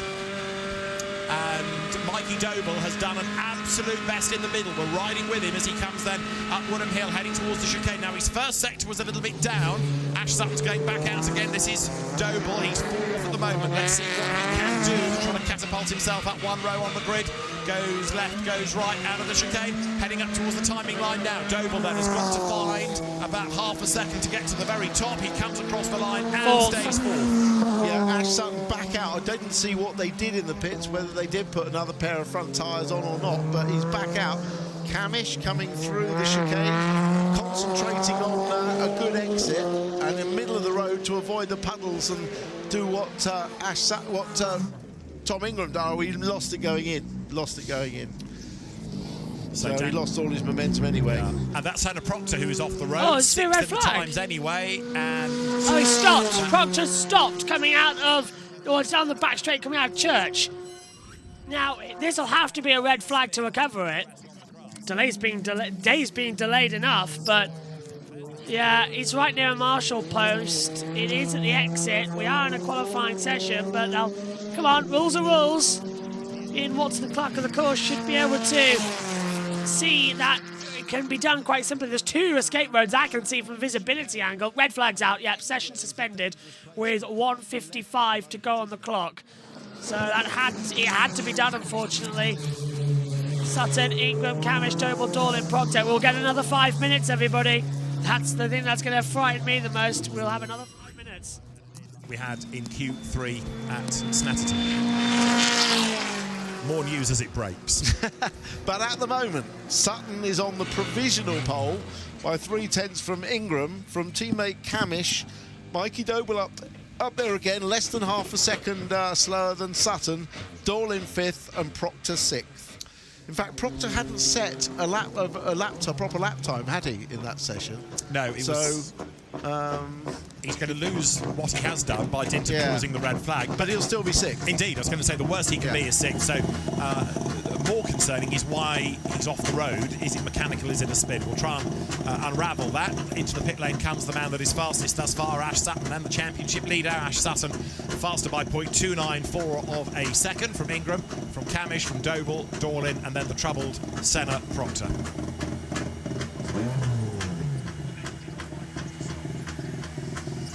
There is the Ford Napa Racing UK, still in that anniversary colour scheme. There is Senna Proctor. Now the marshals can go to the car. We'll find out whether it's mechanical in terms of, once it's off the grass, whether he can drive it back. I need some new shoes as well, so I could do with a pair of new boots. Could you really? Yes. Right, okay. Yeah. I know the sympathy app isn't necessarily very keen at the moment, but just to let you all know that Tim and I are standing in an enormous puddle of water, and rather concerningly, so's about 18 yards worth of electrical cable. Yes. So if we're not here tomorrow, you know why. Tim's hair's gone very spiky in the last 5 minutes, I'll tell you. Down to the access point goes Senna Proctor's car, and the fact that it's having to be pushed, not driven, perhaps is a telltale. All we are being told by the team is a loss of power, so that suggests that it is therefore a problem with car, not a problem with him having a spin. Mikey Doble then getting ready to go again. Now the clock has hit 0 rather than 5 minutes, which makes me think we're going to have that outlap, fly and inlap. This in replay is Senna Proctor. The lights are off and then they're back on again, so that does suggest that there's some electrical power issue, doesn't it? Definitely.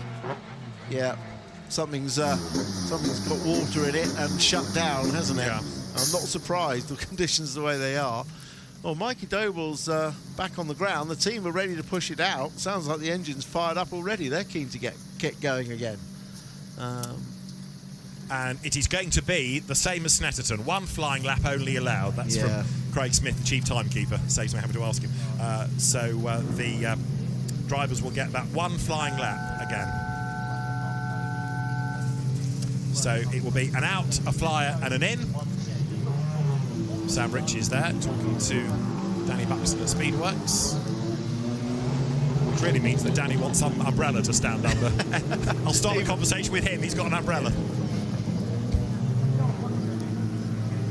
So James Dorlin's car is the one Speedworks entry that has gone through, but that is 5th and can't be any worse than that. So we'll see whether the car is sent out again or whether they're quite content to just leave that car under part fair conditions. The fact that Danny Buxton was doing that hand across throat made it seem as though they were content. Don't send him back out again. I think he's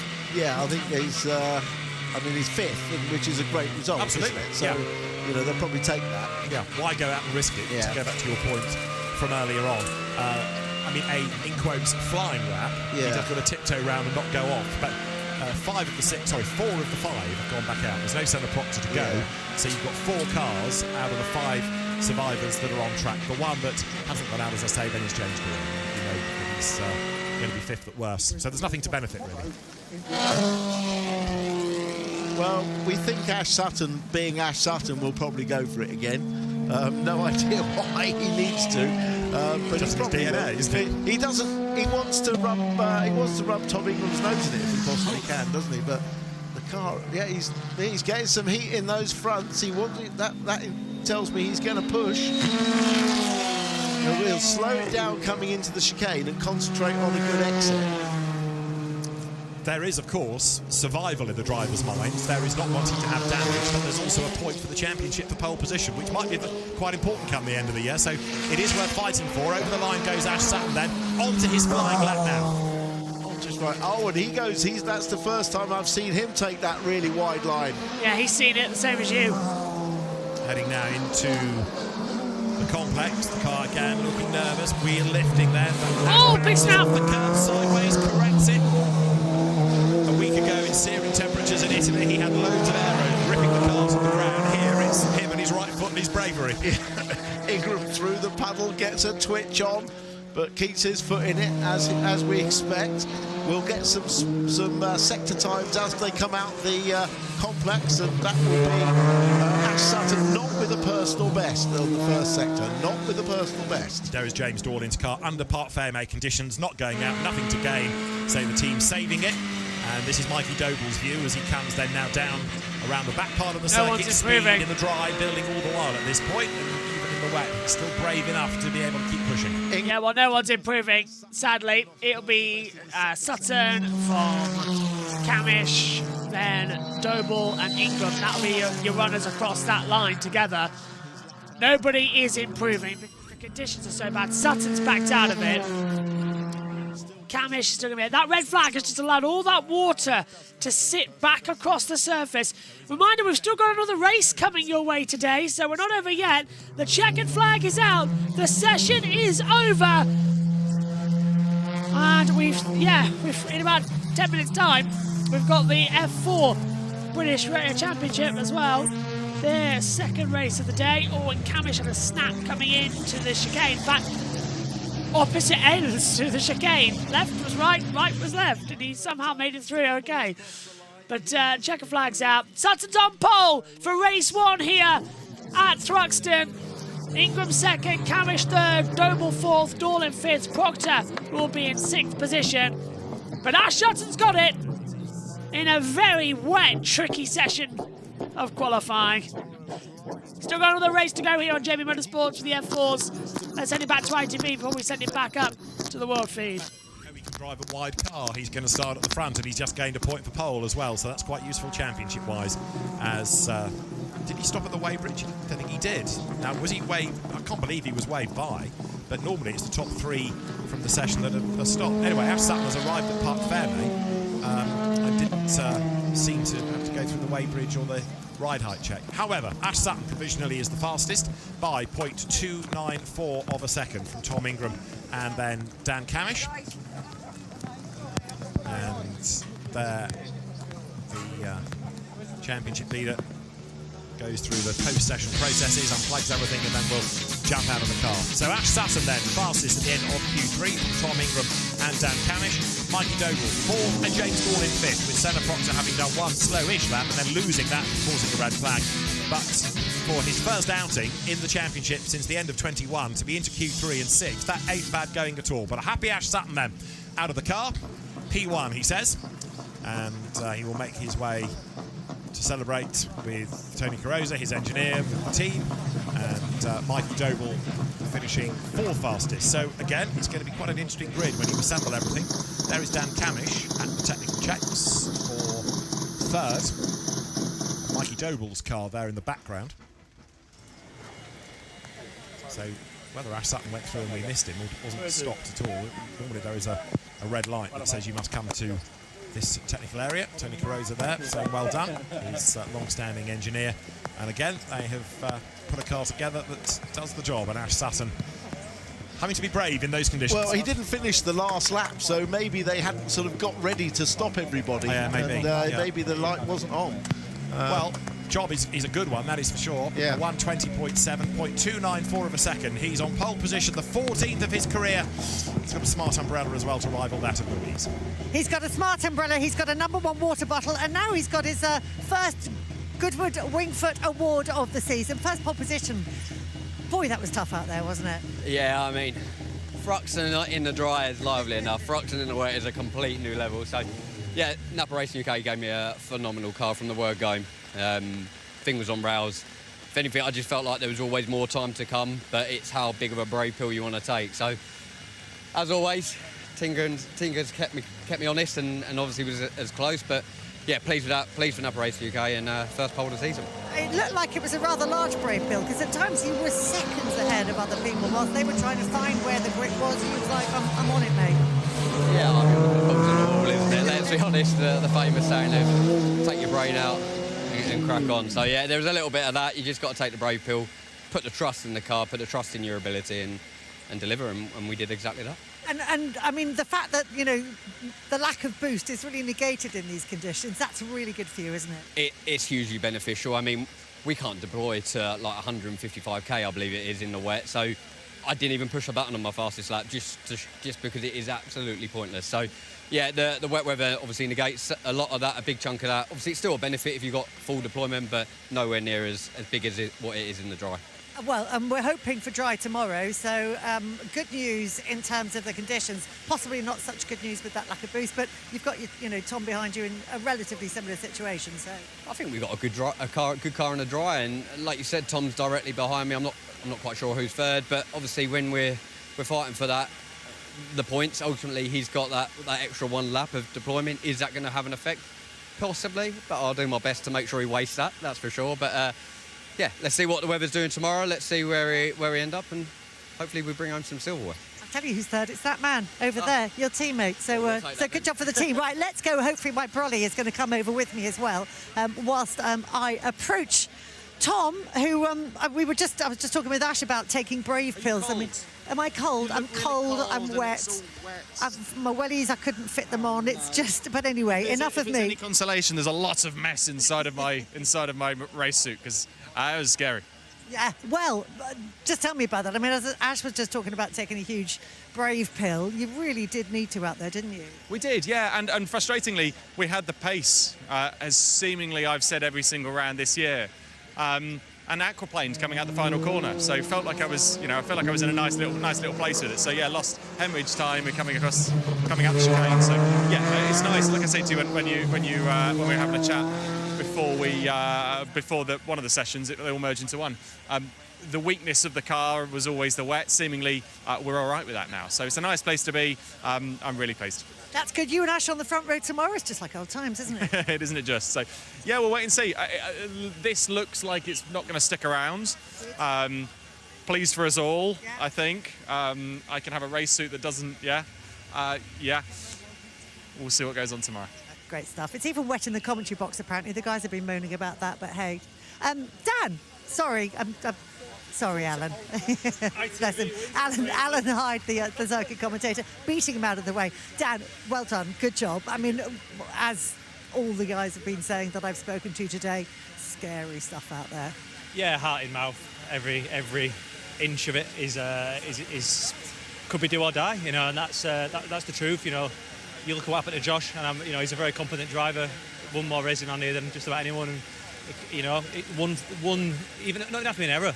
Just has to be a bit of water that wasn't there the lap before, that's pooled in such a way that puts you into a slide that you can't recover. And it was a tough session. I think I had a really good car. Probably, sometimes you look back in qualifying and think you've wrung the neck of that, and I think I probably maybe not a lap that I'm going to look back and go, you know what, you did, that was everything. I think there might have been something else in it, but the problem is you're on such a fine line of bringing it back or not, and then you're P3, and it's like, well, you can be P3, you can be P1, or you could be going back and it all could be over, and all this is going through your head at 140 mile an hour while you're aquaplaning down the circuit. So yeah, one of those where after the first lap, which I thought was competitive, I don't know how far off Ash we were, but at the time I think it was only a couple of attempts, you're thinking, got to do that again somehow now, and yeah, just didn't quite have enough at the end there. Thought on the last lap I might be able to do something about him, but incredible mistake at the last chicane. Just, I don't know if the TV caught it, but I was facing anyway, but the way I should have been facing. But at least it was at slow speed, which is always the better way to do it. So, good place to start tomorrow.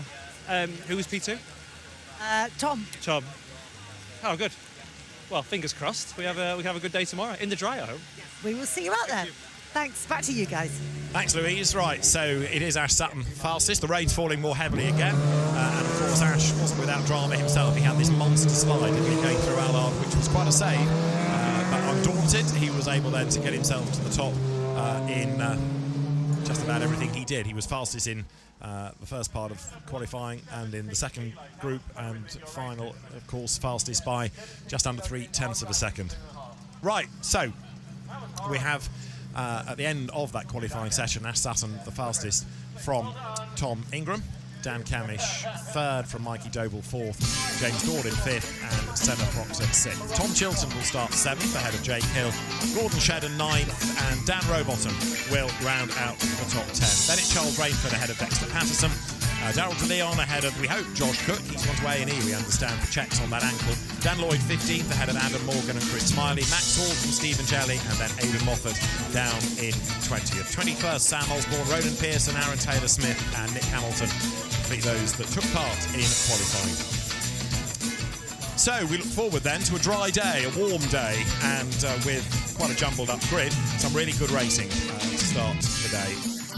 Yeah, well, that's ITV done on air. We're now going to hand you back down to the team at the World Feed, as we've got the F4s coming up next. Fancy not. So, in which case, I think, you know what, to be honest, I'm wet enough by now. It's good that we've spoken to at least 4 of the drivers from the Quick 6 down in Park Fairmate. That's it for qualifying for the Quick Fit British Touring Car Championship, this 4th event of the year. 3 rounds here at Thruxton tomorrow. And I think, without further ado, I'll hand back to the main box and Matt Suckling. Thanks, Al. Sterling job, as always. Lovely beanie hat as well. Very much like your dress for the weather down there. It's very wet. A final race of the day here at Thruxton, but with the weather being as it is, it's slightly delayed as we have an inspection of the circuit, as Alan said. So until we have further news for you, we're not too sure what is happening with the Vera Tools F4 Championship. Yeah, Matt in here, and I've been pottering around a little bit. I'm currently in assembly area, and it's like a swimming pool. I could have bought my Speedos and had a little swim, I think. But yes, I've just seen the safety car go out, actually. Right at pit exit, where they go out from assembly area, it is flooded. It is absolutely flooded. So we all have to wait and see what the decision is. But at the minute, it doesn't look like the rain's going to give up anytime soon, does it? Not at all. Thanks, Ian, for that update. Yeah, so if you're out there and the inclement weather, I'm sure you know exactly what the weather is like. But of course, the track always has to be safe for cars to head out there. And of course, touring cars are completely different to single-seaters. They fit it a lot more, much lower to the ground as well. And of course, they are in an open cockpit at the same time. Just to run you through the end of that qualifying session then, Ash Sutton was the man who went quickest. A 1:20.786 in the Quick 6. He was just under 0.3 of a second quicker than Tom Ingram. So those two that were vying for the wins at Donington at the first meeting of the year, back together on that front row of the grid. But as we said, conditions looking much improved for tomorrow. Bit of sunshine and some hopefully dry weather to look forward to as well for all of the drivers out there to give us some hard-fought close racing. The second row of the grid will line up with the second of our Napa Racing Ford Focuses in the hands of Dan Camish.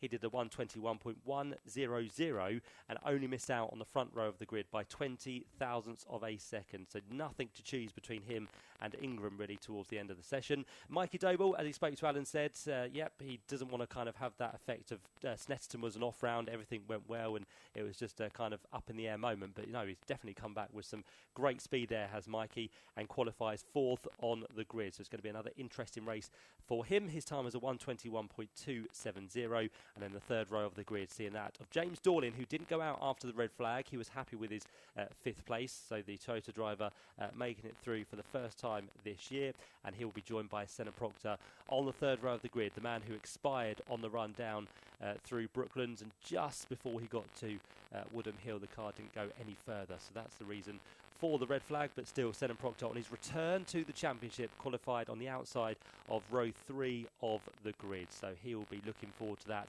and seeing how everything unfolds in that Team Virtue Hyundai as the race gets underway tomorrow. The first of those races for the Quick Fit British Touring Car Championship will be at 11:45. We'll have all the build-up for you with the pit lane opening at 11:30. Alan, as ever, will be down there on the grid to get the thoughts of all the drivers and give us all the atmosphere as things build up to the first of our 16 lap races for tomorrow, which is going to be one to look forward to, and then of course we'll follow that with 2 further races into the afternoon at 2:35, and the final race of the weekend at 5:05 tomorrow afternoon. So lots to look forward to for the Quick Fit British Touring Car Championship. It's been a busy day with FP1 and FP2. Both of those were held in pretty much dry conditions. Had a bit of drizzle through the first part of FP1, but very much towards the end things drying out. But as predicted, weather coming strong throughout the course of the afternoon, and it was a wet session throughout for all of the 10-minute segments, but the 6 that made it through and will line up on the first 3 rows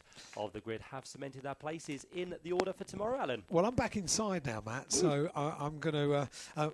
we need to go through this as a team, okay? Because I'm about to explain what's going to happen. There are circuit inspections going to take place, and because we have until 6:30, okay, those track inspections could potentially happen all the way up until 5:30. So we might be able to, get a race underway, quite a lot later than it was scheduled to start for the Vera Tools F4 British Championship. But at the moment, with the standing water and the potential aquaplaning, it's not going to happen right now, I don't think.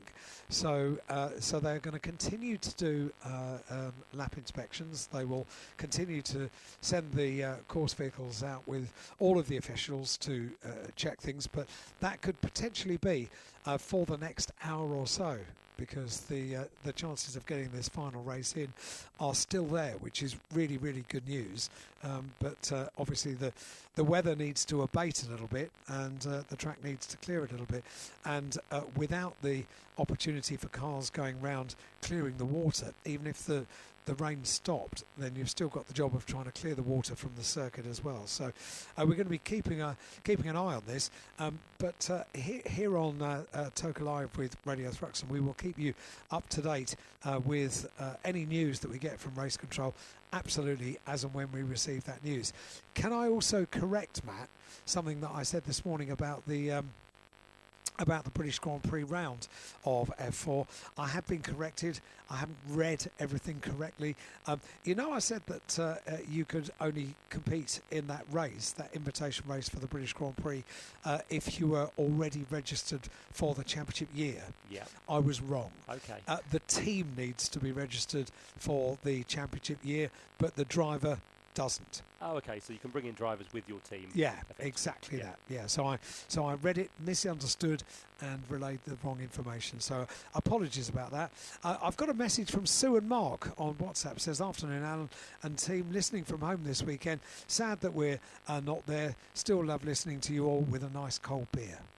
That sounds like a nice idea, doesn't it? If I drank beer, I probably would like to go and join Sue and Mark, because I'm still a bit soggy from pit lane. Ian Waterhouse, meanwhile, does have the radio mic, and he might get information about these circuit inspections before we. I am hanging around race control to try Is and get that the information official as soon term? as possible. Hanging around? That is the official term. In fact, I'm underneath the gantry, so I'm not actually getting rained on right now. I was just going to say, actually, listen to this, having a nice cold beer. That does sound good, doesn't it? Especially as I don't know about you, but I'd like a nice hot mug of cocoa. That would do very nicely. I'll tell you something, Alan, a mocha. It's my favourite coffee. Yeah, that would be nice. That would be nice, wouldn't it? That would be nice. What about you, Matt? I don't drink coffee, really, so I'd go for a hot chocolate. Simple as that. Hot chocolate? And sweet. Good call. Yeah. Yeah, that's my wife would go for hot chocolate as well, but a mocha for me. As I say, guys, as soon as I can get some information, I will let you know. Okay, thanks very much indeed to Ian Waterhouse and Matt Suckling up in the commentary box. In the meantime, if you are still trackside or listening to us online, tokalive.net is where you can listen to us online. You can send a message in on WhatsApp, message plus your first name to 07482 877 877, 07482 877 877, and you can get your message on air. Thank you to everyone that has messaged in as far as the day is concerned. We do also have the opportunity, we might utilise this over the next few moments of broadcast. I've got the driver interviews that we conducted after Snetterton on Autoglim Tin Top Tuesday, so it might be that we can replay just a few of those, but we're going to stay live for a little while now, because now we've had qualifying here at Thruxton. It's the interviews post Snetterton are a little bit more out of date than they would have been. However, we're not just going to chat about nothing for the next potential hour or so on air. We will fill it with interviews if we get the chance.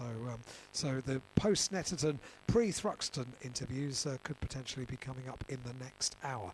But in the meantime, we're sort of standing by, Matt, to find out what's going to be happening with these circuit inspections. I can give you it's just confirmation of what you said, actually. Somebody's just had a word in my ear and said the next inspection is going to be in about 15 minutes. As you said, Alan, we can race up until quite late, so the final decision will be made about 5:30, but there's going to be another inspection in 15 minutes.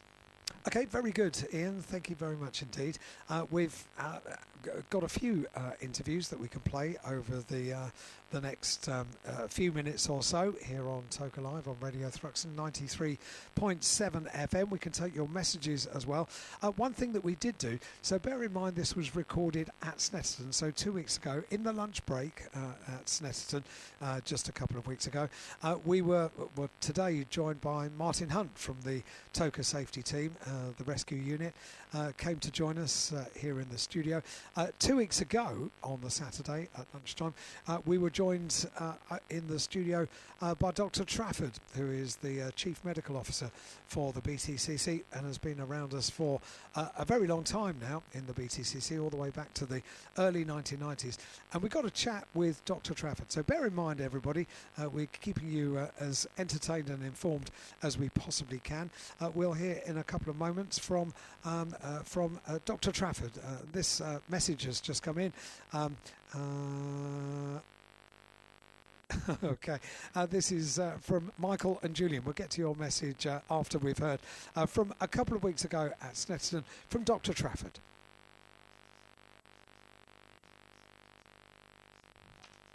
Hang on, I just need to do one more thing on this so we can hear from Dr. Trafford. It's not coming through the main feed, so let me just do one more thing to make sure that I can hear that. Matt, help me just for a moment. I'm here, yeah. Carry on now, that's fine. So we are here on Toka Live. You fiddle with some buttons out. I'm turning up things to make sure they all come through. It's almost like a keyboard, just go bang, bang, bang, bang, bang. It's never bang. That simple, is it? No. It's never that simple. Technology these days, that's the problem. No, that should be coming through, and I don't know why it isn't.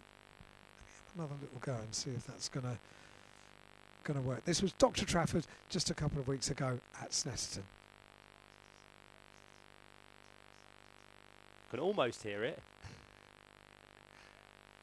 We're trying our best, people. Hang with us. No, that's not working. I'm very sorry. So you'll have to bear with me for a couple of moments. I need to fix the feed of the recorded interviews. I can work on that for a couple of moments, but I need to not be talking for a moment. You good. You go mute, Alan, and I'll carry on. Thank you, Matt. You're Thank fine. you. Just to let you know, if you are still here with us at Thruxton, as we said, we're hoping to get the F4 race underway as soon as possible. There's another track inspection on the way in just over 10 minutes' time. But if you want to join us back here at Thruxton in a couple of weeks, you can do, because the Thruxton Retro is going to be with us with some fantastic historic racing. We've got some 70s fun. There'll be some live music, which is also in operation this evening as well this weekend. But for the Thruxton Retro, which also presents the live band Superfunk, that will be a weekend not to be missed. It's going to be here on the 20th, 21st and 22nd of June, a whole weekend of racing on the track, along with live music and entertainment, with a Saturday headline, which is from Bjorn again. So if you love your ABBA music, then that is definitely where you need to be. That's a big ABBA band, that. It is, isn't it? It's worldwide, I believe. Absolutely, yeah. That's a big really band good to book. There's also going to be the internationals, the Earth, Wind for Hire, the 9 to 5 show, Dolly Parton tribute act with Moonrider, Silent Disco, line dancing and some live DJ sets as well. It's going to be a mammoth weekend, so if you fancy a bit of retro racing on circuit and lots of entertainment off it, then do come and join us on the weekend of the 20th, 21st and 22nd of June. Tickets for the weekend are £60, that's all 3 days, or you can buy tickets individually for Friday, Saturday and Sunday, which work out at £15 on Friday, Saturday at £35 and Sunday at £35. Lots going on terms of off-track with car displays, motorbike displays, classic car and bike auctions, classic F1 car demos on the circuit. There'll be a big top mania, which includes circus skills and shows, bouncy castles, crazy bikes and car painting all along the way, with of course the new wooden bank open as well, with craft beer tent, street food, hog roast, cocktail bar and much more. So do make it a whole weekend. Fingers crossed the weather will be absolutely wonderful. It's the longest day that weekend, so we are praying that the weather is fine for the Thruxton Retro event. Head to thruxtonracing.co.uk for all the details and to purchase your tickets. Worry not, Matt. I haven't worked out how to listen to Dr. Trafford from a couple of weeks ago, but the next hour is taken care of with with my latest guest, who has just decided to drop by, and I instantly locked the door and put a headset on him. David Addison for ITV has joined us. This is unique, David. We are in a unique position now because you've just heard as well. About 15 minutes, marshals have been stood down, apparently. Yeah, it's so wet, you know that, because you're all out in it, but it's to the position for F4 cars that, you know, the young drivers, we know what they can do in the dry. The guy at the front probably is okay, but in terms of visibility and aquaplaning, it's a bit sketchy for those behind. It's not the circuit you want to be doing that in, is not it? really. No. So an assessment's going to be made in a short while. I mean, we could see on our TV pictures this rather bedraggled Hyde talking to drivers, and I'm sure they were saying to you what people were saying to Louise, which was that it's getting worse and worse and worse. There's so much standing water. Yeah.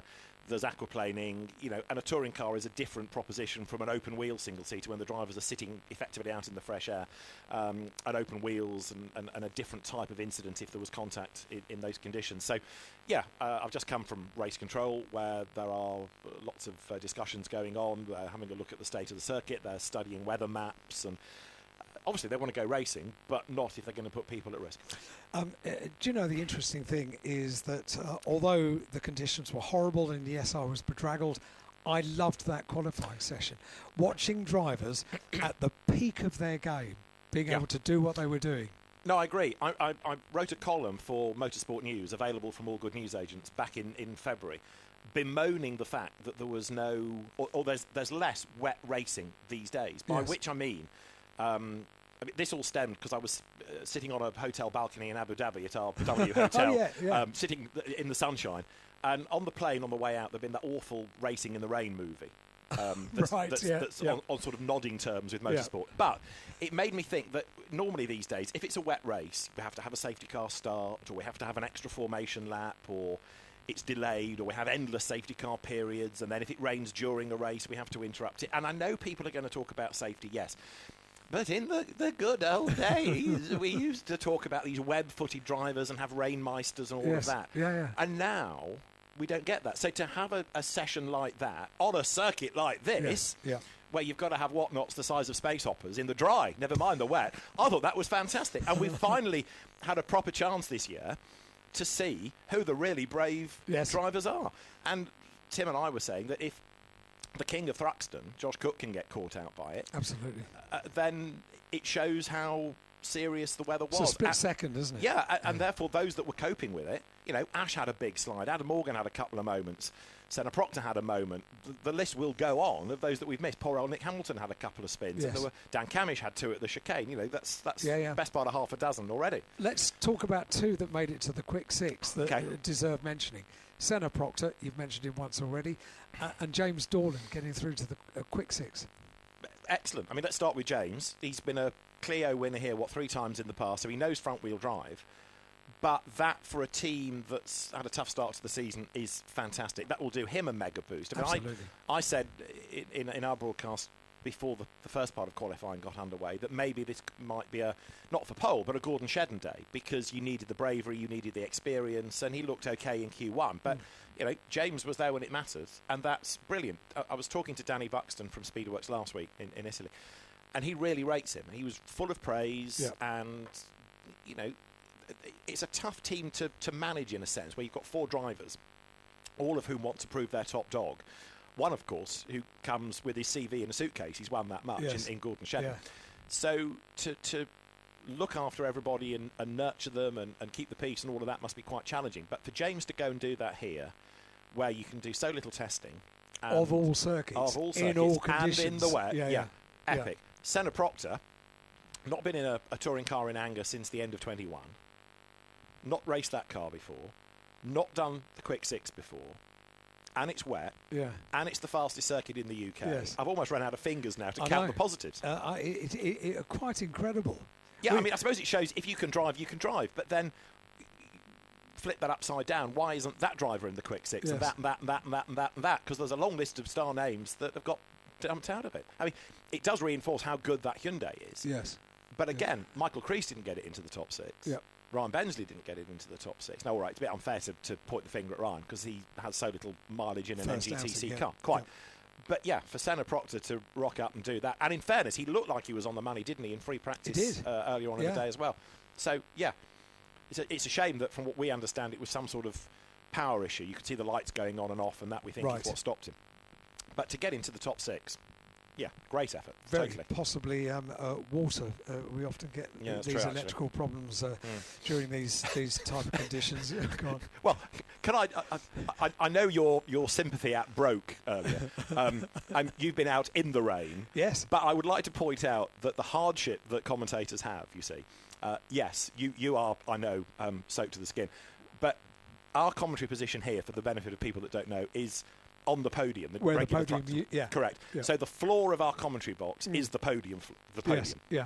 And then we have this travelling garden shed that's basically 3 big bits of timber, sides, and a roof. Okay. It rains in underneath.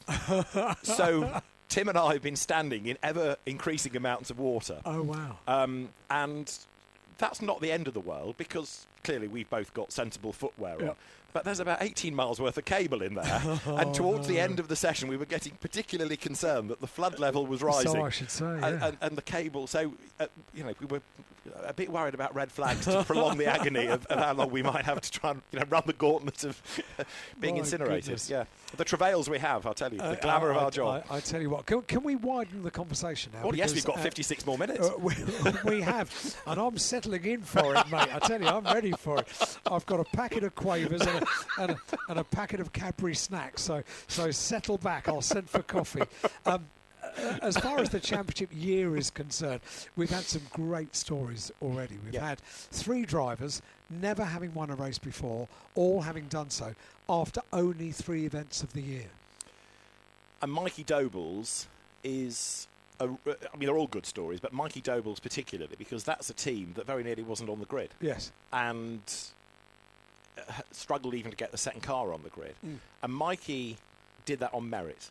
Okay, it was a reverse grid race. I had a conversation with somebody yesterday who said you shouldn't count reverse grids as proper wins because they're reverse grids. But maybe. But I don't agree in touring car terms because there are so many elements that can influence the result, whether it's an option tyre, in the old days of ballast, or whether it's how many laps of boost you have. So in that respect, counting a reverse grid win is no different from saying, well, you did it with 3 laps of boost and he did it with 8, or the other way around. Yeah. Maybe it's different for F2 and F3 internationally. But that's going down another rabbit hole. 55 minutes. But for Mikey Doble to do that, counting. Mikey Doble to do that from pole position and led all the way, and the one person behind him that made the mistake when he was trying to get by was Ash Sutton, and you don't find mistakes out of Ash very often. Mikey did not crack under pressure whatsoever, and I think Tim and I looked at each other at one point thinking, okay, right, might be on borrowed time here. Where's the move going to come from? Yeah. And he looked absolutely rock solid. And there's a venerable car. Its last win was before COVID. And Mikey's that first puts it win into a timeline, doesn't it? Yeah. Remember that, everybody? Yeah. Wow. We'd never heard of it. It was just a brilliant effort. It was. Yeah. He belongs on the grid. If there was ever any doubt, he dispelled that. Yeah. The Darryl de Leon win. Everybody tells you how good Darryl was in Radicals. Although maybe he's been a little less consistent than Charles Rainford. I think Charles possibly, if you were to say who's looked the stronger of the two, might be him. But then I qualified that by saying that because Charles is a much more gregarious character, maybe you kind of get drawn in by the personality. But Darrell had the win first, and that was a proper win on merit. So, it was, yeah. I mean, somebody very uncharitably said to me last week that you're going to run out of drivers to give a win to, and I said, no, you're completely missing the point of all of this. Because that's not the point. Yeah. No, in order to do it, you've still got to have a well-engineered car. You've still got to be able to drive it. Yep. And look at what people are doing in terms of qualifying with a limited number of seconds of boost or laps of boost. You can't point at, I mean, when did I start doing this? 2013 for ITV. In all of that time, it doesn't matter what you think of the regulations or what you think of the way that we've got to the outcome of a championship. You can't point, I don't believe, at 1 year and one champion and say he didn't deserve to win it. You can say that other drivers did deserve to win it, but you can't say that the guy that was the champion was an undeserving champion. No. The best drivers will always come out on top. Doesn't matter what the rule set is we're running to. Yeah. We always get the best drivers, plural, going to Brands Hatch at the end of the season and slugging it out.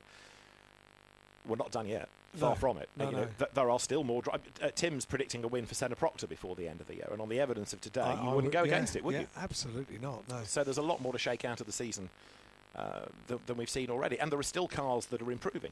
Those Toyotas, I don't think are going to struggle all year. They can't. They will get there. They will get in the mix at some stage. Is this the start of the move of Toyota? I hope so. I mean, they've got some new parts, I understand, to help a little bit in the engine bay with temperatures and whatnot. It's hard really to gauge, I would say, properly because of the weather. That's a great leveler in all of these things.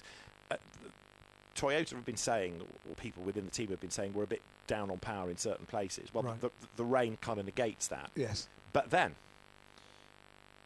very similar engine to what the BMW is running. Yep. Find me a BMW in the top six. So maybe the rain isn't. Maybe it's James Dorlin's heroics. Maybe he's another web-footed rain muscle.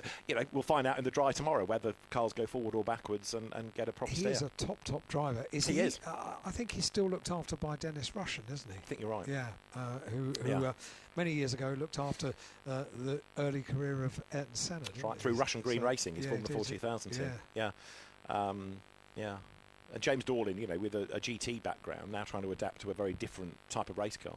He's doing it well. People are looking through our window thinking, what is going on in there? They're enjoying themselves. There's Alan Hyde and some rambly old buffer going on. Sort of reenacting glory days of talking through red flags at Macau. Oh, well, it's the right weather for it. It is the right weather for it. You're absolutely right. Is Matt Suckling still in the main commentary box? Oh, I'm loving the natter between you two. I thought you were having a nap, Matt. We've only just tickled the surface, I have to say. Addison thought he was going back for a nice meal with the ITV crew, but not yet. No, I thought the treadmill beckoned, you see, but no, not yet. Oh, no, not by a long way. Oh, okay. No, I have to tell you. There are so many other things that I'd like to talk about. And Ash Sutton at Monza? Ash Sutton at Monza. That's a great thing to talk about. It was nice and dry and warm and hot there. Yeah, it was, yeah. Yeah. What an opportunity, though. Fantastic. Yeah. And there were people at the end of the day saying... This was last weekend. Last Sunday. What happened to Ash then? Because some cynics were anticipating a race win. Well, do you want to understand GT World Challenge Europe powered by AWS Endurance Cup? Well done. Deep breath, first of all. So Ash ran in what's called the Bronze Cup. Yeah. Right, now I'll do this as briefly as I can, but please yawn with your mouth closed, okay? We've got until 5:30. Oh, okay, we're fine then. So, in GT World Challenge Europe, powered by AWS Endurance Cup, there is the Pro category, manufacturer drivers or pro teams. The Gold Cup, where you've got to have 2 gold graded drivers. The FIA have this driver grading system. Silver Cup, which is all silvers. And the Bronze Cup has to have 1 bronze driver. 3 drivers to a car, but only 1 bronze is essential. So you can get ringers from, like Porsche, for example, drop factory drivers in with a wealthy bronze. So there was Darren Lung that we've seen here in Ginetta Racing. Yep. There was Charles Clark, and there was Ash in the car. And bear in mind, Ash had never raced a GT3 car. Yeah. Okay. He'd never raced at Monza. I said, when were you last here? He said, it was probably about 8 years ago, but I was only ever a passenger. It was a pure McLaren event. Oh, yeah. But he never drove. He only sat in the passenger seat. Right. So even though he'd been to Monza, he'd never driven a lap. Yeah. And you get a bit of testing on Friday, and then 2 hours of free practice, an hour of pre-qualifying, and then qualifying is divided into 3 15-minute segments, 1 per driver. It sounds a lot, but actually, by the time you've cycled through your 3 drivers, and inevitably there's the odd red flag, you don't get that much mileage. You know, in the 2 hours of free practice on Saturday morning, we had 4 red flags. So you're not getting a massive amount of mileage. And then a 3-hour race, you know, you get around about an hour or so behind the wheel. The car had a puncture early on, so it dropped back, and a lot of the result was a roll of the dice with 8 either safety car and or full course yellow periods. So there was it was a real lottery as to whether you stop now or try and brave it out, because sometimes full course yellows go into safety cars, sometimes they don't. You know, what's going to happen next? Anyway, they were 25th overall, 6th in class. Ash's fastest lap in that car was the 2nd fastest lap in the Bronze Cup, behind Platinum in the Bronze Cup, behind Platinum graded Ricardo Feller. Wow. So I don't think that's too shabby. Somebody that had never raced that car at that circuit. But he's been like that, hasn't he? Whatever he has driven, because didn't he ever go in a V8 supercar? I think he tested one. Yeah, he did. And was on the money. Yeah. And loved it. Loved the idea of one day being in a V8 supercar. He said to me it's future planning. You know, he's not looking to defect, but he said it would be quite nice to, you know, if I do a good job this weekend, this was on the Saturday, I think we spoke, and he said it'd be nice to think that if BMW needed a seat filling, they could pick up the phone again, because I've done a good enough job. Yes. And I'd asked him the question, where does the link come from Darren Lung, whose team it is, to Ash Sutton? And there are a couple of engineers there that have worked with Ash in the past, but he said there isn't one. He said, I've never met Darren. Sitting in my camper at Brands Hatch touring car weekend, a text message arrives from Darren Lung to say, have you ever thought of racing a GT3 car? Over the course of a touring car weekend? Yeah. So Darren was presumably watching... Well, this was, I think, the Thursday or the Friday. Oh, was it? Right, okay, before that, and the answer was, well, yeah, you know, wouldn't mind. I'll do that. Yeah, in the fullness of time. So we went off to Spa to do what they call the prologue, the test for the 24 hours, which flew under the radar a bit. And then we were at Zandvoort the week before Snetterton. Yes. And some of the teams stayed and tested on the Monday. It was a DTM test largely. So the BOP was a DTM BOP, balance of performance. But Ash did some laps that day and went fastest early on, and other people got to his time. But that, you know, was a message out of the blue. I bet, knowing the kind of preparation that Ash goes through for a race weekend, I'm pretty sure that somebody that owns a very high-end simulator company, that as soon as he got that call and he was back home at the end of the touring car weekend, he was living, eating and breathing Monza. Yeah, I think you're right. I mean, he may not have done any real laps, but I bet he'd done hundreds of virtual ones in a short space of time. Yeah. Because it wasn't in his interest to go and do a bad job. And he does all sorts of interesting things to set himself apart with his preparation to go into a race weekend. He told me in an interview once that he whilst doing simulator laps, sort of does arithmetic, times tables, all sorts of interesting things to just to keep the mind sharp and to do. It's things that set you apart, isn't it? It is, and that's why, you know, he's on pole in those conditions with 1 second of boost per lap. And you can be sure he was confident when he saw the weather conditions before that session. Yeah, really confident. And he had a big slide at Allard, and he kept it off the grass. And you know, we're lucky to be living in an age where we've got people like Ash and Tom and I Jake said it Hill. in the programme. Did you? I used that phrase in the programme. I've not got around to reading it yet. Oh, well. I've kept mine dry. Enjoy. Paragraph 1. I've got to get my spectacles out well, you now. get your spectacles out. I'll remind people they're listening to Toka Live with two old men enjoying themselves for the... It's like a cut price last of the summer wine, this, isn't it? It is Battle resumes at high speed Thruxton. Who will come out on top as BTCC's finest tackle fastest track on calendar? I didn't do it in the northern accent, I have to say. Did you not? It's the last of the summer wine link. I wrote it in South London. Oh, I can't do that. I've been watching Mobland this week. Oh, have you? But I haven't perfected the accent yet. Well, you read that, Right. and I'll remind people that they can get in touch with us on WhatsApp with a message plus your first name to 07482 877 877 if you like a shout out. If you are standing around by the circuit and hoping to get some racing, we might get it. I can't guarantee it, but we might get it. Final race of the day, the Viratools F4 British Championship, certified by FIA. We are continuing our track inspections, and if Ian Waterhouse gets any updates from race control about whether we are likely to get our races completed by the end of the day, then Ian, by all means, interrupt us, because we will just be chatting away in the studio for a little while. By the way, we've fixed the other computer, so we can hear some of our Tin Top Tuesday interviews from a couple of weeks ago, and we can also... so have you read the first couple of paragraphs? I have. I agree wholeheartedly. We are living in as a BTCC fan, we're living in a lucky time. We are.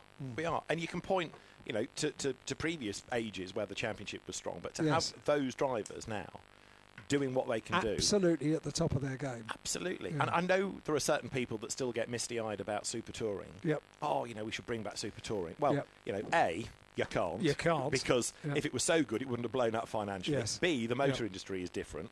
And many of those manufacturers are now either not there or owned by another one, and they're not going to go and compete against each Yep. other.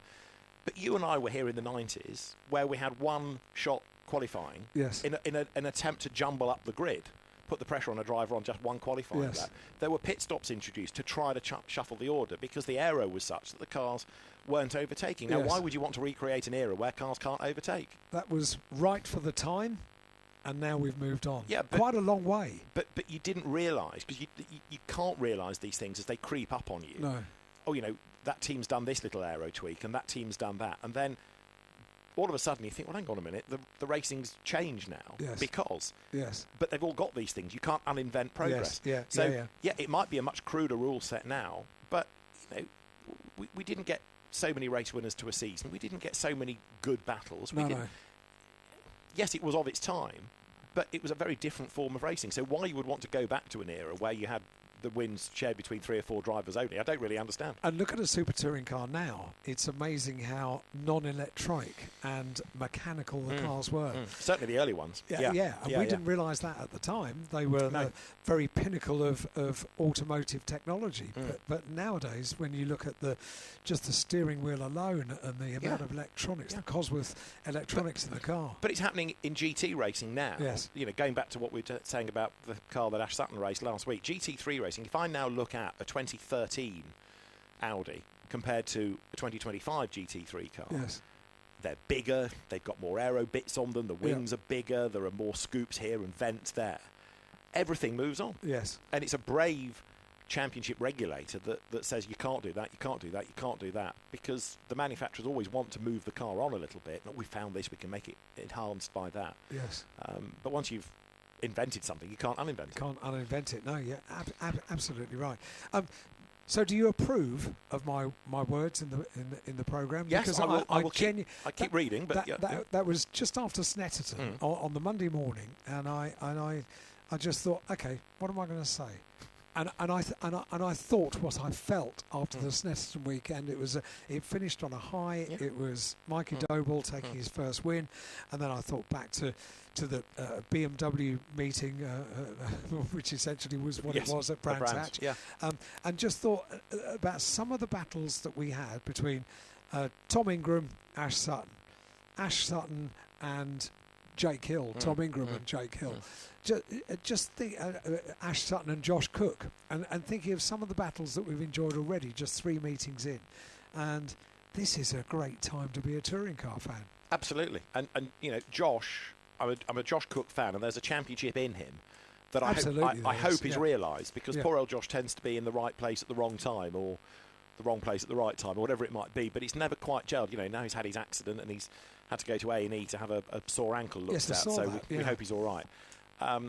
But that was a big bang. It was a big bang. Yeah. But again, getting down memory lane. When I started watching what was then the British Saloon Car Championship, it was Club Racing Plus, Yes. effectively. There were a Yes. couple of big names in it Yeah. that had done various things. But largely, you went into production saloon car racing, and if you had a bit more budget, you went and did the British Saloon Car Championship. Yes. And it was Super Touring that morphed that, into these international drivers and XF1 people, international sports car drivers, manufacturer paid drivers that came across, which was not a blip, but it was a time of its own. Yes. But if you compare, let's say, pre-Super Touring with post, or certainly what you've got now, Yeah. it's gone from being quick, wealthy AMs in a saloon car to young guns making a really big name for themselves. That have got a career in motorsport for many years to come. Absolutely right. Yeah. Exactly. Gentlemen, I'm sorry to interrupt, but I have some news for you. Cars are making their way to assembly area. So it looks Are like they? We are on. Yes, I've been told that it's going to be 2 laps to the grid, and it will be a safety car start. Thank you, Ian. Absolutely superb. So we've still got Matt suckling up in. We haven't finished yet, so I've got more things to say. I've got Also, more guys, it's now Sunday, just to let you know. Well done, Matt. Very good. Fair play. So if I can, that's quote of the day. We can take a hint. Go on. Yeah. He'll get some kind of award at the end of the day. It was quite interesting because you mentioned Josh Cook's accident in qualifying that was sizable for the car. The team have got a lot of work to do to that car. And poor old Josh has got off to be checked over at the hospital because he was limping quite heavily. But interesting, I chatted to Jake Hill in the garage. He said he was following him. And the reason that was so horrible was just the angle that it hit. So it was going off at unabated pace, but also it was just the awkward angle. And Jake thought at the time, ouch, that's going to hurt a bit. Yeah, I mean, when you stood next to a racing driver watching these things... It's a unique opportunity to get his comment. Well, yeah, and I know what sort of an accident it is by his instant reaction. This is Tim Harvey. And sometimes, he takes a step back from the screens because he's trying to avoid the impact. He or knows. There's a wince or an... Yeah. So, yeah, I think Tim was aware as well instantly that it was a big hit. And you can hear it as well on our... camera has the microphone, so you hear the impact. Yeah. Ouch. But yeah, I'm sure One Motorsport will set to and see what they can do. But Josh is in for a tough day tomorrow, but I hope he feels all right. He is, He's a star turn, we know that. He is, and I agree 100% with what you said. He is a champion of the future. Yeah. If everything aligns, and it needs to align, doesn't it? It does. Yeah, nobody questions his speed or his racecraft. Yeah. It's just whichever team he is with, getting everything hooked up. Yes. And that's not easy, as we've seen. There are plenty of near misses over the years. There are lots of coulda, woulda, shoulda type stories. Yes. I just hope that Josh's career isn't one of those, because he certainly has the ability and he's deserving of a championship. He does. I think you're going to like this message. I've just seen it pop through. This is from Sue and from Mark, and it says... can I just say, both of you talking like Last of the Summer Wine is hilarious. You're just missing a whippet. You're both very entertaining, and we are still listening, even though there's no racing. So we've got 2 listeners. Okay, we don't have a whippet, but for the benefit of people that can't see this, can I ask Alan to describe what's underneath this headset? So, it is a flat cap, ladies and gentlemen, in the style of Last of the Summer Wine. And incidentally, being a big Wallace and Gromit fan, and Peter Sallis, who always did the voice of Wallace, is not, obviously he's passed away, so he was not the voice of Wallace in the one was released at Christmas time. And there was a little scene in the Wallace and Gromit released on Christmas Day last year where his cap and his coat from Last of the Summer Wine was hanging. Oh, is that right? I watched that. I didn't just see in it. the background. I didn't spot that. There are so many excellent. little things that, so there was a nod to the past. Fantastic. There Fantastic. you go. Oh, well, I'm glad we're amusing somebody. We could go on for hours. Sue and Mark, thank you very much indeed for your message. David, for now, let's just get an idea from Matt what the state is of play. Are the cars in assembly area? We don't even have windows in here, so we can't see anything. You're locked away. We are, for our own safety. Yeah, to be fair, whilst you've been talking, it has stopped raining. It has dried up. We've had a few marshals out sweeping the track. Just as we've got the F4 cars into Park Fermé, a few spots of rain have started again. So we're still waiting for cars to be released, but hopefully it won't be too much longer, guys. Okay, that might have been a false dawn. Nothing to do with your wife. Okay, right. She's a real Dawn. Yes. Yeah, she is a real Dawn. I haven't seen her for a while. Have you not? Not been home for ages. Have you not? No. Have you gone from one to another? Pretty much. And I'm away again on Tuesday for another week. Are and you then really? When I get back from Le Mans, she'll be in Turkey for a week. So, yeah. I can't remember when I last saw her. Anyway. She seems nice. Do you want me to text her? No. He's fine. She won't know who I am. He's all right. He's doing okay.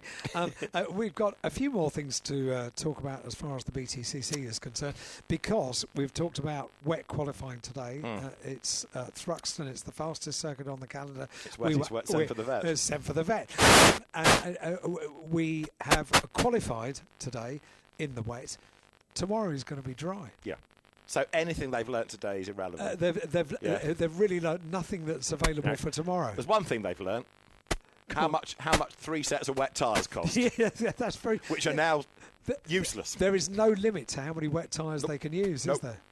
There's no limit to how many Mickey Butler can sell. No. I mean, some teams were putting brand new wets on in the drizzle this morning. Yes. And one team manager said, I've given those engineers a right king, because that's just wasted a load of money. Yes. But yeah, anything they've learnt today in terms of setup or what the car is like in the wet or where the puddles are going to be goes out of the window tomorrow. So it's given us a fascinating qualifying session. It's given some a bit of damage, and it's given us a driver with a sore foot, but it has given us absolutely no pointers whatsoever to race day. One thing we didn't mention during qualifying was something that I know you did mention on ITV, and we just didn't get the opportunity to mention it. Nick Halstead went off to hospital earlier on today, is that right? Yeah. He was racing at Monza last week, yes, and actually had an accident in the first race. I'll come back to that, because actually it's not to do with Monza. We were questioning whether it was a somewhat delayed legacy, but he didn't look right getting out of the car. Did he not? No, he looked a bit uncomfy, pale, and it's some sort of swelling underneath his rib cage or something. Right. So Paul Trafford, the Toka doctor, had a look at him and hooked him down the road to hospital to go and get checked out. Right. He was in the McLaren Trophy Europe races last week. Right. Now, I know people sometimes are quite critical of Nick Halstead. Bear in mind, he won his class in both the races at Brands Hatch in May. Yes. Has a quick co-driver in Tom Holland. Anyway, he at that level, he's doing pretty well. Sadly, race 1 at Monza, he made this epic dive up the inside going into the second chicane, first lap, gets past 1, still doesn't brake, somebody turns in, bang, straight into the side of the car. So his car actually survived, and they carried on and finished the race. He was excluded for causing this accident. Right. Would you like to hazard a guess as to the team which operates the car that he hit? Go on. Speedworks. Oh, right. So, after a pretty torrid Snetterton and a bit of damage, lot of damage. Goodness me. Damaged McLaren, but at least, as somebody pointed out, it was kept in the family. Right. But then Nick came back the day after and did the second race. So whether that sort of triggered something, I don't know. But he's not withdrawn from the weekend. I think the door is left open, so he will see tomorrow what he feels like. He's done laps in free practice, so therefore he could be on the back of the grid. He could qualify and race tomorrow. If he's feeling up to it. And, what everyone says about Nick, he's a great enthusiast. He desperately wants to be on that grid. That's why he's come back this year. And what he also does is provide a very unique, that no other driver does, insight in great detail into what goes on behind the scenes for a touring car team / driver. His Facebook posts are sometimes immense. They go on, and he writes all of this himself. He put that information on Facebook earlier on. He gets social media, I think, is what I'm trying to say. Yeah, and thinking of social media and young persons. Oh, yes. Are you aware that we have a world champion here? Go on. Are you aware that we have a Red Bull driver here? No. Sebastian Jobe, who is part of the Oracle Red Bull sim racing team, multiple Porsche Super Cup esports champion, multiple Carrera Cup GB esports champion. Didn't know this. Is here for the weekend, I think, to have a look. With anyone in particular? No. Right. I think just as a kind of guest of Red Bull and Porsche. Yeah. He wants to be on the real world grid in the future, so it's part of doing that. I think Which we see more and more. Indeed. Yeah. He's won a world championship in another sim racing formula. But he drives in esports for the Red Line team, which is Max Verstappen's team. Right, yeah. So not a bad link to have, especially given that Chris Lullum esports champion, now drives in the real world for Verstappen.com in GT World Challenge Europe, Ferrari in sprint and a Aston Martin in the endurance races. And you cover both worlds, don't you? The virtual world and the real world. Yeah, I do the Carrera Cup esports commentary in the winter from home, and it's all really entertaining stuff and good racing. And so Sebastian Job is here, and was that you getting a message? It was. Was that your wife? I don't know. Just check. It sounded like my phone rather than my wife. She makes a different noise, but I'll double check. Hang on. Hang on. I just don't want you to be in any trouble. No, it's from Sam Riches, and that was a message sent during qualifying. So we got to the bottom of that. First with the news. You're catching up. Only an hour late. Well done, Sam. So yeah, cover both worlds, the esports as well, and it's great racing, and I think you'll find more and more people trying to come from one to the other. So yeah, Sebastian Job. The point of all of this I was getting to was that if you've not watched it, there's a really interesting series, mini documentary series on YouTube, where Red Bull wanted to see whether he would be good enough to drive the Formula 1 car. Right. So they put him through a day in the Carrera Cup. So he's Carrera Cup esports, Porsche Super Cup, same type of 911. Goes to Snetterton and does a day in the 911. Okay, that's impressive. The lap times are good. Everyone's happy. Then he goes to the Red Bull ring in the winter and he drives the F4 car. Lap times are good. Okay, now you can go and drive a Formula Renault 2 litre. Come back tomorrow, you can have the morning in the Renault 3.5, and then ultimately he does go and do some laps in the F1 car. Wow. And wow, that kind of proves the point of how relevant esports is to get you from couch to cockpit. My goodness. David, it's worth watching. Thank you very much. Well, I will. I shall write it down because I forget things. Is that Ian or is that Matt? It's Ian. Actually, I could listen to you two chaps all day. That However, could be arranged. I thought it already happened. Thanks for stepping in, David. That was great. The safety car lights have come on. That means they are about to head out on track. So, yes, we are about to go racing. Delighted to say, yes. Super stuff. Thank you, Ian. We'll get back to you in a couple of moments. From Soggy, Moira and Colin, I second Sue and Mark. You two brighten a dull day. Very kind. There you go. Very You'll good. get a round of applause when you go back into. You know they're still there. The media are still there, and they do have a speaker. David Addison, thank you very much. Pleasure, indeed. Alan. Nice to see you. I don't know where we'd have been without you. That's for sure. I'd have probably taken a while to fix my computer, but David, thank you very much indeed. Let's get up to our commentary team, shall we? Ian Waterhouse is going to be in the pit lane, and up in the commentary box is Matt Suckling. Thanks, Alan, very much. I still can't believe that Adam started commentating on the BTCC in 2013. It seems like yesterday he was roped in to do the touring cars, but time flies, doesn't it? Yeah, he's done well. Time flies. 12 years on ITV. Wow. They're lucky to have him. Anyway, we've got the F4 cars now working their way onto the circuit. Ian is down there. Yeah, just a quick reminder as well, Matt. It's going to be 2 laps to the grid, and then it will be a safety car restart. Just coming out of assembly area right now, there's a massive puddle on the right-hand side, so they're all dipping off left. It's quite a sight, it really is. But how great is it that we're going to get this race underway, and actually no rain at all. It's probably the best part of the day right now. Certainly is, yep. The clouds have disappeared. We've got the dark ones gone. We've still got a few fluffy ones in the sky, but we are hoping to get this 20-minute race in for the Viratools British F4 Championship, certified by FIA. Officials and marshals alike have done a tremendous job to make sure the track is as clear as it can be. All the water has been swept away from the edge of the circuits, and yeah, you wouldn't imagine that kind of an hour ago when the touring car qualifying session came to a close that it was as wet as it was. But we've got there, and thank you so much to everybody who's held on for the end of the day. I know it's been a little bit of a wait, but I'm sure you've all been very much entertained and amused by the wonderful chat we've had from both David Addison and Alan Hyde down there in the Toka Live studio. Addison always on hand to drop in when we need him the most. So we've got this final race to look forward to, and then of course we'll get set for a much more positive day tomorrow with the weather at least, and then we've got a busy day with minis, with F4, with the Porsche Carrera Cup of Great Britain, and 3 races for the Quick Fit British Touring Car Championship as well. So lots to look forward to, but let's try and get through this 20-minute race unscathed. It wasn't the best of first races for F4, quite a bit of drama, and we had that red flag and also a safety car finish as well. So not what the drivers would have wanted, but this is the chance now for the reverse of how they qualified this morning. So the top 12 get reversed, so it does mean that on the front row of the grid we are going to have that of number 90 Chase Fernandez, the man who moves over from Ginetta Juniors into F4 for a full season in 2025. He'll be there alongside number 7, which is Thomas Behrman. So 90 and 7 make up the front row. The second row then sees number 6, which is Leo Robinson. He'll be joined by number 93 Jimmy Bezique, who was a non-finisher in race number 1, and before Snetterton he was the championship leader, but how things change after a couple of bad races for the number 93 machine. So they sit there on row number 2. Row 3 then sees number 12, which is Adam Al-Zahari, joined by number 47 August Raber, who went round in race number 1 and was unfortunately collected by Ella Lloyd in the process as well. So he was a non-finisher. He'll start from 6th place this time round.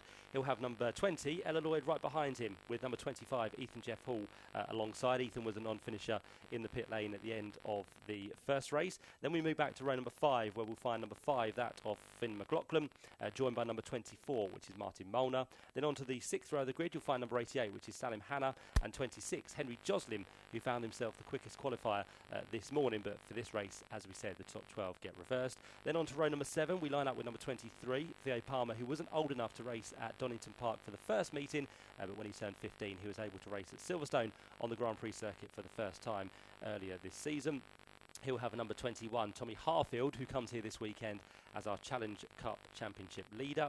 The 8th row lines up with number 42, Rowan Campbell-Pillin, joined by number 69, which is Yu Hao Fu. Then on to the 9th row of the grid, number 33 is going to be Cole Hewitson, joined by number 22, Joel Bergstrom. Then on to the 10th row is going to see number 46, Ari Bansal, alongside number 13, which is Henry Mercier.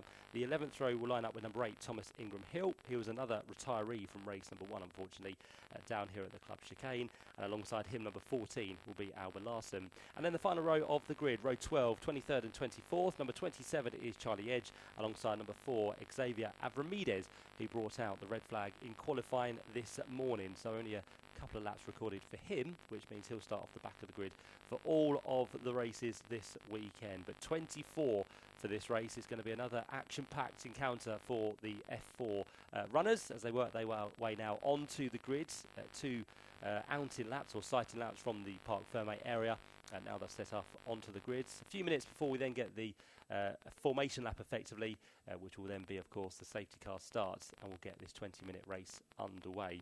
In terms of how the championship now looks, as we said, things were looking to change after the result for Martin Molnar in race number 1. He picked up maximum points plus the point for fastest lap as well. So Martin Molnar is now the new championship leader on 120 points, but just 2 points clear of Finn McLaughlin. So it's Virtuosi that leads High-Tech TGR. Third in the championship now is Jimmy Bezique, finds himself a little bit of a distant third, 29 points back from Martin Molnar. So already that gap starting to form between the top 3.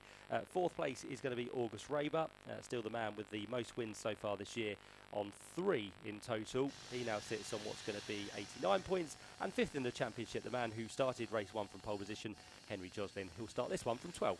Matt, I've just come onto the grid again. I'm going to face the other way, see if I can grab a quick word. We've got Chase Fernandez here, of course, starts his racing pole. Has had a win this season as well. Chase, how wet was it on your outlap there? I mean, it's not too bad, to be honest. I was expecting a lot worse. So obviously, no one really knew what to expect going out after that downpour, but it's not as bad as everyone's expecting. But yeah, obviously, it's still wet and it's still going to be very tricky, so we'll just see what we can do. Excellent stuff, Chase. Thank you so much. Yes, I've actually faced closer to the wall this time, so we keep signal. Not as bad as everybody thinks out there, so it looks like the right call to get this race underway. Certainly does, yep. So they've done well, as we said, the officials, to get the track cleared. Now all the team members just being ushered off the circuit, just to leave the final personnel to get the cars fired into life. And as soon as they are, the red flashing lights on the rear of the car will be extinguished. 1 minute board is now held aloft, so that's when the cars are fired into life. And as we said, it's going to be a safety car start for this second race of the weekend for the F4 British Championship. Chase Fernandez in a prime position here, but as we know, he's not going to have it easy. F4 does deliver great racing and lots of overtaking, especially around this high-speed Thruxton circuit, which is always a pleasure to come to for these young single-seaters who are looking to step themselves up into the world of higher classes, whether it be F3, F2, or potentially one day F1. All of those on the grids looking, as ever, to be in the highest rung on the ladder, or some of them already with some high-profile teams underneath them, the likes of the reigning world karting champion Ethan Jeff Hall, backed by the Mercedes F1 junior team. We've also got Ella Lloyd out there who runs with the McLaren livery on her car as well. And we've also got that of Alba Larson, who's an F1 Academy driver. So she's been on the support bill of F1 already this season. And the mention of Ella Lloyd, she took a brilliant race victory in F1 Academy earlier this year at the Saudi Arabian meeting at the Jeddah Corniche circuit. And she, as I said, back in with the McLaren F1 Academy team. So she's going to be one to watch for. A little bit unfortunate, as we mentioned, at the end of that first race after coming together with August Raber. Not of her fault whatsoever. She was caught in the melee as she came through the club chicane. Just saw August Raber broadside across the circuit and had nowhere to go. So she was the unfortunate party in that one. And also Adam Al-Zahari was involved as well. He was off into the barrier. Whether that was a cause of contact with August or if it was something a little bit different, we're not too sure. But Adam Al-Zahari, who has had a win this year, was a man involved in that as well. But all of them looking for a better result here in race number 2. And the race is now underway because the safety car is headed away from the grid. The clock has started ticking. And whether it be the 1 lap or 2 laps under safety car, we'll have to wait and see. It was 2 laps to the grid to get the drivers familiar with the circuit after that downpour we had a little bit earlier on, but now the safety car brings them down towards the right-hander at Church, and whether it lets them go this time round, I think it will, because already the lights have been switched off on top of the Porsche safety car. So Chase Fernandez is going to be the effective safety car once Scott Stringfellow heads for the pit lane once again. And then Chase Fernandez, will he go early, will he go late? We've only had 1 safety car restart so far today, and the driver of that decided to go just as they came into the club chicane. But Chase Fernandez might try to do a little bit different here, just try to run the clock down a little bit further, or is he going to go for it and try and get an advantage as best he possibly can? He is into the club chicane, hasn't yet gone, so he's just going to back the pack up as they head through in towards the right, left, right chicane. And on the middle of it, he now does accelerate, but they've got to be very cautious of the track because it is still damp out there, but they will be able to get some acceleration as they head to green flag racing. Then after a little bit of a delay here at Thruxton, we are underway with racing for the F4 British Championship. Chase Fernandez leads them down through Allard Corner for the first time of asking at racing speed. You've got Thomas Behrman there in second place as they flick up the spray down towards the complex for the first time at racing speed, and there's always going to be a challenge on down there, and it's going to be one for second place because Leo Robinson was side by side with Thomas Behrman in towards Cobb by the looks of it. But as they head in towards Seagrave,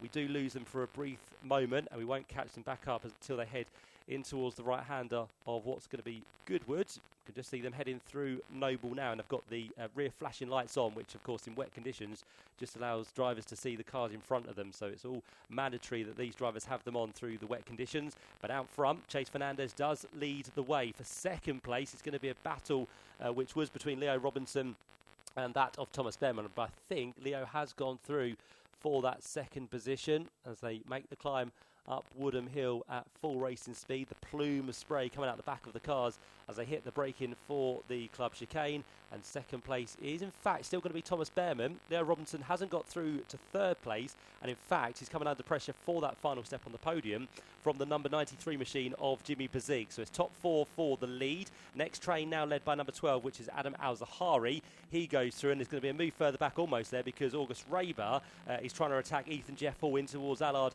for the third time of asking, but it doesn't quite happen there. So August Raber has to sit in line in the spray behind Ethan Jeff Hall, but both of those now vying for 6th position as they work their way down towards the complex for another time. No surprise really that the car out front of Chase Fernandez has done the quickest lap of the race, 1:20.290. He's got the clear air and he'll have the quickest lap to take from this race as it stands.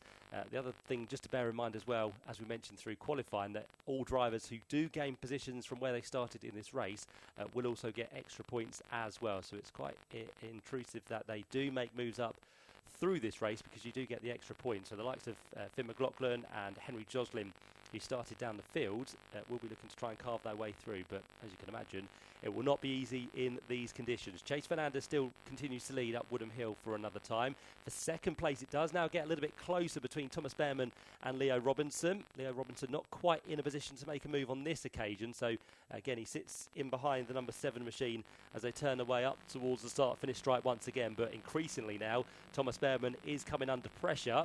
Further back, Ella Lloyd is having to defend here from the 88 machine because trying to come through is going to be that of Salim Hanna as they cross the line for the third time. The biggest mover there that time was Finn McLaughlin up to 7th place, but unfortunately for August Raber, he has now dropped himself down into 14th position. So 7 places lost alone on that lap for August Raber.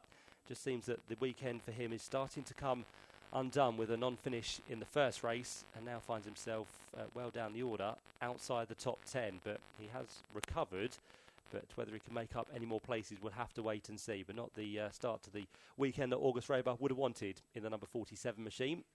Sits down there in 14th position. Meantime, looks like the gap between Chase Fernandez and Thomas Behrman is just starting to come down slightly. At the line it was 3/4 of a second, but all of a sudden Thomas Behrman now starting to get into a rhythm. He gets a good run through Church Corner. Will start to pick up the toe in the spray, which still will give a advantage to Thomas Behrman, but he just won't be able to see what is really happening in front of him. But the gap is coming down between the top 2. Top 4 stand very close together with Leo Robinson and Jimmy Bazik in the number 93 machine on the tail. And then Adam Al-Zahari continues to lead the next train in 5th place. 6th place there is going to be the number 25 machine of Ethan Jeff Hall, and Finn McLaughlin continues to stay with them as well. Then a bigger gap back to 8th place, which is Ella Lloyd, and then Salim Hanna on this lap has gone through in 9th place, just ahead of race 1 winner, which is Martin Molnar. So for the first time since we got underway, I think the order inside the top 10 has remained the same, as Yu Hao Fu just lost 1 position on that lap, down to 16th place now in the number 69 machine. The car that made the move was Cole Hewitson, up into the top 15 as it stands, with just under 13.5 minutes to go. Fastest of the rookies out there, and the leader, in fact, is Thomas Behrman. He sits 2nd place overall. 2nd in the rookies is Finn McLaughlin, down in 7th position, and then Salim Hanna in 9th position is the 3rd of our rookies as it currently stands. Leaders again start to re-emerge into our sight, so down towards the fast right-hander of Church. And again, Thomas Behrman seems to be quick through here, but just couldn't quite carry the speed last time up through Woodham Hill. But on this occasion, it does look like Thomas Behrman is closer. But is he going to be brave enough to dive out for a move down towards the final corner at Club Chicane? Doesn't look like he is, but sometimes in these conditions you want to be heading for the outside part of the track where you find the most grip, where all the rubber has been laid down across the course of the day so far. Finn McLaughlin tried it on that occasion, and he might be able to get the move done down towards the first corner at Allard. He drinks out, he looks to the inside of Ethan Jeff Hall, and Finn McLaughlin is feeling brave, but is it going to be brave or stupid as we go through the corner? I think they've made it. There's no yellow flags on the entrance to Allard, so I think Finn McLaughlin and Ethan Jeff Hall have made it through, but in which order, I cannot tell you as of yet. I think, yeah, Finn McLaughlin is still behind Ethan Jeff Hall as they work their way in towards the complex for the 6th time of asking. So that was a brave move looking to be made by Finn McLaughlin, but just backed out at the last minute. Yeah, exactly that. I'm actually at the end of the pit lane and saw him go round and did just back off. But as they come past, the spray is absolutely fantastic. It really, really is. Must be such a hindrance, though, for those behind. Yeah, it will be, won't it? That's why Chase Fernandez has the best seat in the house at the minute with the clear track ahead of him. Is not the quickest, though, because further down, looks like Finn McLaughlin, with that move almost being made on Ethan Jeff Hall in that number 5 machine, has now gone and done the quickest lap. So we're down to a 1:18.903, so it looks like massively the conditions are starting to improve, but still the plume of spray being kicked up from the rear of the car as they head again down towards the Club Chicane. Drivers feeling confident to touch the white lines and the curbs down through the final corner, so that's not deterring them too much as they head again down towards Allard. Ella Loy is doing a tremendous job at the minute. She's got 3 cars all starting to queue up behind her, but she's keeping them at bay. Salim Hanna is still one of those, joined by now Martin Molnar and Tommy Harfield. Tommy currently sits 3rd within the Challenge Cup within this race. 2nd is Salim Hanna, and 1st is Ella Lloyd. Bit of a slow line through the chicane that time for the 22 machine, so Joel Bergstrom might be under pressure down towards Allard as Albert Larsen goes for the outside line, and Albert Larsen sweeps through nicely there to make a move very bravely again round the outside of the first corner. So a change for 21st place between Joel Bergstrom and Albert Larsen goes through. Another competitor that runs within the Challenge Cup this weekend. If you're not familiar with the Challenge Cup, it's a brand new concept this year for F4. For drivers who can't commit to the full campaign, and it's 7 rounds that count towards their tally out of the 10 rounds we have this year. So for commitment reason or budget reason, these drivers have to nominate the 7 rounds they wish to do prior to the season starting. So again, we'll see selected drivers at selected rounds throughout the course of 2025. Move now being made for 5th place because Ethan Jeffhall doesn't want to sit behind Adam Al-Zahari for too much longer. A little bit wide into the corner, but then Adam Al-Zahari almost overcooks it in the number 12 machine. But now, again, Finn McLaughlin gets a better run through the final corner, so it's going to be a deja vu moment down towards Allard. Can he make it move this time? Again, he's on the tighter inside line, which doesn't really work for Finn McLaughlin. So with the speed around the outside, I think Ethan Jeffhall will hold on to the position once again as they head their way down towards Campbell, Cobb and Seagrave. And let's have a look. Yeah, Finn McLaughlin once again behind the number 25 machine, but we have had the change for the lead because Thomas Behrman has gone through at the end of the 7th lap, and now Thomas Behrman leads the way from Chase Fernandez as they work their way on towards Noble. And is this now going to be the chance for Thomas Behrman to stretch his legs while Chase Fernandez keeps at bay all of those behind? More importantly, Leo Robinson and Jimmy Bezique. And all of a sudden, Thomas Behrman has started to open that gap out. Leo Robinson has a think about a move down towards Church. Another brave move to be made, let alone in the wet conditions. He's going to try and go for it. But Chase Fernandez holds on to it down through the right-hander. It's going to be another charge up towards Woodham Hill. And does Leo Robinson go for the move? No, he's actually backed out of it. And he might be under attack here from Jimmy Bezique in the number 93 machine, because all of a sudden, the power just seemed to disappear from the 3rd place car. And Chase Fernandez had a bit more of a run down towards the final corner. They are really flinging the cars around there. Almost looked like Chase Fernandez was going to lose it in towards the final corner, but he had good control as he accelerated up towards the line once again. But it is Thomas Behrman for High-Tech TGR that leads the way. An extended margin now to almost 9/10 of a second for the youngster. Thomas Behrman joining us here at Thruxton for the first time within the F4 Championship for 2025. So all the circuits he'll be visiting will be for the first time. But Thomas Behrman, so far this year, yet to feature on the podium, yet to have a race win. So if he was to get a podium, what a way to do it with a race victory in this second race. And it wouldn't be without the tricky conditions, would it? So he's going to try and put his name at the top of the order. He's got 7 minutes and 50 seconds to try and hold on now. So he's got still a long way to go in what are improving conditions. We still haven't had any further rainfall, which is absolutely fantastic. Looks like we're going to get this race completed without any drama whatsoever, as Thomas Behrman again works his way up Woodham Hill. And I would also add now to the mix that for 2nd place, we're about to be joined by Adam Al-Zahari, because he's just about crawled his way onto the tail of what's going to be that of Chase Fernandez, I think. Yeah, because Leo Robinson and Jimmy Bezique have both gone through on this lap. So around the back of the circuit, Chase Fernandez has dropped off the podium. Finn McLaughlin's about to make a move further back as well. He gets another great run down towards the right-hander of Allard. 3rd time lucky is it going to be Finn McLaughlin. He gets a better run on this occasion,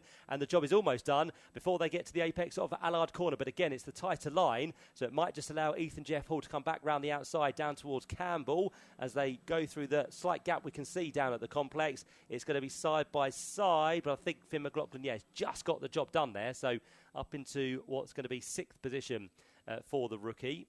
Still 2nd within the rookie class is going to be Finn McLaughlin, but making progress through the field, whilst his now championship rival Martin Molnar still finds himself down in 9th position. So it's going to be a championship that swings each way this weekend, because it was Finn McLaughlin that had it coming here to Thruxton.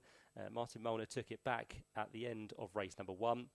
And as it stands, where Finn sits and the places he's made in this race, he will once again be back at the head of the championship at the end of race number 2. So it's again going to be all to play for as we head into race number 3 tomorrow. Some of the drivers now starting to search for some wetter track, because out wide there up Woodham Hill was Jimmy Bezique. So he's trying to keep those tyres as cool as possible. Of course, with 24 drivers all running through on the same line, that line will dry ever quicker. So some of the drivers just deciding to go for the wetter part of the track at certain points. Of course, the drivers won't want to delay themselves, so it'll have to be on parts of the circuit where it is kind of in a straight line or a curved line where it's not reduced speed. So Jimmy Pazik definitely doing that on that previous lap. And I think Chase Fernandez is about to lose a place here to Adam Al-Zahari, because the number 12 machine was ever quicker through the first corner. And last time through, Adam was a couple of tenths of a second quicker than the car ahead of him. So I fear that Chase Fernandez is continuing to drop down the order, and it's going to be quite apparent by the time they come back down towards the end of this lap through the club chicane. So Chase Fernandez trying his best to hold on for a good result here for Accelerate Motorsport, but the one-time winner so far this year doesn't look like he's going to finish on the podium in this reverse grid race, unfortunately. So after starting on pole position, Chase Fernandez now, I think, is going to be outside the top 5. We'll confirm for you if those have got through in the form of Adam Al-Zahari and Finn McLaughlin, but both of them definitely seem to have the speed as they went down towards the complex for the 11th time of asking. But for Thomas Behrman, can he hold on? That is going to be the question. Just under 5 minutes to go. The gap last time round was 1.4 seconds. For everybody standing on the start-finish line, that is definitely now not 1.4 seconds, because the gap has been cut probably by half here by Leo Robinson. So let's see what the times are on that occasion. It's a 119.6 for Thomas Behrman in the lead of the race, car number 7. But Leo Robinson in car number 6 in second place has done his best lap of the race, a 118.862, which put him 8 tenths of a second quicker than the man ahead of him. So Leo Robinson now the more confident of the two out front. Jimmy Pazik still sits there in third place. Fourth place is the number 90 machine of Chase Fernandez. So he did manage to hold on ahead of Al-Zahari and Finn McLaughlin, but it was Finn McLaughlin who went ahead of Al-Zahari towards the end of that lap. So Finn now up into 5th place in car number 5. 6th place for number 12, Adam Al-Zahari. 7th place, number 25, is Ethan Jeff Hall. And then behind that we have number 88, which is Salem Hanna. 9th place for number 24, Martin Molnar. And 10th place at the minute is for number 21, which is Tommy Harfield. So that's how the order looks with 3 3/4 minutes of this race to go. By the time they get to the line, we will have 3 laps remaining. So 3 laps for Thomas Behrman to try and hold on here, with the gap continuing to come down between the top 2. I think they've just about shaken off the attentions of Jimmy Pazik. But if anything comes to blow between the top 2, then Jimmy Pazik will be rubbing in his hands with glee to pick up the pieces and take a victory. But at the minute, he's just a few tenths of a second behind the 2 leaders, as Chase Fernandez still does his best here to defend from Finn McLaughlin. Down towards the first corner goes Finn, and with that also looking to make the move on Chase Fernandez for another time, but of course he took 3 attempts to get past Ethan Jeff Hall, so it might just be lucky here that Chase Fernandez is able to hold on right towards the end of the race. But again, it's Chase Fernandez who seems to be back in the pack up, because now you've got Finn McLaughlin behind. Adam Al-Zahari is right with them. Ethan Jeff Hall, Salim Hanna, Martin Molnar and Tommy Harfield, all in that fight for what's going to be a place with inside the top 5. And then we see a 4-second gap back to 11th place, which is Ella Lloyd, who still seems to be struggling in that McLaren liveried machine. Car number 20, as she has Cole Hewitson and Xavier Avramides to defend from. And again, a great race here from Xavier. He's come from the back of the grid up into 13th place. So 11 places gained for Xavier. He brought out that red flag, as we said, in qualifying earlier this morning. But back towards the front of the field, Thomas Behrman has managed to pull the gap once again, because down towards the club chicane he comes. The gap has grown between him and Leo Robinson, or has Leo got through? Yes, he has, because it's the white-plated number 6 now that is at the front of the field. So the move has been done again round the back of the circuit. Thomas Behrman has dropped down into 2nd place. He's now going to have to fight fairly hard to keep Jimmy Pazik at bay as well for the 2nd step on the podium. Finn McLaughlin goes for a move again down towards Allard. That is his favourite overtaking place within this race, and he makes it work once again. So Finn McLaughlin in car number 5 now makes his way through ahead of Chase Fernandez. But is it going to be too little too late for him to close down a 4-second gap on the 2 cars ahead of him? Well, I don't know, because Thomas Behrman seems to be holding at bay and slowing down Jimmy Pazik. So if Finn McLaughlin can get a move on, it might just work his way. We've had a spin through the exit of the club chicane. That's Henry Mercier, unfortunately, who's gone for a 180. He'll try and flick it back round by using some of the exit curb as well, and he does do that and just rejoins ahead of the 22 machine of Joel Bergstrom and Tom Ingram Hill, who seem to be just suffering in this race on their wet tyres. They run side by side in towards Allard's as well for the 14th time of asking. But Leo Robinson heads once again up Woodham Hill, the man who came here this weekend way down in the championship in 12th position. Of course, if he finishes as our winner, it still won't be maximum points, but it would be his first podium. And again, a bit like Thomas Behrman, his first win of the season. So Leo Robinson would love to hold on to this as they work their way through to start the last lap of the race. 40 seconds left on the clock. Finn McLaughlin, I don't think is going to close down that 4-second gap. He has made inroads on this lap down to 3.5 seconds, but still that's not going to be enough for Finn to get himself to a podium in this second race of the weekend for the Viratools F4 British Championship. But Leo Robinson with a healthy command at the head of the field. 1.6 seconds in hand over Thomas Behrman. And now Leo Robinson has also done the quickest lap of the race, a 1:18.813. So it looks like he's going to be on for an added point as well for the fastest lap of the race as he works his way halfway around the Thruxton lap for the final time. Over there towards Goodwood he now goes. Thomas Behrman still just about hanging on to second place, but again I think he has just extended that gap over Jimmy Bezique on this last lap. And again, Jimmy Bezique won't try anything too silly.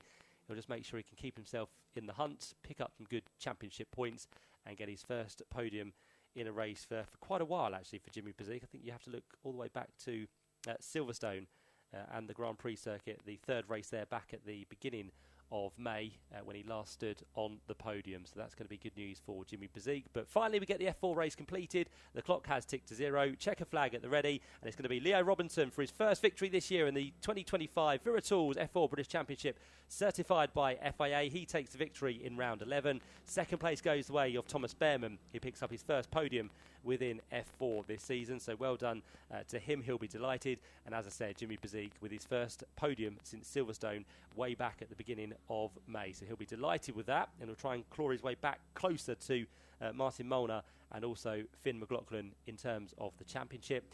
Finn McLaughlin does come through with a storming drive from where he started on the grid up into 4th position. Chase Fernandez, who started on pole position, drops down to 5th place, and then behind that we had Adam Al-Zahari, who has been a race winner already this year, ahead of our rookie Salim Hanna in 7th place. And Martin Molnar, Tommy Harfield and Ethan Jeff Hall complete the top 10 at the end of that 20-minute race. And believe it or not, we all made it through without any dramas. All 24 starters are going to be 24 finishers as well, because Tom Ingram-Hill and Joel Bergstrom come through to take the checker flag in 23rd and 24th places. So well done to Leo Robinson. He wins in the end by just shy of 2 seconds. He picks up, as I said, the first victory for him of the 2025 season. Thomas Behrman finishes second, also picks up the rookie honours in that second race of the weekend. Second in the rookies went the way of Finn McLaughlin, and Salim Hanna picks up a third place within the rookie class as well. In terms of the Challenge Cup, his victory for Salim Hanna down in 7th place. It's Tommy Harfield who picks up second,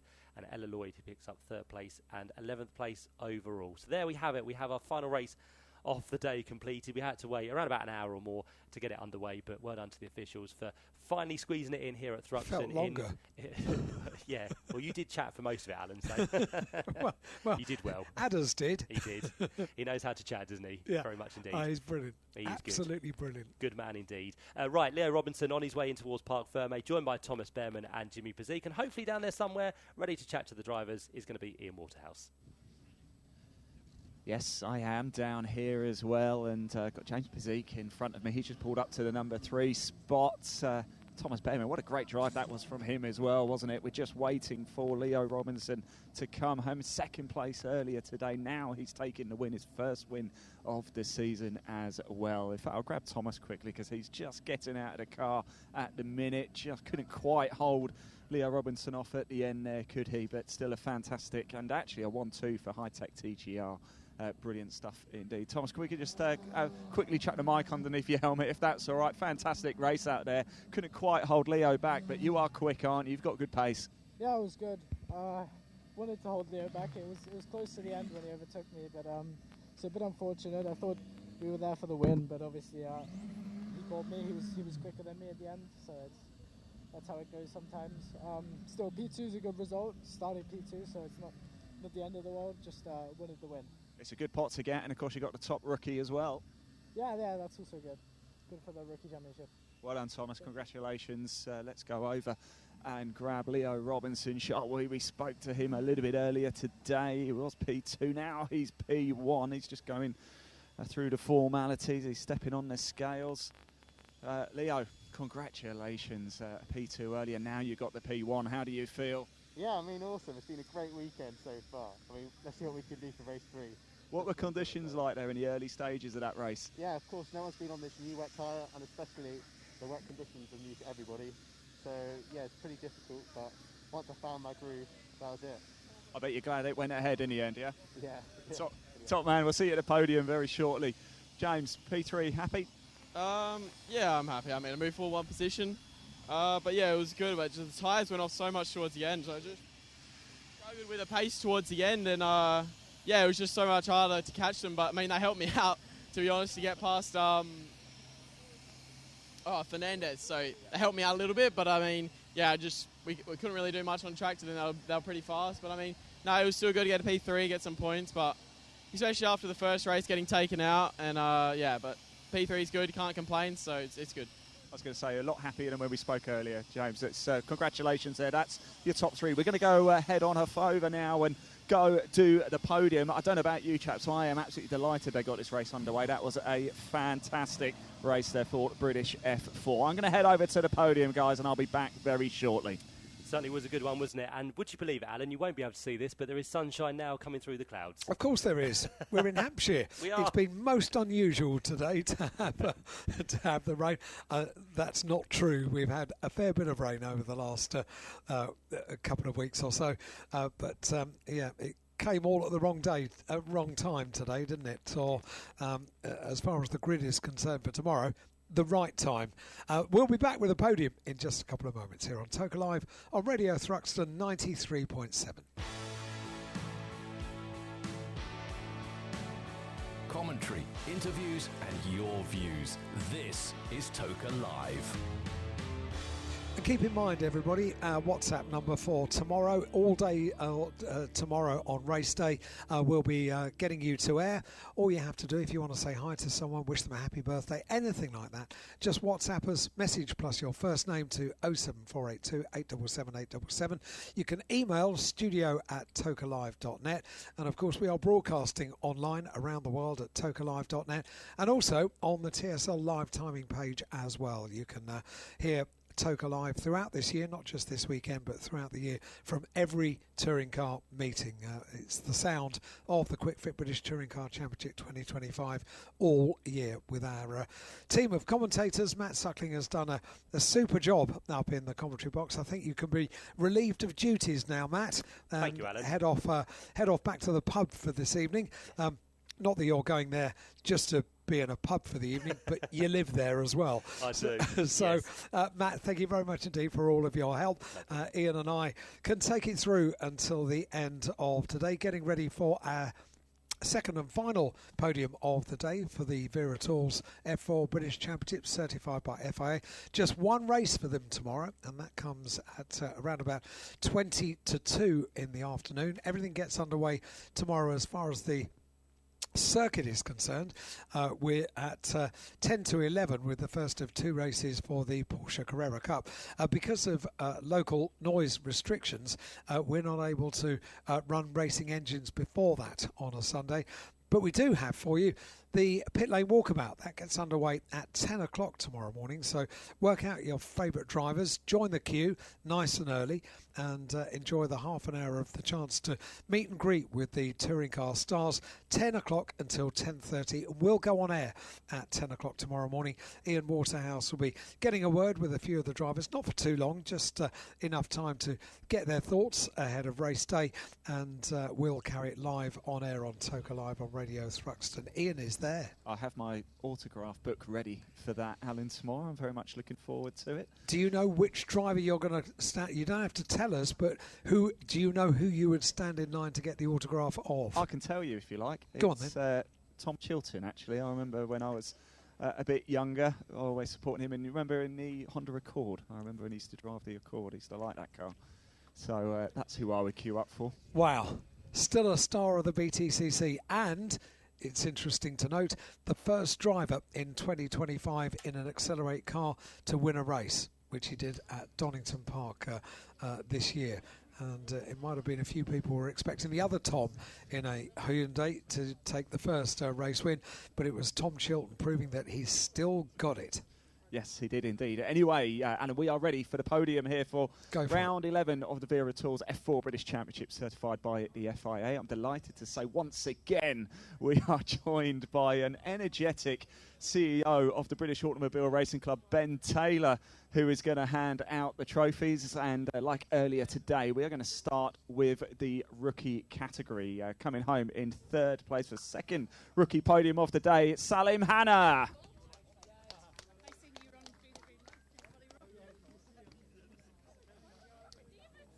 There we go. Salim Hanna there receiving his trophy. And in the rookie category, coming home in second place, Finn McLaughlin. Congratulations, Finn.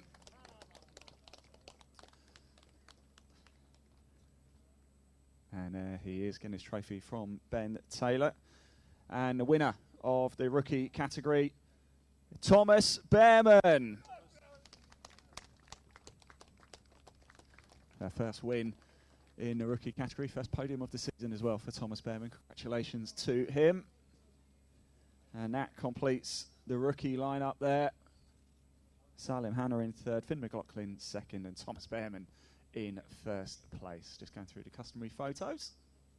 The sun is coming out now as well. Best part of the day. Well done, gentlemen. Congratulations.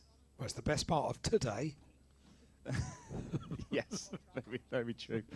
I'm actually drying out a little bit now. Right, let's move into the overall, shall we? And in third place, it was James Pizik.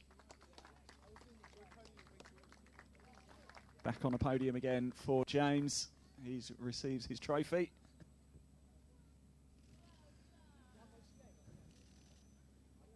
And he's been a busy man. Our second place finisher, Rookie Cup winner, of course. Second place in the race overall Thomas Behrman.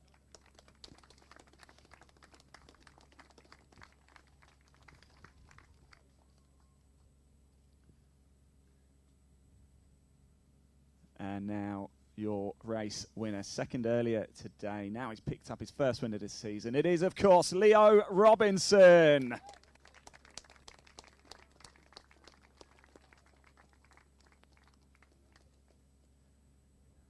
Leo makes his way to the podium, takes the winner's trophy. Now stay there, everybody, as well. We're going to go straight into the team trophy as well. Congratulations goes to High Tech TGR. 1-2 for High Tech there as well. Fantastic day. Representative from the team takes the trophy from Ben Taylor to go through the photos. And that is the podium complete for round 11 of the Vera Tools F4 British Championship, certified by the FIA. One more race tomorrow for these guys and girls. And if it's anything like today, it promises to be an absolute cracker, Alan. Ian Waterhouse, thank you very much indeed for your service throughout today here on Toka Live. Your first day with Toka Live, and a very welcome addition to the Toka Live team you are. We'll be joined tomorrow by Ian down in the pit lane and paddock and podiums as well. Tomorrow we'll be rejoined by Josh Barrett over in the commentary box at the complex, and back as per today in the main commentary box, Matt Suckling. That's our team of commentators for tomorrow here on Toka Live on Radio Thruxton.